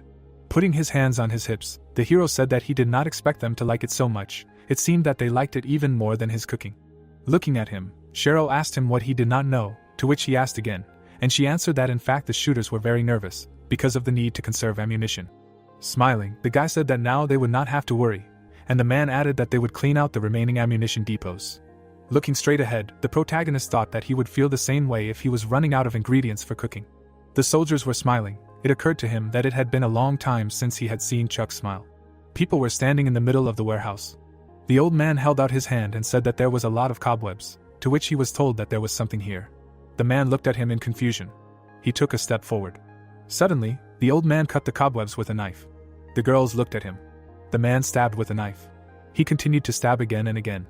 Suddenly, the old man looked in amazement. Huge eggs appeared. It was heard that could it be? The soldiers examined them. It was heard that they seemed to be soldiers who served in the ammunition battalion. Maybe they were alive only a few weeks ago. He means that they were put here still alive. The man closed his eyes and said that he had heard that spiders do not eat their prey right away, but immobilize and preserve it, to which the hero asked why. Looking straight ahead, the old man said that it was probably to preserve freshness. Frank closed his eyes and added that they planned to preserve fresh food for their offspring. Well, they had no chance of surviving. His hand lay on the floor. The thought came that so many soldiers had died here. The protagonist looked down. Looking straight ahead, he thought that their squad had also been attacked by lizards. The men were sitting in the car. The monster looked furiously. The soldier's corpse lay on the ground. Rick closed his eyes. Crossing his arms, the fighter asked what they should do with it, to which the hero replied that they would simply collect personal signs and retreat. Let them drag the bodies to one place. They would arrange a decent burial for them after they recaptured the base. Turning around, the man responded approvingly and shouted that they should take out the bodies. The men were carrying ammunition. Carl gritted his teeth when he was told to check all the way back. Throwing his hand up, the hero shouted that there were spider eggs here, and then thought that the armory was probably used as a breeding ground for the spider monsters. Looking down, the protagonist said that they must have decided that this was the safest place, to which Dave replied that in other words, the monsters probably got out every time they opened the warehouse. Rick looked away. The soldiers were standing quietly in front of him. The men were fighting the creatures. It was said that the idea that the other ammunition warehouses would also be breeding grounds for monsters was correct. The soldiers raised their hands up. It was heard that they had won. There was no need to worry. Now they would capture the ammunition battalion. They happily hugged each other. It was said that as soon as this selfish thought came to their minds, suddenly, a powerful explosion erupted. The men looked at each other in fear. They began to run away quickly. The hero clenched his teeth and thought that the monster had revealed itself. Gusts of wind rose up. The creature stood in the smoke. It looked forward furiously.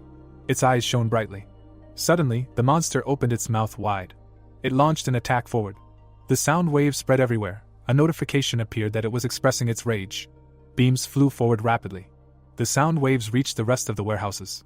The soldiers grabbed their heads. It was said that the Queen's wrath was consuming the battlefield. The combat capabilities of the white spider race were greatly increased. People hesitated. It was heard that the entire warehouse was shaking. It was the boss. A message appeared that the combat capabilities of the allies were greatly reduced. Frowning, the protagonist said that it was fear, and then thought that it was an increase in the area of the effect that weakened the enemy and strengthened the allies. The monster looked furiously. A thought appeared that he also used it. Rick frowned. A powerful explosion broke out. A blow flew into the warehouse. The spiders began to run forward rapidly. It was heard that they were advancing from all sides. It seemed that they had awakened in all the warehouses. The soldiers froze. It was heard that there were too many, that they would be surrounded so easily. Looking at the hero, Dave asked what they should do, that it was suicide to meet them face to face. Rick looked at him silently. The monsters were moving forward. The thought appeared that yes, they would not defeat such a number of monsters, but they could not give up. The spider's eyes lit up, and the hero thought that before the fear spread, the advantage was on their side. The protagonist stood still and thought that it meant that if they killed the queen, the rest would be disoriented. Rick looked ahead silently. He lowered his head. Taking a step forward, the hero shouted that everyone to the cars, to which he was answered that they were retreating. Yes, it really was impossible, right? Looking away, the hero said that no, in such situations, killing the leader is a standard approach. They are going to hunt the Spider Queen. The people looked at him in amazement and asked again. The protagonist nodded his head. The machines were moving forward rapidly. It was heard that they were at full throttle. They were crushing the monsters, and someone shouted that it was good that the spiders were slower than the machines. The creatures were attacked with weapons. It was heard that they were all being crushed by improved blades. The blood of the monsters splashed, and the hero shouted that these combat machines were simply magnificent. The people were approaching the warehouse. Turning his head, the man said that here, he saw an ammunition depot under the queen, to which the guy asked that the whole mountain was an ammunition depot. The machines were approaching the mountain, and someone said that their unit received supplies here. Frowning, the captain added that this was the largest ammunition depot of the battalion, to which the hero asked again. The young man looked away in amazement. The Spider Queen was standing on a hill. Suddenly, she started to leave, and it was heard that the queen was running away. Frowning, the soldier said that he didn't think she would head for them, to which the protagonist replied that they were smarter than they thought. She was trying to drive them into a place that was advantageous for her. Looking away, he added that most likely it was inside the warehouse. The cars were moving forward, and it was heard that they should open the large iron door, and the drivers should use their equipment to create a barricade in front of it. Rick stretched out his hand forward and shouted that they needed to make sure that the other spiders didn't interfere with them when they dealt with the queen. The monsters were hanging on the web, and the hero added that they should relax and line up. The queen was not a problem, but there were plenty of servants around her. Suddenly, the spiders rushed forward. Dave gritted his teeth and said that they looked stronger than he thought. Let him quickly find a weakness. The hero opened his eyes wide and activated the skill. A grid appeared in front of the queen. It was said that he had received knowledge on how to cook a white spider. The monster looked forward. A message appeared that although the front legs are valued as an excellent material for blacksmiths, they are difficult to use as ingredients. The shell of body parts other than the front legs can be easily removed by heating. Stretching his hand to the side, the protagonist shouted that they heard it. Unlike small spiders, these adults, let everyone be careful. With wide eyes, the guy asked if everything will be okay. Turning around, Rick replied that they would have to if they wanted to survive. Carl frowned. Cheryl froze in fear. Looking straight ahead, Dave asked what this is an army, really? The soldiers stood at attention, hearing that everyone should remain focused. Suddenly, the monster opened its mouth wide. The monster threw the guy with its claws. The guys flew to the side. Standing surrounded, the soldiers shouted that these creatures have a life purpose to protect the queen. Having plunged a knife into the monster's head, Rick wondered if they were smart, because he did not think that they would eat food that degrades skills, even if he threw it to them. His face was furious. Blood began to spray out to the sides. Having cut off the monster's claw, the protagonist came to the conclusion that they needed to end this quickly. Looking at the severed limb, he noted that if this continues, the battle will drag on, so they need to find a way. Standing among the corpses of the creatures, the guys said that they only managed to kill 4. Chuck ran up to him and asked if Sergeant Rick was okay, adding that they could not get through to the other side. The guy imagined Carl fighting and said that he was fighting in the center, but so far everything was going badly. A blue aura hovered around Dave while Chuck said that he had no progress at all. The protagonist looked at the queen. Holding a knife in his hand, he said that it was lucky that she had not moved yet, but she was probably injured, because he saw the wounds on her body. She may have already fought with someone before them, after which he clarified if she was so strong despite being injured. Scared, Chuck asked a question what they should do in this case. Cheryl ran there screaming that they had a big problem. They were starting to get through the entrance. The girl stretched out her hand and said that if they did not do something now. Frowning, the protagonist wondered what he should do. He imagined the monsters opening the doors and noted that if even one car flipped, it would be a disaster. Raising his head, the protagonist mentally asked if there was another way. He lowered his gaze. The puzzled guys watched him. Rick began to examine the various ammunition on the ship. Turning around, he shouted for Cheryl to call the fire mages. Standing in front of Chuck, he said that they would change the battle strategy. Aiming at the queen was useless. They would lead the monsters to the ammunition depot. Dumbfounded, Chuck clarified what Rick meant. Frowning, the protagonist ordered to prepare for retreat and let the spiders get into the depot. Standing in front of the puzzled guy, the protagonist said that they were going to blow up the weapons depot. Chuck was shocked by what he heard. Looking at the fire mages, Rick asked if it was possible to cast a spell and delay the explosion a little. Frowning, the mage replied that it was possible to delay the explosion. The protagonist asked with a serious expression to set a delay in that case and direct his magic to these missiles and shells. Looking at the missiles, he noted that the guys should delay the explosion for about 3 minutes, and they should start when he gave the signal. The soldiers began running to the cars and shouting that they first need to load the survivors and lure the spiders inside. The monsters began to pass through the doors. A dumbfounded Chuck screamed for the drivers to step on the gas as soon as everyone gets up and should drive as far away from the warehouse as possible. The guys began to fight the spiders. The eyes of the Spider Queen were shining brightly. Frowning, the protagonist thought about her and assumed that she did not suspect that they would blow up this place. The guy looked into the warehouse and screamed that the magic was ready. Turning around, he saw Dave and Carl nodding to him. The guys began to cast the spell. The boys listened with a serious expression as they were told to hit the target. Yellow streams of electricity began to emanate from their hands. The energy began to spread. Bright flashes were heard in the warehouse. The magic seals were on explosive objects. Rick, with a serious expression, shouted for all the groups to retreat. The boys began to run. They left the warehouse. The boys ran to the cars. Watching the magicians, the protagonists reported that almost all the spiders were inside. Only the magic team and the vanguard remained. Gritting his teeth, Carl loudly asked the fighter team to hold out a little longer. Looking at the doors, he emphasized the fact that they were almost at the cars. The Spider Queen watched them. Her face was furious. The people loaded into the cars and said that everyone except the vanguard was there. They began to drive away. The soldiers tried to close the doors to the warehouse. They pressed on them with their whole bodies. Surprised, Rick thought that this was good and everyone was safe. From the gate he saw two huge burning eyes. The Spider Queen threw them back with a powerful blow. Carl was horrified by this. The monster opened its mouth wide, collecting a cloud of mana in it. Dodging the spider's attacks, the soldiers shouted that this creature was too strong. If the door opened, it would be the end for them. The guys jumped back from the monster's attacks. The soldiers put up shields in front of them. The queen tried to break through the gate, while the guy shouted that he filled the sword with fire magic, as Sergeant Rick ordered. Holding the red-hot blade in his hand, he clarified if it was too hot. The protagonist took the weapon and replied that it was normal. Frowning, the protagonist said that in the end, the chiefs were immune to fire. He ran into battle and shouted for everyone to retreat, and he would end this. The guy added with a serious look that his comrades needed to hurry. If the warehouse exploded, everything nearby would also be destroyed. Streams of flame emanated from the blade. The guys let go of the gate and started running. The frightened guys ran as fast as they could from there. Rick rushed into battle and looked at the notification that although the skin was quite tough, exposure to heat softened it, and it was easy to remove. He frowned. The protagonist found himself in front of the Spider Queen. The monster opened its mouth wide. The protagonist swung his sword. He plunged it into the queen's head. The enraged guy looked at the spider and said that it was time for him to rest. A bright glow began to emanate from Rick. He cut the monster in half. The surprised soldiers turned around. They were standing in front of the cars. Blood began to spurt from the monster. The protagonist began to run away from the warehouse. He moved at a high speed and thought that there were 11 seconds left. The dumbfounded protagonist emphasized the fact that army life was very difficult. He ran towards the fence. The guy suddenly sped up. A red magic seal was marked on the missiles. A powerful explosion was heard. A few days later, the soldiers gathered in front of a high mountain. The guy extended his hand and ordered them to gather all the useless equipment in a pile. Watching the soldiers, he stated that they needed to reorganize the schedule of actions. Rick was standing on the roof of the building. Watching his comrades, he thought it was a relief and good that everyone was recovering so quickly and without any incidents from the explosion. Dave, with a smirk on his face, asked if he felt better after waking up, noting that while he was gone, everyone was working on repairs. Extending his hand, he asked Rick to try to avoid such dangerous missions in the future. Everyone was shocked when he lost consciousness. The protagonist smiled and said that they shouldn't worry about him, since he wouldn't have the courage to do something like that again.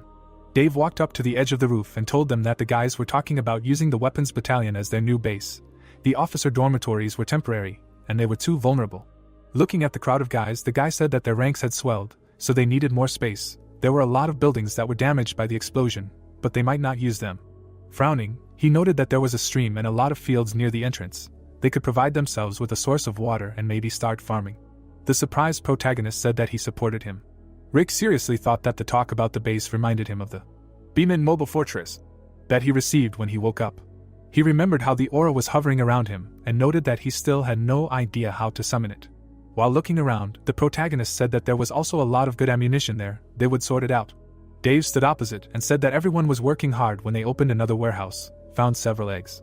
The soldier presented the eggs and said that they were spider eggs, so he told the guys to carefully stack them without breaking them, just in case. Closing his eyes, Rick noted that, as expected, Dave was the best at finding ingredients for him. He would cook something special from the eggs. The guy, with a displeased look, said that he would skip the spider egg meal. Looking at the sky, the protagonist asked what if it was delicious and offered a frittata with spider eggs. Standing in front of the projection, the protagonist read that he had defeated Catlania, the last queen of Erechron. Studying the screen, Rick saw a message that the conditions for the regicide were partially fulfilled, for which he was given an ability enhancement token. Crossing his arms, the protagonist learned that the ability enhancement token enhances one of his existing abilities. The enhancement effect is impossible to predict, it only has one chance, so you should choose wisely. Looking at his list of abilities, the protagonist said that in battle, the most useful is, of course, culinary skills and dagger skills. Closing his eyes, the protagonist noted that besides him, there are many soldiers with combat skills. Touching the screen, he emphasized the fact that he will improve the identification of ingredients. Gusts of wind swirled around him. Rick was surprised. A blue sight appeared in front of his eye. Dave returned to him and said that he completely forgot, and then asked to look at this book. Turning around, the protagonist asked what kind of book it was. Walking towards him, the guy said that Chuck found the book, it was from the battalion. A message popped up that low-level ingredient identification was activated. Blue energy began to spread. Looking at the document, Dave assumed that it was a journal kept by the district battalion commander. He thought that the protagonist should see it. Rick did not pay attention to him. He looked down and wondered what it was. The protagonist presented entries for different days. His gaze fell on the document for February 4th. The protagonist was sitting at the table. He was studying the list of casualties and missing persons. His face was calm. Rick was reading the entries carefully. He closed his eyes and closed the book. He was staring at the journal. Looking at the knife, the protagonist said that it was badly damaged. Frank stood in front of him and said that it could not be repaired. Inspecting the blade, he noted that the problem was not that it was exposed to high temperatures. The problem was the gradual cooling of the blade. It inevitably caused internal changes. Frank closed his eyes and said that the very nature of the metal changed. In other words, even if it looked like the original knife, inside it was completely different. The protagonist's face was upset. Rick remembered how he fought the monster and said that the knife was very useful. He got used to it. Putting the blade on the table, Frank said that he would make him a new one. Now that the main character was awakened, it was not so difficult. Shifting his gaze, the old man asked to allow himself something in exchange. An image of girls appeared in the old man's imagination, and he said that he meant Sarah and Emma. Temperature control is very important when creating weapons, so he will need the help of these two. Frank added with a satisfied look that he would like a larger room, or even an office. Rick imagined a warehouse and said that he thought that they could repair one of the weapons warehouses. He thought with a smile on his face that the equipment that the squad leader Cheryl makes is very useful for them. He imagined a girl and various tools. Holding out his hand, the protagonist said that they would provide this too. Placing his hand on the table, Frank said that he had one last favor, but the protagonist was suddenly surprised. The old man waved his hand with a smile on his face and noted that he would tell them later.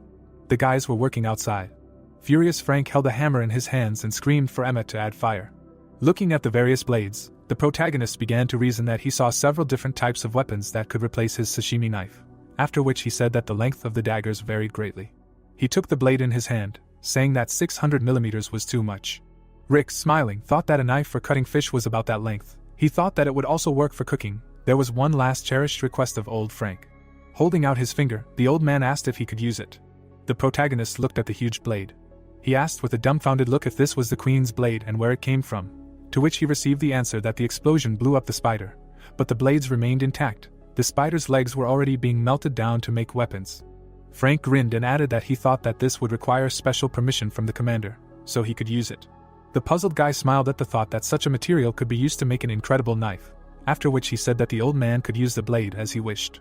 Frank's loud cry was heard in the warehouse, saying that he knew Rick would allow it. He would use it to complete the development of his knife. Inspecting the sword, the protagonist read that it was a lone wolf blade, a masterpiece created with all the skill of a low-level blacksmith with the skills of a master. The protagonist noted with satisfaction that it was a sashimi knife made from the forelegs of the highest quality Aircron spider, imbued with the power of the queen who subjugated her kind, which increases the chance of making critical hits in battle. Looking at the blade, he said that the knife felt completely different in his hand. Surprised, Rick shifted his gaze. He picked up the second knife and read that it was a general-purpose black chef's knife, the most suitable knife for cooking. Closing his eyes, the protagonist began to swing the knives. He clenched the blades in his hands. The guy stood up from the table. The protagonist with his eyes closed said that he did not think that old man Frank's skills were so good.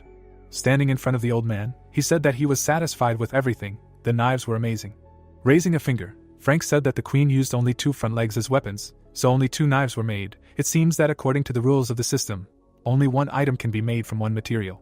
He asked with a satisfied look to bring him more useful materials. If Rick finds them, he will make more. Putting his hands in front of himself, the protagonist replied that 2 knives are quite enough. Leaving from there, the protagonist said that he will go check on the others. Standing in front of the soldiers, he listened to the fact that all the transport was in excellent condition, they had no problems, the deserters who recently joined were a great help. Taken aback, Rick asked if this was true. Logan loudly shouted at the guys. The angry man cried out that the guys were working slowly and were scolding them. Closing his eyes, Ben noted that at least they were now in charge of someone, they made their job easier. Tears appeared in Logan's eyes. Crossing his arms, the protagonist said that these deserters had a good boss. They needed to suffer a little to learn discipline, and Carl asked if he was going to wake them up. Looking away, the protagonist replied that he did not know, because they could escape again if they gained powers. Furious, Logan looked at the soldiers. Carl and Rick began to watch them. Looking at the sky, they decided to go check their canteen. The city was destroyed. People gathered in an abandoned building. They stood in front of a round table. The mysterious stranger calmly offered to start exchanging information. Looking at the map, people discussed that some group was operating near the city hall. The man with a serious look clarified whether this was the same group that was rumored. Holding his chin, the stranger said that their food supplies were running low, they needed to make a decision as soon as possible. The people stood silently at the table. Mia put her hands on the table, saying that now it was her turn. Closing her eyes, she noted that based on what their group had recently confirmed, there was a large military unit there. The guys were taken aback and loudly asked if this was true. The guy crossed his arms and asked where Mia got this kind of information from. The girl calmly asked what he meant. The guy introduced the monsters and said that she knew that most of the military sites were occupied by large monsters, so they were inaccessible. If they couldn't get close, then they couldn't get any information. All they knew was that this group of deserters they heard about could be pretending to be a normal military unit. The guys looked at her and asked where she got this information from. Mia lowered her head and said that she understood their concerns, but she couldn't reveal her sources, and then asked if she had ever given them false information. The angry guys said that the girl even saved their lives last time. If it weren't for her information, they would have died of hunger. Mia calmly asked them not to interfere with the work of other members of the group. This rule has existed since their foundation. Standing in front of the guys, she stated that she could not reveal her sources. All the information she had given them was true, she had no reason to lie to them. Pouting, the stranger replied that it was true. If the girl had wanted to deceive them, she would have done it long ago. Harry had overdone it with suspicion this time. Stretching out his hand, the guy asked for forgiveness, to which he received the answer that Mia accepted his apology. Looking at the candle, the girl noted that she had a proposal, after which she asked what if they tried to contact this military unit. The guys stood in front of her and clarified whether she had gone too far, what kind of hasty judgment this was. Because even if they were soldiers, it was not a fact that they could trust them. The guys added with a displeased look that there was no guarantee that their situation was better. Even if they were better, they might not accept them. Mia opened her mouth and noted that she understood their doubts. She lowered her hands and said that in that case, their group would go and meet them, so they could confirm or deny their points of view. Lowering her head, she said that it was dangerous, but the risk was worth it. The boys' faces were wary. Harry frowned and thought that interaction with a military squad was definitely not possible. He looked at Mia with an angry expression.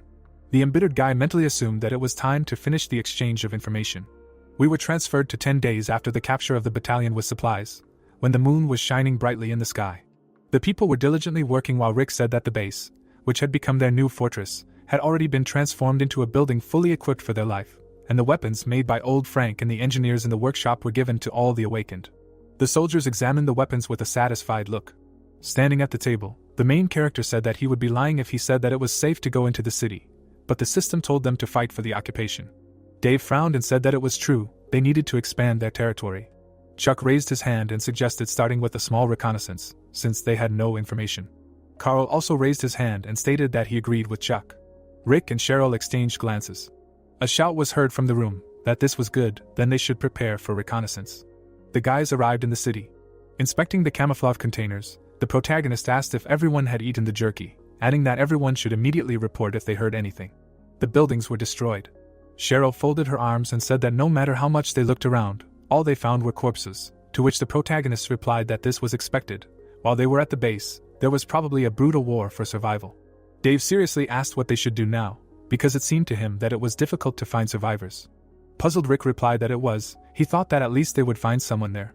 The protagonist imagined a crowd of people and began to reason that in order to carry out an occupation operation, they needed to expand their troops, and for this they needed to recruit people. If this dragged on, they could end up at a disadvantage in future battles, after which he suggested heading back. The guys were suddenly taken aback. Frowning, the protagonist wondered if that was the sound of metal clanking on metal. Looking straight ahead, the guy cried out that it was there. Those weren't monsters, those were people fighting people. The guys were running down the street. They suddenly stopped. The people ran into a crowd of soldiers. The second group of guys ran there. The stranger was surprised. The soldiers looked at them with a calm expression. The groups of people did not move. The surprised protagonist wondered what was going on. He began to listen carefully to the discussions, that the guys almost got them. This was bad luck. The bandits with a puzzled look said that they could not let these guys they caught escape. The stranger stepped forward. Stretching out his hand, he cried out that the soldiers must be working hard. These guys stole their things and ran away. They were criminals who robbed them. Smiling, the guy emphasized the fact that they wanted to figure it out. Frowning, Rick asked if there was a thief. He looked at Dave, who said that judging by their faces, they were the real criminals. He was not sure, so they should just let them go. The dumbfounded man cried out that this was a lie. They were just an ordinary group that was suddenly attacked by those guys. Standing in front of the people, the protagonist stated that their stories did not add up. His face was serious. A notification popped up that material identification had been activated. A projection appeared in front of him, from which the guy said that if he just closed his eyes and walked past, they would give him all the supplies that these guys had stolen. A notification popped up under the stranger that he was a budding serial killer. Stunned, Rick thought that it was good that he had pumped up the identification ability. He calmed down and emphasized the fact that now nothing would hide from his eyes. Turning around, the protagonist ordered the guys to grab their weapons. The puzzled killer put his hands in front of him and noted that he said that they did not want to fight, after which he asked if they needed more compensation. If so, then they could negotiate, and if a shot was fired, then all the monsters would come running. Looking at the civilians, Rick ordered them to just surrender peacefully, because if they resisted, they would suffer. The guys looked at each other and thought that it was risky to be alone with so many soldiers. They would find out everything if this went on. Mia stepped forward. The strangers started running away, shouting that they needed to retreat. The big boss wasn't there, so they had no choice but to retreat. Watching the guys, the protagonist said that they were smarter than he thought. Waving his hand, the protagonist shouted for the guys to catch them. The military rushed in pursuit. The dumbfounded guy said that they couldn't fight armed soldiers. They needed to run as fast as they could. They rushed to flee. Rick noted with satisfaction that they were simply wasting their energy. A crowd of people gathered on the street. Dave ran to the protagonist, saying that he had gathered all the survivors in the building, and then asked if he wanted to meet their leader separately. Looking out the window, the protagonist asked to prepare a place on the second floor. He needed to check some messages. A projection appeared in front of him, after which the protagonist noticed that this was a message from Kurt. Touching the screen, Rick read that Kurt had received a prediction. The surprised protagonist asked again. Sitting on a chair, the guy said that he received a prediction. He is not sure who these people are that the protagonist meets, but they know about them, and a lot. Kurt, with a slight smile on his face, said that he does not know the details, but he is sure of it. The guy put his hands on his hips. Looking out the window, he assumed that it would be interesting. He entered the room. Mia was sitting calmly, waiting. Walking towards her, the protagonist thought about what they said that she was blind. After Kurt's warning, he needed to act carefully. The protagonist stopped. Looking at Mia, he asked what happened. The girl calmly answered that nothing really happened. They were just minding their own business when those guys attacked them. The girl imagined two groups of people and said that all this chatter about thieves was a lie. They had never met them before. Rick crossed his arms and noted that he had his suspicions. Looking at Mia's hand, he wondered how she knew they were lying, if she had some ability he couldn't identify. Looking at the city, the protagonist listened to words of gratitude for saving them. He turned his attention to the people and said that in their days, people had a bad idea of soldiers. Some soldiers abandoned their units and did bad things. The soldier took a package with something while Mia asked if they were the same, to which she received a negative answer. Raising her head, the girl said that in that case there was no problem. Rick frowned. Standing in front of her, he thought that since he could not see her eyes, he could not understand what she was thinking. He needed to check urgently. Suddenly, a bright flash flashed. Looking at the girl, the protagonist read her characteristics. The protagonist was scared. He was suddenly surprised. Looking around the room, he offered to continue the conversation over a drink. They had tea and coffee in the car. Looking at the cup of coffee, Rick thought about how no matter how much he offered, she refused to eat what he gave her. Mia held out her hand, while the protagonist reasoned that it could be because of politeness. But like Kurt said, she probably knows that they are awakened. He calmly assumed that the girl even knows that he is a chef. Sitting opposite, the protagonist mentally noted that this spirit person, is also worrying, meaning that she can see despite her blindness. Looking around the room, Rick stated that she is careful with his dishes. Placing his hand on the table, the protagonist listened to her that the world is dangerous, so she is just being cautious about potentially poisonous products. Smiling, he replied that he did not think that was the reason, after which he asked if she refused because he was an awakened chef. Mia frowned at what she heard. Looking at the protagonist, she wondered what was going on and how he knew that she knew about their squad. She held the cane in her hands, and Rick said that if she was silent, then he was right. Turning around, the protagonist said that he was not quite sure how she found and studied their squad, but he had a guess. Mia looked at his back and clarified what the protagonist was talking about. The guy turned around slightly. The girl dropped the cane from her hand when she was asked if it was true that it was all because of the eyes. Her eyes widened. The cane fell to the floor. Rick, holding his hands in his pockets, said that he did not want to scare her, he was just curious why she pretended to know nothing, although she did. He turned around with a smile on his face. Mia closed her eyes, and the protagonist thought that it was time to reveal all the cards, because soon he would find out whether they were enemies or not. His face became calm. Walking towards her, the guy noted that he knew everything only in general, no details. Smiling, the protagonist said that if she did not deny that she had been following them, then she should explain why she did it. The girl began to rise to her feet. Spreading her arms, she noted that since he knew everything anyway, she would show him something. Rick was surprised. Blue energy began to gather into a sphere. The girl created a cloud of mana and said that it was a water spirit, she called it a drop. Examining the spirit, the protagonist saw a window with its characteristics. A notification popped up that the protagonist had acquired insight into handling low-level spirits.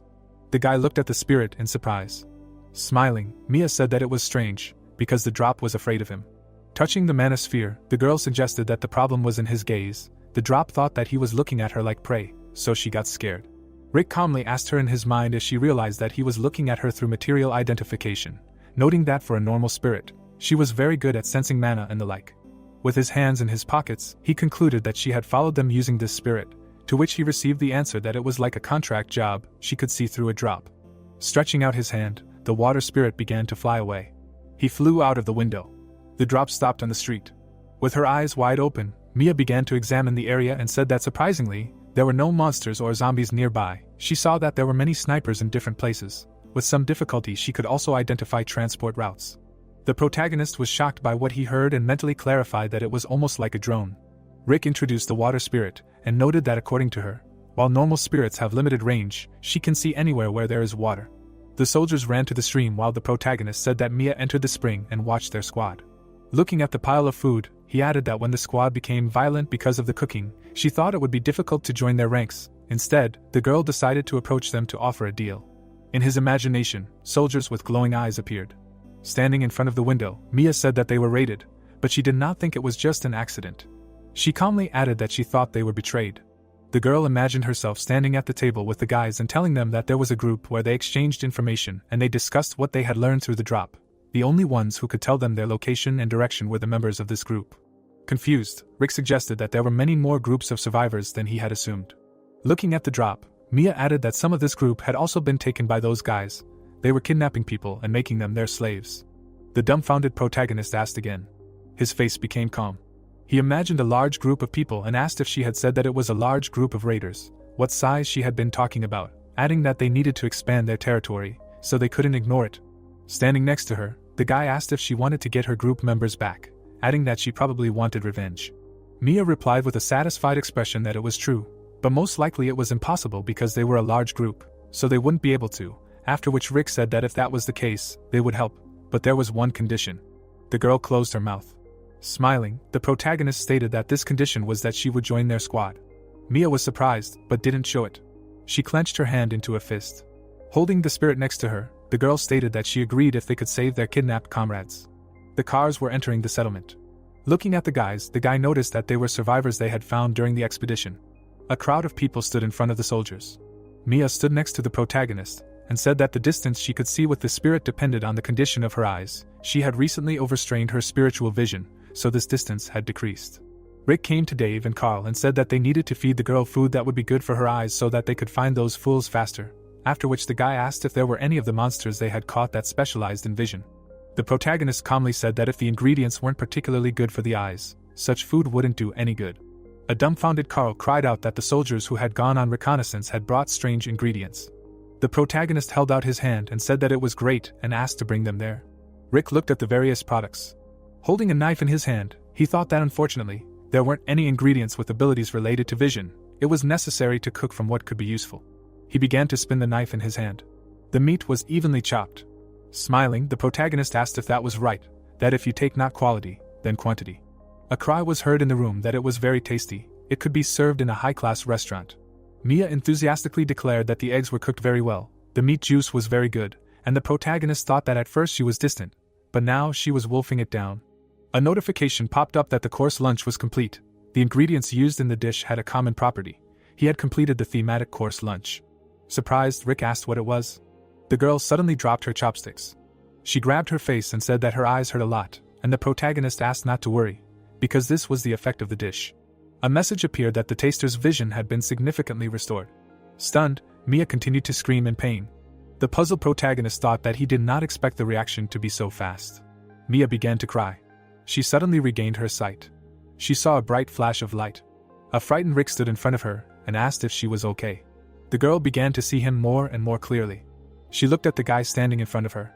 Looking at her hands, Mia explained what she saw in front of her. She began to look at the room and the food. The girl's mouth fell open in surprise. The confused protagonist looked down. He stood in front of her. The blue sky surrounded the settlement. We were transported to the Villa district, in the Kangwon province, where there was devastation. Looking at the broken window, people were discussing that the third battle group had returned. The dumbfounded man said that they went to capture that group with the blind woman using strange abilities. Frowning, he asked to forget about the capture, because they could not even steal the supplies. Apparently they were with some deserters. The stranger was furious at what he heard. A guy's voice was heard from the building, saying that they had no choice when dealing with these stupid deserters. Liam stood among the allies and said that their awakened party members, except for the officers, were still rookies. The man kicked the can. He said with a serious expression that he would go from there. The guys looked after him and asked him to get out. The stranger was taken aback by the loud roar. The guys looked around and shouted that the big boss was back. The man opened his mouth wide. His eyes were shining brightly. Crossing his arms, Dave asked if her vision had returned, to which he received the answer that it was, and the spirit was still there. They had definitely made a contract. He frowned and suggested that her vision was not the price for this contract. Rick was surprised by such a hypothesis. The guy imagined a huge stream of magic hovering in front of Mia and said that instead of vision, for example, it could be magic in her eyes. But she was an ordinary person who had not awakened. With his hands in his pockets, the protagonist asked if she had lost her sight because the bit of magic she had as a condition of the contract had been taken away. To which he received the answer that this was just Dave's guess, otherwise it would make no sense. The protagonist imagined the girl and said that in any case, it was not bad for them, she would most likely join their squad as a thank you. Placing his hand on the edge of the roof, Dave stated that the abilities of this spirit would definitely be useful to the squad. All that was left was to prepare for a fight with those bandits. Looking at his comrade, he added that this fight would not be easy. Closing his eyes, Rick asked to gather the soldiers, because they needed to hold a briefing. Standing on a concrete slab, the protagonist said that according to their investigations through the spirit, they confirmed that a group of these bandits had occupied the entire villa complex. They had surrounded it with fences and walls, turning this area into their fortress. Rick frowned and added that they not only farmed inside with the help of slaves, but also went outside to rob. The guys listened attentively that they were the largest group among the local bandits. Shifting his gaze, the protagonist stated that they were on a completely different level than the groups of survivors they had met before. The protagonist introduced the people and noted that it was obvious that they would feel anxious, since this was the largest group of people they had met. Carl listened with a serious expression that they would have to face them anyway during the expansion of their territory. Meeting them could actually be useful to them. Rick stopped talking. Standing in front of his comrades, he suggested that this battle would make them even stronger. The plot takes us to the next day, when light rays of the sun enveloped the settlement. People gathered in a room in which they discussed that the man eats like crazy when he wakes up. Until recently, everything was not so bad. The guys closely watched the leader, who ate without stopping. The angry man asked if they had gotten their guns. The puzzled guys replied that they had sent their men, but Sean frowned and said that even if they found them, it would be hard to fight these armed guys no matter how strong the boss was, dodging bullets was. The man continued eating. They suddenly staggered. The leader spat out his food on the floor. He wiped his face and asked if Sean was talking to him. The dumbfounded guy replied that he was not, he was just worried. The angry man started talking about the death penalty. The guys were taken aback by what he heard. Sean's face was scared. A huge fist was flying at him. He flew to the side. Blood flew out of his mouth. There was a powerful blow. Sean's body was covered with stones. Liam was horrified. The boss calmly watched what was happening. A hole was punched in the wall. The guys with a smile on their faces said that they would bring him a gun. Someone ran there and shouted that they had a big problem. The stranger looked in and said that the reconnaissance team had just returned. They said that a group of over 100 soldiers was approaching the villas. Liam turned around and emphasized the fact that it was good that they came to them. He smirked and suggested that the soldiers were underestimating them. They would make them their slaves. The bandits grabbed their clubs. The leader's face was furious. He spat out saliva. People began to move through the settlement, while someone shouted from a loudspeaker that all the awakened should be rounded up. People were running down the street. They were moving at great speed. There was a convoy of soldiers outside the gate. Standing among his comrades, Rick said that these guys were in shock, sounding the alarm, but it seemed that they were prepared as best they could. A soldier stood behind him and reported that the encirclement team was in position, to which the protagonist replied that this was good, after which he asked to tell them to catch everyone who tried to escape. Touching the screen, the protagonist asked Chuck what about the sniper team. Holding a rifle in his hands, the guy replied that everyone was in position. He began to aim, saying that they were just waiting for his order. The cars began to ram the fence. The car began to drive into enemy territory. The bandits stood in front of the car and screamed that it instantly broke their walls. Covering his hands from the dust, the robber asked what the outer security team was doing at all. He screamed with a dumbfounded look that they should retreat and attack together when the boss comes. The soldier pointed his finger to the side, saying that they were guarding the entrance. Rick looked at him and said that it was good, and then ordered to capture as many bandits alive as possible. The military began to follow the defensive squad, which put up shields in front of them. The soldiers ran to their positions. The protagonist stood with a satisfied look. The guy delivered a powerful attack on the bandit.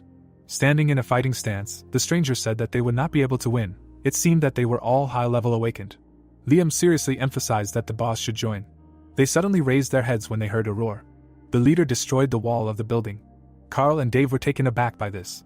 The surprised protagonist thought that he had finally come out.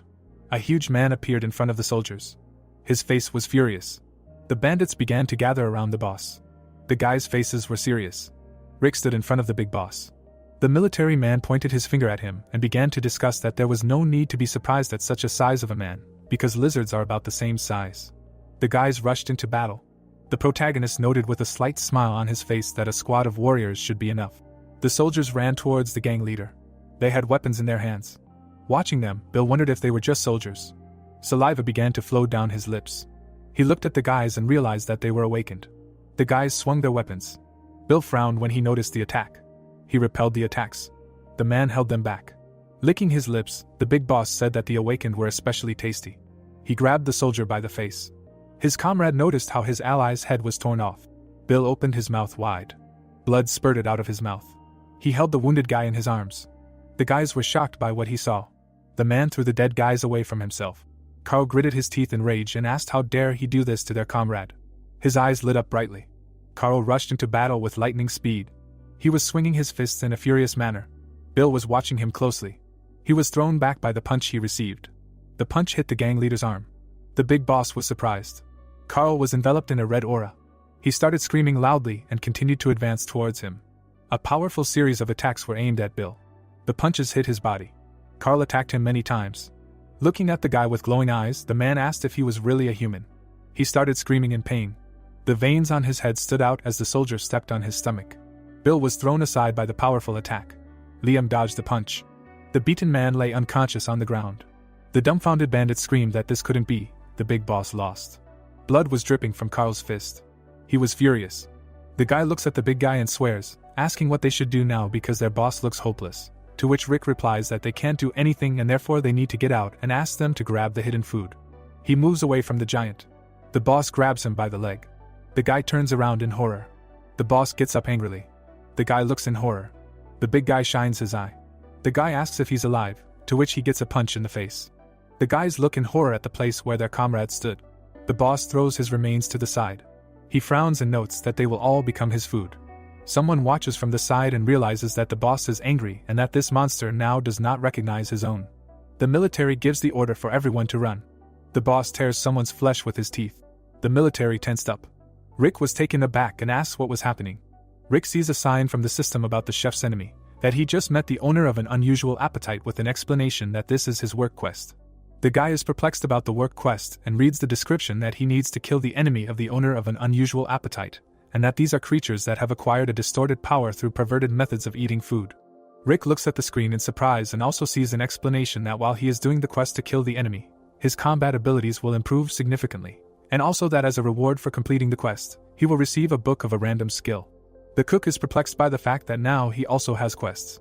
The boss is finishing someone's pants until he realizes that in front of him is the owner of an unusual appetite. Rick looks up and orders everyone to pay attention to him, that the comrade in front of them seems to have grown like this simply because he ate people, To which someone asks again if this is so, and what they should do in this case. The brunette moved his hand to the side and began that first Carl would have to enter the battle with a detachment of weapons, and the rest would have to surround the territory and catch everyone who tried to escape, to which the soldiers accepted the order. The boss holds the guy by the head and Carl shouts that he is a fat pig and asks if he wants to stop already, and who does he take people for. The boss smiles with great appetite. Carl left a trace of energy. He attacks with his fist. The boss licks his fat lips. The guy hit him in the stomach, which absorbed all the energy. Carl looks into his belly and asks what is wrong and why he suddenly felt so heavy and whether he could have become stronger in such a short time. The boss throws his head back and shouts that now he is becoming interested. He hits the guy with his forehead. Carl gets a direct hit. The boss extends his fist and declares that he will eat him last. Carl flies into the wall. The boss looks the other way. Dave calls Carl. Smoke rose. Carl passed out while he asks if he pushed him away stupidly and realizes that this monster has become much stronger than it was before. The sniper takes aim and asks the sergeant to give the order to shoot. The boss sticks his tongue out at them. The guy runs forward and refuses to shoot because he can handle it himself. Rick is dragging some kind of stick with him. He looks at the sign where it is written that he has low-level jerky of deep impotence in his hand. The guy runs to him and thinks that he has a special dish for him, and you understand that he let everyone down and that earlier he could have correctly assessed the situation and acted before Carl got hurt. Carl sits unconscious, and Rick mentally believes that he will avenge what happened to him. The cook jumps. He goes on the attack with kitchen knives. Rick looks down and activates the cook's eye and receives a notification that he has acquired a low-level secret of cooking, namely the ability to deal with the owners of an unusual appetite. The boss frowns as the signs fly off into the fourth dimension. He looks at Rick and realizes that he must be the leader. Rick runs straight at the boss. The boss swings his hand, saying that he can easily deal with this squad. The fist flies at the cook. Rick frowns. The cleaver cuts the cook's enemy into fillets. The boss is bleeding. Rick sees a sign that the last queen's grudge is penetrating his wound and that he is thus dealing a critical blow to his enemy. The cook looks ahead, stunned, and says that this amazes him, because his body now feels so light and that he expected such an effect, but not to this extent. The meat cleaver is dirty. The cleaver is too. Rick looks at the splashes of blood and realizes that besides these knives that Grandpa Pack made cut through the thick skin of this giant-like paper. The boss stands and gets angry. He glows red. The cook asks how dare he aim at his squad. The boss turns around. The rock is rolling towards the soldiers, who are screaming that it hurts. The guys look at the tumbleweed, and someone says that this swine has suddenly gone crazy. The soldiers are running in different directions and screaming that it hurts so much that they are dying. The brunette puts his hand to the side and screams that it is very dangerous and gives the order to all units to retreat. Rick is taken aback and realizes that he cannot attack him with this knife. He puts it in his pocket. Rick takes out the jerky and realizes that it is time to try his bait. The cook frowns. Someone screams at him that it is dangerous, and someone begs him to retreat for now and attack him again when he gets tired. The ball rolls towards him. Rick tensed up and asks him not to worry, because he will figure it out somehow. The brunette started to run. The boss rolls towards him furiously, screaming about how he dared to hurt him and that he would kill him. Rick runs away from the boss. He turns around and realizes that the boss is catching up with him. The soldiers are terrified. Rick frowns. Someone calls him.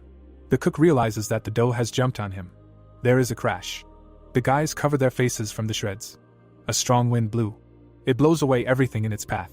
A large dent was left from the boss. He walks forward. The big one tries to catch his breath. The boss screams in rage that everyone around is stupid weaklings and asks how they can tell how strong his body is. The soldiers are killed, until someone remarks that he is a crazy bastard. They look around and do not understand where the cook went. The boss says that this is his squad now. Dried meat is thrown at him. He catches it with his teeth. Rick runs out and screams that it is very noisy around. The brunette asks with a smile if he likes to eat and offers him a snack. The boss is taken aback by the fact that this guy is still alive. He looks at the piece of meat in his mouth. The boss is taken aback by how tasty it is. Against the background of the stairs, he notices that it is very tasty. The soldiers fell silent. Rick is taken aback. He smiles and realizes that he somehow managed to feed him his special dish, and that now he will definitely calm down. The boss chews while Rick reads the sign that the owner of an unusual appetite ate his low-level jerky and that deep impotence makes his body and mind weak. The boss licks his lips and says that it is very tasty. Rick holds a cleaver in his hand. The soldier notices that it has suddenly become so quiet and asks what their cook fed him. The boss holds his neck and notices that it is very strange for him that he suddenly feels strong apathy. The boss realizes that he really wants to sleep and that he does not want to do anything. Dave notices that it's Rick cooking. He smiles that this crazy pig has suddenly become helpless thanks to him. Rick prepares to butcher his opponent. Rick holds out his cleaver forward and gives the order to attack and destroy their enemy. Rick frowns. The soldiers run after he gave the order to attack and destroy. The boss is dozing after a delicious dinner. The soldiers are running. They surround him until someone says that he will not be well this time. The boss is sleeping and someone orders him to disappear. The sun is setting. The soldiers are chatting until someone notices that they are almost done cleaning the battlefield. Rick reads the signs from the system and reasons that fortunately for him no force majeure occurred and Carl was fine, and sees that on top of everything his experience was increased and that he scored a little over 3,000 points with the words that he finished him and received a reward. He sees a book and reads that his work quest to destroy the enemy is complete and that he gets a random skill book as a reward. The soldiers are walking. Rick notes that after that they immediately started looking for the villa. The soldier is taken aback and says that it looks like someone was tortured here. The guys look at the torture devices and understand that these guys are just crazy. People look at them from the side. The soldiers lead them and someone asks to examine them for wounds. They took them somewhere while the leader says that they need to be taken to the car. Those who have not seen each other for a long time met loved ones. Rick realizes that to everyone's happiness they were able to save these kidnapped from the group and several more slaves. Rick shakes the girl's hand saying that he fulfilled the terms of the deal, to which she thanks him and notes that she does not know how to thank him. Rick smiles and replies that she is now part of their squad, to which she agrees and allows him to address her familiarly, which he cannot. The girl states that since she is now officially part of the squad, she wants to share information with him. Rick is taken aback and asks what kind of information she wants to share. Against the backdrop of the night sky, she asks him if he already knows that this world has turned into something like a game, to which he replies that it is and that anyone who has awakened knows this. The girl looks at him and asks if he has ever played games, to which he replies that he is not a fan, but he has hung out in games sometimes. The girl smiles and says that then he will understand how important this information is. The guy listens attentively. The girl asks if he has ever heard of dungeons. She imagines a dungeon and continues that a dungeon is an obligatory component of all RPG games and that these are places where special types of monsters live, and that if you do not look at the fact that they all have different shapes and appearances, then all dungeons have one common characteristic, namely that it is always the best place to farm things. Rick looks at the screen and writes that it looks like the girl wanted to attack the Dungeon King after she gained strength, to which Kurt replies that this is understandable and clarifies what he thinks about it himself and replies that he thinks this is the right approach and that they need to be decisive when there is an opportunity to do so. He looks at the screen, where Kurt agrees with him and suggests that there is some truth to the place he is telling him about, to which Rick clarifies what he thinks about this, whether they should try to get there or not. Kurt sits in a chair and says that he thinks it will be a bit difficult for them. He closes his eyes and retorts that he does not think they should head there right now. Rick looks questioningly and clarifies why that is and if he has a bad feeling about this, to which he receives in response that if he had to choose between the right and wrong moment, then now he thinks it will be the wrong moment. He looks at the lamp and Kurt explains that he thinks that means this dungeon is difficult to get into. Rick reads to himself the description that he is an awakened one, whose occupation is a low-level chef, that he is level 19, what abilities and skills he has, and that he has 8,000 points. Rick is taken aback by the number of points in his account and realizes that he should use them before he accumulates even more. He reaches for the screen and remembers where it was. He looks at the random skill book and reads its system description, and that with its help he will acquire one random skill that will be related to his occupation, and that this item is not for transfer. Rick smiles and realizes that this is what he was looking for and notes that he is very interested in what is inside. The book opens while the system notifies him about it, and that he gets a new skill called Absolute Taste. Rick reads that in order to cook delicious food he will now need to first understand its taste. Rick frowns and reads that his taste buds reach their peak and that he will now feel the taste of the dish much more subtly than anyone else. The brunette puts his hands on his hips and sees that he has one passive effect that greatly increases the effect he personally received from cooking, and that there is a second effect that is already active, and that when the skill is used, he can improve the slightest characteristics of his dish, and that this also only works for him. He licks his lips and realizes that Absolute Taste is crap. Rick imagines food and realizes that his receptors have pumped up and assumes that this will probably give him a good feeling after eating delicious food, but in battle it will not help him much. Rick smiles and realizes that the first effect is not bad and it looks like his effects from his own cooking will increase. He looks at the screen and realizes that he has had enough. Rick looks at the mountains and wonders if he should stop by the store. Against the background of clouds, he realizes that he should buy himself some more potions. The guy in the infirmary wonders if Helia can be considered food. Rick smiles awkwardly and notes that he just does not know who else to ask. The guy tenses up and says that he doesn't really understand this kind of thing, so he doesn't know for sure, but he assumes that it's possible. Rick is taken aback and asks again if he really thinks so. His interlocutor spreads his hands to the side and replies that stat-improving potions are not created to treat diseases and that they are more like regular tonics, and asks if they shouldn't just be considered functional drinks, to which Rick asks again about functional drinks and gets a positive answer with an explanation that these are such means for improving digestion, against hangovers. Possibly vitamin drinks or energy drinks that are sold in the store. Rick imagines cans of drinks and says that he understands and that drinks are also food and that he thinks so, and Rick agrees. The brunette imagines a red potion and notes that if potions are considered food, he brews a huge vat of red liquid and asks himself if he can brew them in that case.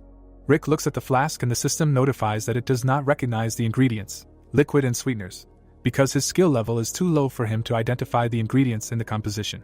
Rick looks at the potion and realizes that this is still impossible with his level. If he only knew the ingredients, he could try.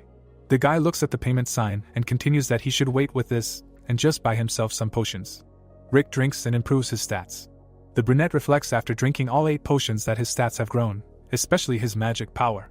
The guy smiles and realizes that his stats have been improved by 45 points in total, and he realizes that he feels stronger and that his stats were already pretty good, but this just shocks him.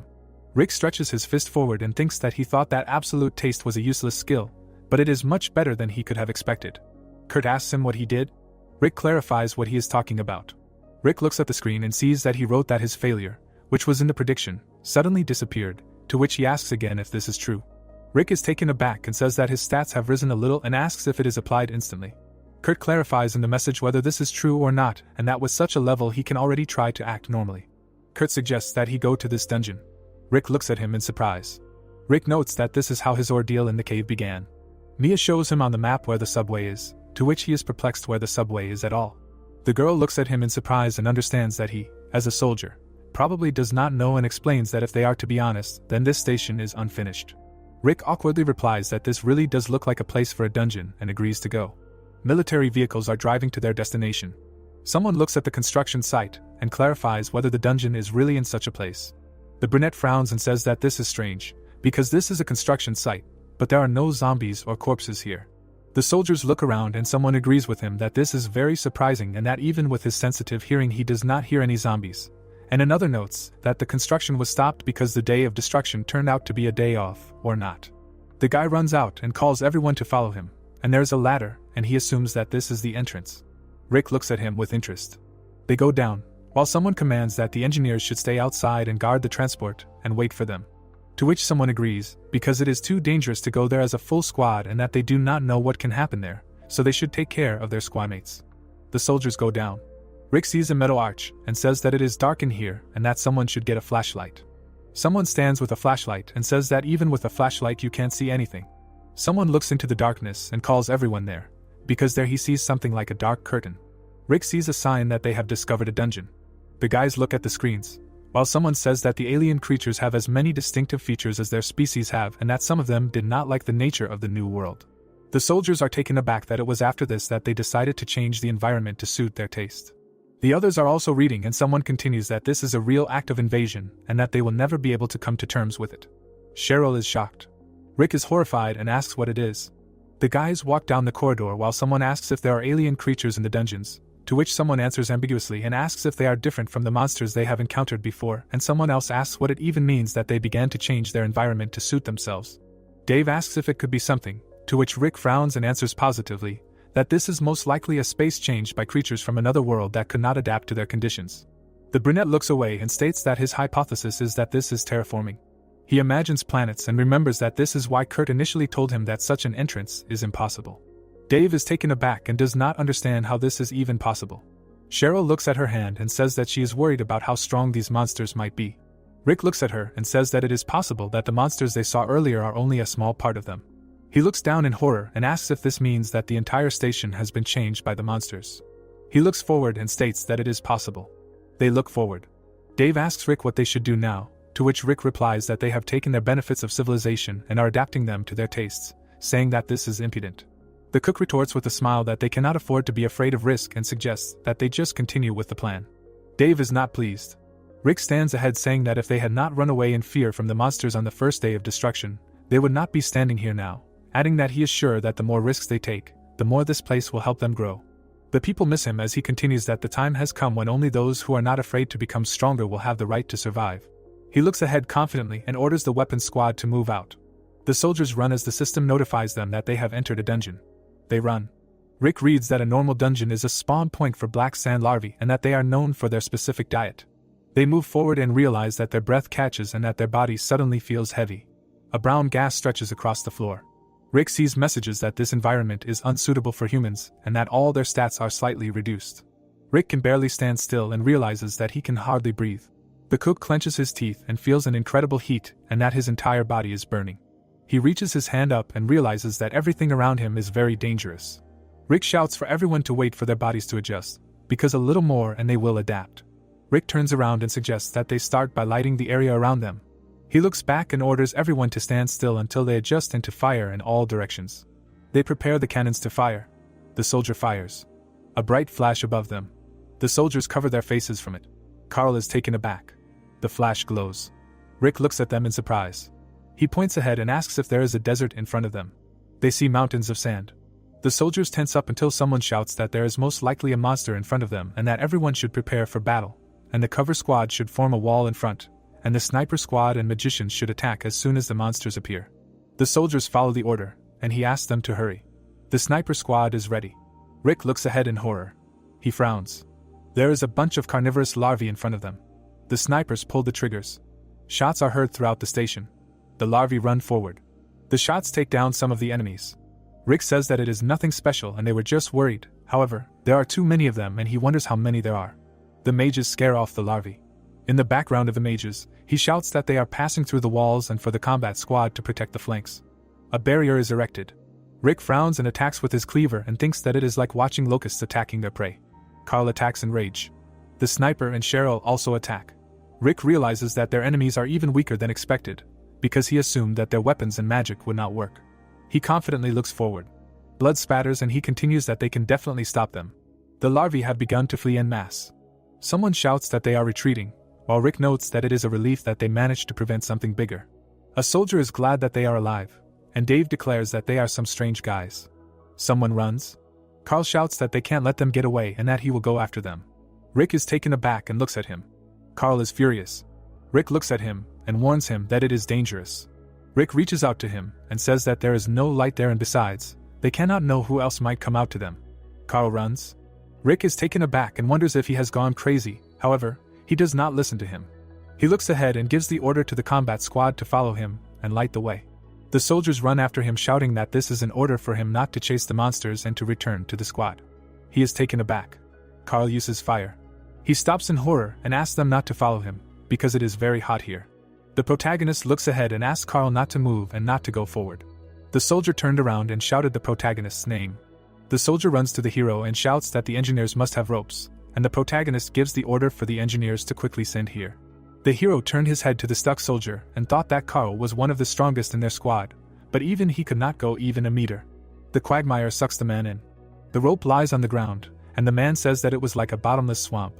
Carl lies on the ground and says that no matter how hard he tried, he couldn't get a hold of anything, so there was no way to escape, and then added that the longer he walked, the more it sucked him in, like a living monster. The protagonist stands in confusion and thinks that it is not a desert, but hell that is trying to swallow them whole.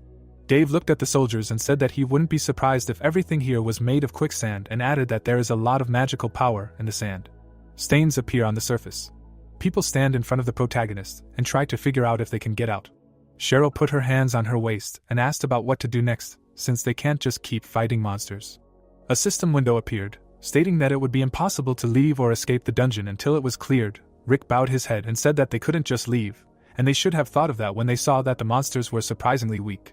The soldier was sitting in the wheelchair, and the hero remembered that he had been told that the dungeon was of a high level, but they hadn't said that the monsters there were also strong, and he concluded that the monsters weren't the reason for the high difficulty. Chuck looked at the protagonist in horror. Carl stood there with an empty look. Dave crossed his arms over his chest. The protagonist turned away from the three soldiers and said that they needed to find a way out. His hand clenched his bicep. The hero looked away and thought about finding a way out. A strange creature was lying on the ground, and the system window was trying to identify the ingredients from the black sand larva. The hero ran to the creature and said that maybe it would have an answer. Dead Eyes looked up. The protagonist holds a knife and says that if he cooks this, something will definitely work out. Rick stretches out his hand and orders the soldiers to light a fire, and the soldiers try to figure out if he is serious in his words. The wood is burning, and the system tells the hero that he has received a low-level secret of cooking, which is the ability to deal with a black sand larva. Rick skillfully cuts meat. The meat is lying on the board, and the hero says that it is time to begin. The food is fried in a frying pan under, and the hero says that the meat must first be fried. The smell spreads throughout the room, and the soldiers noted that the smell is quite pleasant. The food is fried in a frying pan, and the system window reported that a low-level cook cooked black sand larva meat, and for this added a little endurance to the hero, as well as temporary possession of the exoskeleton skill. The hero grimaced with discontent and thought that the exoskeleton skill would not help him in crossing the desert. The foot stepped on the floor and the man asked the hero if he got anything useful. Dave walks towards the protagonist, and the hero replied that he didn't get exactly what they needed, and Dave asked to try another method, but the hero decided to try with the oil he made. Rick opened the can and said that it contained oil made from monster fat, and the system window that appeared said that it was animal fat with magical powers. The soldiers stand and smile and understand that this guy is serious about cooking, and Dave asked Rick to hurry up with the cooking. The bodies of the creatures are lying on the ground, and the soldier says that it is necessary to wait and bring more monster corpses. The minced meat is in the bowl, and he began the story about how first it is necessary to mix and grate the most delicious parts, eyeballs and larval flesh, and then spread it on bread, which he prepared separately, to make it like menbosha. The crowd is standing and someone from the crowd said that in theory this is menbosha, but someone else said that it is made from that monster, but then they decided that it does not matter and the taste is important. The bread presses down on the meat, and the system reported that this is black sand menbosha, prepared by a low-level chef, and the hero noted that he does not see what effects this food has, and the hidden part of the system wrote that when consumed, all statistics are improved, and also earth resistance and physical endurance are improved, and the protagonist concluded that he will understand when he eats it. The hero looks up, and the interface showed that the absolute taste skill became active and now the protagonist can not only feel the hidden taste in food, but can also focus on its individual features, and the hero remembered that this ability significantly increases the effects of dishes that affect him, and the system reported that the first passive ability significantly improves the effect obtained from cooking. And the second active ability allows you to improve small characteristics contained in food. The nose inhales air, and the system told the hero that he must choose the one he wants from the proposed skills, and the protagonist found the aura of black sand. Rick runs his finger over the interface, which reported that the hero selected the aura of black sand and applied it. Dark energy appeared in the air. The energy moves towards the hero.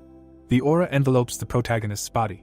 Rick runs from the soldiers who think he has gone crazy. A soldier runs and screams that the protagonist ate all the menboshu himself, and the second asks the hero to go back. The jacket flutters on the hero's body, and the soldiers shout that it is dangerous. The hero looks at the soldiers. The protagonist smiled. His foot stepped on the mud. The soldiers watched Rick walk through the mud. The soldiers looked at the hero and assumed that this was the effect of the dish. An aura surrounds the hero, and the system hero informed the protagonist that only black sand larvae possessed this aura. The feet step on the sand, and the system concluded that only with this skill can one move freely on the black sand. Energy envelopes the protagonist's body. Rick walks on the sand and notes that this is not bad.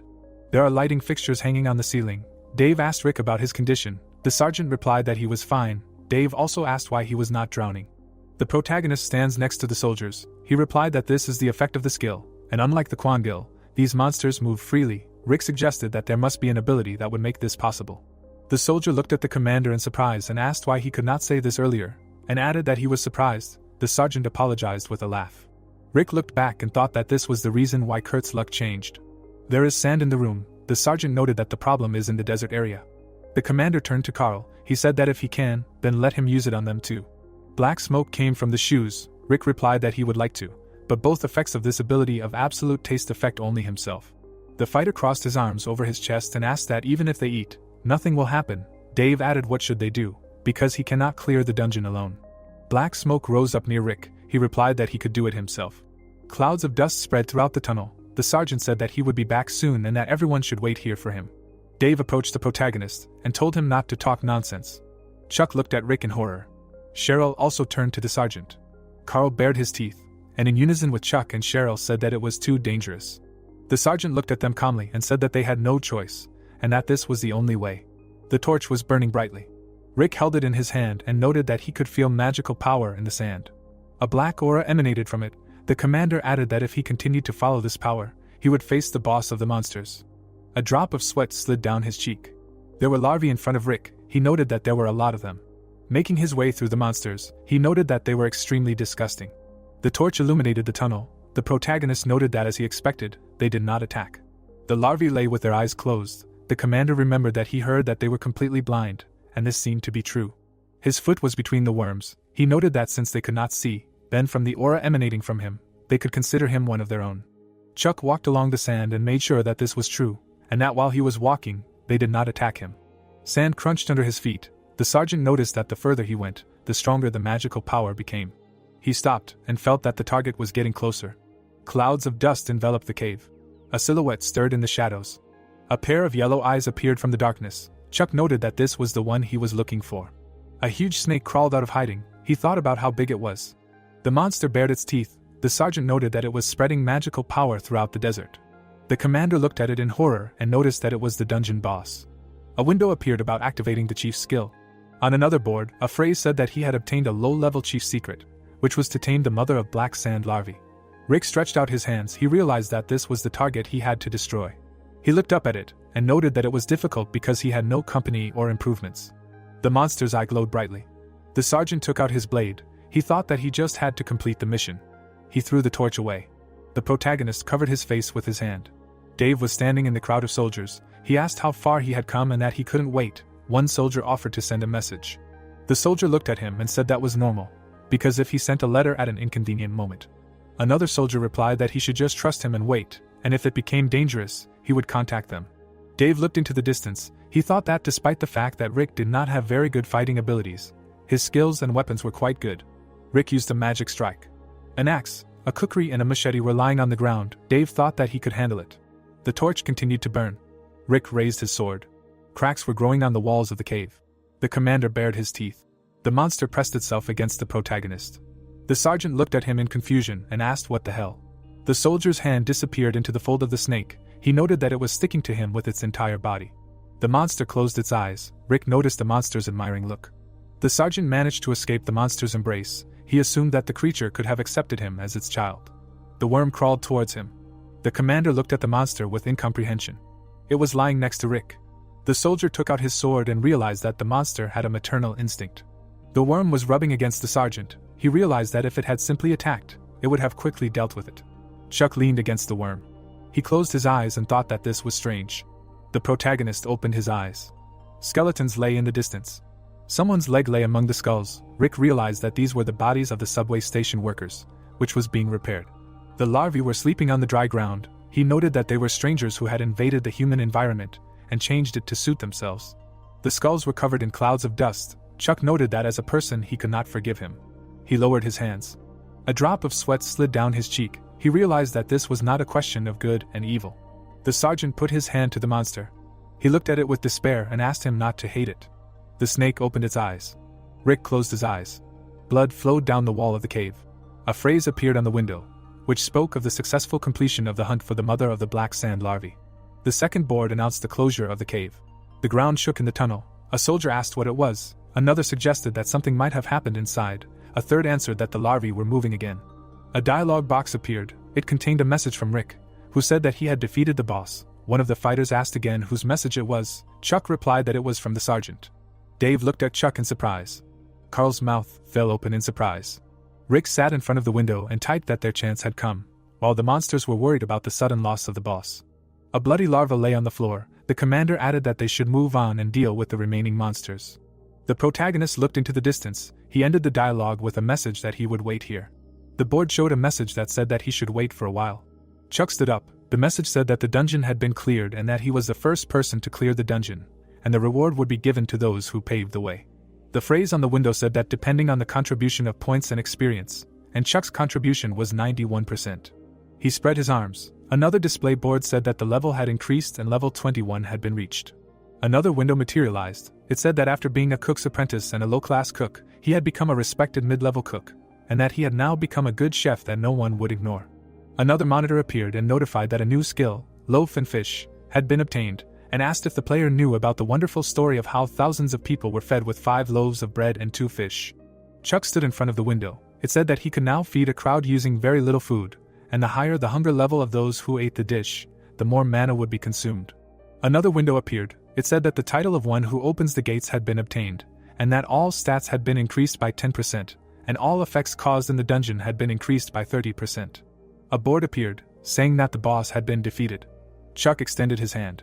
There was a window in front of him.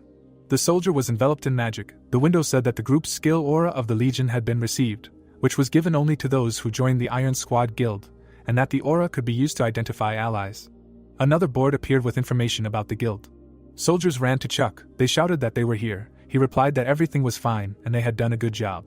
The soldiers were picking out the corpses of the larvae. The sergeant ordered them to take only what was useful for cooking and ordered them to cut up the boss's body. The commander, as a sign of apology, folded his hands and said that it seemed he had taken all the rewards. The warrior replied that everything was fine, and they had also received a lot.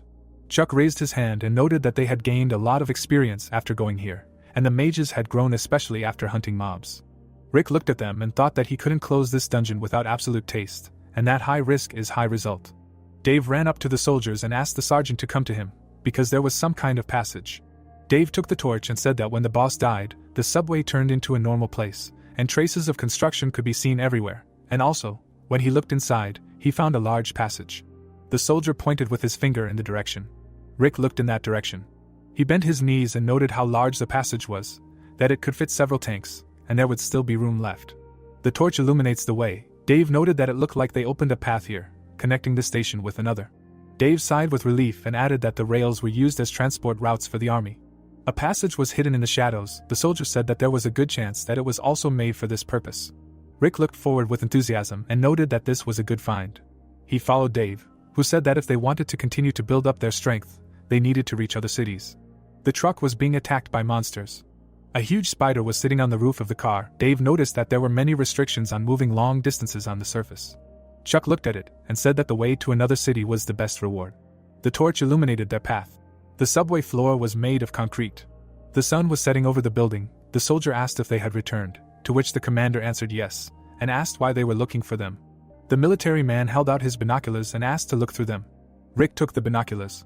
A crowd of comrades stood behind him. Carl asked what happened while they were away from the base, and added that he hoped that those were not the monsters that came as soon as they returned.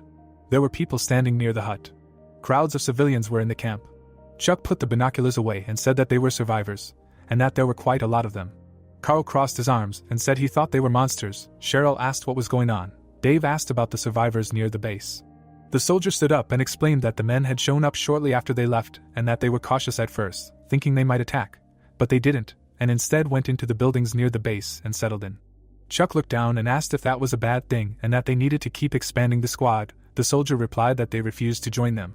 Carl threw his hands up and asked why they refused. Chuck looked up calmly. Dave looked at the camp and said that their intentions were obvious, that they had gathered there because it was safe, but they didn't want to join, they just wanted to be around and enjoy the safety. Cheryl looked at Carl. He said that something was odd, that the survivors they had met were afraid that they would be deserters. Dave looked at him and said that it was true. Rick added that rumors were spreading that they were a regular military unit. He looked into the distance and said that Mia said that she shared information about them only with that group, and the rumor that there was a military unit that did not turn into raiders. Chuck looked disapprovingly at the camp and said that they should be kicked out. Everyone looked at him. He added that if they were allowed to be here, the number of survivors who would think that they can enjoy safety without joining the unit would increase. Cheryl came up and wanted to say something. Chuck interrupted and added who else, they could not ignore them, and that they would have to protect them if necessary. Carl closed his eyes. Dave glared at the soldier. Rick put his hands on his hips. He lowered his eyes and said that he understood Chuck's point. The camp was crowded with people. The sergeant added that he first needed to meet with these people and decide. Everyone looked into the distance. The evening sunbeams played on the metal profile. Everyone agreed that there was no hurry, and that it was better to give the business to Rick. Clouds floated across the sky. Two civilians were introduced by the names Larry and Barry. They stood opposite each other. A soldier stepped towards them and said it was nice to meet them. Jack walked up to them and added that he was a lieutenant major, the current commander of the 423rd Battalion. Rick stood behind him and thought that at first they would send the lieutenant major as their boss, since he looked confident and spoke smoothly. Rick bared his teeth in a smile and added that he would see what their intentions were. The man in the black shirt leaned back in his chair and said that he thought the south gate was finished. The man added that the only surviving soldiers were a bunch of deserters who abandoned their unit. The guy in the brown shirt asked the lieutenant if it was true that they were soldiers. The man in uniform exhaled. The brunette raised his hands and asked if it was true that the interlocutors had settled near the base. Although they had suspicions, he added that although they had lost contact with the main command, and the battalion commander was dead, they were an ordinary military unit. The long-haired man lowered his head. The man in the brown shirt frowned. The dark-haired man put his foot on the car. The man in the black shirt asked that they weren't always soldiers from this base. He added that they had green uniforms. The guy lowered his eyes and mentally stated that any of the locals would recognize the uniform of the ammunition battalion. The man folded his arms and said that it was true, they were soldiers from another squad. Their first base was attacked by monsters, so they had to leave it. He added that when they came here, everyone here was already dead. The guy in the brown shirt closed his eyes and said that they understood that. The long-haired man frowned and exclaimed that they should have started protecting the citizens earlier. He added that months had passed. He clarified why they started now. The guy in the military uniform moved his hands towards himself and said that they had problems, and added that they themselves had a hard time coping due to constant clashes with monsters, that they had a hard time. The man plunged his sword into the monster's head. The guy in the military uniform said that they could not afford to look after every survivor. The two men shake their heads. The guy in the uniform said that besides, there were many cases when people considered them deserters, and did not contact them. The brunette looked back and mentally stated that it was true, that back then their survival was a priority. He mentally added that now that they had some freedom, they could allow them to accept survivors. The long-haired man crossed his legs and exclaimed that he wanted to talk business. The clouds slowly floated outside the window. The lieutenant asked if he could ask a question now. The interlocutors agreed. The man in the military uniform said that he heard that they had recently made contact with soldiers from their unit. They offered them to join their unit, but they refused. He asked if they had changed their minds. The long-haired man looked at his comrade. The guy in the black shirt looked at the man in the military uniform. The brunette asked what to join. It was the same as being conscripted. The blonde said that they had a lot of children and old people, that they would hardly be able to fight. The military man said that they needed more than just combat personnel. The guy crossed his arms over his chest and mentally asked if he should tell him about the awakening. He mentally added that then they would think that they were engaged in mass production of awakened beings. The blonde exhaled and asked if they would supply them with food if they joined. Was it okay for them? And added that it would not be better if they just settled nearby. The two men looked at their interlocutors.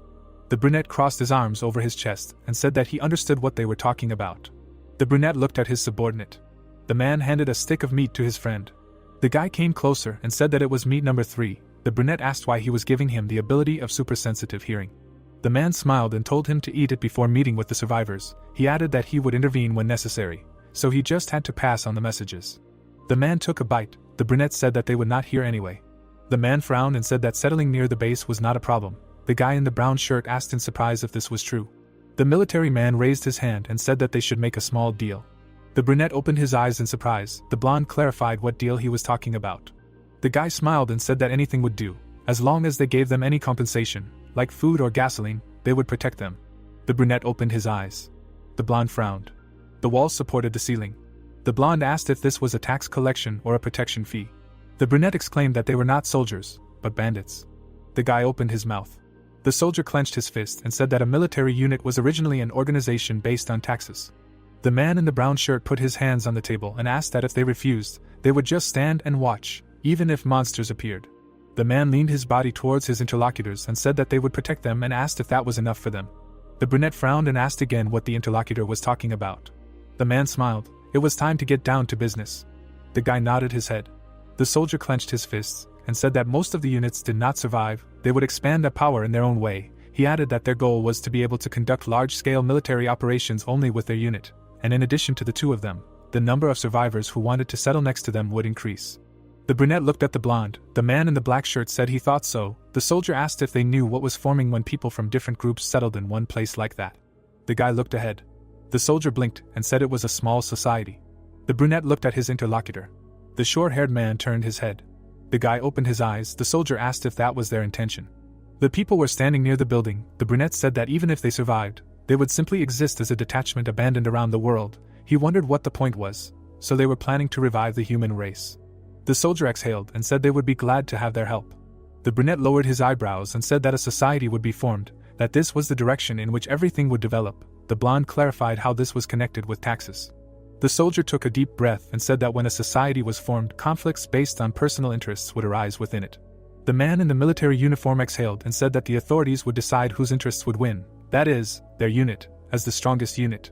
The military man smiled and said that it was obvious. They, first of all, came here looking for protection from their unit. He added that he saw this as an obvious course of events. The blonde bowed his head. The brunette opened his eyes. Clouds floated over the mountains. The men agreed. The man in the brown shirt put his hand on the table and asked what the terms of this deal were. The brunette stood up. The blonde asked his comrade if he wanted to do as they said. The military man looked at his comrade from behind. The man in the military uniform stood up and exclaimed that it was simple: pay them for protection at a level that would not be excessive. It would be easier to perceive it as taxes. He added that the uniform was not important, that food, gasoline, everyday necessities would do. They would regulate this point so that the taxes were not excessive. An image of food and weapons appeared. The soldier said that if they wanted another exchange other than taxes, that was also possible. If they just paid the price, they could share the various things they had. The brunette shook his head. The blonde said that if that was all, it wasn't that bad. A window was hanging on the wall. The soldier said that they had another condition. The blonde asked in surprise what condition he was talking about. The brunette took a deep breath and said that they hoped that they wouldn't stop anyone who wanted to join their squad. The brunette raised his eyebrows and said that they were saying that they were free to choose. The soldier agreed. The blonde looked at his friend. The brunette in the military uniform crossed his arms over his chest and mentally stated that in the end, the main thing was to expand the squad. The girl looked ahead. The crowd of people looked ahead. The soldier said that it was too difficult to convince every survivor on the way to join the Legion. People are walking around the base. The brunette said that if they create a human society around the base and make them want to join. The girl is waving at the two guys. The bald old man is smiling. People want to go by land. The military man said that there will definitely be people who want it themselves. People are standing. Clouds are floating over the base. The brunette said that by accepting these people, they will be able to expand their squad. The guy in the military uniform smiled. The brunette in the military uniform clenched his fists. The man in the brown shirt said that they will discuss it among themselves and tell them. The military man asked if they agreed with what he said. The brown-haired guy opened his eyes and said that for now they agreed with what they were told. He added that he would like to buy the thing he had mentioned earlier. The soldier shook his head and asked again what thing he was talking about. The guy stood up. The brunette said that they had talked about another exchange besides taxes. He asked if that was possible and added that he would like to get the right to cultivate this land. The soldier said that they would do as they wanted. The red-haired guy frowned. The brunette looked ahead in surprise. The fair-haired guy bit his lip. The shadow of the grass swayed. The soldier asked again that they wanted to cultivate the land next to the ammunition battalion. The brunette put his hand in his shirt pocket. The guy took out a brown seed. The blonde asked if that was impossible. 3 men in military uniform looked at the seed. The brunette closed his eyes. Green energy began to come out from the brown seed. The guy in uniform opened his mouth. The soldier looks at the seed. The seed began to open. A plant grows out of the seed. The plant grows larger in the man's hand. The brunette says that in exchange for the deal, they can give them 90% of the harvest from this land. The brick building stood under a gray sky and the soldier asked in surprise if he was awakened. The hero, looking at the table, thought about how to classify this ability if the seed was growing. Rick looked at the man standing in front of him, and he said that the guy next to him was also awakened, and added that due to certain circumstances, he could not use his abilities normally. The soldier took a step forward. The protagonist, frowning, said that he did not understand how one could agree to 90%, because it sounded like they would work for free. The man, putting his hand forward with the seed, replied that this was not quite true, because he was sure that the remaining 10% would bring enough benefit. Jack leaned over to Barry and asked if that was true, while Barry pointed and explained that he was a farmer by profession and that the field nearby was the land he worked, adding that given the situation he certainly had no claim to ownership. The vast field was covered with a variety of crops, and the hero told the others that if they would guarantee their safety and allow them to use the land, he could offer them something. Barry looked at the heroes with his wide eyes and promised to give them 90%. The officers gaped and exclaimed that they were really going to get 90%. Rick was dumbfounded and thought it was amazing. The hero grinned and thought that as an officer he couldn't refuse such an offer. An image of various dishes appeared and the hero thought that their diet, consisting almost entirely of meat, had caused a serious imbalance of nutrients. The farmer stood in front of the sprouting seed and the hero added that it was only natural that the awakened farmer was here. The gray sky was covered with clouds and the protagonist said that if they needed anything, they would provide everything, while the farmer agreed that it was good, and they came to an agreement. The military were dragging construction materials around the base, and the hero commanded his subordinates that the engineers should take care of their zones, collect all the wood and iron, and the drivers should organize help with transport. The workers began construction work, and the hero said that the break after leaving the dungeon was short. A military truck drove up to the gates of the base, and the protagonist added that construction of a village for the survivors had begun. The worker, raising his hand up, asked the grandfather to give him 3 more sets, and he, spreading his arms, replied that they were already short of reinforcement. The soldiers carefully built the structure. The clouds in the blue sky gradually dispersed. Barry, walking near the protagonist, noticed that this zone looked good for growing vegetables. The protagonist, nodding, said that then let the farmer make a list of crops by zone, while he replied that he would do it. The protagonist looked ahead, puzzled. The soldiers were working as a team on the construction site, and the hero asked if he could ask how they eventually decided to settle near their squad. Barry, looking into the eyes of the interlocutor, admitted that he had heard a rumor that the raiders who had created a lot of problems nearby had been enslaved by a real military squad. An image of the roofs of the local slums appeared. The man turned his head angrily, and the protagonist thought that he was talking about those guys, and added that the rumor that that girl had spread well among the survivors. Barry, with his head down in humility, explained that he was the only one awakened in the group, and since he was not a combat class, there was a limit to the time they could hide, so he chose between two options. Rick, with an eyebrow raised, asked what those two options were. Rick, listing the options, said that they could either join a large group of survivors in the north, or look for a military detachment in the south, and added that since he originally lived nearby, he chose this place, and fortunately it turned out to be a good choice. An image of a tactical map appeared, and the farmer said that it was necessary to either join a large group of survivors in the north, or look for a military detachment in the south. The hero walked across a huge field, and Barry stated that since he originally lived nearby, he chose this place, and fortunately it turned out to be the best choice he could have made. The protagonist pursed his lips and thought about a large group of survivors in the north. An image of many dark figures appeared in the field, and the protagonist said that he had heard about them several times. An image of various dishes appeared, and Rick said that they seemed to have raided a bunker with a lot of weapons and food. Barry, going outside the fence of the military base, said that maybe it was just a feeling, but the number of monsters was growing and they were getting stronger, and the protagonist asked him if this was true. The farmer, looking down, added that so far they had survived by hiding among small groups of survivors, but if they went forward, they would probably have to rely on large troops. The protagonist looked into the distance carefree. The soldiers laughed cheerfully, and Barry concluded that between these options, they simply chose their side. The soldiers nearby were arguing about something. The military man was happily playing with a boy. The protagonist, looking at the mountains in the distance, said that in the end, the northern group and they became the most influential. The protagonist confidently looked forward. An image of a crowd of people appeared, and the protagonist added that if the northern group was weaker than them, or at least as weak, then they had a chance.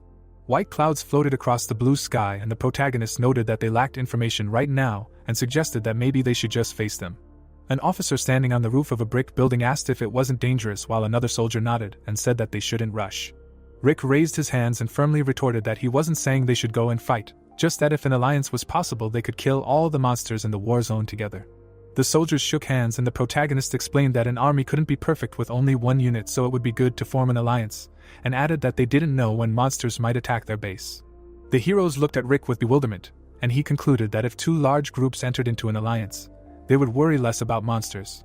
Carl, frowning, asked if it would be easy, and his comrade added that he had a premonition, and they did not even know what type of awakened people those were.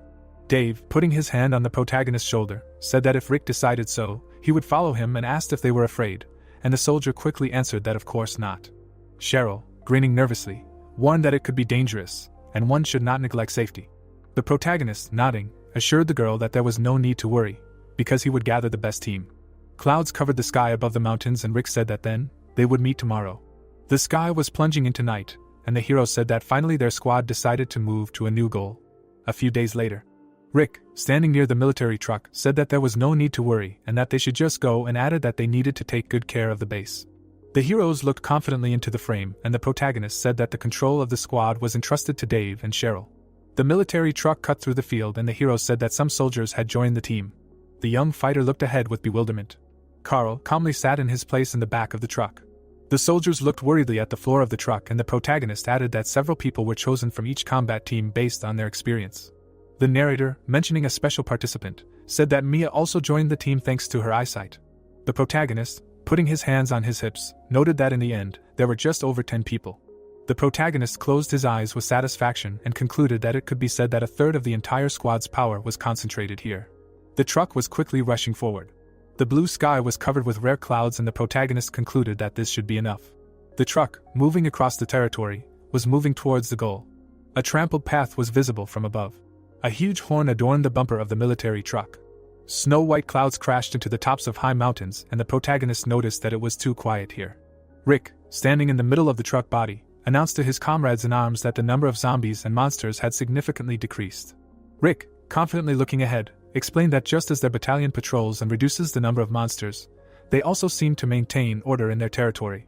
Rick, turning to the scout, asked if Mia sees anything, while she cautiously answered that she has not yet, but according to rumors they should be somewhere here. Mia suddenly opened her eyes wide. Dark figures were sitting on stools, and the girl thought that they were people, just terrible. The soldier, looking worriedly at the heroine, asked what was going on there, while Mia explained that there was a group of people behind the building, about a kilometer away. Rick looked ahead warily. A soldier named Chuck warily sat in the corner of the truck. Carl looked ahead warily. The car drove closer and closer to the fence of the enemy base, and Rick decisively commanded that the military should prepare for battle, while the soldiers replied that they were ready. Members of the northern group were walking around their settlement. The protagonist soldiers were approaching the fence. Rick, looking at his screen, asked if Chuck could see well from his position. The mountain range ended abruptly.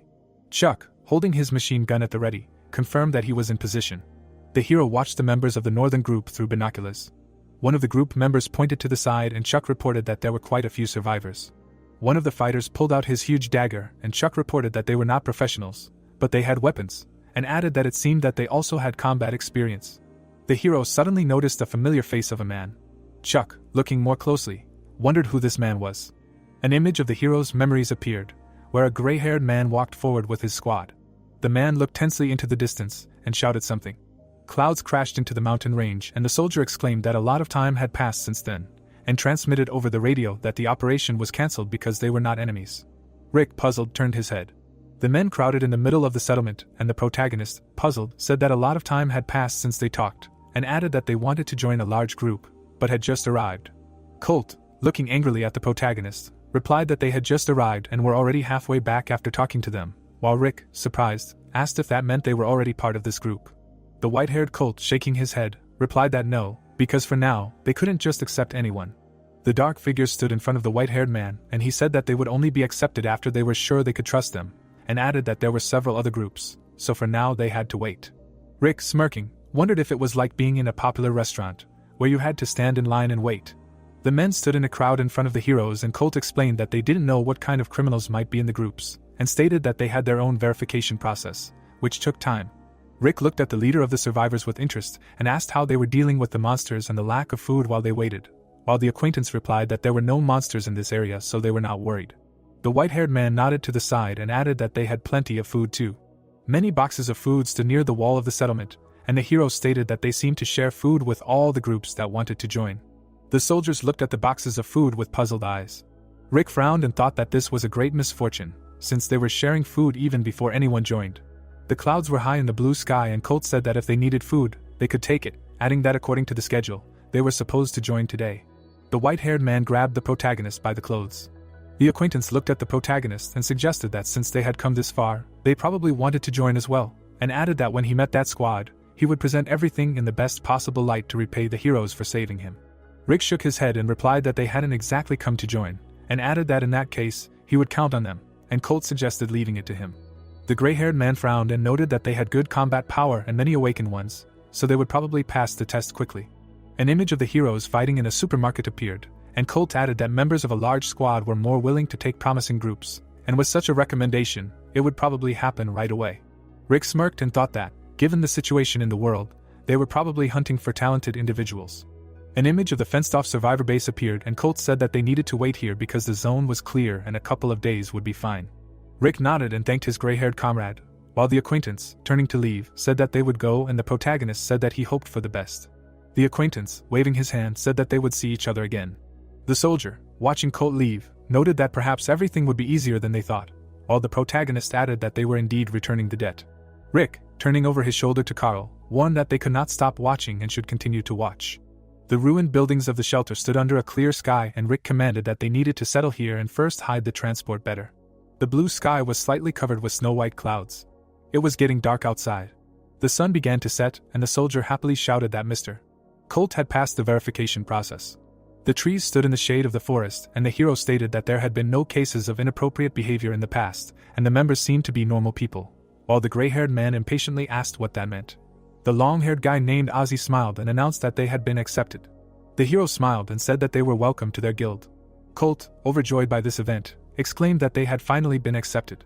Ozzy, pointing his hand towards the exit, said that they should follow him. The hero, half-turned, explained that he would introduce them to the representative, while the gray-haired man replied that that was good. The hero, turning to his comrades, said that he would return soon and asked them to wait.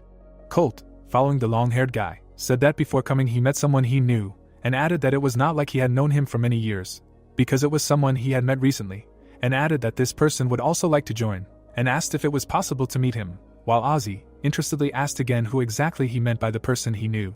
The guy, shaking his head, replied that he was sorry, but there was already a line, while Colt excitedly exclaimed that they should listen to him, because these were people from the Special Forces. Suddenly, the long-haired guy stopped in his tracks. Ozzy, turning back to the man, clarified whether he meant active military, and not former, while Colt confirmed that yes, these were real soldiers with weapons who had arrived on military transport. The gray-haired man, looking confidently at the hero, added that they had good moral and physical qualities, and asked to consider this his recommendation, and asked if they could be moved up a little in line. Ozzy grinned maliciously. The long-haired guy, spreading his arms to the sides, finished that if so, then they would be happy to meet them, while Colt thanked him, to which he replied that he would talk about it with their representative, and that they should thank him for his generosity. Colt, looking at his interlocutor in surprise, asked again what kind of generosity, and what he meant. The officer, cheerfully doubting, said that nothing, and added that they were almost there. Ozzy walked forward. The sky turned pink. The ruined building stood under a huge cliff, and the guy said that the representative was inside, and Colt wondered in surprise how much space there was in this cave. The dark room was not lit. Colt, standing in the middle of a dark room, wondered what was going on here. The lights on the ceiling were not on, and the man said that it was a bit dark here. Colt looked away tensely. Something quickly flashed behind the protagonist. Dark marks remained on the wall. The gray-haired hero bared his teeth angrily. Colt, taking his weapon out of his pocket, thought that this room was filled with killing intent. The silhouette left marks on the floor. Colt, angrily thrusting his weapon forward, asked if they had tricked him. Colt, straightening up menacingly, said that they thought he could be fooled so easily, and added that the antagonists had picked the wrong guy. A dark aura passed over the protagonist. The enemy, appearing above the gray-haired man, asked if that was true. The hero clenched his weapon tightly in his hand. Colt angrily clenched his snow-white teeth. The protagonist swung his knife in an attack. The fanged teeth were approaching the protagonist's neck. Colt looked away in shock. The vampire's bloody eyes flashed before him. The ruined estate stood under the evening sun. The mountain range blocked the orange sunset. The door of the room opened. Two dark figures entered the room. The vampire, looking at her comrade, noted that this guy seemed to be quite useful, and added that if he really was an awakened warrior, then he was one of the best among those she managed to meet. The vampire, licking her bloody hand, added that he was on the level of Ozzy himself, or a little lower. The long-haired vampire shrugged, said that he thought that there was nothing special about him. The vampire girl, calmly looking at her interlocutor, noted that you can't judge a book by its cover. The gray-haired Colt's body began to move on the floor. The hero knelt down. A strange aura covered the hero's hands. The protagonist, bending down in front of the heroes, said that he was glad that his queen liked his blood. Colt angrily looked forward with his bloody eyes. The girl looked sarcastically at the hero, and said that he would make a good servant. Ozzy looked at his girlfriend with an endless gaze. Colt bowed low and said that he would follow her wishes. The three men, led by Ozzy, raised their hands, and the soldier asked in horror what was going on. Ozzy stood with his hands up, and the soldier reported to the protagonist that they had noticed suspicious individuals who said that they wanted to tell them something. The protagonist, looking at the prisoners in surprise, asked why they had come so suddenly. Ozzy, welcomingly lowering his hands down, said that they were here to talk and there was no need to worry, and added that they knew Mr. Colt, because he had spoken about them. The guard, pointing his machine gun at the antagonists, asked if it was true that they were from that large group of survivors. The long-haired guy grinned maliciously. Ozzy, looking at the crowd of soldiers, confirmed that Mr. Colt had insisted, and they came right away. The protagonist frowned and thought that not half a day had passed since they left, but here they were again, and it looked suspicious. The protagonist, raising his hand, ordered to lower their weapons. Rick, standing in the middle of the crowd, said that they needed to be taken inside, lower their weapons, and the rest to take up weapons and surround the perimeter. Ozzy looked around the area around him. Rick, turning to his companions, said that his comrades should go with him. Chuck looked ahead with confusion. Carl looked angrily at the antagonists. An improvised fire was burning in the room. The soldiers were standing outside. The ground was covered with evening frost. The ceiling was not lit, and Ozzy said that he was from the Kamwan Survivors Alliance Guild, adding that when many survivors gather, the system recognizes them under a different name, so small groups are called clans, and large ones, guilds. The protagonist, looking calmly at the long-haired hero, said that he understood that more than 100 awakened were needed to become a guild. Ozzy looked at the hero cordially and introduced himself as being in charge of scouting. Rick, bowing his head, introduced himself as Sergeant Rick, the highest-ranking soldier present, and that they should speak to him. The vampire, curling his lips, asked again if he was really a sergeant. The vampire, calmly looking ahead, thought that they still suspected something, and suggested that the heroes move on. Rick, angrily clenching his fist, thought that they should remain calm, because this was not the first time they had received such a reaction. A candle burned on the table. Ozzy, standing in the middle of the dim room, said that they were lucky, because they had a lot of weapons and food, but now they lacked people they could trust, so they were looking at different groups, and quickly came because of Colt's recommendation, to which the protagonist replied that he understood that, and they also wanted to meet and see what kind of people they were. The vampire, bowing politely, said that the heroes should join their alliance, and he was sure that they could help each other well. The protagonist, curling his lips, thought that they were given free entry because of some recommendation.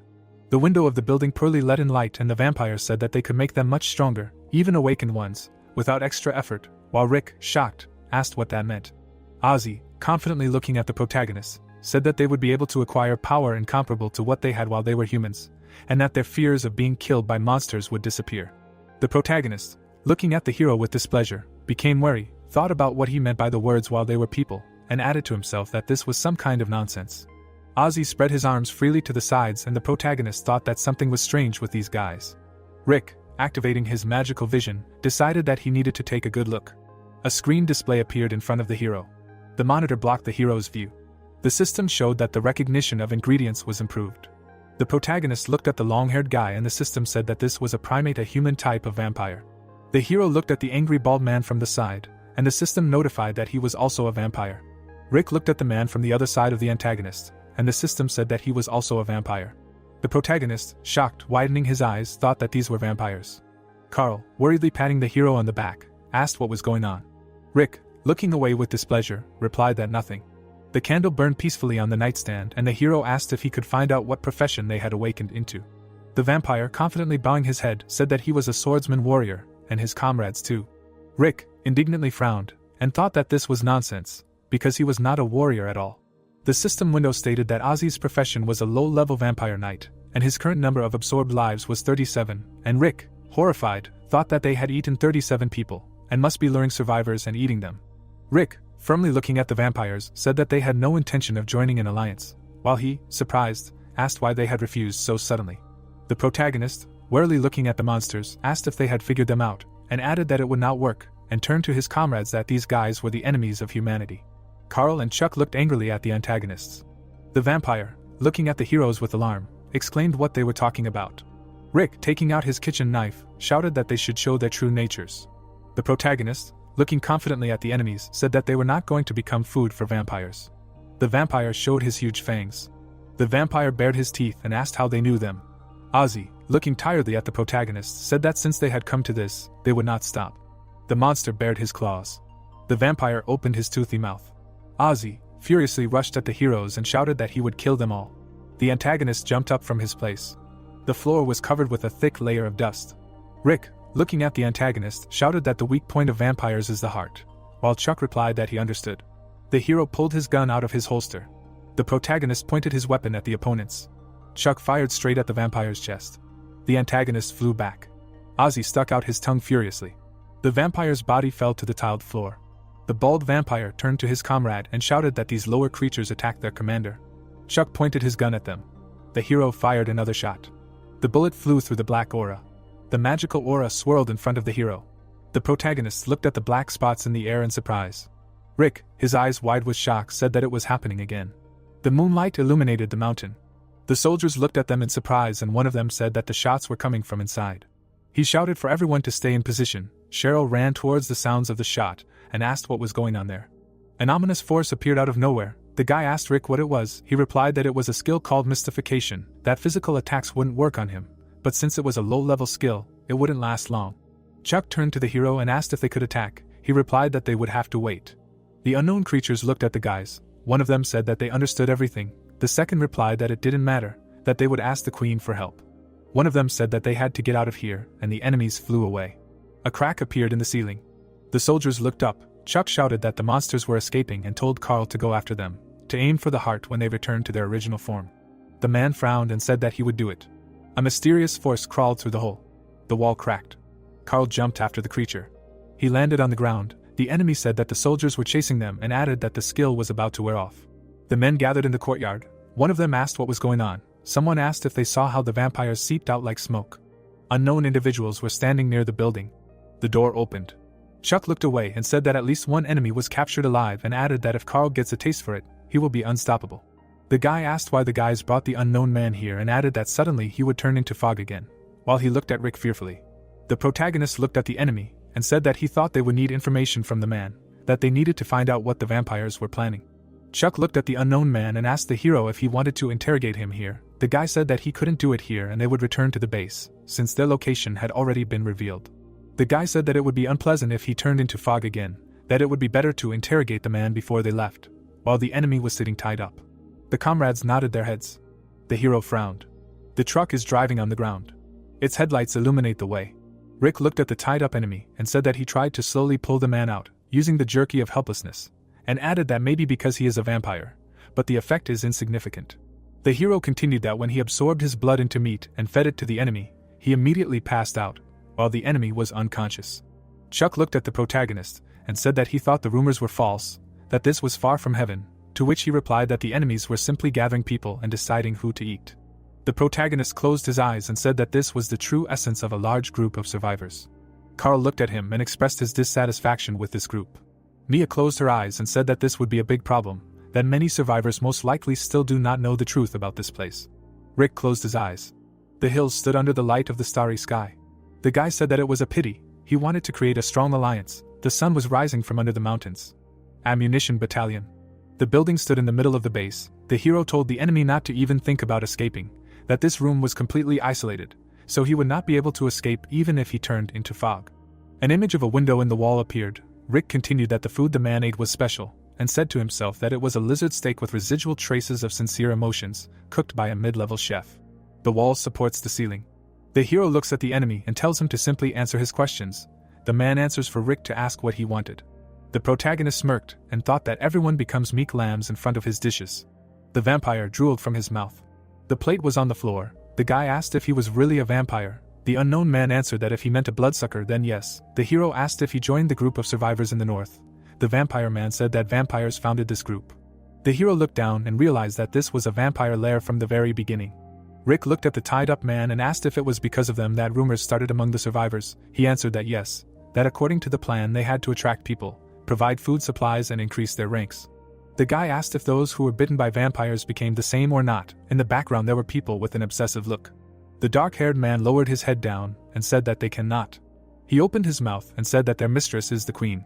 In the background, the girl smiled evilly. The man continued that she was an aristocrat, unlike them, commoners, that only the nobility has the ability to turn others into vampires. Vampires emit an evil aura. He said that everyone else is just her subordinates. The guy frowned and thought that she was a monster responsible for awakening people. The long-haired man stuck out his tongue and said that thanks to her, the humans gained a power that freed them from the fear of being eaten by monsters. The hero looked at the vampire and said to himself that it seemed to affect the minds of humans as well, that it might be difficult to turn back into a human. The walls supported the ceiling. Rick asked why the vampires did not accept the survivors right away. The man said that the number of subordinates that the queen could gain per day was limited. He looked up and continued that those with a talent for fighting grew faster than others, and added that the hero and his team were special troops, so they would quickly become strong subordinates. A crowd of people ran in the same direction. The guy knelt down and said to himself that it was scary to even imagine. He looked at the long-haired man and said that he had received answers to almost all of his questions, that only the last one remained, and asked how many there were and what their weaknesses were. Rick frowned and added that he would like to know everything that would help defeat the enemy's accomplices. People gathered on the roof of the building. The hero said that according to the vampire, their characteristics decrease under sunlight, and the queen is in great pain. The guy turned to his comrades and continued that the enemy base is a huge, cave-like bunker in the north, that it is a converted mine, that they have about 300 awakened vampires. The interlocutors looked at him with surprised looks. Dave shouted that it is twice as many as them. Chuck said that they are finished. Rick lowered his head and said that, in addition to this, the queen can create 5 subordinates per day. Carl looked at the hero in surprise. Cheryl turned to the protagonist and asked how vampires behave in battle. Are they weaker than ordinary awakened ones or not? The man looked at the girl and said that vampires were stronger than regular awakened, that humans had guild skills and item effects, but the enemies were equal in strength without all that. The blonde girl looked at him in surprise, thought they couldn't win, and said there were twice as many vampires. Dave walked up to the hero and asked if they had a chance, adding that the enemies could turn into mist. Rick smiled and said he didn't know that the man they asked said it was impossible to break their defense without a tank. The guy looked at the hero in shock. Carl turned to the guy and said that if they brought a tank, they could break in. Dave looked at the man and said he didn't think they could operate a tank. He turned to Rick and asked where they could get a tank. The guy opened his mouth and said it was possible. Dave looked at him fearfully. The young man smiled and said that this was Kangwon-do, the province with the most military bases in South Korea. There was a tank in the background. He asked if they couldn't at least find one. Someone in the background of the window asked him again about the tank battalion, to which he confirmed that he heard everything correctly, and that he didn't happen to know any. The man looked at the map and said that there were some, but he would check now. Rick looked away and realized that he said it as a joke, but then he couldn't imagine that it would be the best way. The man looked at the map and clarified why he just decided to take a tank battalion. Rick smiled and replied that he answered that his friend had already heard about vampires and it would be very difficult, but if they had one with them, then it might even work. Jack looked and said that he found it. Rick clarified where it was, to which he showed him on the map where the nearest one was. He looked at the guy carefully. Against the background of crosses, he says that this will be the 12th Corps of the 8th Armored Brigade and that this is the 22nd Tank Battalion. Rick smiles on whether they should go for the tank in this case. Against the background of buildings, someone says that he still does not see anything, to which he clarifies whether he does not see anything even with his ability, to which he gives a positive answer with the explanation that something is in his way. Rick looks at the blue energy and explains that in fact this is not the first time, because his ability is far from omnipotent, and that monsters with special skills are able to recognize it and repel it. For example, it flies in a certain direction. The military moves, while someone talks about the special skills of monsters and asks himself whether it will sound in familiar words that this is essentially Kurt, who woke up as an observer and says that after this building there should be something like a mountain and that is where their tank battalion is located. Rick looks at the girl and says that she did a good job and that he is a little ashamed, but he does nothing about it, to which she agrees with him. He looks ahead and thinks about what could be inside this tank battalion. Could there be something scarier than vampires there? Carl approaches him and asks if they should continue, to which he receives a negative answer with an explanation that they do not have any information and that they will first send people there to positions and ask the squad leaders to tell everyone to gather here. Carl sullenly agrees. Rick suggests that they go.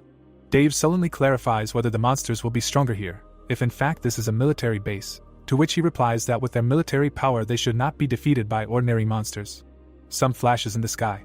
Rick is taken aback and asks what it is. Something hits the ground. The soldiers fell from the shockwave. The impact breaks the ground under their feet. The soldiers fly apart in different directions. Dave covers his face with his hands and screams that he is going crazy and claims that it is an artillery strike. Rick is taken aback and thinks that now he understands why he had such a bad feeling. The guys run away screaming about retreating, because everyone needs to disperse and take cover. The brunette calls everyone to him. Against the background of tires, someone orders to leave the equipment in place and take the wounded with them. Rick holds his wounded comrade. He frowns ahead. Smoke comes from the ground. Someone asks the exact number of seriously wounded. Someone against the background of the wounded reports that there are about 13 of them and that there are more who are not seriously wounded by shrapnel and that those with minor wounds should be helped quickly with the abilities of medics. But that they have so many seriously wounded, this is a big problem and that they relaxed and received such a strong blow. Cheryl looks at them and clarifies what exactly happened, to which she receives in response that it is like a shield around a military base. Dave tensed up and replied that that was exactly it, which sounded a lot like howitzer fire. Cheryl asked in horror if that meant all the soldiers were still alive, because monsters couldn't possibly use guns. Rick smiled and said that under those circumstances they couldn't assume anything. Chuck asked why they were being attacked, because they were just normal people. Dave looked away, wondering if their attackers might have thought they were just monsters in human form, to which Carl suggested that the slime-like monster had also transformed into a human and asked why he was wrong. Rick turned to him and agreed, because identifying someone like that was very difficult and that considering everyone as a potential enemy was a winning strategy. Someone in the bushes noted that it was a bit strange. Chuck frowned and asked how he should answer them. Rick looks at them and suggests that they somehow let them know that they are not their enemy, to which Dave clarifies how they can do this. Because they start shooting when they get close, to which he receives in response that they can't just retreat after such a long journey and that they need to somehow try to establish contact with them. Chuck frowns and says that simply attacking is not such a bad idea given their situation. Rick turns around. Carl and Dave are thinking. Chuck is taken aback, but insists that they attack them first anyway and that all they need from them is so that they have something to attack the vampires with and that if they do not give him up, but just attack them, then he wonders what their options are in that case. Against the background of craters, someone says that they either give in or get what they want. Rick smiles, realizing that he is thinking like a raider. He looks at him and notes that he has felt this before, but Chuck's suggestions always focus on maximum efficiency. Cheryl waits for an answer. Rick says that he was denied. Chuck looks at him in confusion and asks why, to which he receives the answer that simply stupidly attacking a tank battalion is too risky and that their main principle is not to attack people. Dave and Carl are unhappy. The brunette clarifies whether this applies only to the defenseless, because there was an incident with raiders. Rick looks at the people and says that they still do not understand anything and that until they understand why exactly they attack them, they will not be able to judge whether they are raiders. Chuck is taken aback and says that in this case they will take too much damage and asks if he is always like this, because he is just wasting their valuable time. Dave points at the guy and calls for him to stop, and the second one clarifies whether he has gone crazy, because this is insubordination to superiors in rank. Chuck is indignant and asks if he said something wrong because then they need to retreat again, and if they don't get the tanks, there's nothing they can do about the vampires multiplying. Carl pushes him and orders him to stop. He looks at Rick and asks him to forgive him because he thinks something came over him just because the younger one was injured. Rick closes his eyes. Dave looks at this and asks their cook to try to understand everything, because sometimes this happens to him, and the brunette invites him to walk with him. Rick looks away saying that he said that he was against the war, and not that they were retreating. Both were taken aback. Cheryl and Dave didn't understand either. Rick smiles and asks them to just give him some time, because he has one way. Dave extends his hand to him and asks what he was going to do and what he was talking about, to which he replies that he has a slime that he caught in the market. Dave looks at the can and asks again, while Rick gets a system window that the material identification is an improved version of the ability to recognize the freshness of the blue water droplet here is medium-high. Rick smiles and notes that he thought they might be useful to them, to which the other asks if they will get any effect if they eat it. To which he gives a positive answer with an explanation that the statistics will not increase much, but there are advantages to this.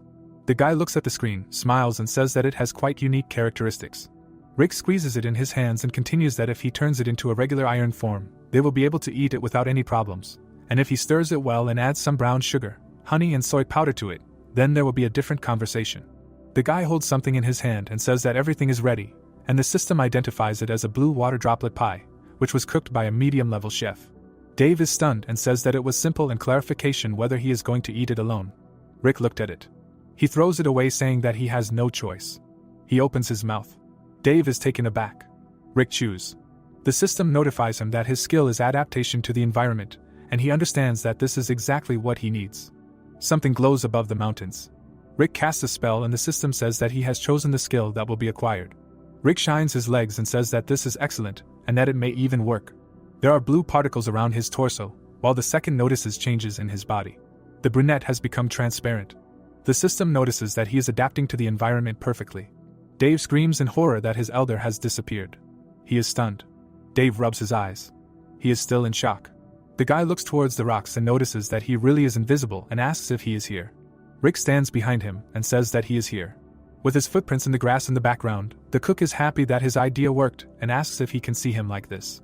Dave, with people running in the background, says that everything is correct, and they are perplexed as to what is happening and where Rick has gone.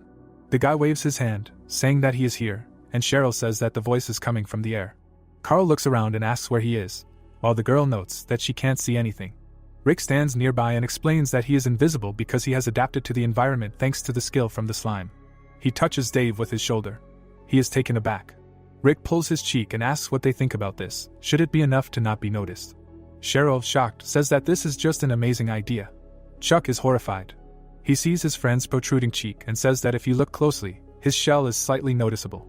They look at Dave and Carl says that he still can't see anything, and Cheryl agrees with him. Rick pulls his cheek. He lets him go. The ghost of the cook explains that he thinks the awakened shooter is weak, but he can see him. At least that should be enough to pass unnoticed. Chuck looks at him with displeasure and asks if he decided to go there alone. Rick says with a smile that this is exactly the case and that he will go there alone and check everything. He looks around saying that he would like to avoid a war with a tank battalion and that if they lose, it will be a huge blow for them. Carl is perplexed until he notes that they have no reason not to take the easy way out, if it exists, and that if they were attacked because of a simple misunderstanding, then they just need to clear everything up. Rick walks through the grass.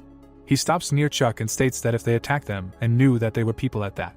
Rick looks at him and continues that in that case he will have to take some risks. Carl crossed his arms over his chest. Chuck is silent. Against the background of the forest, he says that he is leaving and that Dave will be leading the squad while he is gone.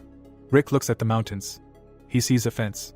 The sign warns that this is a military zone and that civilians are restricted from entering this territory. Rick walks along the fence and reads the sign. He leaves footprints and thinks that he does not understand why they attack them. He looks at the building. Rick looks sadly. Clouds fly across the sky while he assumes that since the radio signals were cut off, they had no information. There are fewer clouds and he notes that when the squad was cut off from information from other squads, they could simply hope to be scared off by artillery fire. Rick sees soldiers. They are guarding the entrance. Rick notes that this looks like a regular soldier's post at a military base. Rick looks at them and understands that something is wrong here. The soldier stands in front of him, and Rick wonders if after such devastation there is still a military unit in which everything is okay. The guy thinks about weapons and that now even he uses a kitchen knife as a weapon, and that among them there are soldiers with magic weapons. Rick realizes that what he sees, namely the familiar appearance of a soldier, seems unusual to him. Rick looks out and notices that he needs to go inside first. He walks past them. Rick walks. He notices something. The guy looks ahead and realizes that these guys seem to have come out of the pages of a book. The cook turns around and continues that no one is watching them, but they will not exchange a word. He imagines living soldiers and notes that usually everyone talks to while away the time of fasting. Rick came closer because he was embarrassed that they were standing so straight and not moving. The soldier's eyes shine, and he thinks that this is too unnatural. Rick peers at him.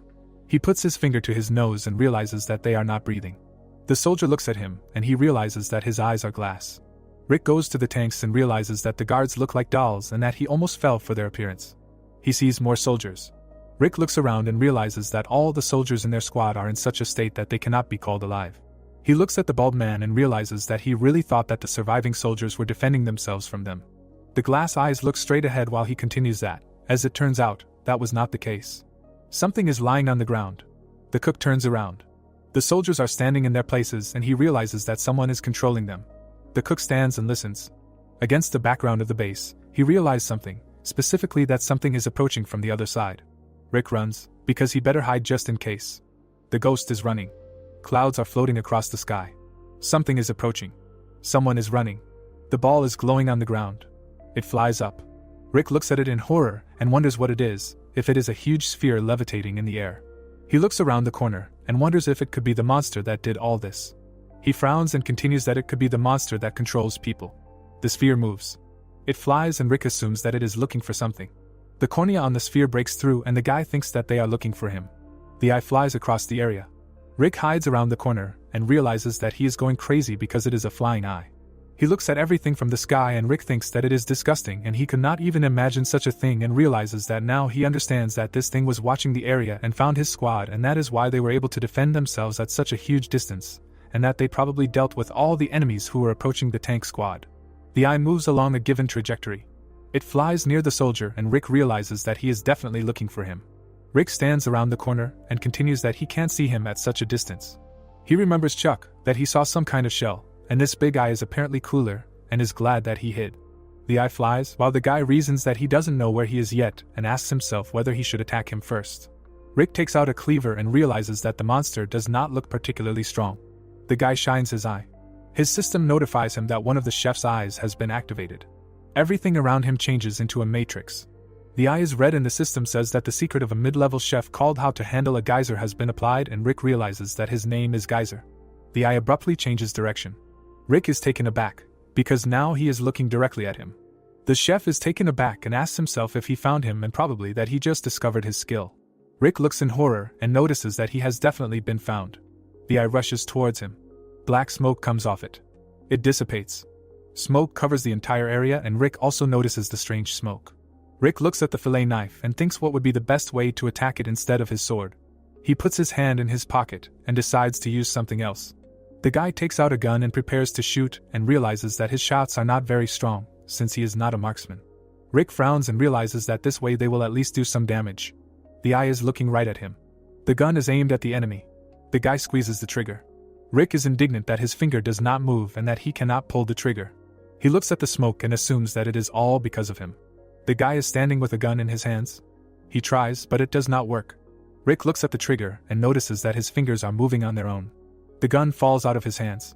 The gun appears in its original form, while Rick came to the conclusion that the eye is controlling it. The cook closed his eye. Smoke envelopes his body, and the guy denies what is happening. His knees are in the smoke. His face is also in smoke, and he thinks that if this continues, it will simply eat him. The eye looks straight at its target. It hangs above him, and Rick decides to push it away with magic. Smoke seeps over the fence. He falls to the floor. The guy bares his teeth. There is only smoke between the eye and his enemy. The eye looks straight ahead. Rick tries to catch his breath, and is glad that his sensations have returned. The gun has materialized. Rick takes it in his hand and understands that it is difficult for him to remain in this state for long, so he should hurry. Rick is ready to shoot.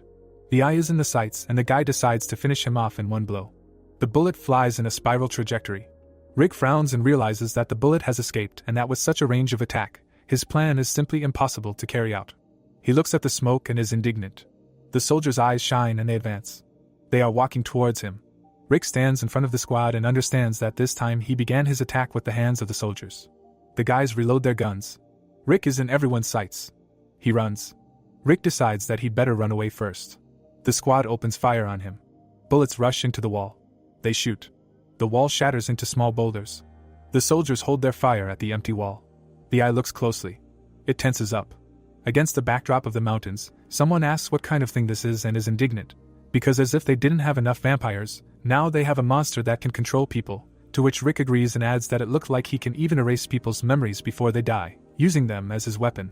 Cheryl reaches out to him and says that in that case, they could all end up under his control, and Carl explains that Rick fought him off with magic, but no one knows what could happen to the other soldiers. Everyone is sadly thoughtful.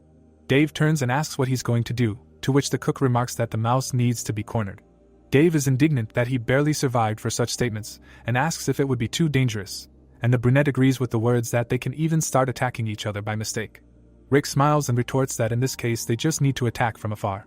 Chuck is perplexed, asking what he means, and Cheryl says that everything is as she thought, that he definitely has a plan. Rick looks at the clouds and says that he was very surprised when he saw this in real life, but as he expected, they will easily deal with him, to which someone asks what kind of method he wants to use. The cook smiles and asks Chuck to shoot him. Chuck is horrified. Dave is perplexed about the plan. Cheryl replies with a smile that this is a great idea and that then there will be no risk and that this thing will then release its smoke on them, to which Rick agrees, because the shot from the awakened shooter will be the best. In addition, one should not forget that Chuck's attack range is also huge. Rick puts his hand on his shoulder and tells him that he is the right man for their operation. The cook looks at the scared guy and asks him to take care of this monster, to which he accepts the order. Rick smiles. Carl bares his teeth, saying that it looks like their spirits are rising again, and Dave notes that Rick is a good guy, so he tolerates him. The brunette runs and shouts to Rick that the food truck is ready, to which Rick praises him. Dave points back and asks why they need a food truck, because he himself just said that they just need to shoot him, to which Rick retorts that they need to support Chuck so that he can do a good job of this task, and given that they want to finish off the eye in one go, then this is simply necessary. Dave smiles and continues that if he thinks about it, it would be better to eat something right now, if they will eat it later anyway, to which he asks them to wait a little and he will prepare a dish fit for a real shooter. Chuck is still horrified. Rick destroys the carrot. Rick frowns and says that this time the dish is homemade. He stands at the table and continues that he will have to cook a dish from white spider meat. Something is frying. Rick stirs the liquid.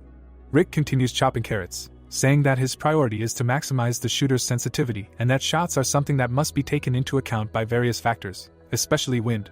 The cook wipes his face and says that he needs to give the guy a way to easily understand these factors. Something is cooking. Rick puts the ladle on the table. The room is filled with steam. The ventilation helps to get rid of it. Rick looks at the table and reads the sign from the system that the cooking of the meat was complete. Rick sees magical surges and the system continues that he cooked the meat with a theme and that a common magical property called feeling was important and that all of the taster's senses will be enhanced. Rick looks at the food and wonders if this will be enough. In the background of the food truck, Chuck admits that Sergeant Rick was right again, to which he is perplexed and hears the explanation that he meant that they needed to first find out the reason why they were attacked. The guy bows and says that he apologizes. The door is open and Rick counters that it's not like that and that he didn't expect the monster to control the soldiers either, and Chuck insists that's why it's good that they figured it out. Rick is awkward and he realizes that Chuck is still thinking. Chuck looks at the floor and hears an apology in response. He looks at him too. Rick looks at him sadly and realizes that this guy is trying to be as productive as possible, and that it's not a bad quality because he also lives only to see results, if that's even possible. He continues that he has this cold side anyway. Chuck looks at the floor. Rick puts his hands on his shoulders, accepting his apology, and asking him to raise his head. Chuck awkwardly looks at the floor and hears a suggestion that they just take and forget about what happened because they are now facing a common enemy. Chuck is ready to cry. He screams that from now on he will obey his orders without question. Rick smiles and removes his hands. Chuck confidently looks forward. Rick points to the food and says that he will now give him an order, namely to enjoy the food that is in front of him, to which he accepts the order. Rick thinks about the eye and reasons that the eye monster is in the center of the tank battalion, which is located nearby. Also, in order to lure this thing into the sniper's field of action, the entire squad was sent to the battalion. Jack stands near the magic and calls everyone forward. Sparks in the sky lit up and Rick narrates that, as they expected, the bombardment began immediately. The mages cast a spell and someone says that the mages and riflemen took up an interception position. The people with shields hear that they must protect their allies while in a defensive position. Rick summarizes that this is how their counterattack began. Rick stands next to Chuck and says that everything is going well and that everyone is coping. He looks at the sniper and asks how he is and if everything is okay. Chuck holds the rifle very nervously and gives him a positive answer with an explanation that he thinks he is already much better. Rick looks at him and realizes that the effect of his cooking is too strong and that it is a problem for him. Chuck is shaking all over and Rick realizes that it is becoming difficult because his senses are too heightened. He looks through the scope and says that it took him a while to adapt. He looks towards the mountains and says that he can clearly see the dust in the air and feel the currents of air on his skin and even the smell of rotting corpses throughout the city. Rick crouched down and asked if this was true, to which he confirmed and said that he was ready to hit the target, to which he said that this was good. Rick stood up and asked if he saw the eye monster. Chuck looked for it and said that he found it. He saw it in the scope and noticed that it was constantly emitting something similar to smoke. Rick smiled and said that if he was ready, he can start firing. The sniper took aim and said that he was starting to fire. He squeezed the trigger. The eye moved and he tried to predict where. The eye looked clearly into his scope. The barrel pointed forward. The leaf fell to the ground. Chuck is worried. The trigger is pulled. Rick watches as the shock wave from the shot passes over his comrade. Shell casings fly through the air. Chuck looks through the scope. He is terrified. The bullet flies straight towards the target. It flies for a long time. It flies for a very long time. The eye looks at it. The bullet is aimed at its pupil. It is very close. Really close. The bullet pierces the eye right through. The eye cracks from the point of impact. The monster is bleeding. It falls to the ground. The monster crumbles into pieces. A shock wave comes from the mountain. The soldiers are standing around the corpse of the eye. Rick hears a guy from a squad of warriors say that they have confirmed that the monster is dead. Rick imagines Carl and orders them to clean up. The soldiers are rolling out the tanks. The soldiers look around and ask what is wrong, because instead of people there are just skulls and military uniforms scattered everywhere. Rick examines the uniform. He sees what is left and states that when he got inside, this guy was a living person. He turns around and orders that they be sure to preserve their remains because they were soldiers, so they should give them a proper burial. The pendant lies on the ground as they take the order. Dave asks what about Chuck and is told that he has passed out. He remembers that he probably couldn't handle the heightened senses and that he needs to rest, and then he will be okay. Dave looks at the cook and states that fortunately the others are okay too and that they were strong enough, to which Rick praises them. He smiles and asks if they can continue collecting loot then. We are transported to Inya County, Kangwon Province, where a blue sky surrounded the mountainous area. A light haze covered the mountains. The fog receded into a tunnel. Red lights were shining brightly on the walls of the room. Drops of water fell on the floor. Looking around the room, the guy said that a long time had passed since he arrived there. Sitting at the table, Angelica stated that this guy, the manager, became her first subordinate, due to the fact that he was a special agent. He had more than enough knowledge about the world around him. Raising her glass, she emphasized that she managed to establish control over this place. There was a smile on her face. The guys listened with a satisfied look that she really liked this world. It was the best place for her to become stronger. Looking at them, Angelica emphasized that it was because those vile holy knights and vampire hunters did not live there. Closing his eyes, Lucas replied that it was true, there were creatures with similar goals, but this was considered something from the realm of fantasy. Standing in front of the vampire, he added that no one would be prepared for the appearance of a creature like the queen. The girl lowered her head and replied that everything was going according to plan. She put the glass on the table. Her face was serious. Angelica, her eyes shining, thought that one day a strange idea came into her head and everything went downhill. To invade and capture the military facilities of the human race. No one should manage to do it before them. Putting her hands on the table, she noted that the more she ignored this idea, the stronger it became. Clenching her hand into a fist, Angelica added that she could not get rid of it.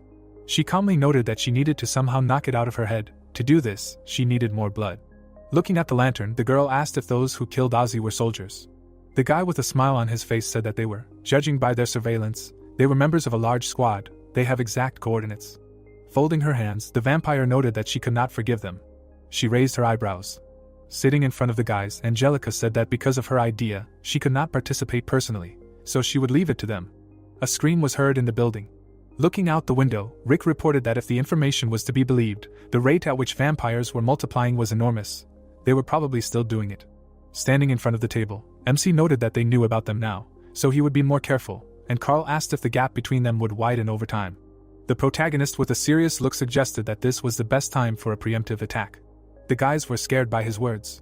Looking at them, Rick said that this was why they were looking for tanks, since the awakened engineer knew how to use them, there would be no problems. Chuck raised his hand and said that he also thought they should hurry. MC shifted his gaze. Dave cried out with a satisfied look that if the commander decided so, they should attack, so everyone should prepare for the operation. The protagonist closed his eyes. Putting his hand on the table, Rick said that they must be tired after the fight, but they can't waste time, then he will go and talk to Jack. Puzzled, Carl asked why he would go talk to him. The guy imagined himself talking to Jack and telling him that his command skills had improved significantly. He no longer looked clumsy, on the contrary, he was now an amazing strategist, giving reasonable advice and instructions. Surprised, Dave asked again if the protagonist was saying that his command skills had really improved. Standing in front of them, Rick replied that they had. Closing his eyes, he said that this was good news, his abilities would help them properly structure the operation. MC imagined the man's self-confident face and said that his ability had not originally been command, so now he trusted Lieutenant Jack with the operation. Carl calmly clarified what the protagonist would do now.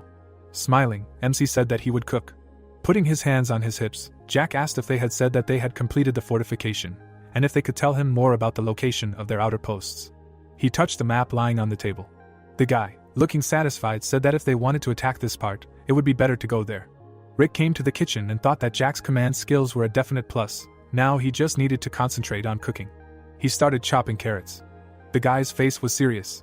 Looking at the soup, MC noted that there was one dish in mind that would help against vampires. There was a chance that it would not work, but if he hit the target.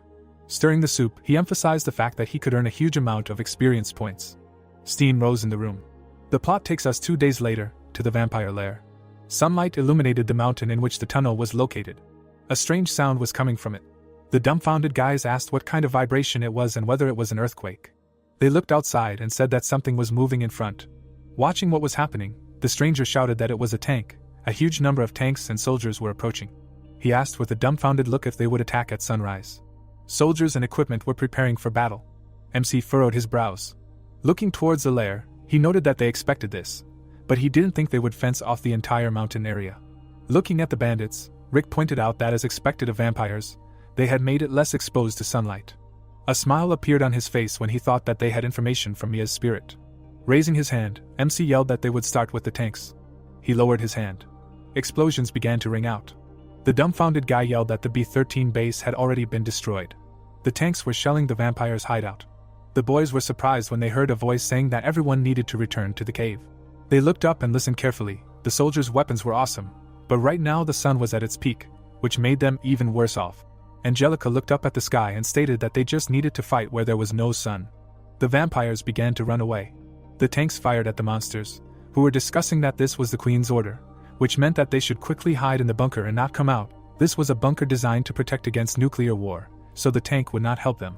Turning around, the guy screamed for them to hurry up. The frightened guy said that if the area under the sun is the habitat of people, then the darkness is their territory. Clouds covered the mountains from the sun's rays. The tanks moved along the canyon. Standing in front of the gate, Rick said that these were very thick iron doors, but with their gun they would definitely be able to get inside, as expected. Turning around, he said that he was ready for anything. He looked back and asked Cheryl to bring him something. The girl was walking towards him. In her hands was a carrier. She put the cage on the ground. There was a smile on the face of the protagonist. The beast from the cage made strange sounds. The protagonist looked at Michael. Dave pointed at him and said that Michael was the only one who ate iron. Rick, with a satisfied look, emphasized the fact that he would chew it all up quickly. Stroking the beast, he noted that everything was on their side, so it was not dangerous. Closing his eyes, MC called him a good boy. He began to walk towards the door. MC stood in front of the iron gate. Holding Michael in his arms, he asked if the beast would be able to eat it. Compared to the food he cooked, the door might not seem as tasty, but there was a lot of it. The beast's face was serious. Looking at the door, Rick said that this was a chance to eat his fill after so long. He lowered his gaze.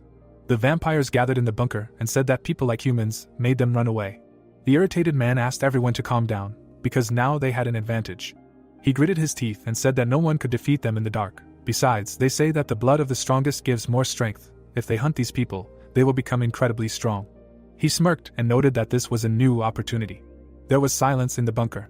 The wary man asked the guy if he heard anything. He seriously noted that he heard something like clanging on metal. Michael was trying to chew through the door. Watching the beast, the soldiers cried out that it was amazing. He was eating this door with incredible speed. Their victory depended on him. Michael continued to chew on the iron with a satisfied look. Rick smiled and thought that, as expected, using Michael was a good idea. Watching the beast, the protagonist thought that as he continued to eat the thick iron door, his appearance changed. Dust rose. Michael's appearance changed. Now he began to resemble a fox. Continuing to devour the door, the beast transformed further. The soldiers were scared. There was surprise on their faces. A huge black tiger was devouring the door. It opened its mouth wide. Watching it, the protagonist said that Kaman was a good boy. He would make him something tasty when they returned home. The puzzled guys asked why he was named Kaman. Closing his eyes, Dave answered that it was the name of a tiger that lived near their military base. He remembered how he and Rick looked at a cat and told that when they were cadets, there was a cat that often came to visit them. The guys looked at the tiger and said that then Kaman really suited him. A soldier ran to them shouting that rations were ready. Inspecting the mountainous terrain, the protagonist said that Michael would need time to make a hole, and in the meantime, it was time for them to fill their stomachs. He prepared food especially for vampires. The vampire was sitting at the table. She put her hand on the table. Angelica asked with a serious look what these guys wanted to do. The soldiers were having lunch and were discussing how delicious the onion and garlic soup was, and they also had to try the garlic oil. It was simply amazing. Standing in front of the guys, MC asked them to eat well, and then thought that if the entire lunch consisted of garlic, the chance of winning would increase significantly. Dave approached him and asked where he got so much garlic, to which he received the answer that it was high-quality garlic grown by awakened farmers who settled near their base. He remembered sitting in front of the vampire, holding a head of garlic in his hands, and said that when he took it out in front of the vampire they caught, the monster was disgusted. Putting his hands on his hips, the guy listened as MC added more holy water made by healers and replied that these are all things that vampires hate. Rick, with a satisfied look, said that this is true. He imagined himself standing at the kitchen table and thinking that there really wasn't enough garlic and holy water for everyone. The protagonist stood in front of the projection and emphasized that with the new skill he had acquired, it wasn't a problem. Looking at the screen, he read that the skill, 5 loaves and 2 fish, was no longer a miracle, but a reality. Gusts of wind blew around the guy as he read that with a small amount of food, he could feed many. The guys smiled at each other. Tears appeared on their faces. Looking at his body, Rick read that he had provided a dish prepared with the utmost sincerity to 100 or more people in one serving, his inherited talent blossoming. A message popped up saying that the talent, large-scale cooking, is an inherited talent. The cooking speed becomes very fast, the deterioration of the dish quality is extremely rare, the use of mana is reduced to the limit, the bonus after finishing cooking is gaining experience points. A blue aura circled around him. MC with a satisfied look emphasized the fact that he no longer had to worry about cooking for everyone. Carl was suddenly taken aback when he saw a bright flash. Chuck also began to emit light. Their camp was illuminated by mana. Rick closely watched what was happening. A message popped up saying that this is a meal that gives the light of resistance to demonic forces. The statistics of the one who eats the meal increases significantly. In the battle with creatures belonging to the demonic force, a large bonus is earned. Light began to emit from the guys. They were shocked. Watching his comrades, Rick cried out that they were moving. The stunned vampires asked what kind of shaking was happening. The guys waved their hands and screamed that it was impossible for the soldiers to attack them, because this bunker was designed to survive a nuclear explosion. Lucas came to them and asked them to calm down. The vampires turned around. Lucas and Angelica appeared in front of him. The guy asked them to think about why they waited for the night, and then asked if the darkness was priceless, because this was their habitat. The guys knelt down and listened to how this was a bunker where no light source could pass. These ignorant burglars would not be able to resist them. The guys' faces were serious. Lucas smiled and screamed that the Queen's line would protect them. The girls' eyes began to glow. The people suddenly went wild. They raised their weapons above their heads. The girl closed her eyes with a satisfied look. Touching Lucas with her hand, she asked if it was true that she did not need to engage in battle. Closing her eyes, the guy answered that it was true, they were quite enough. Angelica noted with glowing eyes that she would then return to her room. She would lie down and sleep. After all, she was on her feet all day. Turning around, the vampire said that she was leaving this place to him. Bowing, Lucas accepted the order. Angelica left from there. Suddenly, a bright light enveloped the room. It began to spread. The vampires were taken aback by what they saw. Lucas's face was puzzled. The girl stopped in the corridor. A bright flash sounded in front of her. The stunned vampire saw a bright outline of a person in front of her, after which she wondered if this was the aura of a holy knight to confront demonic forces. Frowning, Rick thought that it was difficult to get there. Angelica's evil deeds, which mixed in a large group of survivors, would end today. The guys rushed into battle. The glow enveloped the corridor. Squinting, the guy cried out that these were soldiers. The light was too bright to look at. He held a blade in his hands. The vampires ran to attack, saying that they should not let them get inside. The humans ran towards the monsters. A fierce battle began. The aura of different colors enveloped the guys. Lucas stretched out his hand to stop his comrades and said that these people were especially strong, they needed to direct all their forces at them. The tiger swung its paw. The guy was scared. The huge beast was killing the monsters. Michael's gaze was furious. Streams of dark energy emanated from its paws. The vampires were furious. The beast destroyed them with one swing. Watching the battle, the soldiers shouted that the queen had finally appeared. Frowning, Rick cried out for the guys to deal with her, and not stand there. The main character was suddenly taken aback. The queen was holding one of the soldiers. Veins appeared on his face. Frowning, Angelica asked who these vile knights were. The guys frowned and asked what kind of trap it was. The vampire turned her gaze and ordered him to answer her question about who was the strongest. The guy gritted his teeth and said nothing. His eyes suddenly began to glow. The soldier began to stretch out his finger. He pointed straight ahead. Angelica continued to hold him back. The guys were surprised. The dumbfounded MC wondered why the hostage was pointing at him, since Carl was there. The man suddenly turned around. The vampire's face was serious. Standing in front of him, the girl said that the main character did not look strong. The dumbfounded soldier said that Rick might not look like that, but his strength could not be judged by his appearance. Even before awakening, he dealt with monsters with a kitchen knife. The queen, with a smile on her face, asked to tell more about him. The traitor imagined how MC fights and said that he was the one who dealt with the White Queen and the giant monster that controlled the bandits. The protagonist stood in front of a huge creature while the soldiers shouted that the sergeant even finished off the boss in the black sand dungeon by himself. While the guy stood motionless, Angelica noted that although he looked weak, he must be a real warrior inside. The frightened MC fell into thought that if he thought about it, he really always defeated everyone himself. Looking at the vampire, Rick thought that this was dangerous. The guy was telling her too much. She had the power to control people, like that monster. Squeezing the soldier's neck, Angelica asked if she could assume that their combat power would be significantly reduced if she dealt with him.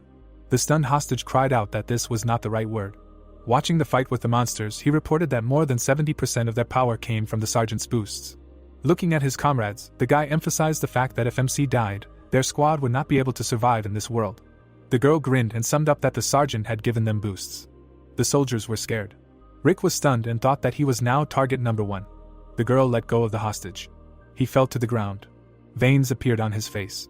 Angelica, smiling, noted that if the protagonist died, she would quickly deal with the rest. The guys were scared by what they heard. A dark aura began to hover in the bunker. The black fog was spreading towards the military. The guys covered the sergeant with themselves, shouting that they needed to prepare for an attack. MC was scared. A dark aura was hovering around the vampire queen. Her eyes were slightly glowing red. The fog was reaching Rick. Carl turned around, puzzled. The guy frowned in fear. The fog almost reached the protagonist. Dark mana touched him. Suddenly, a purple flash was heard. The soldiers began to look around. The protagonist disappeared from sight. Frowning, Carl emphasized that the sergeant had disappeared.